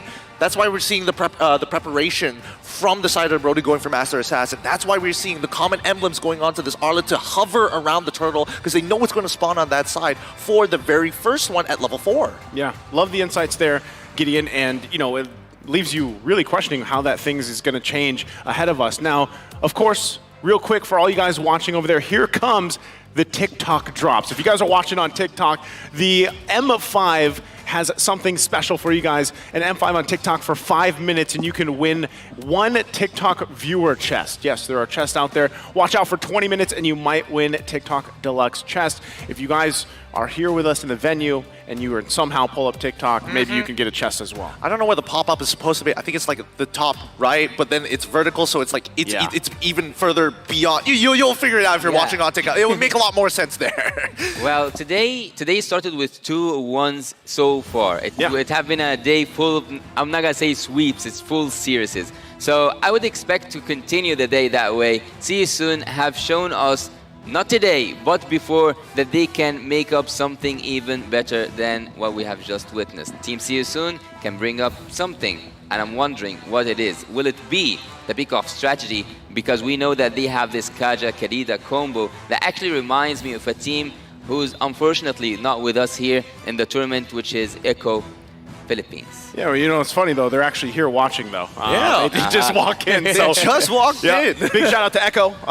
And as Yasu is mentioning, they are known for that Kadida and Kaja combination. Now, from the previous game, again, you're looking at the Kaja and you're like, well, that necessarily didn't work out too well because of what was across from you. Even if you got the Divine Judgments off properly, really, it just scaled way out of your favor. So is what you're saying here, Yasu, is maybe they should pick up the Kadida so they can hopefully, even early on, they have enough burst, they have enough early damage that they can automatically get that kill and that numbers advantage they're looking for. Yeah, and I totally agree with that, but the only thing that could have prevented them from the last game specifically is that they took the Faramis as a first pick, so they had to build up something around it. Having the Kaja, actually, it hasn't been used to take CW out of the team fights. It always was used just to take Keyboy when he was using the ultimates, which is a really good thing. But there was this one time at the top lane side, at the Turtle specifically, he took Keyboy even before he triggered his ultimate. And at this point, he just jagged a disaster upon his team. Yeah, I mean, that's why you see Onyx like to poke and prod at their opponents, right? Like, think of it this way. Every single time, have you ever heard of the Pavlov's theory, where you condition your opponent a couple of times and eventually you kind of always respond in the exact same manner? That's what Onyx likes to do, right? Behaviorism. Behaviorism, that's the best way of putting it. So first, they're going to start with the middle one for you. Oh, that didn't work? Okay, let's switch it over. Boots, go in, you're next. Kyrie, you're next. And eventually, you start to understand how they respond each time you engage. And once that Divine Judgment is gone, that's when you see CW actually walk in, because they're not going to throw the Claude in the middle of that. Let's be honest here. Yeah, they're not. But, well, again, we theorize so much. Let's go ahead into the draft here for game number 2. Again, we've got Onyx on this blue side. We've got See You Soon, this time on the red. Bans probably going to be very similar to what we saw in the previous game and how that unfolded. Now, you have to wonder, because See You Soon is going to have that response with the 2 picks coming up, how do they want to start to, paint this picture to hopefully, as Yasu said, get to a game 3? Because that's what today's been full of. Yeah. And speaking of both teams right now, looking at Onyx, they have the first 2 bans as the last game, and they will, if they continue the same route, it's a Nolan coming up next. But Team Sisun this time they are changing something. We haven't seen Team Sisun banning the Fanny, and also yesterday actually Team Triple Esport haven't banned the Fanny. I don't know if that sends a message to Kyrie or like even tells him like you can go ahead take your Fanny. But anyways, what did I miss? Oh, sorry. It's not that you missed anything. It's the fact that Coach Yep decided, you know what? Phoveus needs to go, and it needs to go now. Hey, I think he heard you earlier. Well, I mean, I don't know. I think it's one of those things where it's like, we're setting up Nolan. Come on to you soon. It's up to you. And even Keyboy was giving a bit of a snicker back there. I'm not sure whether one of his teammates said something funny or he kind of agreed like, oh boy, Phoveus. Remember that game with Homeboys? Yeah, that was great. Well, you know, Phoveus or not, I'm glad the fairness is taken out too. They will clear the road for Nolan. They literally give them Nolan. Tell them like, okay, Onyx, you want Nolan? Go ahead. Well, speaking of, there he is. He's going to be locked in here. Interesting. Oh boy, if only he didn't have an abysmal win rate. 59%, it's good, but like, come on. And this is confidence right here. Right? The Angela into the 1-1 in your swing back from See You Soon. Exactly. This is what I want to see from See You Soon. Now, the other teams that faced off against See You Soon, there's a lot of it where it comes down to like, hey, you gotta show us respect. You gotta put them in. You gotta put them in their place. If not, they're gonna keep on disrespecting you and keep on pushing further and further and further each and every time. And that's what Onyx have done. Look, they lock in the Beatrix. They get the Kaja as well. You wanna go in with a hard guard and try and crossbow of Tang? Divine Judgment says no. I really do love Onyx draft right now. They already banned the Phoveus that can make problems or like can cause problems for Nolan, but yet Team Sisun took advantage of that as well, having the 1-1. Maybe they can even add upon that one more mobility hero. What do you think so far? Whew. Well, I think it's interesting that Onyx decided to take the Kaja this time around, but this is also something we usually see, right? Kaja, you pair it up with the Beatrix, you have that, then you have Nolan there.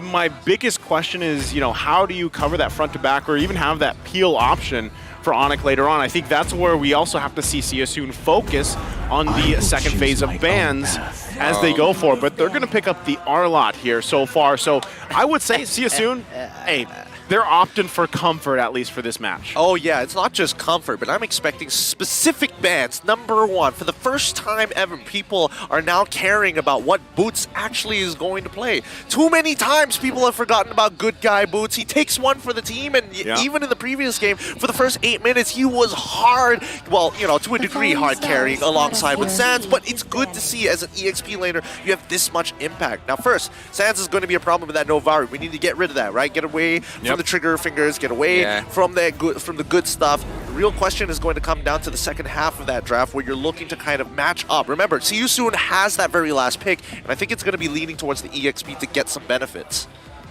The EXP.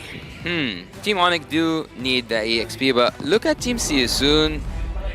Would you guys think with me that maybe we'll see an Arlott switch to the roam and then Angela to the mid lane, because we have seen Ra on Angela, he almost got a Maniac one day. Yeah, I mean, I think he's the only one that had that kind of performance on Angela so far. But is that the question for, you know, what they want to throw at Onyx right now? It could work. I mean, that's the point of flex. That's the point of adaptability, right? But you can see this too. Man, Yasu, they're hearing you, man. Yeah. They take out the Kadita. They don't want to give that option to Onyx, who could have possibly went that way. Well, Sans was quite annoying having the Novaria from a far distance. Imagine having the Kaja for Team Onyx and also having the Kadita combo. It would have been just lethal for Team Siasoon. But here comes something that you kind of addressed the last game, Naisu. You said that why didn't we see, or like, let's say together that Kaja at this game specifically will aim for the 1-1. One will have a terrible time. She needs someone to take the hits for her, and I wouldn't suggest having an Arlott to keep someone away. I want more crowd control for Siasoon to while they are going in towards the game. Do you think, Gideon, that we might see an area crowd control or like a suppression hero or like Franco or something from the side of Team CSU? I think this is one of the situations where you're probably going to need something that can actually phase check. I think as much as I would like to believe Martis is pretty decent here to kind of keep things flexible for the time being, because you would expect a jungle pick here for the side of CU soon at the very least, right? You know, you want to have that flexibility at the very end, but at the end of the day, right, you also need to make sure. Oh, wow, you know what? I called it. Yasu. I called it. Just, you know, when you're typing like a really long sentence and then you're like, all right, I'm going to backspace a little bit there. So, hey, they lock in a Franco. I was actually thinking that this might be too risky, though, when you mentioned the Franco. You know, because, yeah, you have the Angela, who is now going to be going in the mid lane like we expected. It is Raw. But now you have the Franco. So if you are not finding those connections with the hooks, and I feel like, and let's say the final slashes that didn't work so great the previous game, that's where things kind of fall off already. You know, very early on in these engages, hard guard will only help you so much because the fact that you lock in a 1-1, you have to be able to get those, you know, weak points off in the first place before you can get the airtime. So that's the struggle there, and I really want to know how they round this out. What do they put in the jungle? The other side, the flip side for Onyx right now is the Charizla and the Valentina. So if you look at this whole lineup from Onyx, in a way it's kind of standard. And it falls into a place where, like, okay, our boxes are checked for the most part. We have an initiator, we have a peeler, we have someone to give a go signal to and just try to get a pick off early on or through the majority of the game. And at the same time, we have a Valentina who can take these other ultimates and use the best for the situation, right? So these are the things that CSU needs to consider on this last pick. Well, against a team like Onyx, you have to take the risk, and the point from having that Franco, for me at least, is to keep someone down, to hold someone down for the 1-1 to use her crossbow of Tang, which, and I've said this in previous matches, I don't see 1-1 as dangerous as others can do, because having the 1-1 and playing against it by the having the freeze or the wind of nature can actually quite suppress her, let's say, dangerousness, if I can say. So we have seen that actually yesterday. 1-1 triggering her ultimate just with one freeze, everything went down. Yeah, the Winter Truncheon is pretty much a thorn in the side of all 1-1 players when it's popped correctly, right? So again, Yasu, real quick, looking at the lineups here, how's it looking? Right now, lineup rating is favoring actually CSU, but what do you think about that? I would actually disagree with the numbers, because I would go and lean towards Team Onyx, because having the Valentina for Sans, he can use the final slash, the hard guard, not just that, even the Franco also. Yeah, I think I would totally disagree with the numbers. Well, we're going to find out what the numbers spell for us here as we load up into the land of Dawn. Game number 2 here between CU Soon and Onyx. And it's match point right now for Onyx. So can CU Soon actually take us to another Game 3 for this day number 5 of the group stages? And once again, Kyrie being on this Nolan, they're going to have to handle that and see what momentum they can build early on. It's going to be Kyrie on the orange side of their map up against MP the King, making sure that his purple buff is taken away. This is going to be interesting, right? Because again, a lot of this is going to boil down to whether or not that level 4 is going to be activated as soon as possible, right? Any small advantages in the lane can be abused with how quickly Kyrie is able to kind of run around the map. Looking here at Team CU Soon, and also like having in mind the numbers that we have seen saying that CU Soon have a better draft, I would actually agree on one specific point. When that crossbow of Tang is activated by Kosei, MP the King can just collect bodies, and this is the only thing I would agree with the numbers with. But so far, I think that Onyx totally nailed that draft. This is interesting too, right? You got double focusing mark, right? Both of these, whether it's boxy, whether it's raw, you want to be able to provide that extra little bit amount of damage so you can actually capitalize on these kills, right? If they're able to pull that off. Having 2 of those alone could help them build the momentum they need. But really, once we get to the level 4s, that always comes down to, you know, the roamers deciding, okay, do we actually initiate? Are we going to be peeling? And I think that's why it's also so important when we saw, hold on, right here already. Yep, he gets hit by the Iron Hook. It's not going to result in a kill just yet. Keep in mind, CW has Flicker and not Purify this time round. So it's going to be very important for him to maintain a healthy state in the lane. Yeah. Looking at the top lane, we are not used to see babysitting, I would say, to the gold lane when it comes to that Franco only. We just or like at least we are used to see it with the healers, but right here we can see that Boots is having hard time in the bot lane. He's getting 2v1 so far, but as it's Rizla, it looks like he's okay. Level 3 to level 4, as MP the King is going to start walking up his hard guard. Has been committed. Kyrie able to secure the first turtle of this game. They start backing off. So even with that hard card, right, they're still going to go ahead and contest those. See you soon if they can, continue to do that as the game goes on. The good thing is no one died, but if they can actually utilize that, pull it off, and then get a kill on top of it, that would help them here, given the situation. But even if you look at how that went, Onyx was kind of calm and collected on how they handled that. And even with this, right, Boots going to miss that penalty zone. The thumbs up there from Felix. So really, it's up to these teams. But I want to point something out that we saw even from the previous game. Sure. When there's not a lot of kills happening here, one thing that Onyx does really well is building a gold lead without getting the early kills, right? They play the map very well on how they handled it. So see you soon. They got to keep an eye on this. Instantly getting punished. Face check, instantly dead. The menace range is done enough in allowing for Kyrie to find multiple kills here on top of the fact that Sans has stolen the Decimate to chain two together. Good response. Sniper. CW tries. Sans flickers for us to get the double kill. In short, that's going to be a 3-for-1 trade. Wow, a swift play here. You're speaking of like everything's being calm. Everything's being calm around the map. But Team Onyx are just there for blood. They are just there for chaos. On the top lane side, they managed with a flicker and a bloody hunt to take Kaja out. And not just that, they continued by having almost, it was 3 kills on the top side. CW after taking that gold of the turret. Oh my god. Flickers and then into the Divine Judgment. Hardguard to try and make it happen, but no, Kyrie has too much damage. And without CW in the back,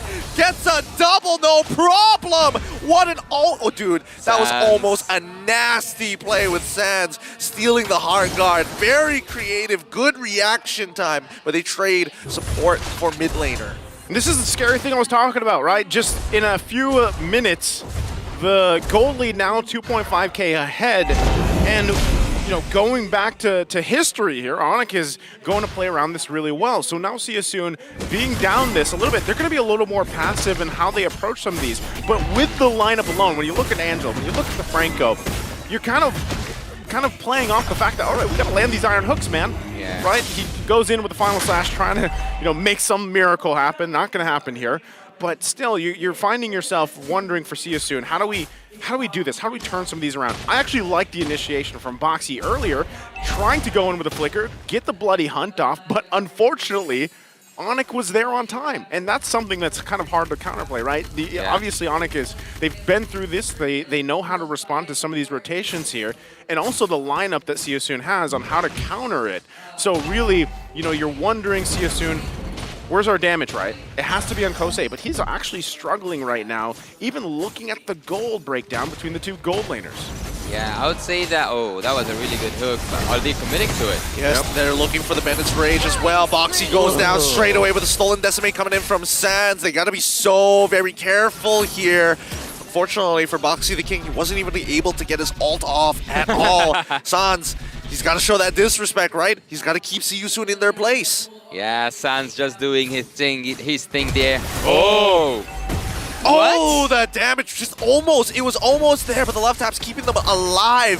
Now the top side is going to get pushed. MP the King, he wants his hard guard being activated. Keyboy, preemptively flickering. Oh my god, Felix flickering forward to make it happen with the final slash, but the counter engage coming in from Boots to turn this around. They don't find anybody. Felix giving up his life, even though it was such a good time for a play. How did Keyboy not die? Oh, they're still going. Kyrie just going to find the kill all towards Raw side. Boxy the King's running, but Kusei, he's got it. Crossbow 10 activated. Bloody Hunt being dropped, but it's too late.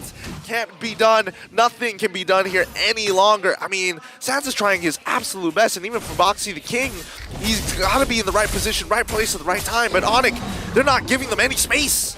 The Sky Kings being banished from the sky because they managed to activate this crossbow of Tang, but before that, Team Onyx, this is when experience speaks. They can scale that goal. They can also go for really good trades. And even though there was a flicker final slash from Soraya and Felix, Team Onyx are the ones who won the team fight. Yep, and they also take the turtle with no issues whatsoever, right? They are reading See You Soon. For some reason, they've got insane game sense. There it is. Iron Hook into Bloody Hunt straight away. Good guy Boots is going to have to take it. Whoa, penalty zone. The crossbow tank is out. This is actually a lot of ultimates committed on one guy as Onyx is looking for an opportunity. Keyboy getting locked. No, Iron Hook lands onto Sans. He's forced to flicker on out of there. Hard guard as well being expanded. Keyboy, despite having the Divine Judgment, it just was not enough with the amount of peel coming in from CU soon. And now this is where it gets awkward too, as both sides having Keyboy ends up getting knocked up by MP. The King's Motor coils, and Kyrie can't get out of the fight. Decimate, and now the vengeance from the side of Sarian Felix to pick up the kill. Two underneath the turret. Just a fishing bowl here underneath the turret. A barrel indeed. CW finally makes it out as Boots able to deal with this. He should be able to get this way, but it's too risky to stay under the tower any longer. They give up T1 down bot side. There's See You Soon, right? They got some fight back in them, and that's what we need to see here for game 2. They've littled the gold lead a little bit more. If they can continue to do that, fight Onyx in these moments, and a lot. Again, going back to it, they need to land these Iron Hooks, turn the tides, get some of these initiations themselves, and so maybe they're feeling a little more confident now after that exchange in the bottom lane. Well, I love how Keyboy left Boots as a sacrificial lamb there, to be honest. Because when he saw that the crossbow tank was inevitable, that Kosei would trigger it, he just left them and he went with the concealed play to go inside. Oh, what a nice hook. Great game sense coming out from Boxy the King, because once again they lock down a Boots. He's going to be able to flicker on out of there, but do they initiate on this penalty zone into 4? And once the crossbow tank is activated, Keyboy once again ditches him once more. Big ultimates down, Lord coming up at 2. Okay, the fact that Boots is not here for this Lord now, See You Soon can actually start this up. They just have to win the retry battle if they actually commit to it. Kyrie also going to be making his way, but right now, See You Soon doesn't want to risk it. They might just continue to farm up a little bit more. It isn't a huge, massive gold gap anymore with it, but still, Boots is now back up. They decide to go ahead and pull up the Lord. Well, speaking of positioning here, I think that Boots can flip everything around with a counter engage coming from the penalty zone. He can, and he will actually, I believe, take Boxy the King, and I would think that they will bait Boxy the King to hook one of their own and then counter engage with Boots. Well, here we go. Final slash is already out as and Kyrie still gets it. Bennett range into Divine Judgment, but once again finding the kill onto MP the King, and Kusei runs, but CW says no more. Bennett's rage, and now Nibiru's passion. The man is just an empath as he start walking underneath their turrets. Tier 2s under threat with the Lord walking behind their backs. Oh my god, Kyrie, what a perfect position, what a perfect timing. He just went in from down there, taking that Lord, and with that Lord, it's just a level 1 Lord, but yet it increases the gap of the gold once again. Okay, once again, Lord now making its way down the mid. See You Soon should be able to relatively defend against this. They are going to lose these shields here, but you can see both on the bottom and the top, Onyx making their moves. They want to get to knocking on the base of See You Soon. It is only that first Lord. Oh, conceal. Right now, still, things kind of settling into place. Onyx has garnered themselves once again a big lead against See You Soon currently. So with that, See You Soon, what do they want to watch out for? The initiations from Keyboy. Yes, he doesn't have the flicker right now. Boots is going to have it here shortly, but right now it'll just kind of go back to a settled time. You're 2 minutes, nearly 2 minutes away from this Lord. True. And unlike Onyx, actually, if it comes to defense, Team See You Soon cannot pull off a solid defense. Yes, you have the crossbow of tank, but bear here with me. If you look at Team Onyx, they have area crowd control. They also have the area clearance when it comes to CW. And not just that, Kyrie can take someone in a blink of an eye. Team See You Soon need a lot of setting up until they get a kill, and also they need a lot of, I would say, sneaky moves with the Iron Hook to take someone out of the formation of Team Onyx, which so far they haven't broken formation. The Iron Hooks are always going to be a big game changer here, and I think at least for the side of See You Soon, right, we're hoping that the final slash is going to be able to kind of break them apart, especially if Keyboy finds the initial Divine Judgment, right? We've seen it 2 times already that both Keyboy as well as CW in combination with each other generally are able to secure 1 kill almost guaranteed. Oh, ouch. Hold on. Final slash on towards Boots' side. Penalty zone only clips 1 so far. Crossbow tank is activatable, and now the Bloody Hunt is going to get onto Keyboy as the final slash stolen away from Sands is enough. They dodge away on the Iron Hook. Very nice, good adjustment for the side of Onyx. So they got the hard guard out, they got the bloody hunt, the final slash from See You Soon. It's still 30 seconds away from the Lord here, so most of those should be back up, and they'll be ready to fight for it. But still, you know, with that, you see both teams still kind of pushing and pulling against each other, even at this point in the game. Yes, it's only 12 minutes in, but with the lead that Onyx has, CSU has to approach these fights in a very careful manner, right? They need to be able to pull something off, and right now it just hasn't happened. Whether that's going to be the hook as they approach this Lord, or it's going to be Felix finding his own setup. You already saw earlier, too, how fast Kyrie alone can take someone down, right? This Nolan is strong. It is deadly right now. And that's not even the rest of the team, right? That's just Kyrie alone. So is it possibly better here that See You Soon just gives this up? For me, this is just the Assassin's Master Kyrie kind of thing. He can go in and hit you with this reflexes, but looking at the Blade of Hypnosis that just came through for CW and knowing that he's holding his shotgun, I might just see one of those M3 moments. Iron Hook and into the penalty zone to actually try and get the early cancel out. Sounds managing with the Winter trying to get back out of there. They find the kill to Sorry and Phoenix, and now the Divine Judgment instantly a double for CW, finding another combination. It's going to be Kusei who's going to try to make something happen with the help of the hard guard. Nah, he's not going to take it. He doesn't want to take it to the skies just yet. It's just too much to handle, especially when he's 3 levels down on some of the members of Onyx. With the Lord pushing, this could be it as it cracks open the first inhibitor in through that mid lane. Second one collapsing from that bottom side. This is an endgame scenario, and Onyx are just dancing around them, waiting for the opportunity to present itself. Next wave has spawned, and finally they back away. Okay, they're going to clear it out here. They hold on a little bit longer, but See You Soon, they are going to have nearly a fully exposed base here. Yeah, having the Enhanced Lord also being outnumbered was kind of... And imagine me, as LaFell says, imagine me. Let's say that Onyx goes in, they would have just finished it, but they want to take it a safer route.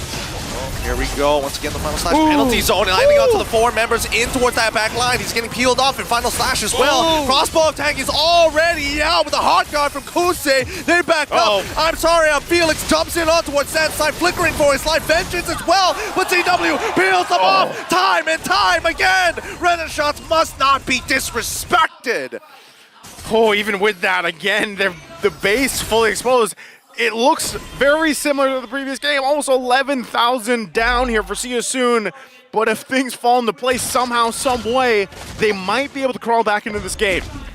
I really loved when Kyrie just dodged that Iron Hook. He did land an Iron Hook upon him, but he managed to find his way out and find his way through. 12.5k for the Beatrix, having almost 3k ahead. And when it comes to farm, 2 items down, 2 items behind for the 1-1. Yet, Kusei is dealing a really good amount of damage. He can take someone out, but the problem is for Kusei is whenever he finds a crossbow of Tang opening, he only finds it on the front laners who are so tanky, and that indicates to Boots, or I wouldn't say Keyboy, because when Keyboy sees Kusei, he's down for sure. But Boots is the only person that can be triggered upon the crossbow of Tang. This is one of the few, well, traditional EXP lane experiences, right? This is what I'm used to. Boots is kind of left on his own. Yeah. He gets attacked all the time, and he's just like, good guy, Boots, of course. You just got to take it. And he says, yes, yes, daddy, please. Take it like a good boy. He's got the body of Smith for a reason, right? Yeah. That's the Riz for you. So, you know, right now, that's kind of what he's got to do. He's got to just be the target for them. But, you know, with this kind of lead, it's very similar. Like I always say, when you have a gap this far behind, it's increasingly difficult for See You Soon to find favorable, you know, wins in some of these team fights and whatnot. But still, if there's an overstep from Onyx, they might be able to find it. If you land the hook on the right target that is, you know, given the situation, that could turn the tide of these fights.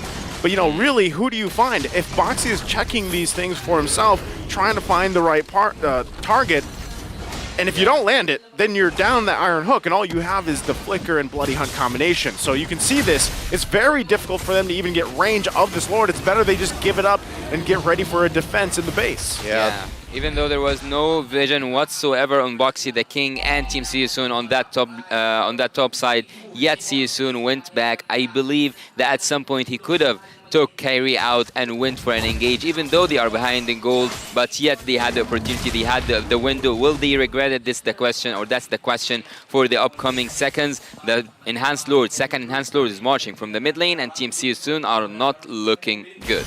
Yep, this is going to be a difficult high ground defense with their type of draft, right? Conceal being played, Keyboy's looking for an opportunity, finds the R-Line and instantly getting chunked down to 50%. Final slash being sold by Solid, but now with the penalty zone, they're trying to look for an opportunity. Boxy flickers forward to get onto CW, allowing Felix to make a play. Kyrie, he's low, he's got to get out of there. He's got the immortality, but it's just not worth it. Sorry, I'm Felix finding the vengeance, and at the end of the day, Kusei was able to free him with the help of the Heart Guard. They're going to make a second attempt here. Sans trying his best. Wasn't able to get the Terrified just yet, but Kyrie, he's a little low. He doesn't want to commit all the way, especially losing all his buffs. Iron Hawk lands, connects Keyboy, force the flicker out there, and now it's going to be his immortality gone.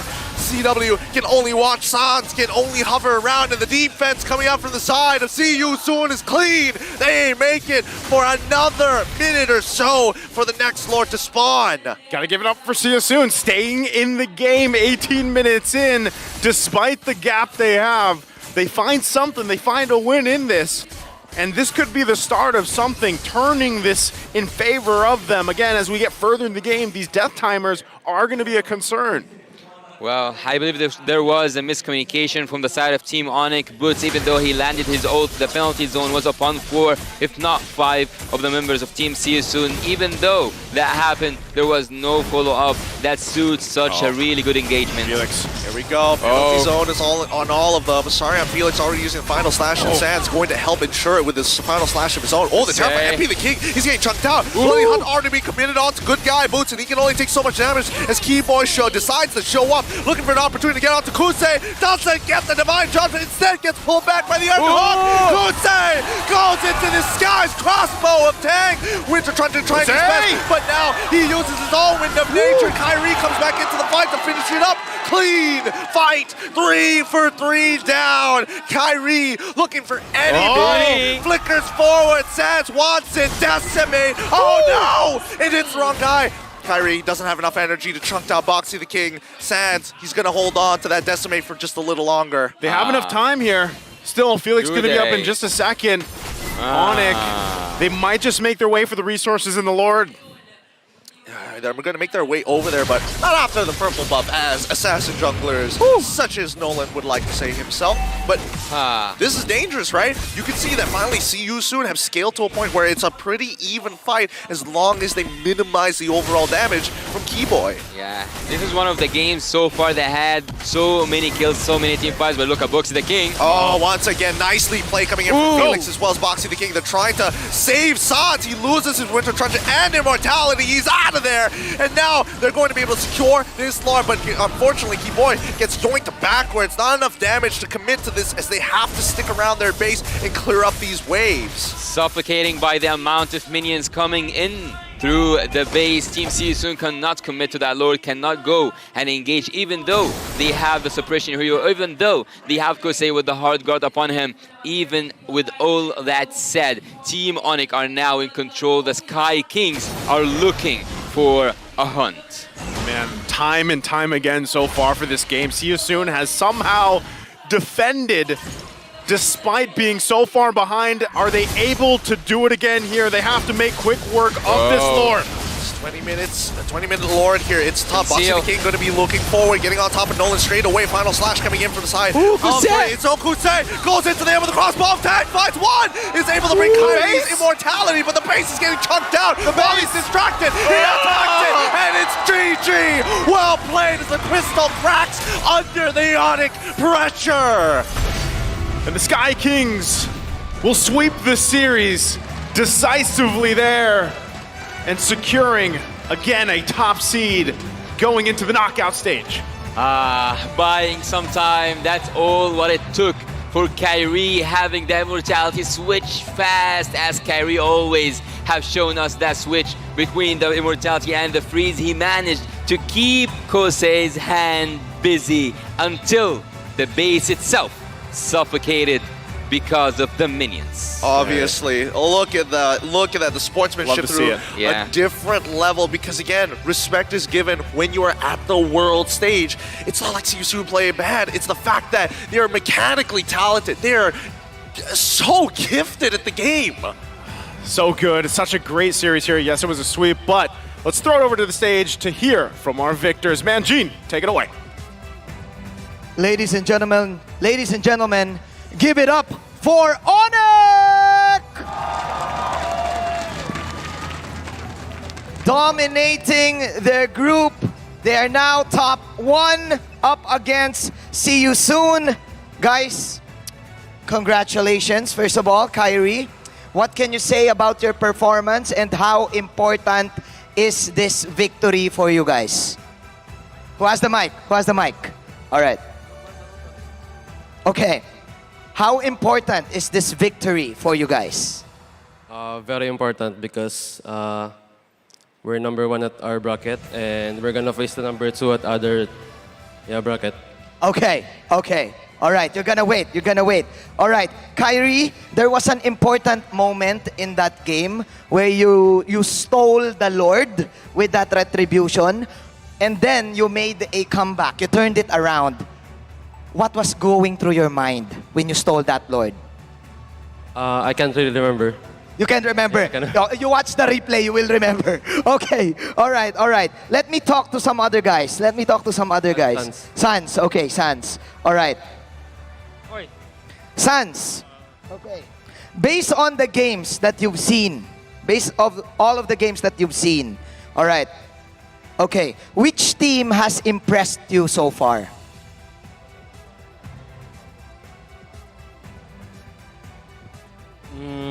Belum ada sih, belum ada. Soalnya masih menang terus. Okay, can anyone translate? Kyrie, you translate. Translate mo daw. Enggak ngerti. I think San said there is no team impressed him. No team that impressed him. Okay. Sans 2023. All right, Sans 2023. No team. All right. Now that you guys are advancing in the knockout stage, all right. Since there's no team that you are impressed with, but who is the team that you're looking forward to face? How about Keyboy? Sorry? Keyboy, who is the team that you want to face in the knockout stage? Playoff. Yes. I think, of course, Bren. AP Bren. Okay. AP Bren. All right. I won't take this any longer. I know that you want to rest. Congratulations for being at the top of your groups. Kyrie, do you have any message to your fans? It's fine. You can speak in Indonesian. You can speak in Tagalog. It's up to you. I think Boots want to say something. Okay, Boots. Okay, Boots. There you go. Message to your fans. Thank you for Sonic, who always supporting us. I hope we can give our best in this series. Thank you. All right. That's all. Ladies and gentlemen, once again, give it up for Onyx! You can now go to your rooms. Congratulations once again. All right. Onyx is still at top. Let's now pass it back to our shoutcasters to wrap this up.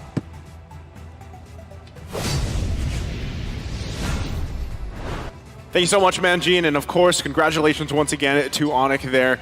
What a performance they've had through the group stage, and now they've garnered themselves that top spot going into the knockout stages, of course. And we heard there who exactly they do want to eventually play against, and we'll be watching them later after this series, actually. AP Bren later on versus Team Flash. So, real quick, any thoughts on that series? How did it feel here, Gideon? Well, personally for me, I think this was a great series to see a litmus test for specifically See You Soon, right? They had enough of the mechanical skill to make this a challenge for Onyx for game number 2.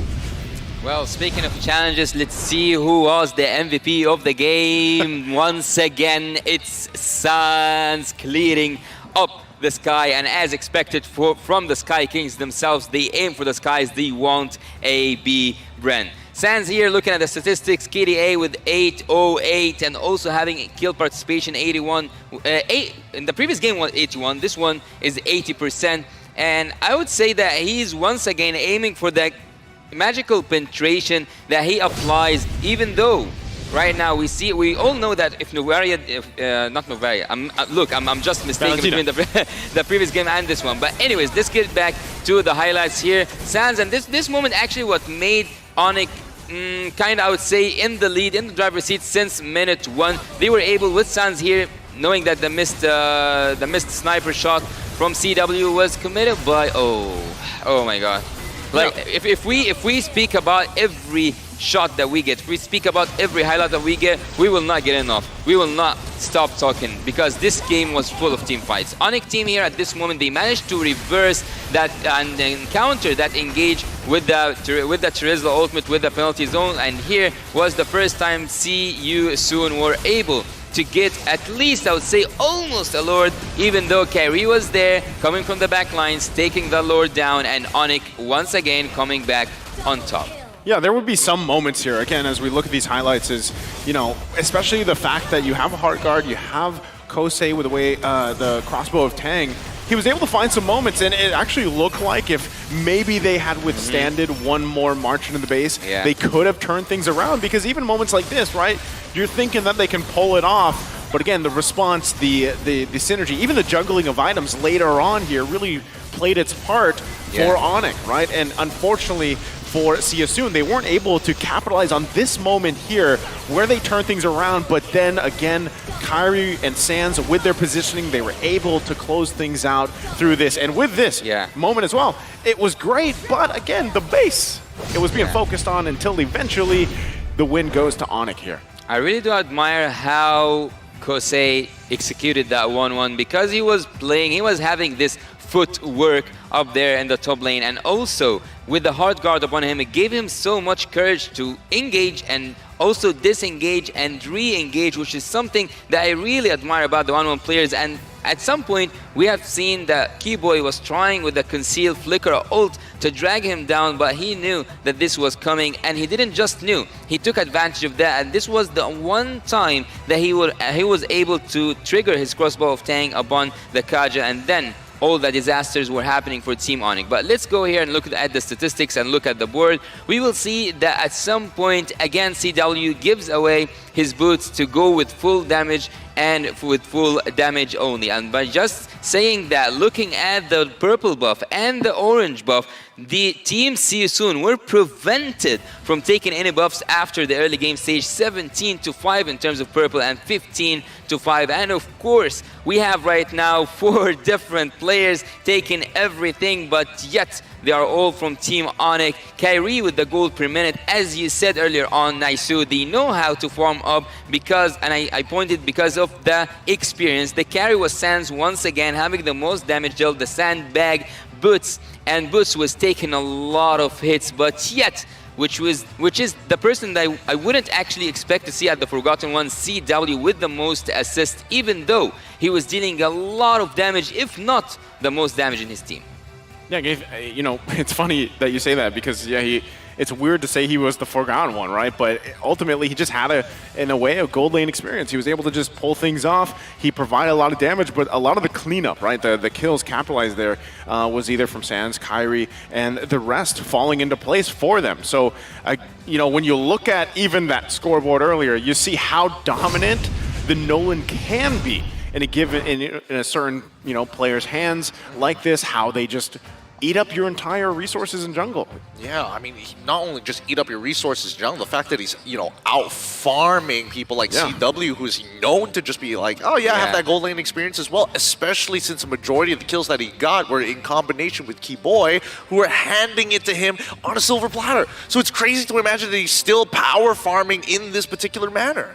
Well, again, a great series there, and congratulations to Onyx. Now, we have one more series ahead of us, but real quick before we sign off for this series, we want to go ahead and thank our sponsors. M5 is powered by Moonton, presented by Kadea, our global presenting partner, supported by ROG, our official gaming phone, Grab, our super app partner, and of course, Secret Lab, our official chair partner. Now, up next, for the final match of the day between the hometown heroes, the current Filipino champions, AP Bren, and also the champion of MPL Singapore team, Flash. You don't want to miss out on that, guys. It is going to be a great match to round out the day. I'm Naisu, this is Gideon and Yasu, and we'll be back after this.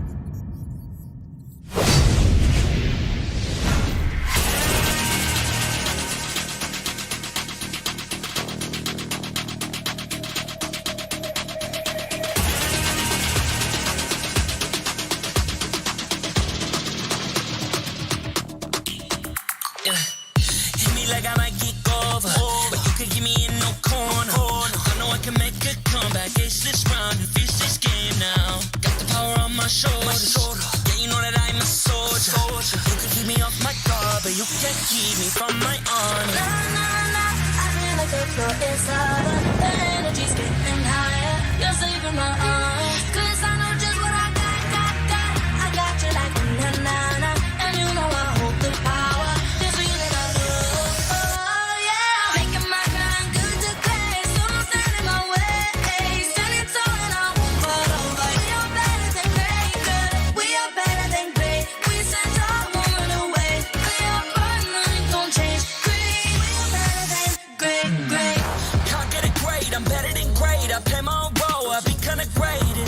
Transcend myself into this game, yeah.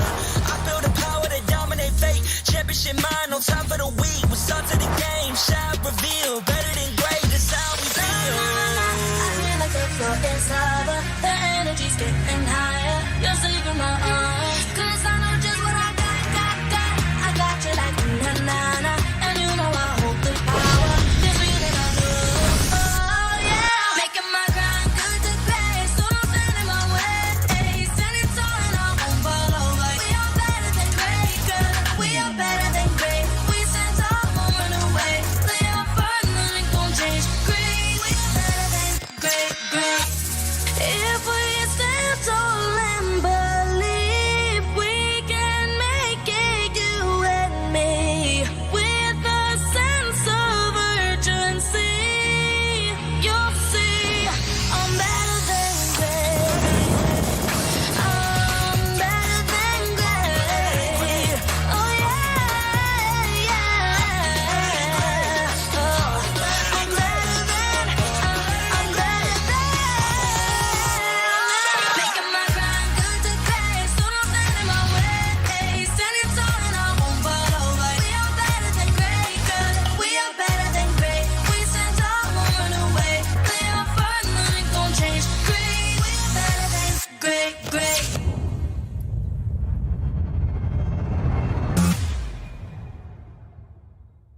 I am the #1 seed, the champion of the arena. The fans adore me because I've never lost. Yet you are afraid that you will lose everything.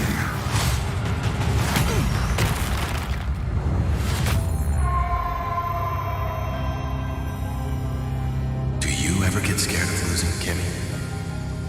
Well, big bro, I think we should cherish the joy and excitement of each game. Not who won or lost. That's right. I'll strive for victory, but I won't lose myself in its pursuit.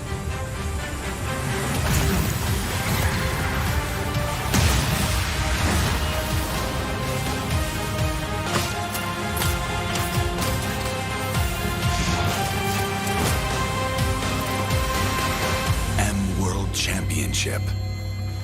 I'm back.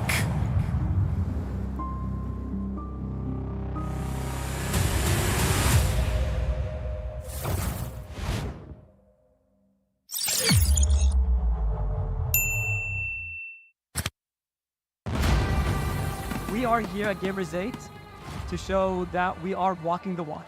We have had amazing reactions, major idea owners, and a lot of potential partners and stakeholders coming in here and taking a peek.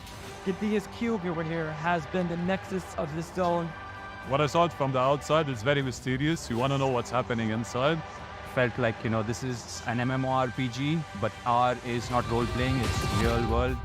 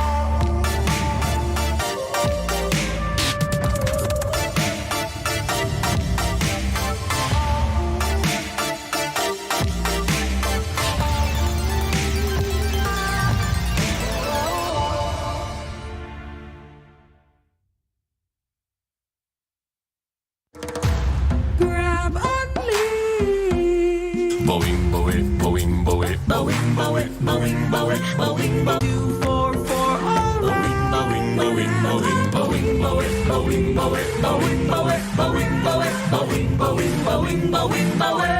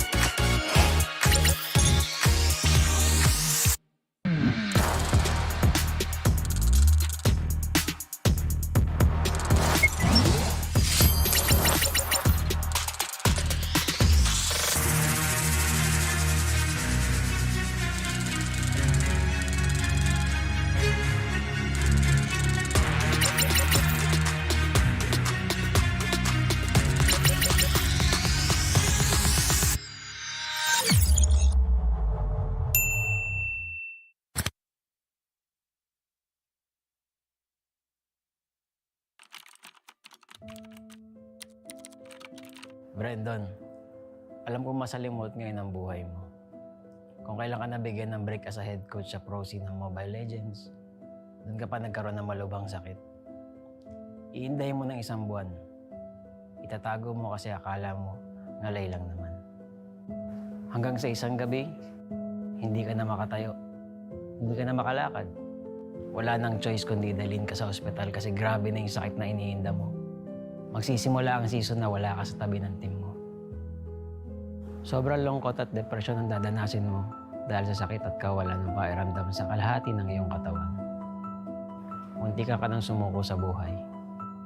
Buti na lang at may mga nurse, mga doktor, mga physical therapists, at mga kaibigan na nagpatibay ng loob mo. Huwag mo silang kalimutang pasalamatan. Akala mo okay na ang lahat, kaso luluba palalo ang sakit mo. Mapupunta ka sa bingit ng kamatayan, halos hindi ka na makahinga.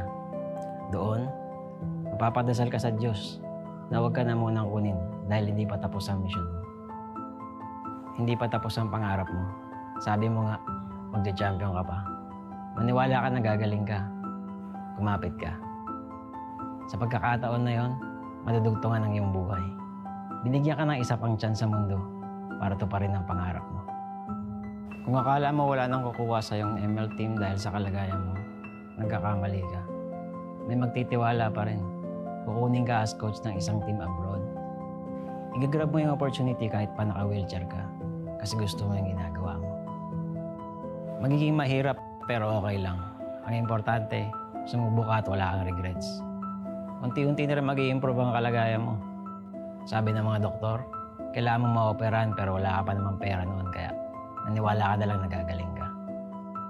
Sa tiyaga at paniniwala, makakatayo ka rin. Darating ang punto na makakalakad ka na ulit. Himala, di ba? May isa pang biyaya na darating. Lalapitan ka na isang kaibigan, si Coach Daki, para maging tactician ng AP Brand. May chance ka ulit na ituloy ang pangarap. Huwag mo tong sayangin. Ikaw ang susi na magbubukas ng bagong pintuan para sa iyong team. Makakapagsibol kayo at dito magsisimula ang sunod-sunod niyong pagkapanalo sa iba't ibang tournament, kabilang ang MPL Philippines Season 12. Kung dati ay literal na hindi ka makalakad, ngayon lakad matatag ka na ire-representa ang Pilipinas sa M5 World Championships.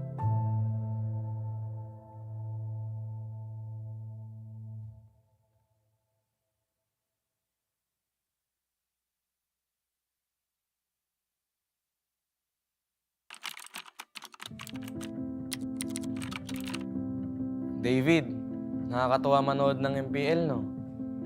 Nakikita mo yung mga idol mo. Yung iba dyan, magiging kakampi mo. Maglaro ka lang na maglaro, tapos magpataas ka ng rank at stars.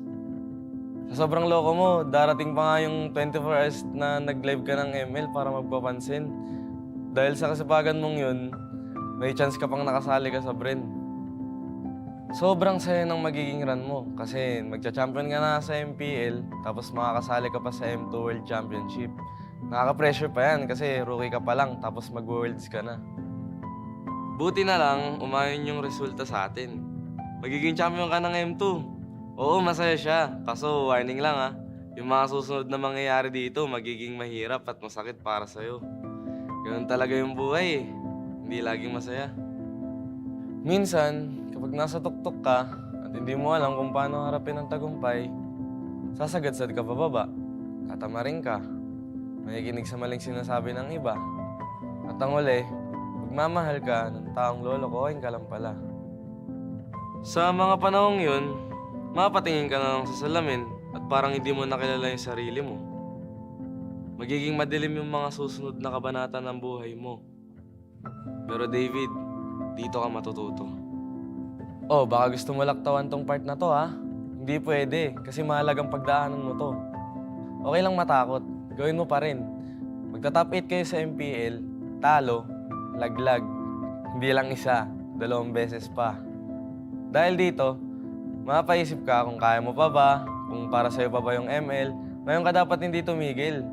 Kailangan mong ituloy at patunayan sa sarili mo na kaya mo, kahit sa mga oras na wala ka ng ganang gumalaw. Kung magagawa mo to, magkakaroon ka ng disiplina. Gagawin mo siya dahil pinangako mo sa sarili mo na panahon na para magising at magbago. Kapag naayos mo na yung sarili mo, magiging maayos na teammate ka na sa mga kasama mo. Kung yung dati nga, sarili mo lang iniisip mo, Ngayon, mas masaya ka na kapag masaya yung teammates mo, di ba? Dahilan ito para mag-champion kayo sa iba't ibang tournaments, pati na rin sa MPL Season 12. Matutupad rin yung pangarap mo para sa team na makapag-M5. Ngayon, sa pagkakataong ito, mas gagalingan mo pa kasi gusto mong maranasan nila ang feeling na naranasan mo noon.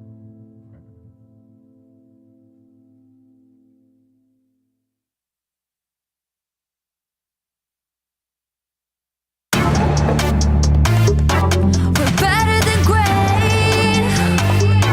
We're better than great. We're better than great.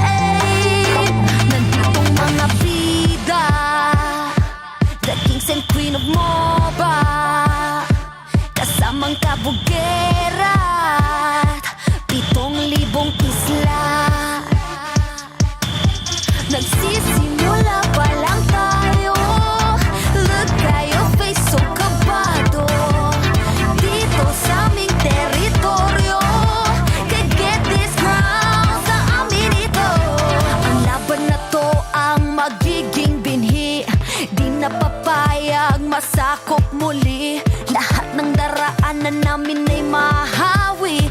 Alab ng puso'y di mapapawi. Sanay sa digmaan, dugong palaban. Babangon, babawi kahit sugatan. Sinag ng araw, 3 bituin. Pilipinong may giting nagniningning. Sanay sa digmaan, dugong palaban. Babangon, babawi kahit sugatan. Sinag ng araw, 3 bituin. Pilipinong may giting nagniningning. Dami mo daw sinasabi pero ba't ngayon di ka mapakali? Panay lang ang kamot sa anit at kahit alam mo na di naman to makate. Dugo pati laway at pawis tumulo, akala mo ba lahat to madali? Hindi nagmamadali, akyatin ng hagdan na talagang matare. Ganyan talaga ang mga batang Pinas, talagang malakas kahit anong meta. Wala kang ligtas, talagang matigas na parang daliri ng mga kalaban. Sa gitna ng laban, shooters namin talagang savage. Di papaawat sa aming lupang sinilangan. Ang dami ng binilangan ng 1, 2, 3, dalawa kayo, ito na pang-apat. Kaya dami na naman iyakin kahit dadaanin pa sa mga tipi-tipi-tipikal. Paano kami hahabulin? Marami tong gasolina, lalamunin ang lahat ng dipital. Sanay sa digmaan, dugong palaban. Babangon, babawi kahit sugatan.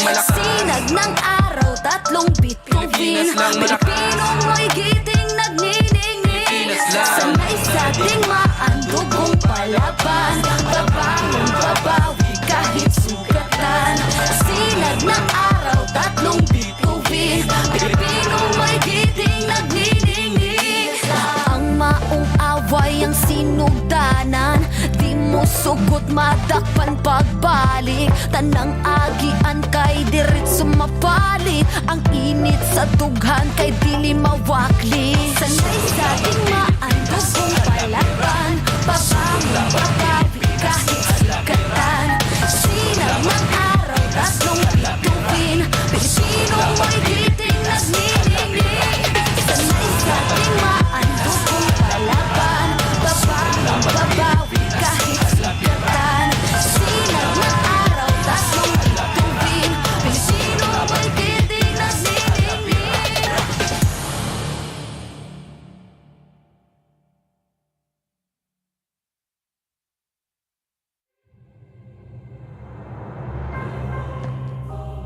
The Shadow Dragon was once my biggest weakness, but now it's my most potent weapon.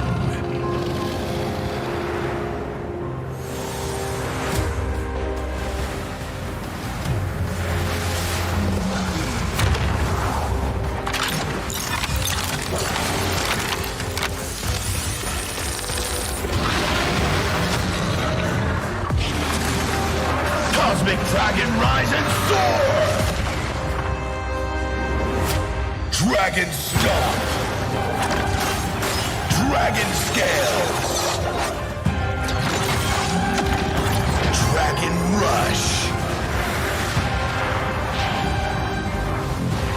Rise beyond greatness and seize your own destiny.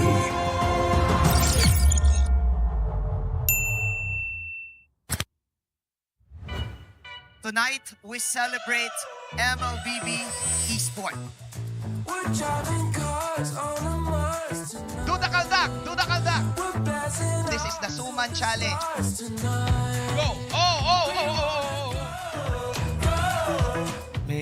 Go! Disgusting!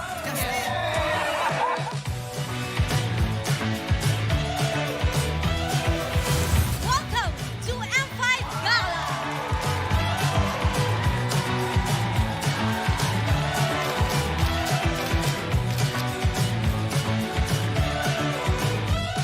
Guess the Hero Challenge! Lapu-lapu, Iritel, Franco, Nana.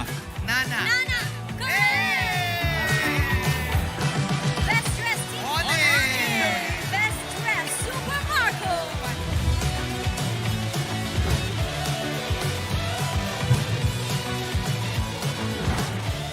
Thank you so much for joining us at the M5 Gala, and we'll see you at the M5 World Championship.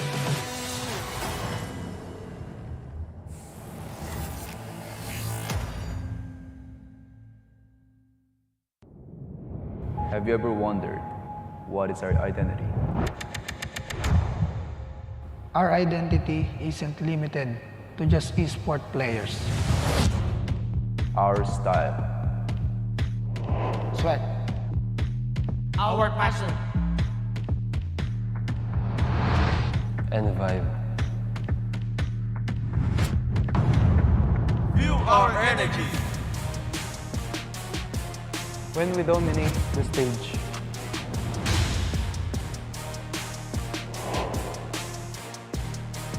The hours of sacrifice. Shape who we are. So, what is our identity? We are legendary.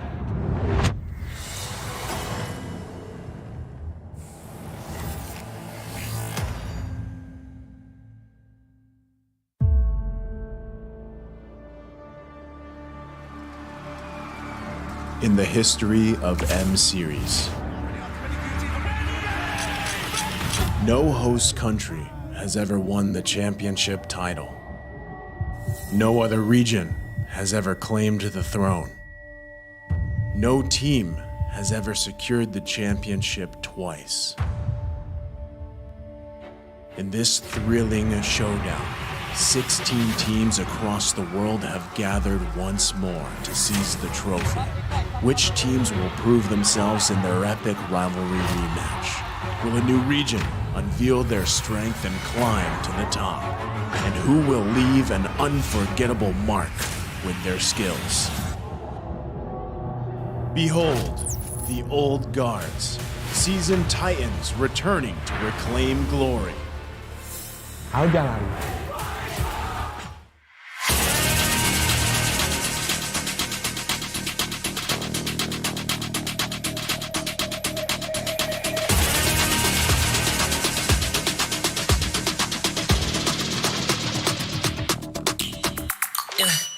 Hit me like I might get over, but you can give me in no corner. I know I can make a comeback, ace this round and finish this game now. Got the power on my shoulders.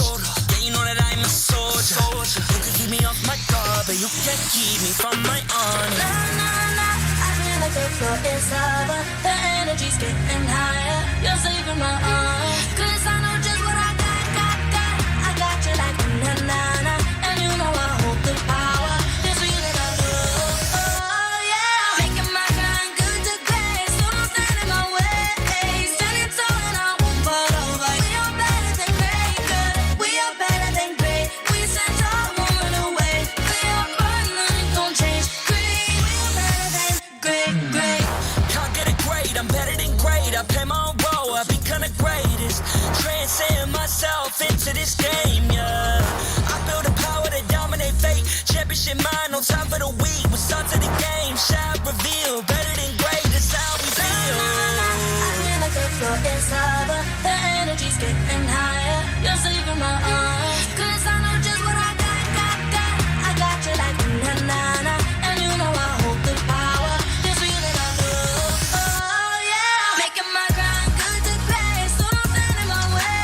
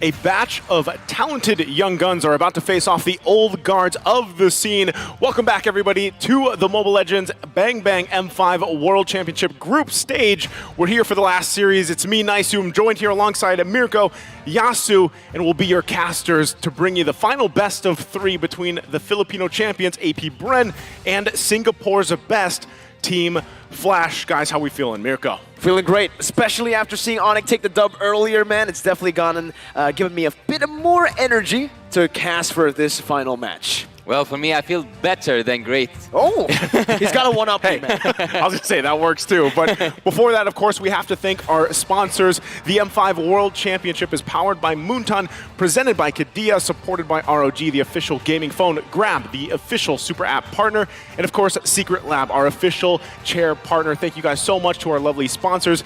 M5 would not be possible without your support. And Mirko, there's more out there for everybody else. There's so much more content for you guys on TikTok, and you guys can find the best M5 content on TikTok. Just search hashtag MLBBM5, and also remember to use the hashtag to just also share your content, not just watch the content, because you guys can stand a chance to win a lot of crazy, amazing rewards. And with that being said, we have to talk about now the matchup here, the last one to round out day number 5. We've seen so much already today alone. We know what's at stake here as teams are falling into place and also falling out, right? But right now it's the young gods versus the old guards. Now specifically, several M-Series rookies and veterans here are about to face off in this series. We'll celebrate their achievements, their contributions here to basically develop the whole MLBB esports scene leading up to today. And first and foremost, we have to talk about these two players, Kyle TZ versus Hades. Two Filipino junglers who are basically from two generations. It's basically Mirko and me, right? We're like at that point, so generation-wise. Now, Hades is one of the older junglers from the league who basically helped raise this mechanical standard for the league, while Kyle TZ, he may be argued as one of the players who met this standard. Yasu, how do you break this down for us? I would say, as the title says here, a clash of generational junglers. Kyle TZ with those achievements, look at it. Champion, gold medal, and rookie of the season. On the other hand, he also dominates Singapore. Hades with one time as a champion, final MVP, and again, he have these mechanical heroes, as we said, Ling and Lancelot. And it's actually quite strange because I have known my whole life that AB Brand is one of those teams that when you see a Lancelot, remembering Carl, not seeing him in Kyle, I don't know, will he pull him today? That's a question. We'll have to find out, right? But one thing that's funny is, even with these guys, is really the favorite heroes used, and I feel like that's just adapted, right, over these metas and everything else. But really, the staple there, obviously, Fredrin. You know, he was like literally the main staple for so long. But we went from this kind of phase where it was like utility over to assassins, and now you have a good mix of them, right, for the most part. So can't wait to see these guys clash it out. Now, next up, the clash of generational roamers. Mirko, Ogwin versus Lalzi. How's this looking?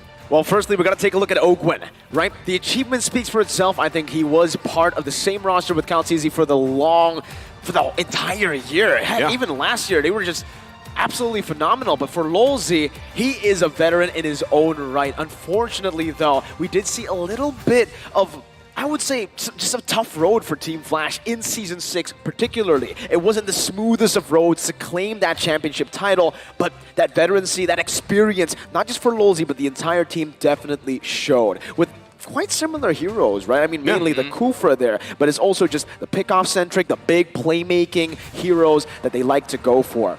Though I do want to, pull it back a bit to Hades again and Kyle TZ. Looking at both their heroes, a little bit different. Kyle TZ, we've seen him on Assassins before, but it seems like now he's maturing, going towards the utility junglers, not so much of that flashy assassin, and I think it comes down to how the team likes to play.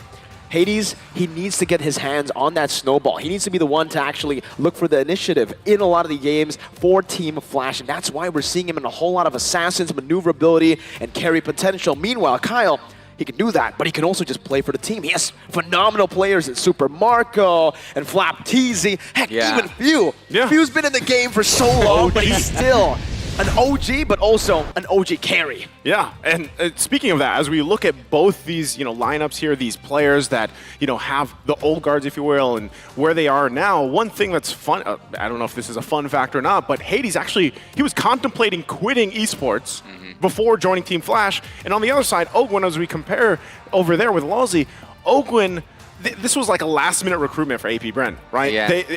Basically, back in Season 10, he was recommended by his cousin Pando. So, Pandora, right? Pando. Wow. So, interesting. But, again, as we get ready for this matchup, we have to welcome our marshals here to officiate the M5 World Championship. We have our marshals doing an amazing job. They're here to ensure the fairness and integrity of the game. Rain, Wilbert, Shun, and Ivan. And as the teams also get prepped up, ready for this last series ahead of us, this is where it all falls into place. The Filipino champions, they grace the stage to continue their campaign towards being better than great. Let me hear you buzz for AP Brent. Another team who has been consistent all year long. 2 gold medals and 1 more. They're looking for the M title again. And across from them, surprising by the Mongolian downloaders, the Singaporean delegates look to bounce back and strengthen their chances for the knockout stage. Don't blink or you'll miss them. It's Team Flash. With their final game in this group, will they finish strong? We're going to find out if they can finish strong here, and to guide the teams to victory, of course, the minds here behind it all, the coaches and the analysts. For AP Bren, it's Coach Ducky and Coach Vren. And of course, for Team Flash, we've got Coach Reminiscent and KZP. Now, as they fist bump it out, they get ready, they get prepped up. I would say here, a lot of people's expectations for Team Flash has probably developed over the course of this group stage, and those for AP Bren have been set in stone. Real quick too, let's go ahead and look at the lineup for AP Bren. We've got Super Marco, Kyle Teasy, Flap Teasy, Few, and Ogwin. Just a solid lineup here for us, Yasu. Yeah, I would say that AP Bren have a motivation that only one more team in this tournament shares, and that's the 2 times M Series Championship. They got 1 title, they are now after another. Okay, and as that, again, the expectation's already going to be there. Across from them, we'll be taking a look just in a second for Team Flash. Just to get familiar, we got Vanix, Hades, Adamir, Jay, Lulzi. We talked about this matchup, especially Ogwin versus Lulzi. Mirko, how are we feeling about the lineup? For a lot of the players that you see veterans, Hades, Adamir, and Lulzi. But for Jay and Vanix, though, you may not have seen them in the M Series before. They're veterans in their own right. They've been in MPLSG for a long time, and finally, they get the chance to show what they've gotten. A lot of people, including me myself, said that Team Flash getting here, it's a bit of luck.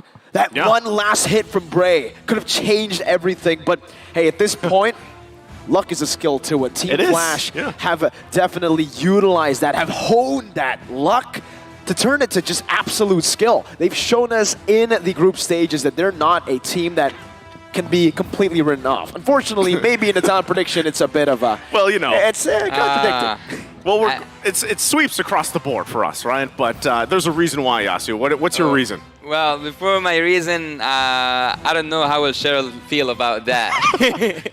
she's probably out there watching right now. Is this Yasu? You've been spending a lot of time with this quote-unquote curse casters on the desk for the group stage. Are you developing your own curse here prediction? I actually don't remember if I cursed someone so far, but if Team Flash is the one to be cursed, I wish that I'm this time getting correct for them, because Team Flash, this is their last match today, this match in this group. So if they finish strong, as I said, they are now on a tie with Lil Gun. So if they manage to win this game, and ironically enough, actually the fate of this group, I'm not going to say in the hands of Team AB Bren, but it's centered about Team AB Bren, because AB Bren is the one to decide. Today, he's going to play against Flash. Tomorrow, he's going to play against Lil Gun. Yeah, great point, because again, for this matchup alone, as we wait for this draft to be upon us, this could make or break the chances for the knockouts for Team Flash. Look at the audience predictions as well from around the world. Like when Singapore goes 90% towards AP Bren, that's painful, man. Maybe misclick? No way. No, there's no misclicks there. They're just, that's That's the proof in the pudding, right? As we like to put it. So again, predictions are out. We only know exactly how this is going to play. But one thing that I will say for sure is Team Flash, they actually have surprised a lot of people, you know, up to this point. Even with Team Lil Gun, you know, they had their own expectations even for the wild card leading into this. But again, we all saw that series unfold, and who's to say they can't do the same thing against AP Bren? Exactly. They can try to replicate what they did. Heck, at MPL Singapore. Yeah. Nobody. Well, some people, but almost no one, right? Predicted them to win MPL SG. The fact that they were able to come back in that kind of way, it feels like it's meant to be. It was written in the stone for them to make it to M5, and it'll just be anticlimactic if they don't show up in this matchup. And I love that because for me, I would say they've shown up for the group stages, you know, at least up to this point. Yeah. And in a similar matter, it's like, okay, who's across from them? Yes, it's the Filipino champions, AP Bren. They have all their own titles. But this is a great moment for Team Flash to actually come out swinging and maybe prove a point here. Maybe prove some doubters. You're again referencing the predictions. Prove some of the doubters here. Yeah, speaking of titles, I would actually also point out Coach Ducky. Coach Ducky here, he also have a title with Team AB Bren, so he's also looking for another one. And I don't know if this information is correct or not, but is he the coach, the one coach with 2 titles as M-Series? M-Series? Yeah. M-Series. Well, technically, on paper, I'm not too sure if M1 counts. But M2 definitely, M2 right? definitely, yeah. Well, he's a Hall of Legends, so he's got that going for him. We're going to jump into the draft here, game number 1. We've got Team Flash on the blue, AP Bren on the red. We'll see how this all plays out, but similarly, look at the bands coming through. We've talked a lot today alone about the Phoveus. Fairness is being taken out. They don't want to deal with these long team fights. And also, on the other side, there's Juan and Bruno. Okay, so Team Flash, they banned the Nolan themselves. I was about to say that they will take the Nolan, but we have seen earlier on today when Nolan was used and Phoveus was banned from team, if I'm not mistaken, was Onyx. The other team, the opponent team, can you guys remember? Because I'm bad with See you memory. soon? See you soon? Yeah, see you soon. See you soon, they got the best use out of it because they had a lot of mobility heroes. Speaking of Arlott, also speaking of 1-1. But in this game, I don't know where actually the draft is going because you banned the Phoveus, you didn't set up for a Nolan. What are you cooking, Flash?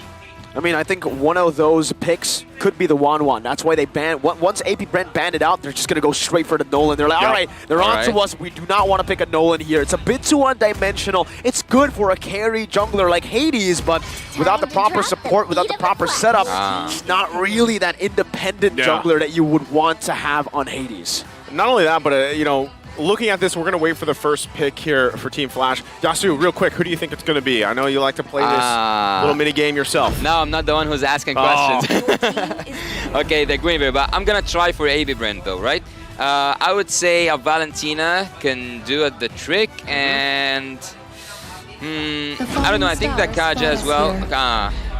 All right, a Novaria, but I think it's too early for a Novaria and Arlott. All right, this works. Again, you know, picks here. Novaria has been proven a point for the most part throughout the group stage. Yeah. The vision, the utility, and the poke potential is just, it's too tough to deal with for a lot of teams. You saw Sans. Yeah, we saw Sans, you know, get the MVP on that. Twice. But twice. And then you pair it up with an Arlott. And I will say, you know, for Arlott in general, the playmaking potential is out of this world for this hero, and you know you can only imagine so much how that can work. But I like the fact that Team Flash did first pick up the Guinevere. Now, are they able to actually utilize this pick? Because yes, we saw it in the hands of Kyrie recently. Worked really well in the jungle, right? But also we've seen other teams kind of falter with it, even if they pick it up first here, Yasu. All right, but as I said earlier on, we have seen Phoveus being banned by Team Onyx, and the Team Season got the advantage of it by using the mobility here. So far, I'm not seeing a lot of mobility from Team Flash that can, that the players can be afraid from having the Phoveus. But having that said, should we be worried about Adamir's Khalid?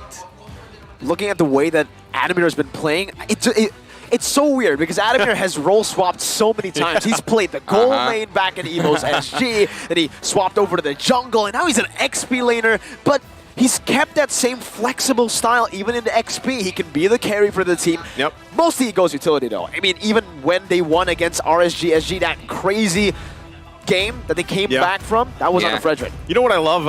I always say this about the XP lane as this last pick. It's going to be the Claude here for AP Brand. What I love about the XP lane, man, is the development of that lane alone and how much impact it has currently in the meta. And even if you discuss the versions of XP laners, right? You have that back lane focus-centric kind of heroes. Khalid can be one of them. We just saw this also from the last series work really well. Or even, you know, the pretty much the zoning potential. That's why the Terizla is so hot. Yuzhong was so, you know, so popular for a while. He's kind of fallen off a little bit in terms of priority for the XP lane, but I like the dynamic we have currently. All right. From Team Flash right now, after having the Khalid, I would say that the question of is he gonna be, where's the XP lane? Yeah, you have the Khalid. But for Team AB Brand, it's not settled yet because you have an Arlet, and Arlet can go for the roaming duties. And with that being said, having an Arlet here actually helps with the penalty zone that you just mentioned. You mentioned like the Terizla earlier on, Naisu, and I think that having a penalty zone ultimate here for AB Brand can actually be a disaster for Team Flash. And seeing that also the Diggy is banned, I don't know why not just stack up crowd control. Maybe at Terizla I'm calling it out with you, and maybe also I would expect AB Brand to go for a Fredrin.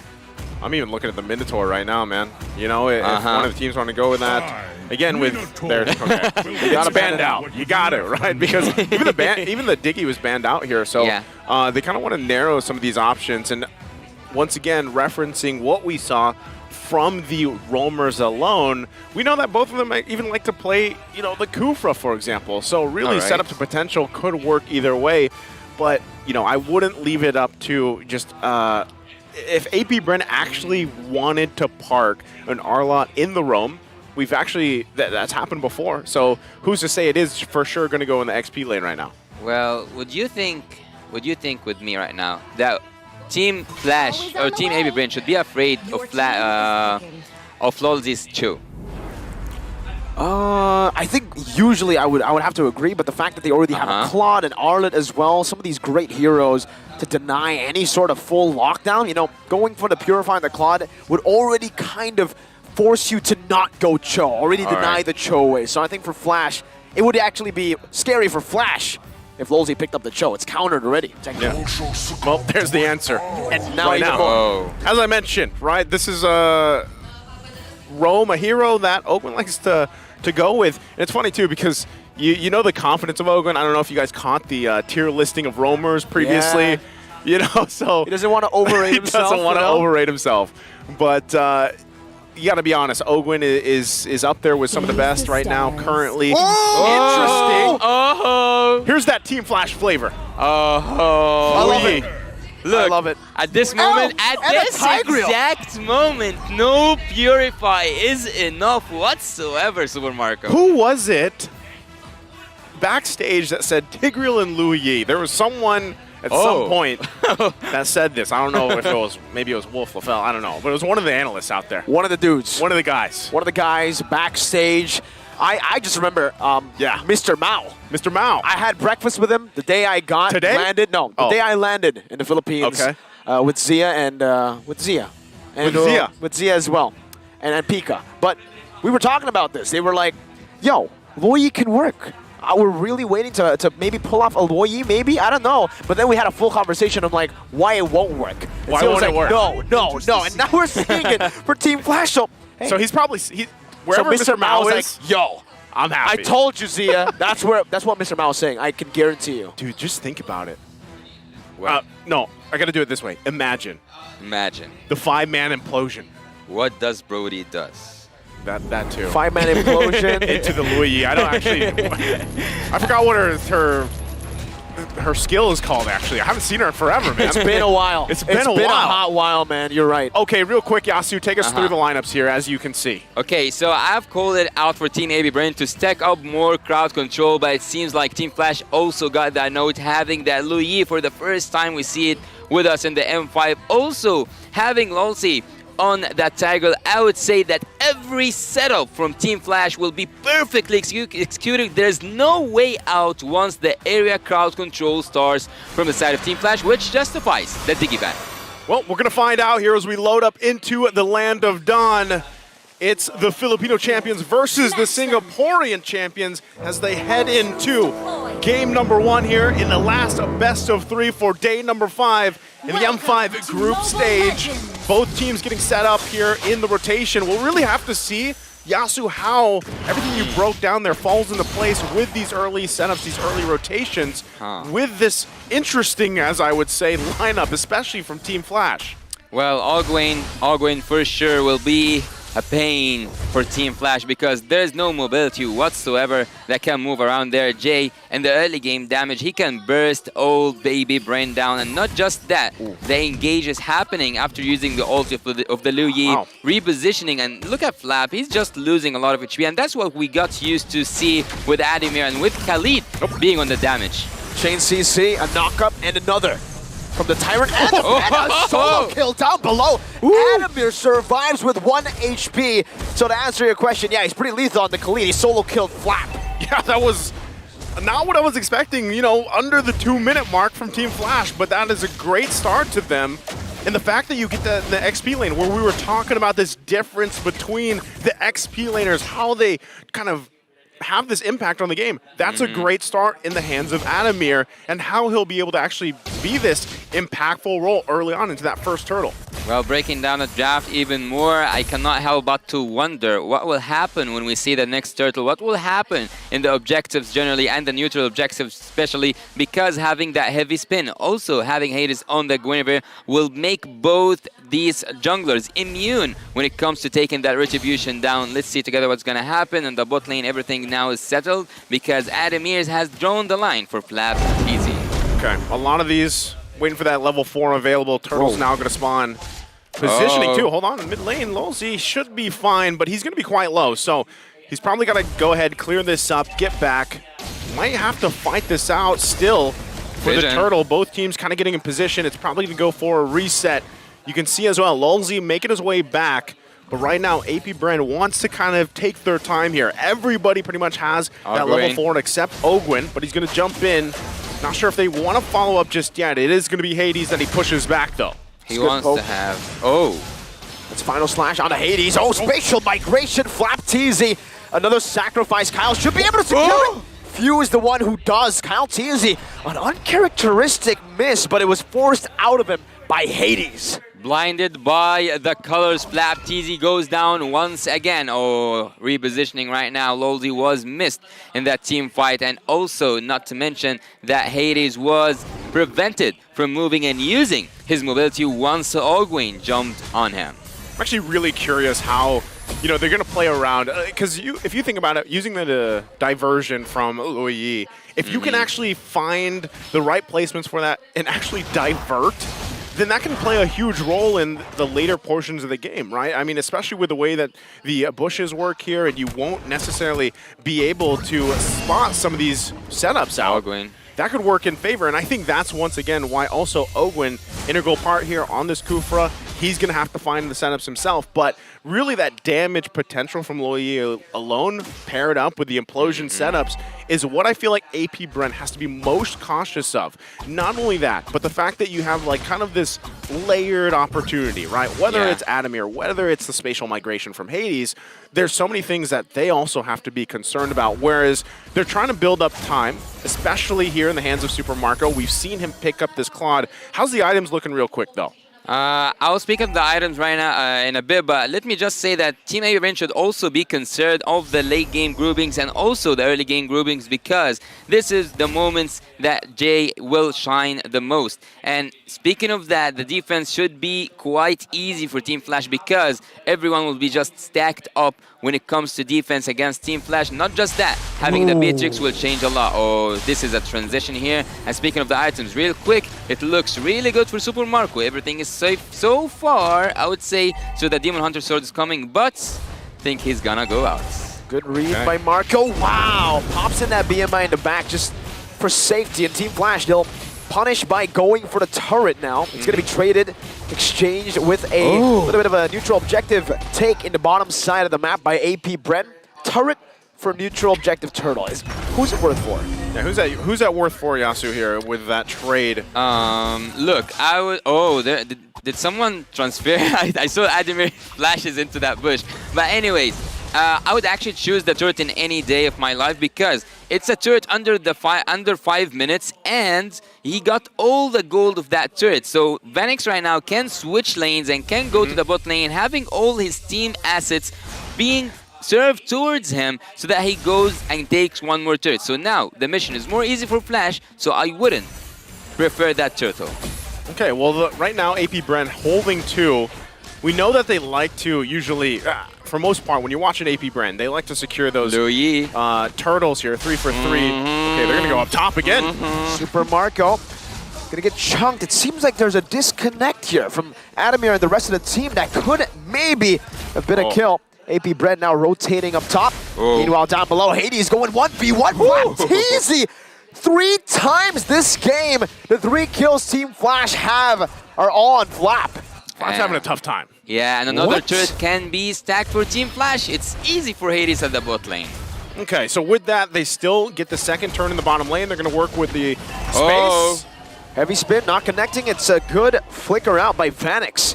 He picks up the BOD. That's a power spike for him. Okay, it's interesting the way things are working right now, right? I mean, necessarily you're expecting a lot of these setups to happen, but so far it just, neither team has found that just yet. But Team Flash, the fact that they have these early kills for them, building momentum, they've got this small gold lead now, that should actually transition really well. Even if, let's say, they give this next turtle up, right? 3 for 3 for AP Bren, Team Flash ultimately will be in a good position for that for the first Lord Dance here, Yasu. Yeah, if you give me that balance and you ask me, will you choose turtles again or turrets? Look at how things going for Team Flash. They took the turrets, and right now they might even take the. Oh, that's a dangerous spot. Really good position. Implosion. Oh, but Vanix. Oh, Vanix. Okay, gonna get pinned down now with Raging Sandstorm as well. Quite a confusing play, but a Violent Requiem there will be used up. Flapteezy falls for the 4th time this game, but it's traded for Vanix. I think Bren are happy with that trade. Yeah, seems like it. Again, this should just be another turtle that they're going to be able to secure, unless Hades actually wants to contest it himself. So Kyle Teasy working on that buff. He's going to go ahead and get it held there, but it will reset.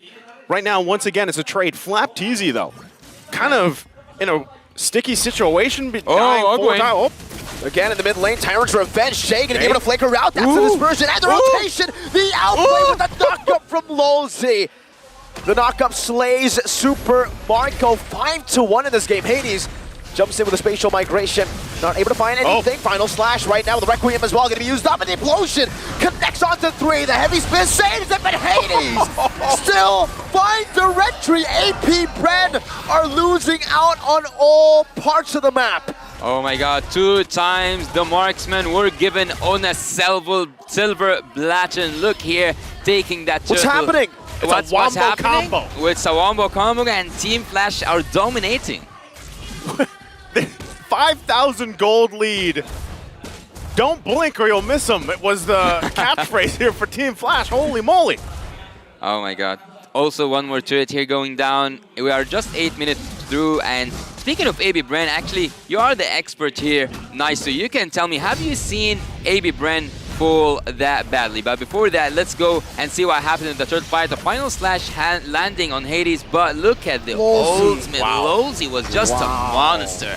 He was just a monster, and as I told you, in the groupings, whenever there's a lot of people stacked with each other at certain place, this is what serves Team Flash the most. Hey man, expert or not, I'm just happy to see Tigreal shining and another pick, Louis Yi, coming to shine right now. Like, that is exciting enough for this, you know, for this matchup. Now, my biggest question though is AP Bren, how do they adapt to this? And if the game goes on, you know, let's say 18+ minute mark, how does this lineup still execute what it's been doing the past 9 minutes, right, for the most part? They're in a good lead, and I said this before they had that amazing fight. They were going to be in a good position for the first objective take with that Lord. Now I think AP Bren's going to be the one obviously hesitating, trying to find space to work around like they are now. Well, look, I have an answer for that. I think that if Flapteezy goes in and he just distracts enemy, and he is the sacrificial lamb from Team AB Bren, At this point only, he can distract Team Flash from having this solid composition, and at this point, particularly Ogwin should go in and Super Marco follows on upon it, because Super Marco so far just died one time, and that's a good thing for him because there's a lot of pressure happening on Team AB Bren. If Super Marco landed his blazing duet in a really good moment, having everyone stacked by Ogwin, things are gonna look really good for Team AB Bren. All right, well, that one, either way, if they're able to hold on, that's one of the biggest things, right? Given this situation, given the gap here, Lolzy was going to get spotted out. So Lord, nearly half health. Do they actually want to press this and go for it? So they're going to go ahead and hold it. It is going to reset. AP Bren getting in position. This is one of the important parts, right? Also, Golden Staff just being picked up by Super Marco. Like you mentioned, too, is it a sacrificial lamb or not for Flapteezy? Ogwin goes in. Dark's Revenge and the Rage. Now it's going to be Lolzy who flickers forward, but isn't able to find anything. Flapteezy goes for the final slash earlier and takes everyone out of the heavy spin.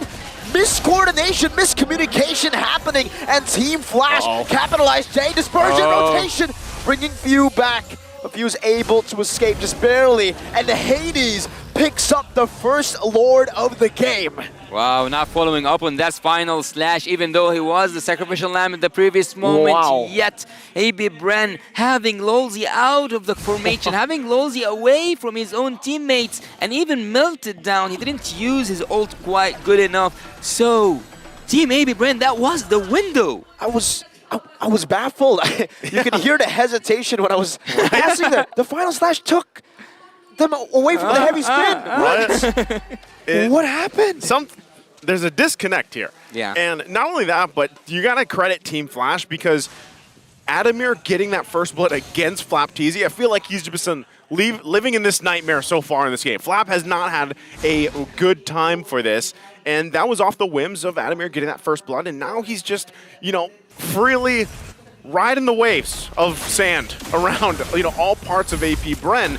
So even in situations like this, if they get sandwiched into a turret cut off, it's going to be troublesome for them. So with that first Lord marching in, relatively you're not expecting a ton of damage to these base turrets, these inhibitor turrets, but right now it's looking interesting how they're going to go for it. Yeah, really pushing out of the map. That's what I want to see. Oh, he didn't commit to it.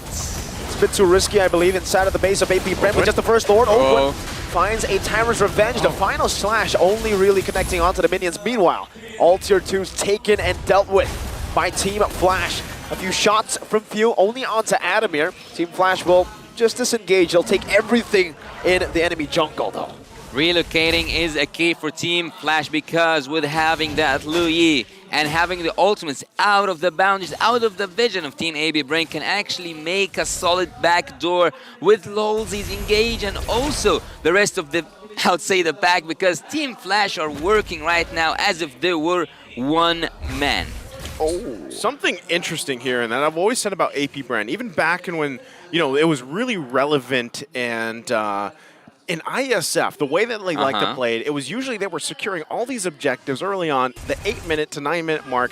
They usually got a kill, they transitioned to the First Lord, and then they dominated from there. Right now, I just feel like this Lu Yi pick and everything else, the execution from Team Flash has completely disgruntled AP Bren to the point where they're just like, man, what is going on? There's diversion after diversion. We don't know where to look, and they're struggling with it, right? So if that's the game plan for Team Flash to kind of just leave AP Bren guessing, then it's working right now.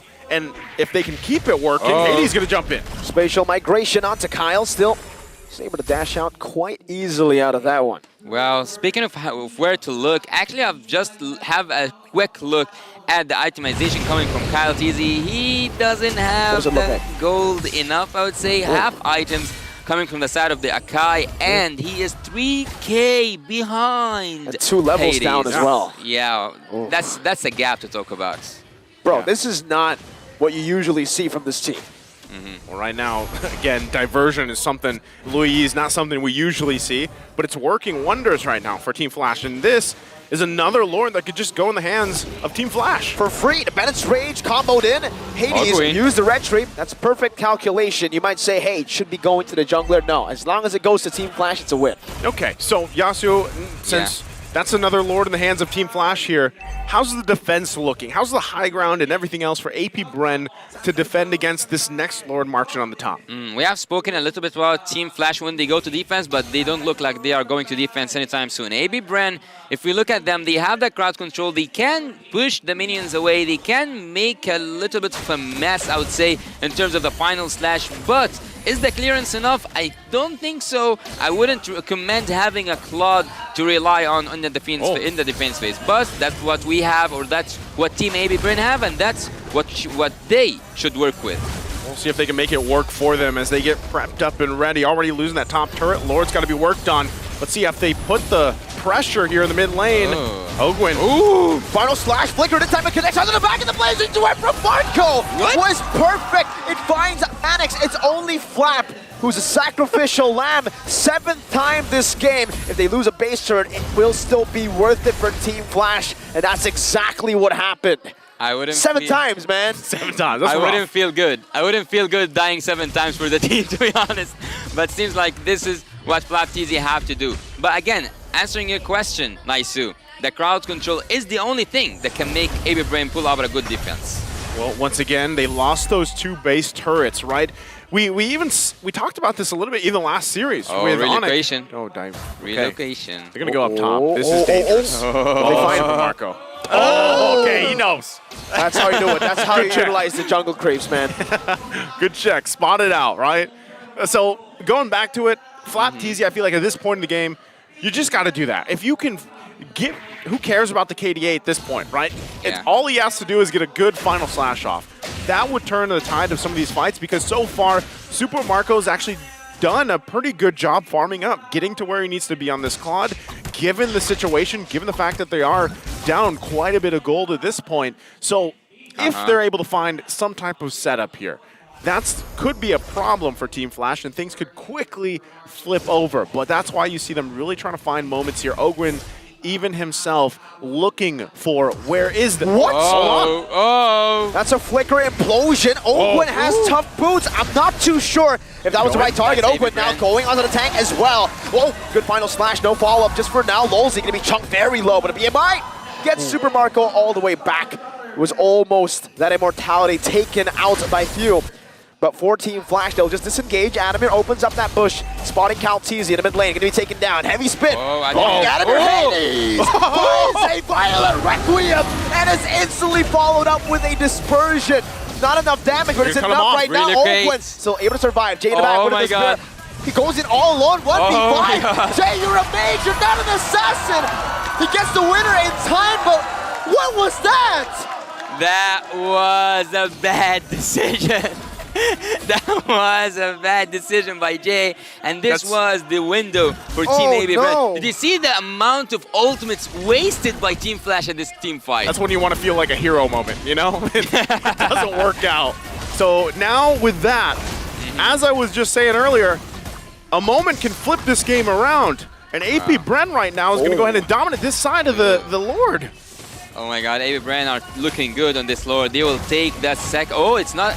Is it an evolved Lord? I didn't notice when did it start, but let's see together how it look like. Well, speaking of the items, because it popped off on the screen in the middle of the team fight, I saw that blade armor is being prepared by Lolzy, which is a really good thing when you are facing that Claude. But not just that, there were some penetrations items stacking up with the Genius Wand, also following with the Holy Crystal from the Luyi. So the team, we now can see the items. So Luyi does, she is stacking up some of the penetration, but she might sell this this freeze item just to add upon more damage. The defense is one of the best cases that Team Flash can do, or like one of the best situations. Well, once again, they get prepped and ready. Taking these tier 2 turrets down, they're going to work on the top side as well. Lord making its way there. AP Bren getting in a position to assault the base of Team Flash. It's been 19 minutes, and in a matter of a couple minutes, they've flipped this game around, finally garnering themselves a small lead themselves, again diminishing the 7,000 gold lead that Team Flash had when they were knocking on the base of AP Bren. So they'll manage the waves here, and we'll see if they try to punch this one in, and what can Team Flash do here. It's so hard when you see that the tables turn. and now it's turn for Team AB Brand to go in, but yet they didn't use that Lord for taking anything more than one inhibitor turret. 19 minutes in, 20 minutes in, and this game is just getting started. Team Flash gets outscaled, right? You gotta remember that here. There's a Claude, there's a Novaria. Yeah. And for Hades, he's gonna be able to tank some things, some damage. The Raging Sandstorm doesn't connect. Flapteezy! Final slash, and this time it is into the heavy spin. He's found the mistakes and he's learned from it. Super Marco picks up a double. He's gonna be the global representative of KDA. Doesn't matter. KDA doesn't matter. Doesn't matter. Waited the whole game. You know, he's gone down multiple times and he waited for that moment. He got it, and now AP Bren making their way down the middle. Are they gonna punch it in? Oh, Gwen with that flicker, unable to find the combo just yet, but AP Bren have taken everything. It's another final slash from Flapteezy. This time out to Hades. He buys the winner truncheon, he pops it in time. Flapteezy, one last hit is all he needs. Kyle finds the shutdown. Vanix now in the back. It's an implosion in desperation. It's a wipeout for AP Bren. 0-7 win. Wow. Very quickly, AP Bren turns things around in a matter of minutes to secure game one here against Team Flash. I can hear the bees buzzing for Team AB Bren. A first victory here, and having their second appearance in this group, they can make Team Flash. What the heck? Go away. It looked so cool until it didn't. You know, like it worked so well until just something happened. I feel like at one point, man, Flapteezy, he had enough. 0-7, that's where he draws the line. That's enough. That was enough. 0-1 all the way to 0-6, it's fine. I can take more. 0-7, nah. That's where I draw the line, fam. But yet, as I told you, he was the sacrificial lamb of this formation. When he goes in, he just had one job, and that's to distract Team Flash. That's a poor lamb, man. Yeah, that's tough, you know, when that's the course of the game. But hey, eventually, I don't know, maybe Arlot's like the new Franco in a way, because Franco's always like, oh, I miss all these hooks, but it only took one hook. But now, you get all these deaths, you're playing Arlot, it only takes that one final slash, right? And that's the perfect thing where if you imagine it, it can happen. Now, once again, if he gets MVP, bro. Hey, maybe he should, for everything he put up with. Maybe he's the silent MVP, but not the MVP himself. Who's it going to be? Owen? Marco? Right. Super Marco here. Again, game MVP, Super Marco, the 5-1-1 on this Claude pick, Yasu.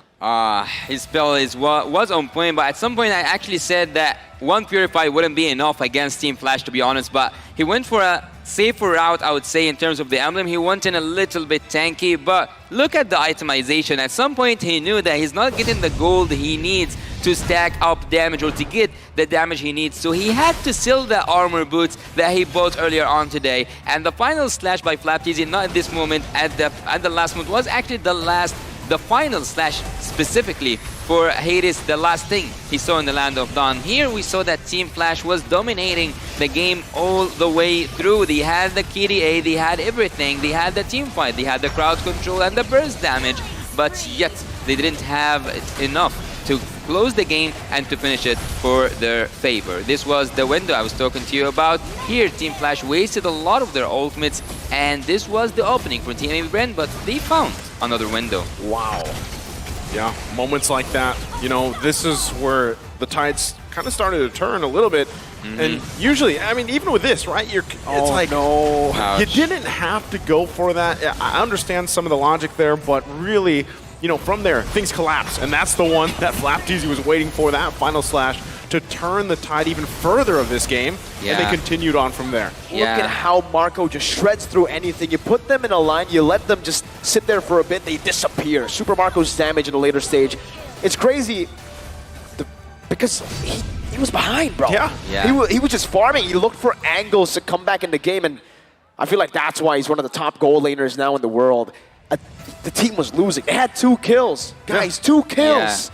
And Super Marco was able to do that. Well, I can't help but to admire that final slash from Flapteezy. He actually made everyone stand against the wall, one by one, for Kyle TZ to have his heavy spin, to have his moment, and to finish this game off. At some moment, I had this glimpse, I had this memory of seeing a Tigreal making a full defense on his own, using his ultimate, zoning the minions out, but he didn't have anyone to continue the job. Phoenix was banished from the Land of Dawn. Looking here at the itemization from both teams, as I told you, Super Marco at some point knew that he doesn't have the gold enough. He does now, like, and on this statistic he does have. But on the game, during the game itself, we know that at some point Team Flash had 10k gold lead. Yeah. So, and also, do you guys remember the time where he revealed that Death Bush with the first kill? And also, there was the throw from I don't know if you agree with me or not, but there was a throw from Jay when he went in super aggressive for the backline and he was revealed. If he was in the bush, maybe he would have pulled up a surprise or recall, but he went out. No. That was a strat. That's assassin Luo Yi, buddy. Yeah. He was trying to have that, like I said, the hero moment. Like the point was he knew that there was multiple members quite low, and the intention there was to try to cap them off, right? Like that's really what he would want to do. But the response that time, again, how many times does the diversion work, right? Eventually it's going to get figured out, and that's kind of what happened here as things fell into place here, Yasu. Forgotten one. He's definitely not going to be forgotten. At some point, he was 0-7-2, if I'm not mistaken. So having these 8 assists means that he was the turning factor at the final moments for Team AB Bren. He was the final decider with that final slash. Flap TZ, your efforts will be mentioned in history. You said that, you know, at one point he was 0-7-2. This proves that he was 0-7-8 by the end of the game. It still was 0-7. That was the line you said. Yeah. Bro, KDA literally doesn't matter. I've seen Maloyski do this every game in MPLID, and now it's Flap. See? Well, looking at Few here, you can actually tell when did he deal all that damage, because at some point, yes, he was in the backlines dealing or like throwing those second skills, but was he effective for me? I didn't see Few make those like moves, but it was mostly for me. I was focused on Flap TZ and also, to be honest, on Kyle with their Kuombo combo thing, but Few seems like he pulled up that magic. He was holding the string, then he was the maestro behind all these kills for Team AB Bren. Yeah, again, you look back at this game, this should have been Team Flash's game, right? All right. Again, looking at the lineup too, I loved it. I love the, in a way, you know, some experimentation happening here. The fact that Tigreal comes out, Luo Yi, something we're not expecting. But hey, Team Flash is a team that likes to do these kind of things, right? But before we head to game 2, we're going to have to go and throw it over once again to Manjin on stage for an interview.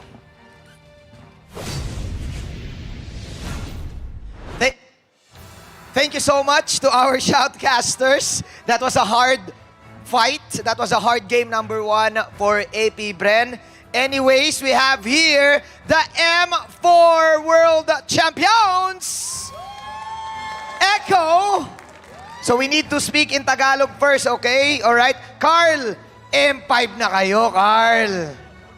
M5 watcher po. Watcher. Alright. They're finally here in M5 as supporters, as viewers. Let me ask you guys, how is the M5 experience so far? Kumusta, JP? Sobrang intense po ng mga laban, saka mga nagtatrash talk po kasi kaya maganda panoorin. Gusto mo, he likes the banters. He likes the trash talk. Alright. Now, I have a question maybe for Sanford. Which team surprised you the most based on the performance? Naintindihan mo naman yun, di ba? Okay, right. Bren po. Bren, may iba bang team? Do you have any other teams that you like the performance? Yung team po ni Fly Solo, yung Deus Vult po ata. Deus Vult, alright, Deus Vult. Nandun si Kid Bomba. Alright. Now I have a question for Carlito, the Great. Carl, you have fans here, Carl, ha? Alam mo na yan, Carl. Okay, so, Carl, you are former teammates with Flap, Few, and Coach Ducky. They are playing right now. What is your message to them? Good luck sa inyong tatlo dyan, tsaka sa mga bago niyong kasama. Pagpatuloy niyo ang ginagawa niyo, alam kong kayang-kaya niyo manalo. Kayang-kaya nyo manalo. Okay, let me talk to maybe Sanji. Sanji, of course, and dalawa na kayo sumagot nito, alright? Sanji, who do you think is going to win the M Series? Fearless forecast. Walang kabayas-bayas, Sanji. Feel ko, AP Bren. AP Bren, okay. How about Benny? Benny, fearless forecast. Who's gonna win the M Series? AP Bren or Blacklist? AP Bren or Blacklist. All right. One question. Who do you think is the dark horse of the tournament? The dark horse of the tournament. Who wants to answer? Maybe JP. Who's the dark horse for you guys of the tournament? Deus Vault or Homeboys? Homeboys and Deus Vault. All right. These guys are preparing for the MPL Season 13. Carl, maybe you can share with us some of your off-season preparations. Meron ba kayong pag-prepare na ginagawa ng Echo? Ngayon po, parang nag-shuffle po lahat kaming 10. Tapos magkakaroon po kami ng team building. So medyo relax lang po kami ngayon. Hindi ka nagigil ngayon? Gigil pa rin po, syempre. Alright. There you have it. Ladies and gentlemen, give it up for Echo! Your M4 champions. There you have it. Now let's continue the game. Let's pass it over to game number 2 to our shoutcasters.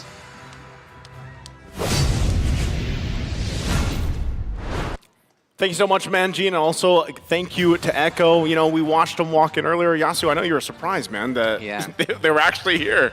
Well, wasn't lying. Yeah. Actually, for me personally, before the tournament begins, I was kind of surprised that Team Echo isn't in the tournament because at some point I thought that it's inevitable for them to be. I'm not saying that the other Philippine teams are bad or anything, but having a chance to defend your own titles, back-to-back champion, that was a dream. I think it was too good to be true, and Team Echo, better luck next time. I don't know, seeing them here as guests isn't what I expected. Well, I mean, there's a lot of fans still out there, obviously, for Echo.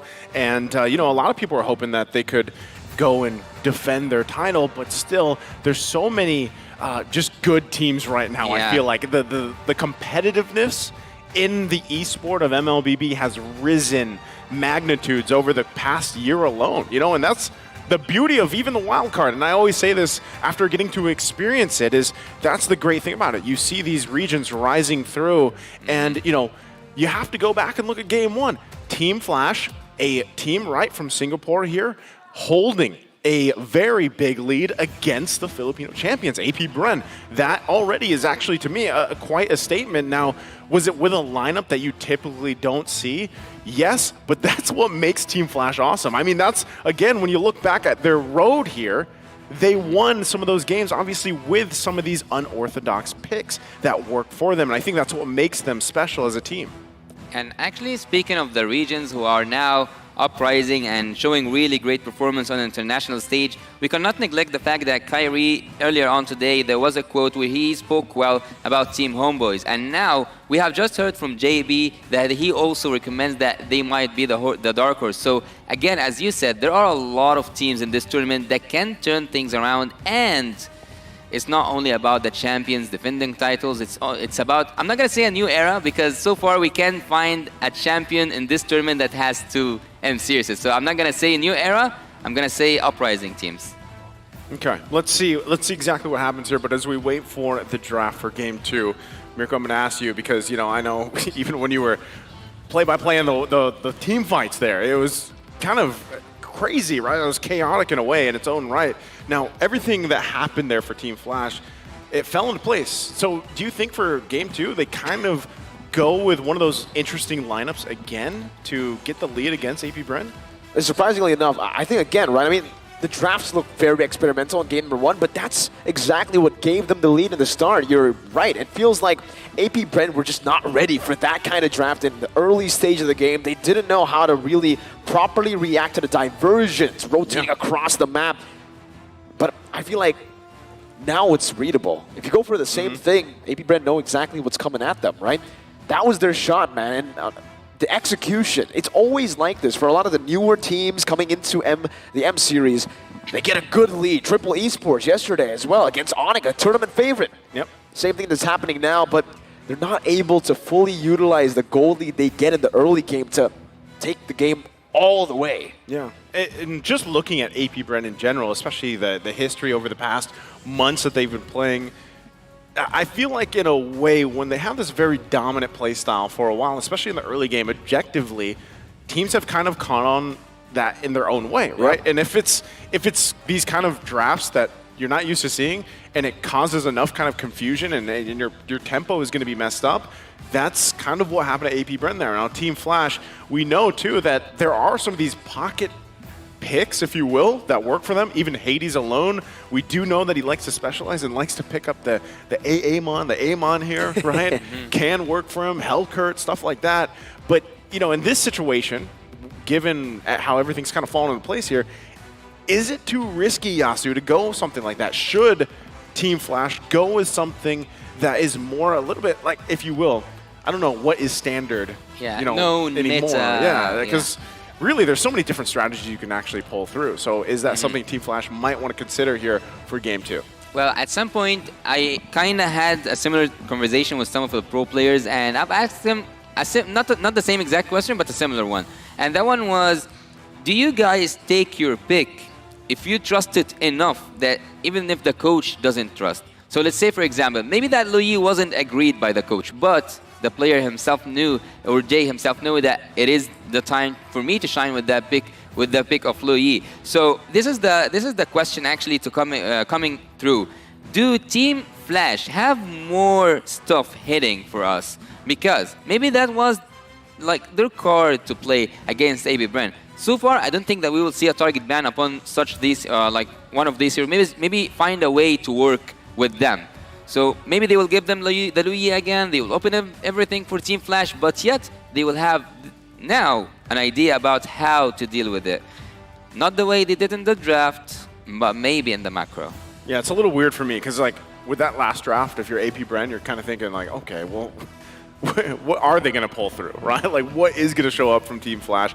Even just looking at their run through the group stages. And again, I think that makes even the draft approaching it, you kind of just try to cover your bases for the most part. First phase, you see a lot of this, you know, similar heroes being banned out here. We'll see if AP Bren wants to approach that and how, again, they want to adjust. Because if you look even how Game 1 went, it didn't start too hot for AP Bren, right? They struggled technically in the early game. And it started by Flap.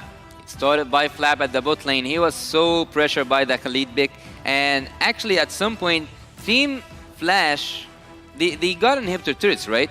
They did get in some of the inhibitor turrets of Team AB Bren. So having so many risks, or like paying for the facing the consequences of some of their action is the thing that cost them the game, but it wasn't the draft and the way they executed it. But hit us with this fun fact. Well, like I talked about before the matchup, the greatness, it runs in their blood, right? AP Bren's Ogwin is Pando's cousin. He's the one that actually got them into, back in Season 10, I think it was, where it was recommended to Ogwin to join the squad, and look where they are now. Two-time gold medalist this year, just this year, by the way, right? Not even counting the previous gold medal with Ducky, Few, and Carl Teasy. Why don't you try my cousin? That was the question. Try my cousin. That's exactly what Pando said, right? Yo, you need a roamer? I got a cousin. I got it. I know a guy. You know what's funny? Because back in Yasu I know a guy. Yasu would know this because over in MENA, there's some teams out there that have like 3 brothers on a team. Troll Tarzan, right? Yeah. There's another team. In Axe, there are 3. It's a family team. It's a family team. Brothers, not even cousins. Brothers. Yeah, and they literally, last I heard, they're like, yeah, the 4th team member, he's in training, and he's like really young, so who knows? I mean, it makes sense, right? You already have a brotherly bond. You already have synergy. Like, synergy. It's literally in the family. It runs in the family. The synergy. Well, the chemistry. It works. Yeah. Apparently. Even in Indo, we have twins in the team. Bigatron, right. Yeah. Matt and Max back in the day. Then he moved to Secret. Minuteman. Minuteman? Oh, right? We always throwing it back. There's always going to be brothers, man. There's always going to be twins as well. Malaysia and Indo, twins. I wonder actually how many stories there are out there. It's like, yeah, just try my brother, try my cousin. Yeah. You know? Then we also have an example in the desk backstage. Who? The twins. Who's the twins? They look exactly like the same. Who is it? Gideon Q and Lavelle. Yeah. That actually works makes- too. Yeah, it makes a lot of sense. They could actually, be for me. brothers, man. I believe their title, like Gideon Q's title, is the English Lofel. And Lofel's title is the Malaysian Gideon Q. The Malaysian Gideon Q. Yeah. But then it gets even crazier, though. You're talking about casters here. Yeah? What about the our good old friend What are we getting at Jays, here? Jays and Arashi. Oh, man. It's a shame. Shout out that to you guys, by the way. Shout outs to Jays and Arashi. I actually worked with Jays and MPLID for the longest time. Yeah. I haven't met Arashi, though, in SG. Jays was just my roommate over for the wild card. Yeah, he I did told cast him for the to- wild yeah. card. Yeah. It was great, man. Miss that guy. He actually shifted to analyst, yeah? Kind of. Yeah. Well, as we wait for the draft here, we talk about anything synergy, families setting up, but it's true, right? I mean, at the same time, you see a lot of things fall into place here. Now, for Team Flash, once again, we can. This is a team really that when you're trying to, I feel like even Wolf, in a way, would have some difficulty trying to conceptualize what they want to go for. But we are going to be jumping into the draft now for game number 2. How does Team Flash adjust to get us to a game 3 ahead against AP Brent? Well, actually, before that draft starts, I wanted to say something, and it goes like this. Since we have that time, why don't we throw out some strange picks, yet effective? For me, I want like each one of us to say a certain pick. I would say Granger. Miracle. Granger, wow. Yeah, like something wild, something we didn't see yet effective. Like we saw Imperial with the Yisun Do I have to pick my favorite hero, or do I have to pick a hero that's random? Your favorite hero, but not played. Like one of those who are forgotten. Yisun Shin, I've seen it in the wild card, but not here, right? I would love to see a Yisun Shin get played here in the main stage. Last time we saw it in M, was it Zane? Zane. In the main stage, it was Zane, yeah. Okay. And Naisu, what's your favorite? What's the forgotten hero for you that you want to see? It's not really forgotten anymore, you know. It's back in the meta. He's back in the meta. It's Gord. Anytime Gord gets picked up, I'm happy. He Mystic gushes whenever Gord gets picked up. Yeah. Well, Gush. Speaking of the draft right now, we can see that the first phase of drafting is almost done. Team Flash got, again, banning that Phoebus and also not sitting up for Nolan whatsoever. They are sitting up for something else. And this time, it's not forgotten. This time, Arlet is banned by Team Flash. Okay, I think that's a good start here for some of these things falling into place. Team Flash, though, waiting for this last ban from AP Bren. With what's open, you know, because the Guinevere's taken out, you are still leaving open. Bruno, not sure if they want to go that route. Faramis. The Faramis is still going to be there. Valentina, of course. Angela. Time to drop the beat. Joy is taken out. That's probably honestly, that's probably one of the better ones you can go for now. Again, priority-wise here, Yasu, what are we thinking? I would say go for the Valentina because if AB Bren right now pulls off an Angela or even a Faramis, you can have the best of both worlds. You can have the hard guard. You can also have the Realm. You can have everything that Team AB Bren has for their first picks. But we might see something surprising. We might see actually a Bruno. But I still stand with my Valentina. Bruno definitely could work out here. Maybe a Faramis could also be picked up by Team Flash or AP Bren. Yes. Definitely need to think about that. And they go for the Valentina to try to predict or stop that Faramis pick. Even if it does get picked up here, they will be able to counteract that. But I do have a fun fact. What's the fun fact? The hero that Flash decided to choose to respect this game was the hero that went 0-7. It was the Arlet, man. I mean, KDA doesn't matter. It shows you, exactly. 0-7, but the impact, it was visible to Team Flash. They were like, damn. Dude, if people aren't playing the ranked games and saying, hey, I heard on the broadcast KDA doesn't matter. That's all that matters. That's all that matters. Did you guys see how much pleasure did I have when they got that Valentina? I saw you jump, and the Bruno pick gets picked up as well. You can jump even more now. Whole lot of pleasure. Bruno, Matilda, locked in.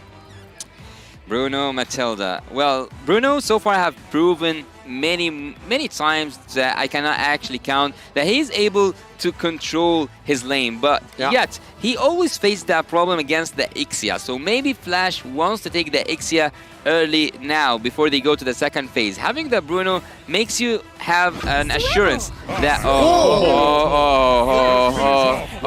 We sat back. Yeah, Same reaction from you, nice. So we just we went. Whoa, that's a signature Hades pick, bro. Is it a man? Okay, I wasn't like I don't know. Actually, I'm like confused and at war with myself here because I'm like, is this what I was expecting or is this not? Because just again looking at Team Flash, how they made it here, what they went through, and how they performed so far, this is probably a better case scenario for them to just pick it up, go with Minotaur. You got the Valentina, you can work around that. But now I'm just kind of concerned, right, for the four Hades here. Why? On how AP Bren wants to play this. Also the fact that, yes, you have a Matilda. How do you want to just put the pressure into the jungle? Oh, and the Faramis is going to be picked up. I don't agree with AP Bren. I know they have a good draft. I know that it's all like it's a streak when it comes to meta. But look here with me.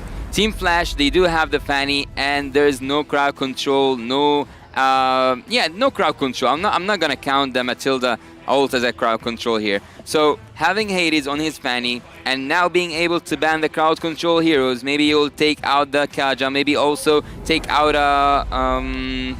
what was his name? Not a Franco, Kufra, yeah. It can work for Team Flash. They can just make the way so clear for Hades and depend on his mechanics. Okay, so wait, you said you didn't like AP Bren's draft?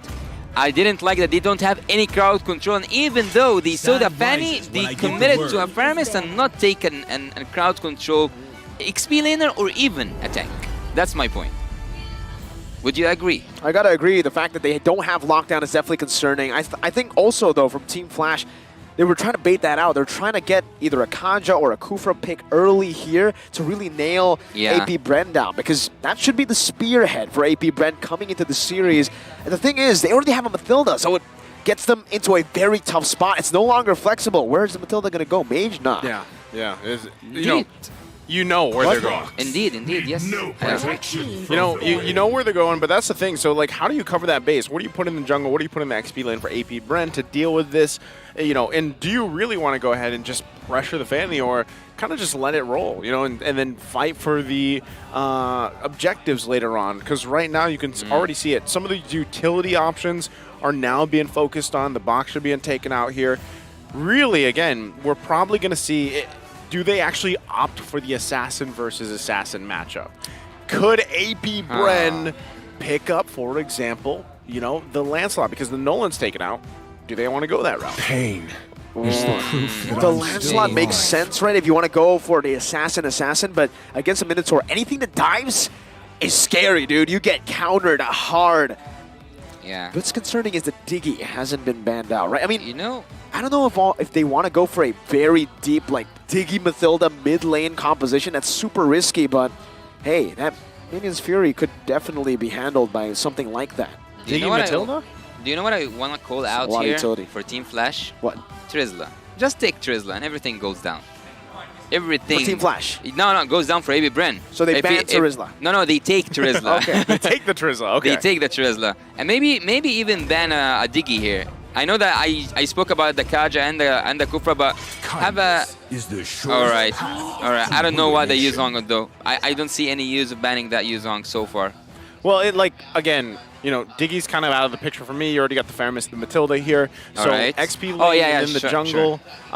Really, you still want the initiator, because you guys make a good point, right? You can't just let the Fanny be unleashed, not really being bothered at all. You have the Minotaur, great, can work. There's an answer. Hey, just go for the old, the old reliable. The old reliable, all the way Fred. from M4. This hero's been meta for a whole year, dude. Even more than a year. It's been meta all throughout ever since it's been released. Fred is spelt with 4 letters, and there's another name also 4 letters, and it's one of your favorite words. What is it? Or one of your favorite names. What is it? Guy's a Chad. That's a Chad right there. Yeah, I mean, here's a Chad. He walks up, and this is exactly what AP Bren need. A lot of mid-control with the Faramis and the Matilda. That's good wave clear. Utilize that to invade as early as possible. Take away that purple buff, because, sure, the main way to counter a Fanny's lockdown, but a better way is to shut her down with taking that purple buff away. No purple, no problem. No need lockdown. I gotta say, I am getting older and my memory just not as the same as before.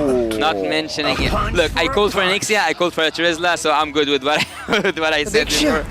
But again, I kind of forgot actually about the Matilda and Primus being locked down, and I was looking at the second phase of banning from Team Flash to look for more like crowd control heroes or something. So banning the Baxia actually and also the Yuzong means that they had what they wanted at the first place. They didn't know, from my perspective at least, they didn't know what to ban except for those heroes that can at least annoy at some point. Yeah, and with that, again, the problem to solve for the Fanny here, I think AP Bren can actually execute this well with the Fredrin locked in. You got the Faramis. You got a way to get away too with the Matilda. So utility is going to be heavily in favor for them. Real quick, let's look at the team comparison here, Yasu. Team Flash. For me, that's a team that should win with this draft. Like, for me, they won the draft. For Team Bren, yes, for sure, they have the hospital meta, they have the ambulance meta, if you want to say about, if you want to talk about it, but I wouldn't agree with them. Well, agree or disagree, we're going to find out here as we get loaded into the land of Dawn. Game number 2, it's match point for AP Bren against Team Flash. We'll see if Team Flash can turn it around here with the lineup that they've taken for this one. Again, Iksha could prove to be very worthy in this game and impactful if they're able to pull it off, alongside the Fanny here for Hades. Well, before we get into the action, I want to point out that any ultimate that Team AB Bren have, we will have a copy from it with Jay. So, ladies and gentlemen, you have, for me at least, a winning draft 100% win, at least for me. For Team Flash? Yeah, for Team Flash. Okay, you're going with Team Flash. Your favorite Team Flash lineup. All in. Okay. All in, 100%, yeah. Naisu? Yeah, he's going 100% in it. Emblems looking pretty good here, too, for both teams, obviously. A lot of tenacities as well. 4 Team Flashes are going to have to deal with some of this when they're already flickering out. So, you know, that's a small win for them. Can he actually get away from this? He should be fine, even though Lolzy's there. But this is kind of Ogren's job right now, right? Be a nuisance.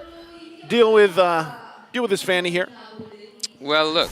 With the flicker earlier, that's a good damage. But with the flicker earlier on, he should be punished, though. Ooh. Ogwen's taken very low. Calteezy is actually a level down. Finally gets to level 4. And it seems like despite Team Flash having a bit more damage to play with in the early stage, it's still AP Bren who have a little bit of a lead through the lanes. I think farming has been pretty good for them. 45 gold lane is very small, can go back and forth. But even in that gold lane, Vanix is getting out-traded by Marco. Seeing the Fanny again and again tells me that the early game will be for the favorite Team Flash, while Cutthroat comes in. Good defensive there with the flicker. So Turtle's going to be up. They already got the information that Hades is going to be on the top side, so that is the go signal to start up that Turtle. You can already see it being worked on here by Kyle Teasy. Oh, a purple. Rest of Team Flash, though, also trying to get in position. Ogwen just being a nuisance once again on around the purple buff. So trying to stall out Hades. This should just, once again, Turtle go in the hands of AP Bren here. That was so close. It was a bit too close for comfort for the side of AP Bren. Adamir rotating over. Meanwhile, Ogwen trying to stop Hades from taking that purple buff, but he still had that retreat, so he picks it up for free. Turtle for purple.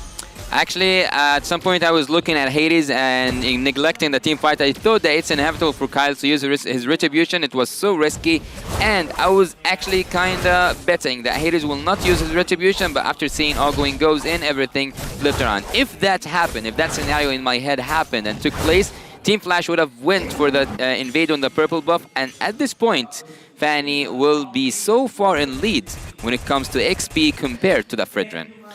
Yeah, even with that, again, I think one of the biggest parts here for Team Flash and Hades in general is every Fanny's, obstacle is like, hold on, Flap, though.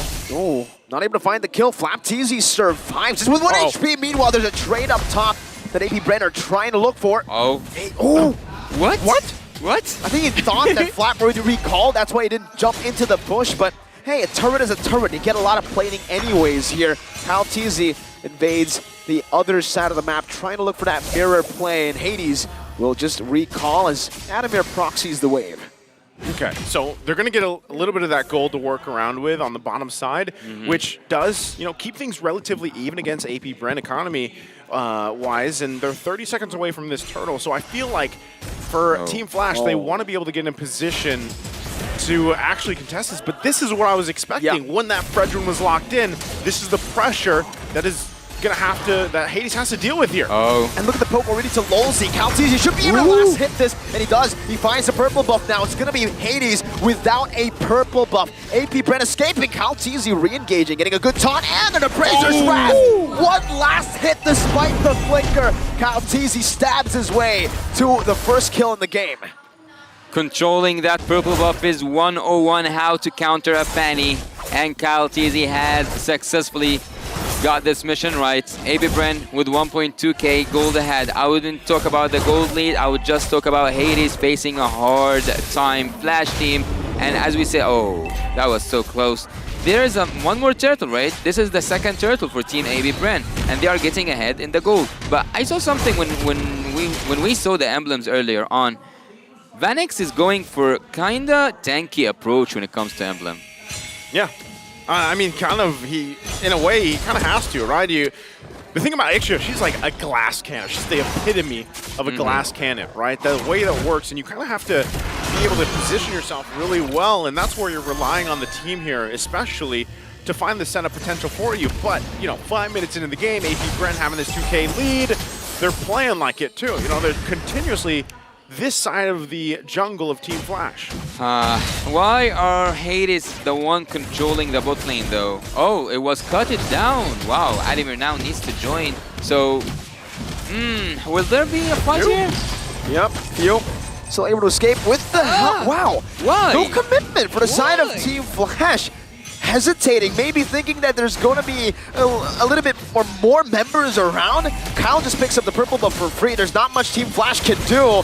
And now even with the Appraiser's Wrath just used to poke, that 100% win for Team Flash is not 100% so far. Yeah, it's not looking like that. Still going to be putting the pressure here in the mid lane. Again, a little trip around the Circle Eagle. But look at the level gap, too, between the junglers.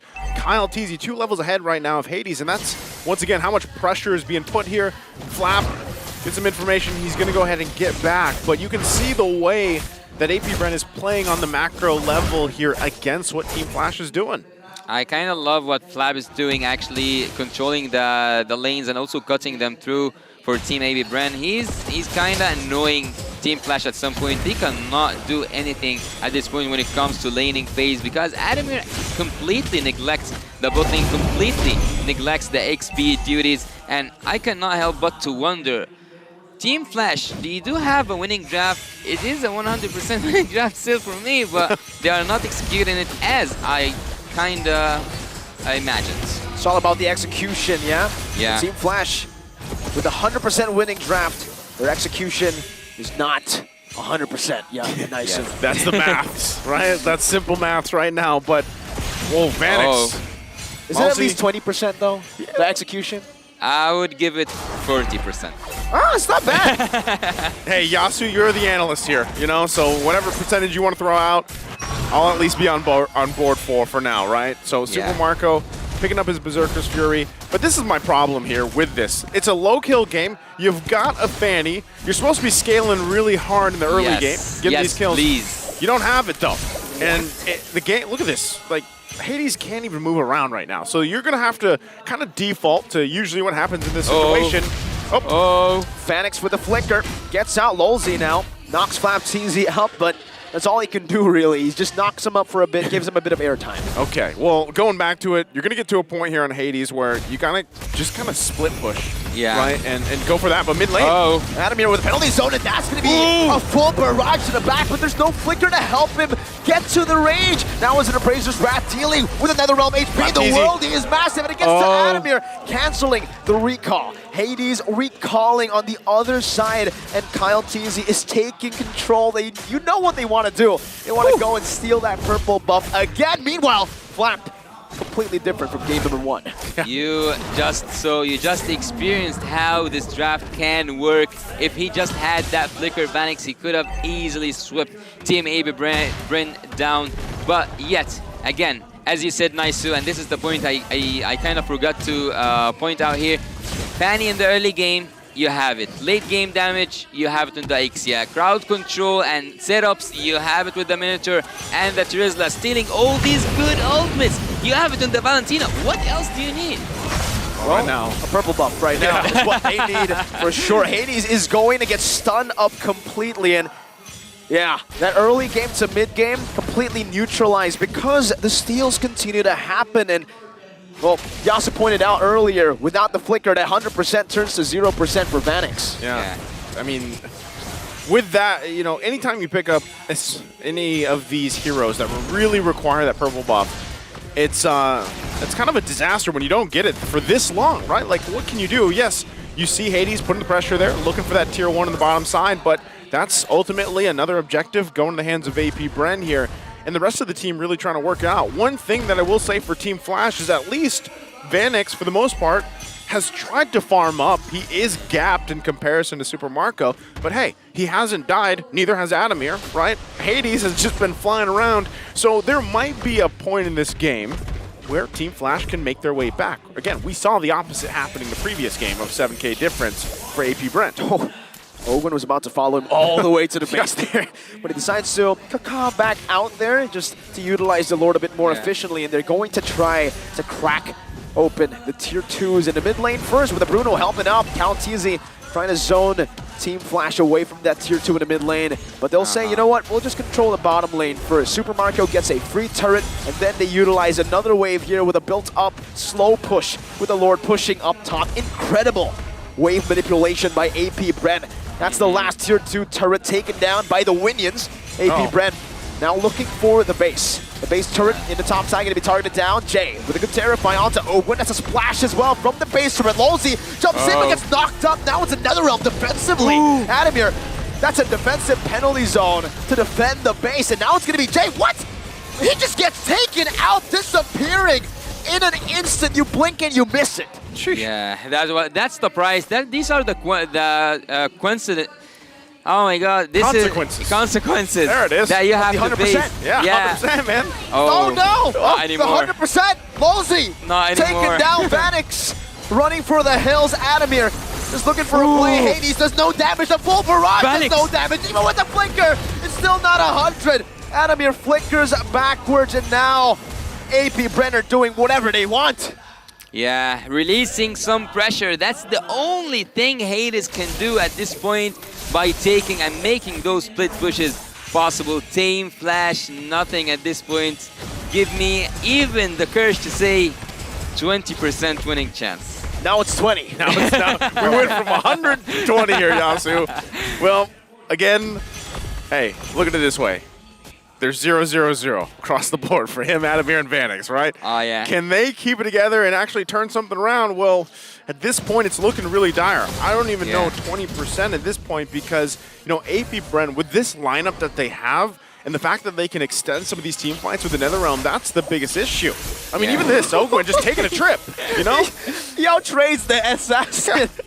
That shouldn't happen. He's enjoying. But looking at the items that just like disappear right now, there was some semi-items or like half items from the side of from Kyle, and he managed now to at least complete 2 of them, which is, one of them is the cursed.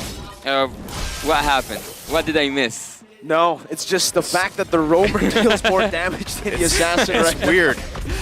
Yeah, and you know what also is weird for me? This draft not winning. But anyways, let's go. We're still on that. Yeah, I cannot get past that because it's stick to me right now. You guys like pinned it to me, 100, 100, 100 all over the game. So Team Flash at this point, what can they do?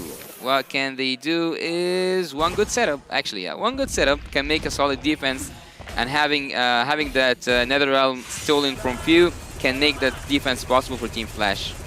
Oh man, I'm also a believer in one good setup, but in this situation, you're 12K behind at the 13-minute mark, man, and your gold laners, that's like 4,000 gold behind. Yeah, it's, you know? How many items are those? Like 2 items more?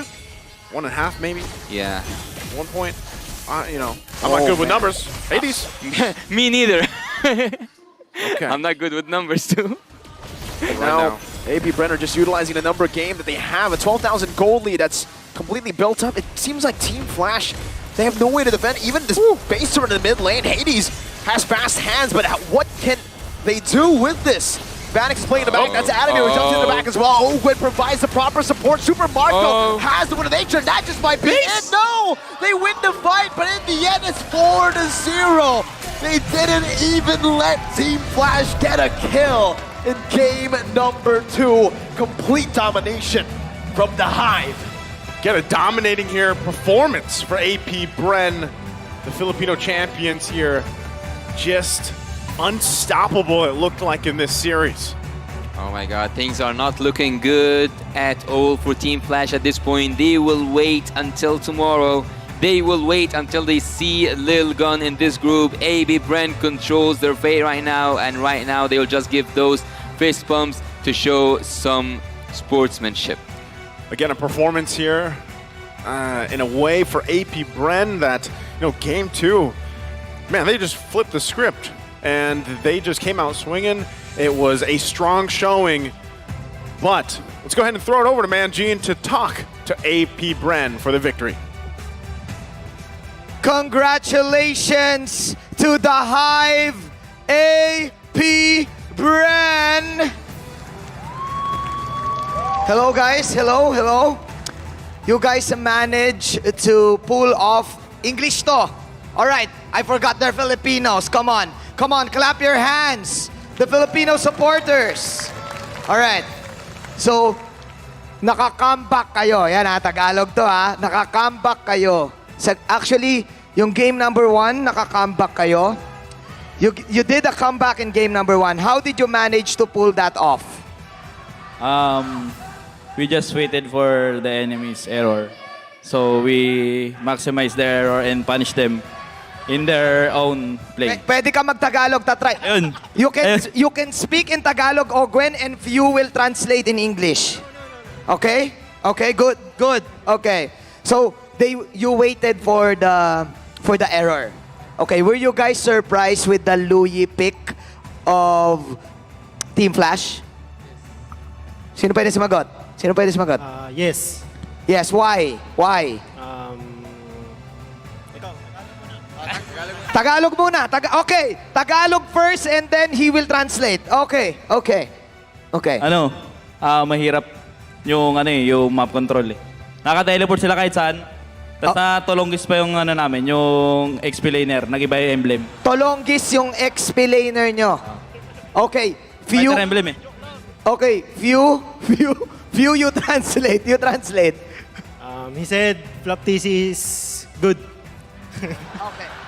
Okay, nice. Flap TZ is good. He said Flap TZ is good. He chose a different emblem. What can you say about that, Flap TZ? What can you say about game number 1? I'm so embarrassed because I am 0-7. But you won. Yeah, just lucky. You're lucky. Yeah, I'm lucky. You're lucky. All right. Guys, you're going up against Lil Gun, right? Am I right? For tomorrow, what are your expectations for tomorrow for Lil Gun? Let's ask Kyle TZ first. You can speak in Tagalog. Few will translate. What is your expectation for Team Lil Gun? Expectation ko sa Lil Gun, tingin ko bibigyan nila kami ng magandang laban bukas. Tulad nung ISF ba yun? Nung ISF sa Riyadh, pinahirapan nila kami nun at nagulat kami nung ganun pala sila kalakas. Okay, Few, please do the honors. Kyle TC said Lil Gun is strong. That's it. He is right. Basic. All right, guys. May I ask Few and Super Marco to give their message to their fans? Shout out kayo. And go, Marco. Thank you sa mga pumunta rito. Can I ask for one woo? Woo. There you go. Salamat sa lahat ng fans na nanonood sa live, pati dito, lalo na ngayon, sobrang late na, nandito pa rin kayo sumusuporta. There you go. Thank you so much to AP Bren. You can now return to your room. Ladies and gentlemen, AP Bren. All right. That's it. The Hive won up against Team Flash. Let us now pass it to our shoutcasters. Thank you so much, Manjin, and also, again, congratulations to AP Bren. Great to hear from all of them, and also, hey, Flapteasy said himself, he was a little embarrassed, but one thing's for sure, doesn't matter. KDA does not matter. A win is a win. A win's a win. It worked out. They got the win. They got the sweep. And I love what they said, too, because they talked about, you know, Team Little Gun ahead of them, what they were surprised about when they faced them off in ISF. And, you know, I know you had a chance as well to be a part of ISF, the online qualifiers and everything. So who knows what's in store for us tomorrow. But right now, we're going to be looking at the MVP for this game. Again, AP Brent all around just performed in every single lane and role. But it's going to be awarded to Super Marco. Again, hey, it's a low kill game, but he was there every time he needed to be.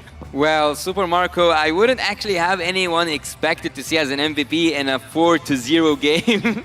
So I wasn't actually, I didn't know whom to expect. But with that 3-0-0 for Super Marco, 3 out of 4 kills, which makes 75%. Now I'm good with numbers, but not before. So looking at this game from different angles, I would say that as the AB Brand player said on stage, waiting for the mistakes was the key for a comeback for the first game. But in this game, it was actually the domination of that purple buff from the side of Team AB Brand. No matter how many times Hades tried to go in and like do the cutthroats, have his freestyles doing, but Team Flash couldn't have the damage output that they needed. And no matter how many times you steal the Paramis ult, no matter how many times you activate it and also have this crowd control, the goal difference speaks for itself. We almost hit at 14k difference at a certain point. Here we can see that Hades was trying his best to regenerate some of this energy and also clear the lane, to clear all the lanes actually, because the pressure was coming from the top lane, also from the mid lane, and there was nothing at a certain point that Hades can do or anyone from Team Flash. Oh, even looking at just the difference here, of course, in all those resources, the objectives taken. Yeah. And that's always the risk you take when you lock in the Fanny, especially early on, right? This was the first phase that it was picked up. So then your game plan comes through to, okay, let's counter that Fanny. Let's put the pressure there. And that's kind of what AP Bren did. Very low, you know, kill game overall, quick game.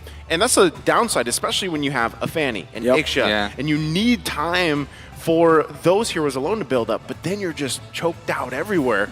You know, where do you find those wins in this situation? Well, in a 14k difference game, in a 14 minutes, it's so hard to find any opening. It's so hard to find any solution. Vanix actually was 0-0-0, Hades as well, and Adamir. I would say that the base was being it has been actually taken by the minions. I didn't see a lot of the members from Team AB Bren trying to commit to the crystal. But anyways, let's see here who was the forgotten one. Ogwayne, but not this time. It's not Flapteasy, it's Ogwayne. Streak. We can see here all across the screen all of the members from AB Bren, because Team Flash at this game was, for me at least, absent. 100% KP though for the Forgotten one. Definitely not forgotten here as well in game number 2. But Super Marco, can we just talk about this guy? 2 games in the winning position. Yeah.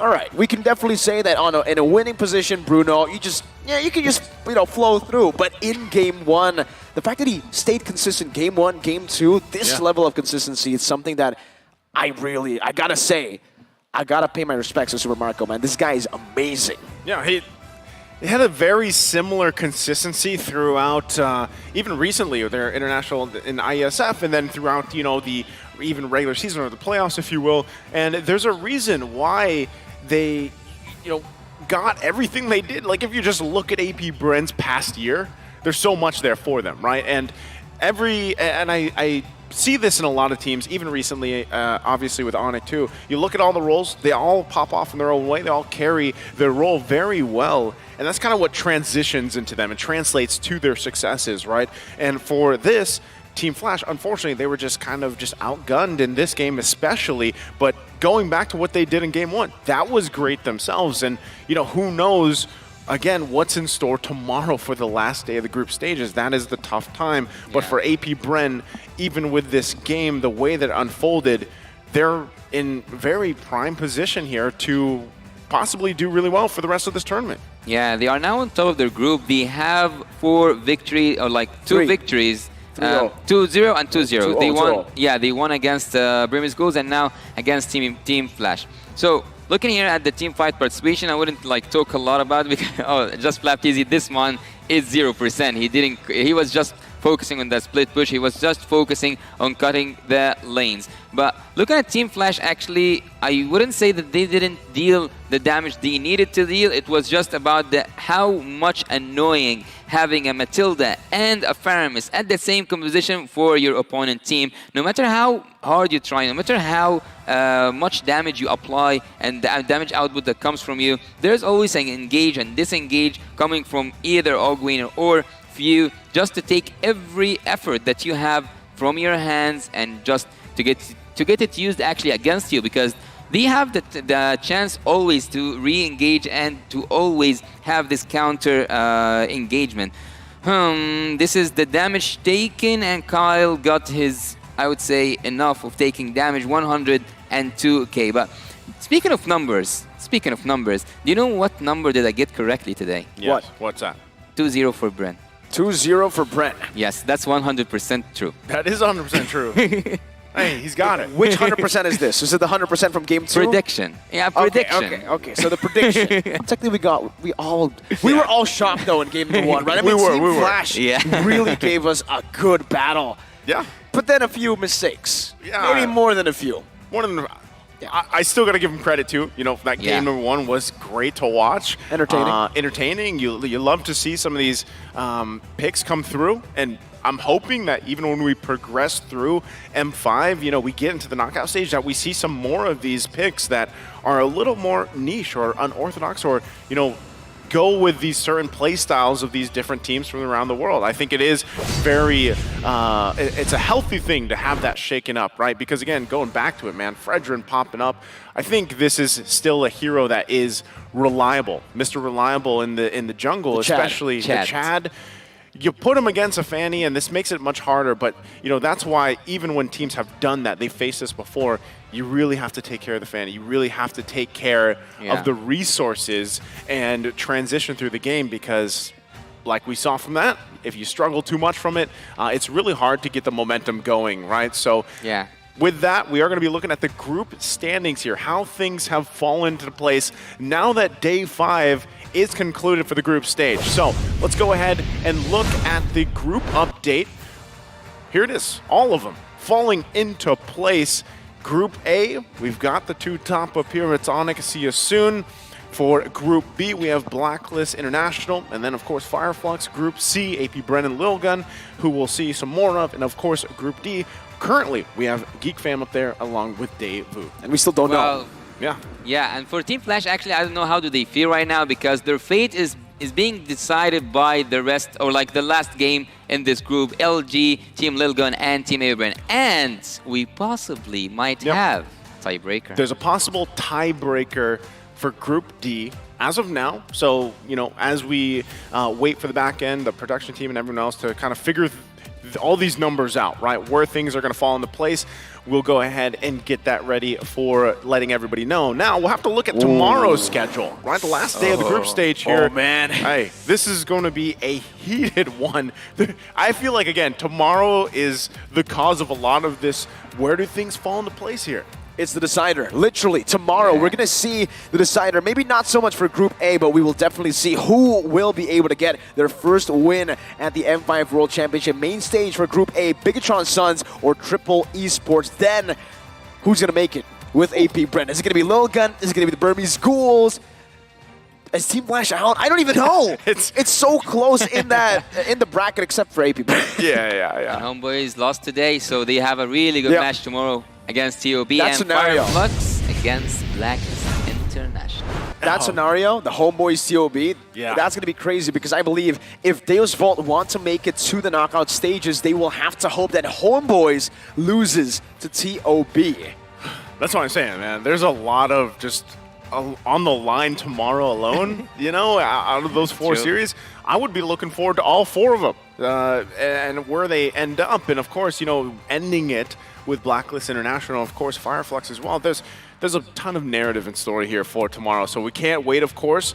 We have had a jam-packed day today, and everything has unfolded here up to this point. This is also because we're in obviously a different format than what we had before. This is why it's such high stakes, right? 8 teams will eventually not be proceeding to the knockouts. So hey, it's been 4 amazing series that we've had today. Thank you guys so much for sticking around for us around the world watching this. This wouldn't be possible, of course, without our sponsors. Powered by Moonzon, presented by Kidia, supported by ROG, the official gaming phone, Grab, the official super app partner, and Secret Lab, our official chair partner. And once again, I am Naisu, joined here on the desk with Mirko and Yasu. We have loved the action through the day, and of course the other casters that were here with us earlier on in the day and resting up for tomorrow. Now, before we end, we're going to throw it over to our host, Manjin, to see what he has to say to wrap up this amazing day.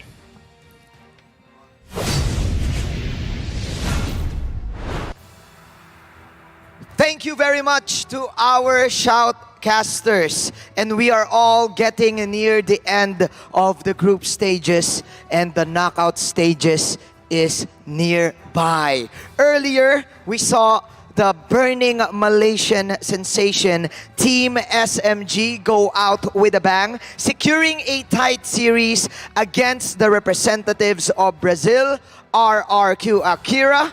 After that, we witnessed the back and forth best of the best of 3 series in which Deus Volt won up against the Malaysian champions home boys. And then we were graced by the Sky Kings themselves, Onyx finishing their group with a dominating performance up against Cambodia's See You Soon. And then finally, we saw the Hive, AP Bren, dive into that comeback in game number 1 up against Team Flash. So tomorrow, we will determine the 8 teams who will get to advance to the knockout stages of the M5 World Championship as we finish the final quadruple header of the group stages. Don't you dare miss that out. Once again, I am your kabayas, Manjin Faldas, Pilipinas. Good night, and keep on pursuing to be better than great.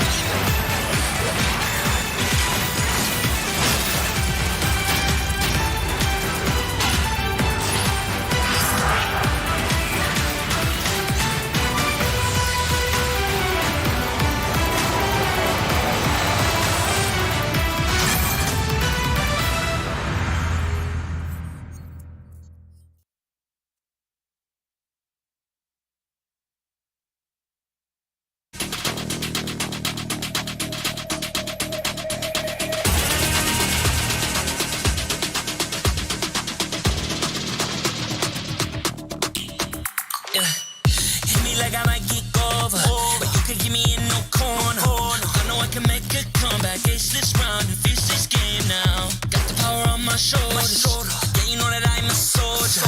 You could keep me off my guard, but you can't keep me from my honor. Nah, nah, nah, I feel like the floor is lava, the energy's getting higher. You're saving my arm, 'cause I know just what I got. I got you like na na na, and you know I hold the power. Just feel it up, oh yeah. Making my grind good to great, so don't stand in my way. Standing tall and I won't fall over. We are better than great, good. We are better than great. We stand tall, won't run away.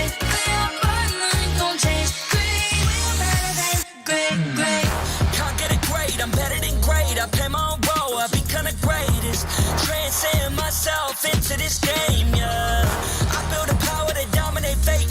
Champions your mind on top of the week. We start to the game, shot reveal. Better than great, that's how we feel. I feel like the floor is lava. The energy's getting higher. You're saving my arms. 'Cause I know just what I got. I got you like na-na-na. And you know I hold the power. This feeling I love. Oh yeah. Making my grind good to great. So don't stand in my way. Standing tall and I won't fall over. We are better than great, girl. We are better than great. We stand tall, won't run away. Lay up firm, nothing gon' change. Great, we are better than great. If we stand tall and believe we can make it, you and me, with a sense of urgency, you'll see I'm better than great. I'm better than great. Oh yeah, yeah. Oh, I'm better than. Making my grind good to great, so don't stand in my way. Standing tall and I won't fall over. We are better than great, girl. We are better than great. We stand tall, won't run away. Lay up firm, nothing gon' change. Great, we are better than great.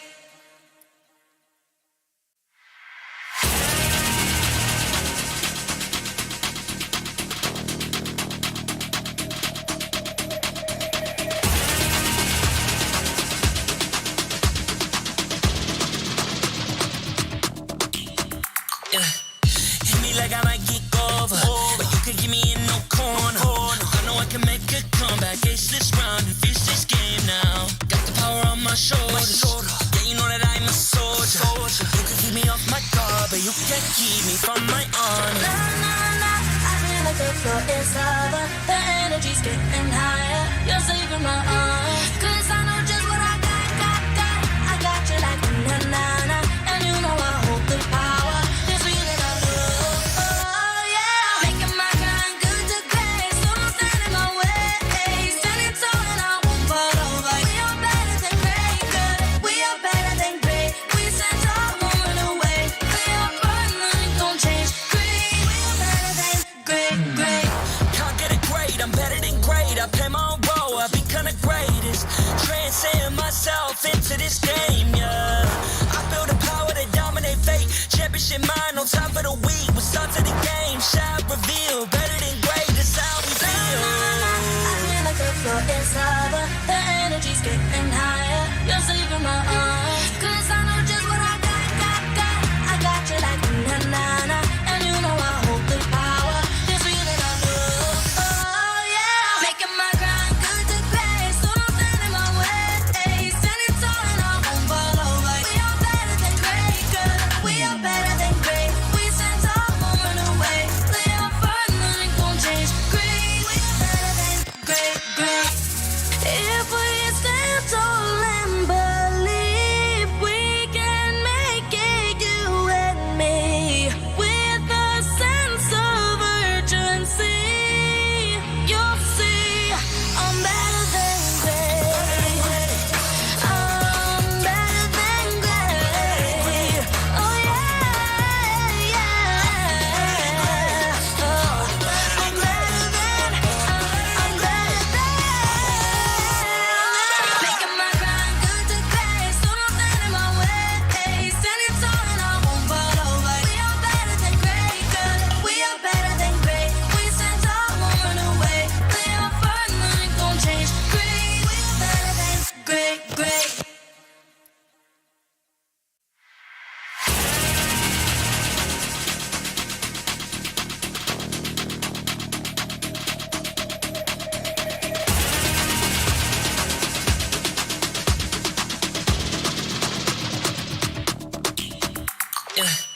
Hit me like I might kick over, but you can give me in no corner.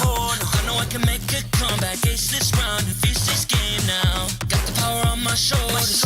Yeah, you know that I'm a soldier. You can keep me off my guard, but you can't keep me from my honor. I feel like the floor is lava. The energy's getting higher.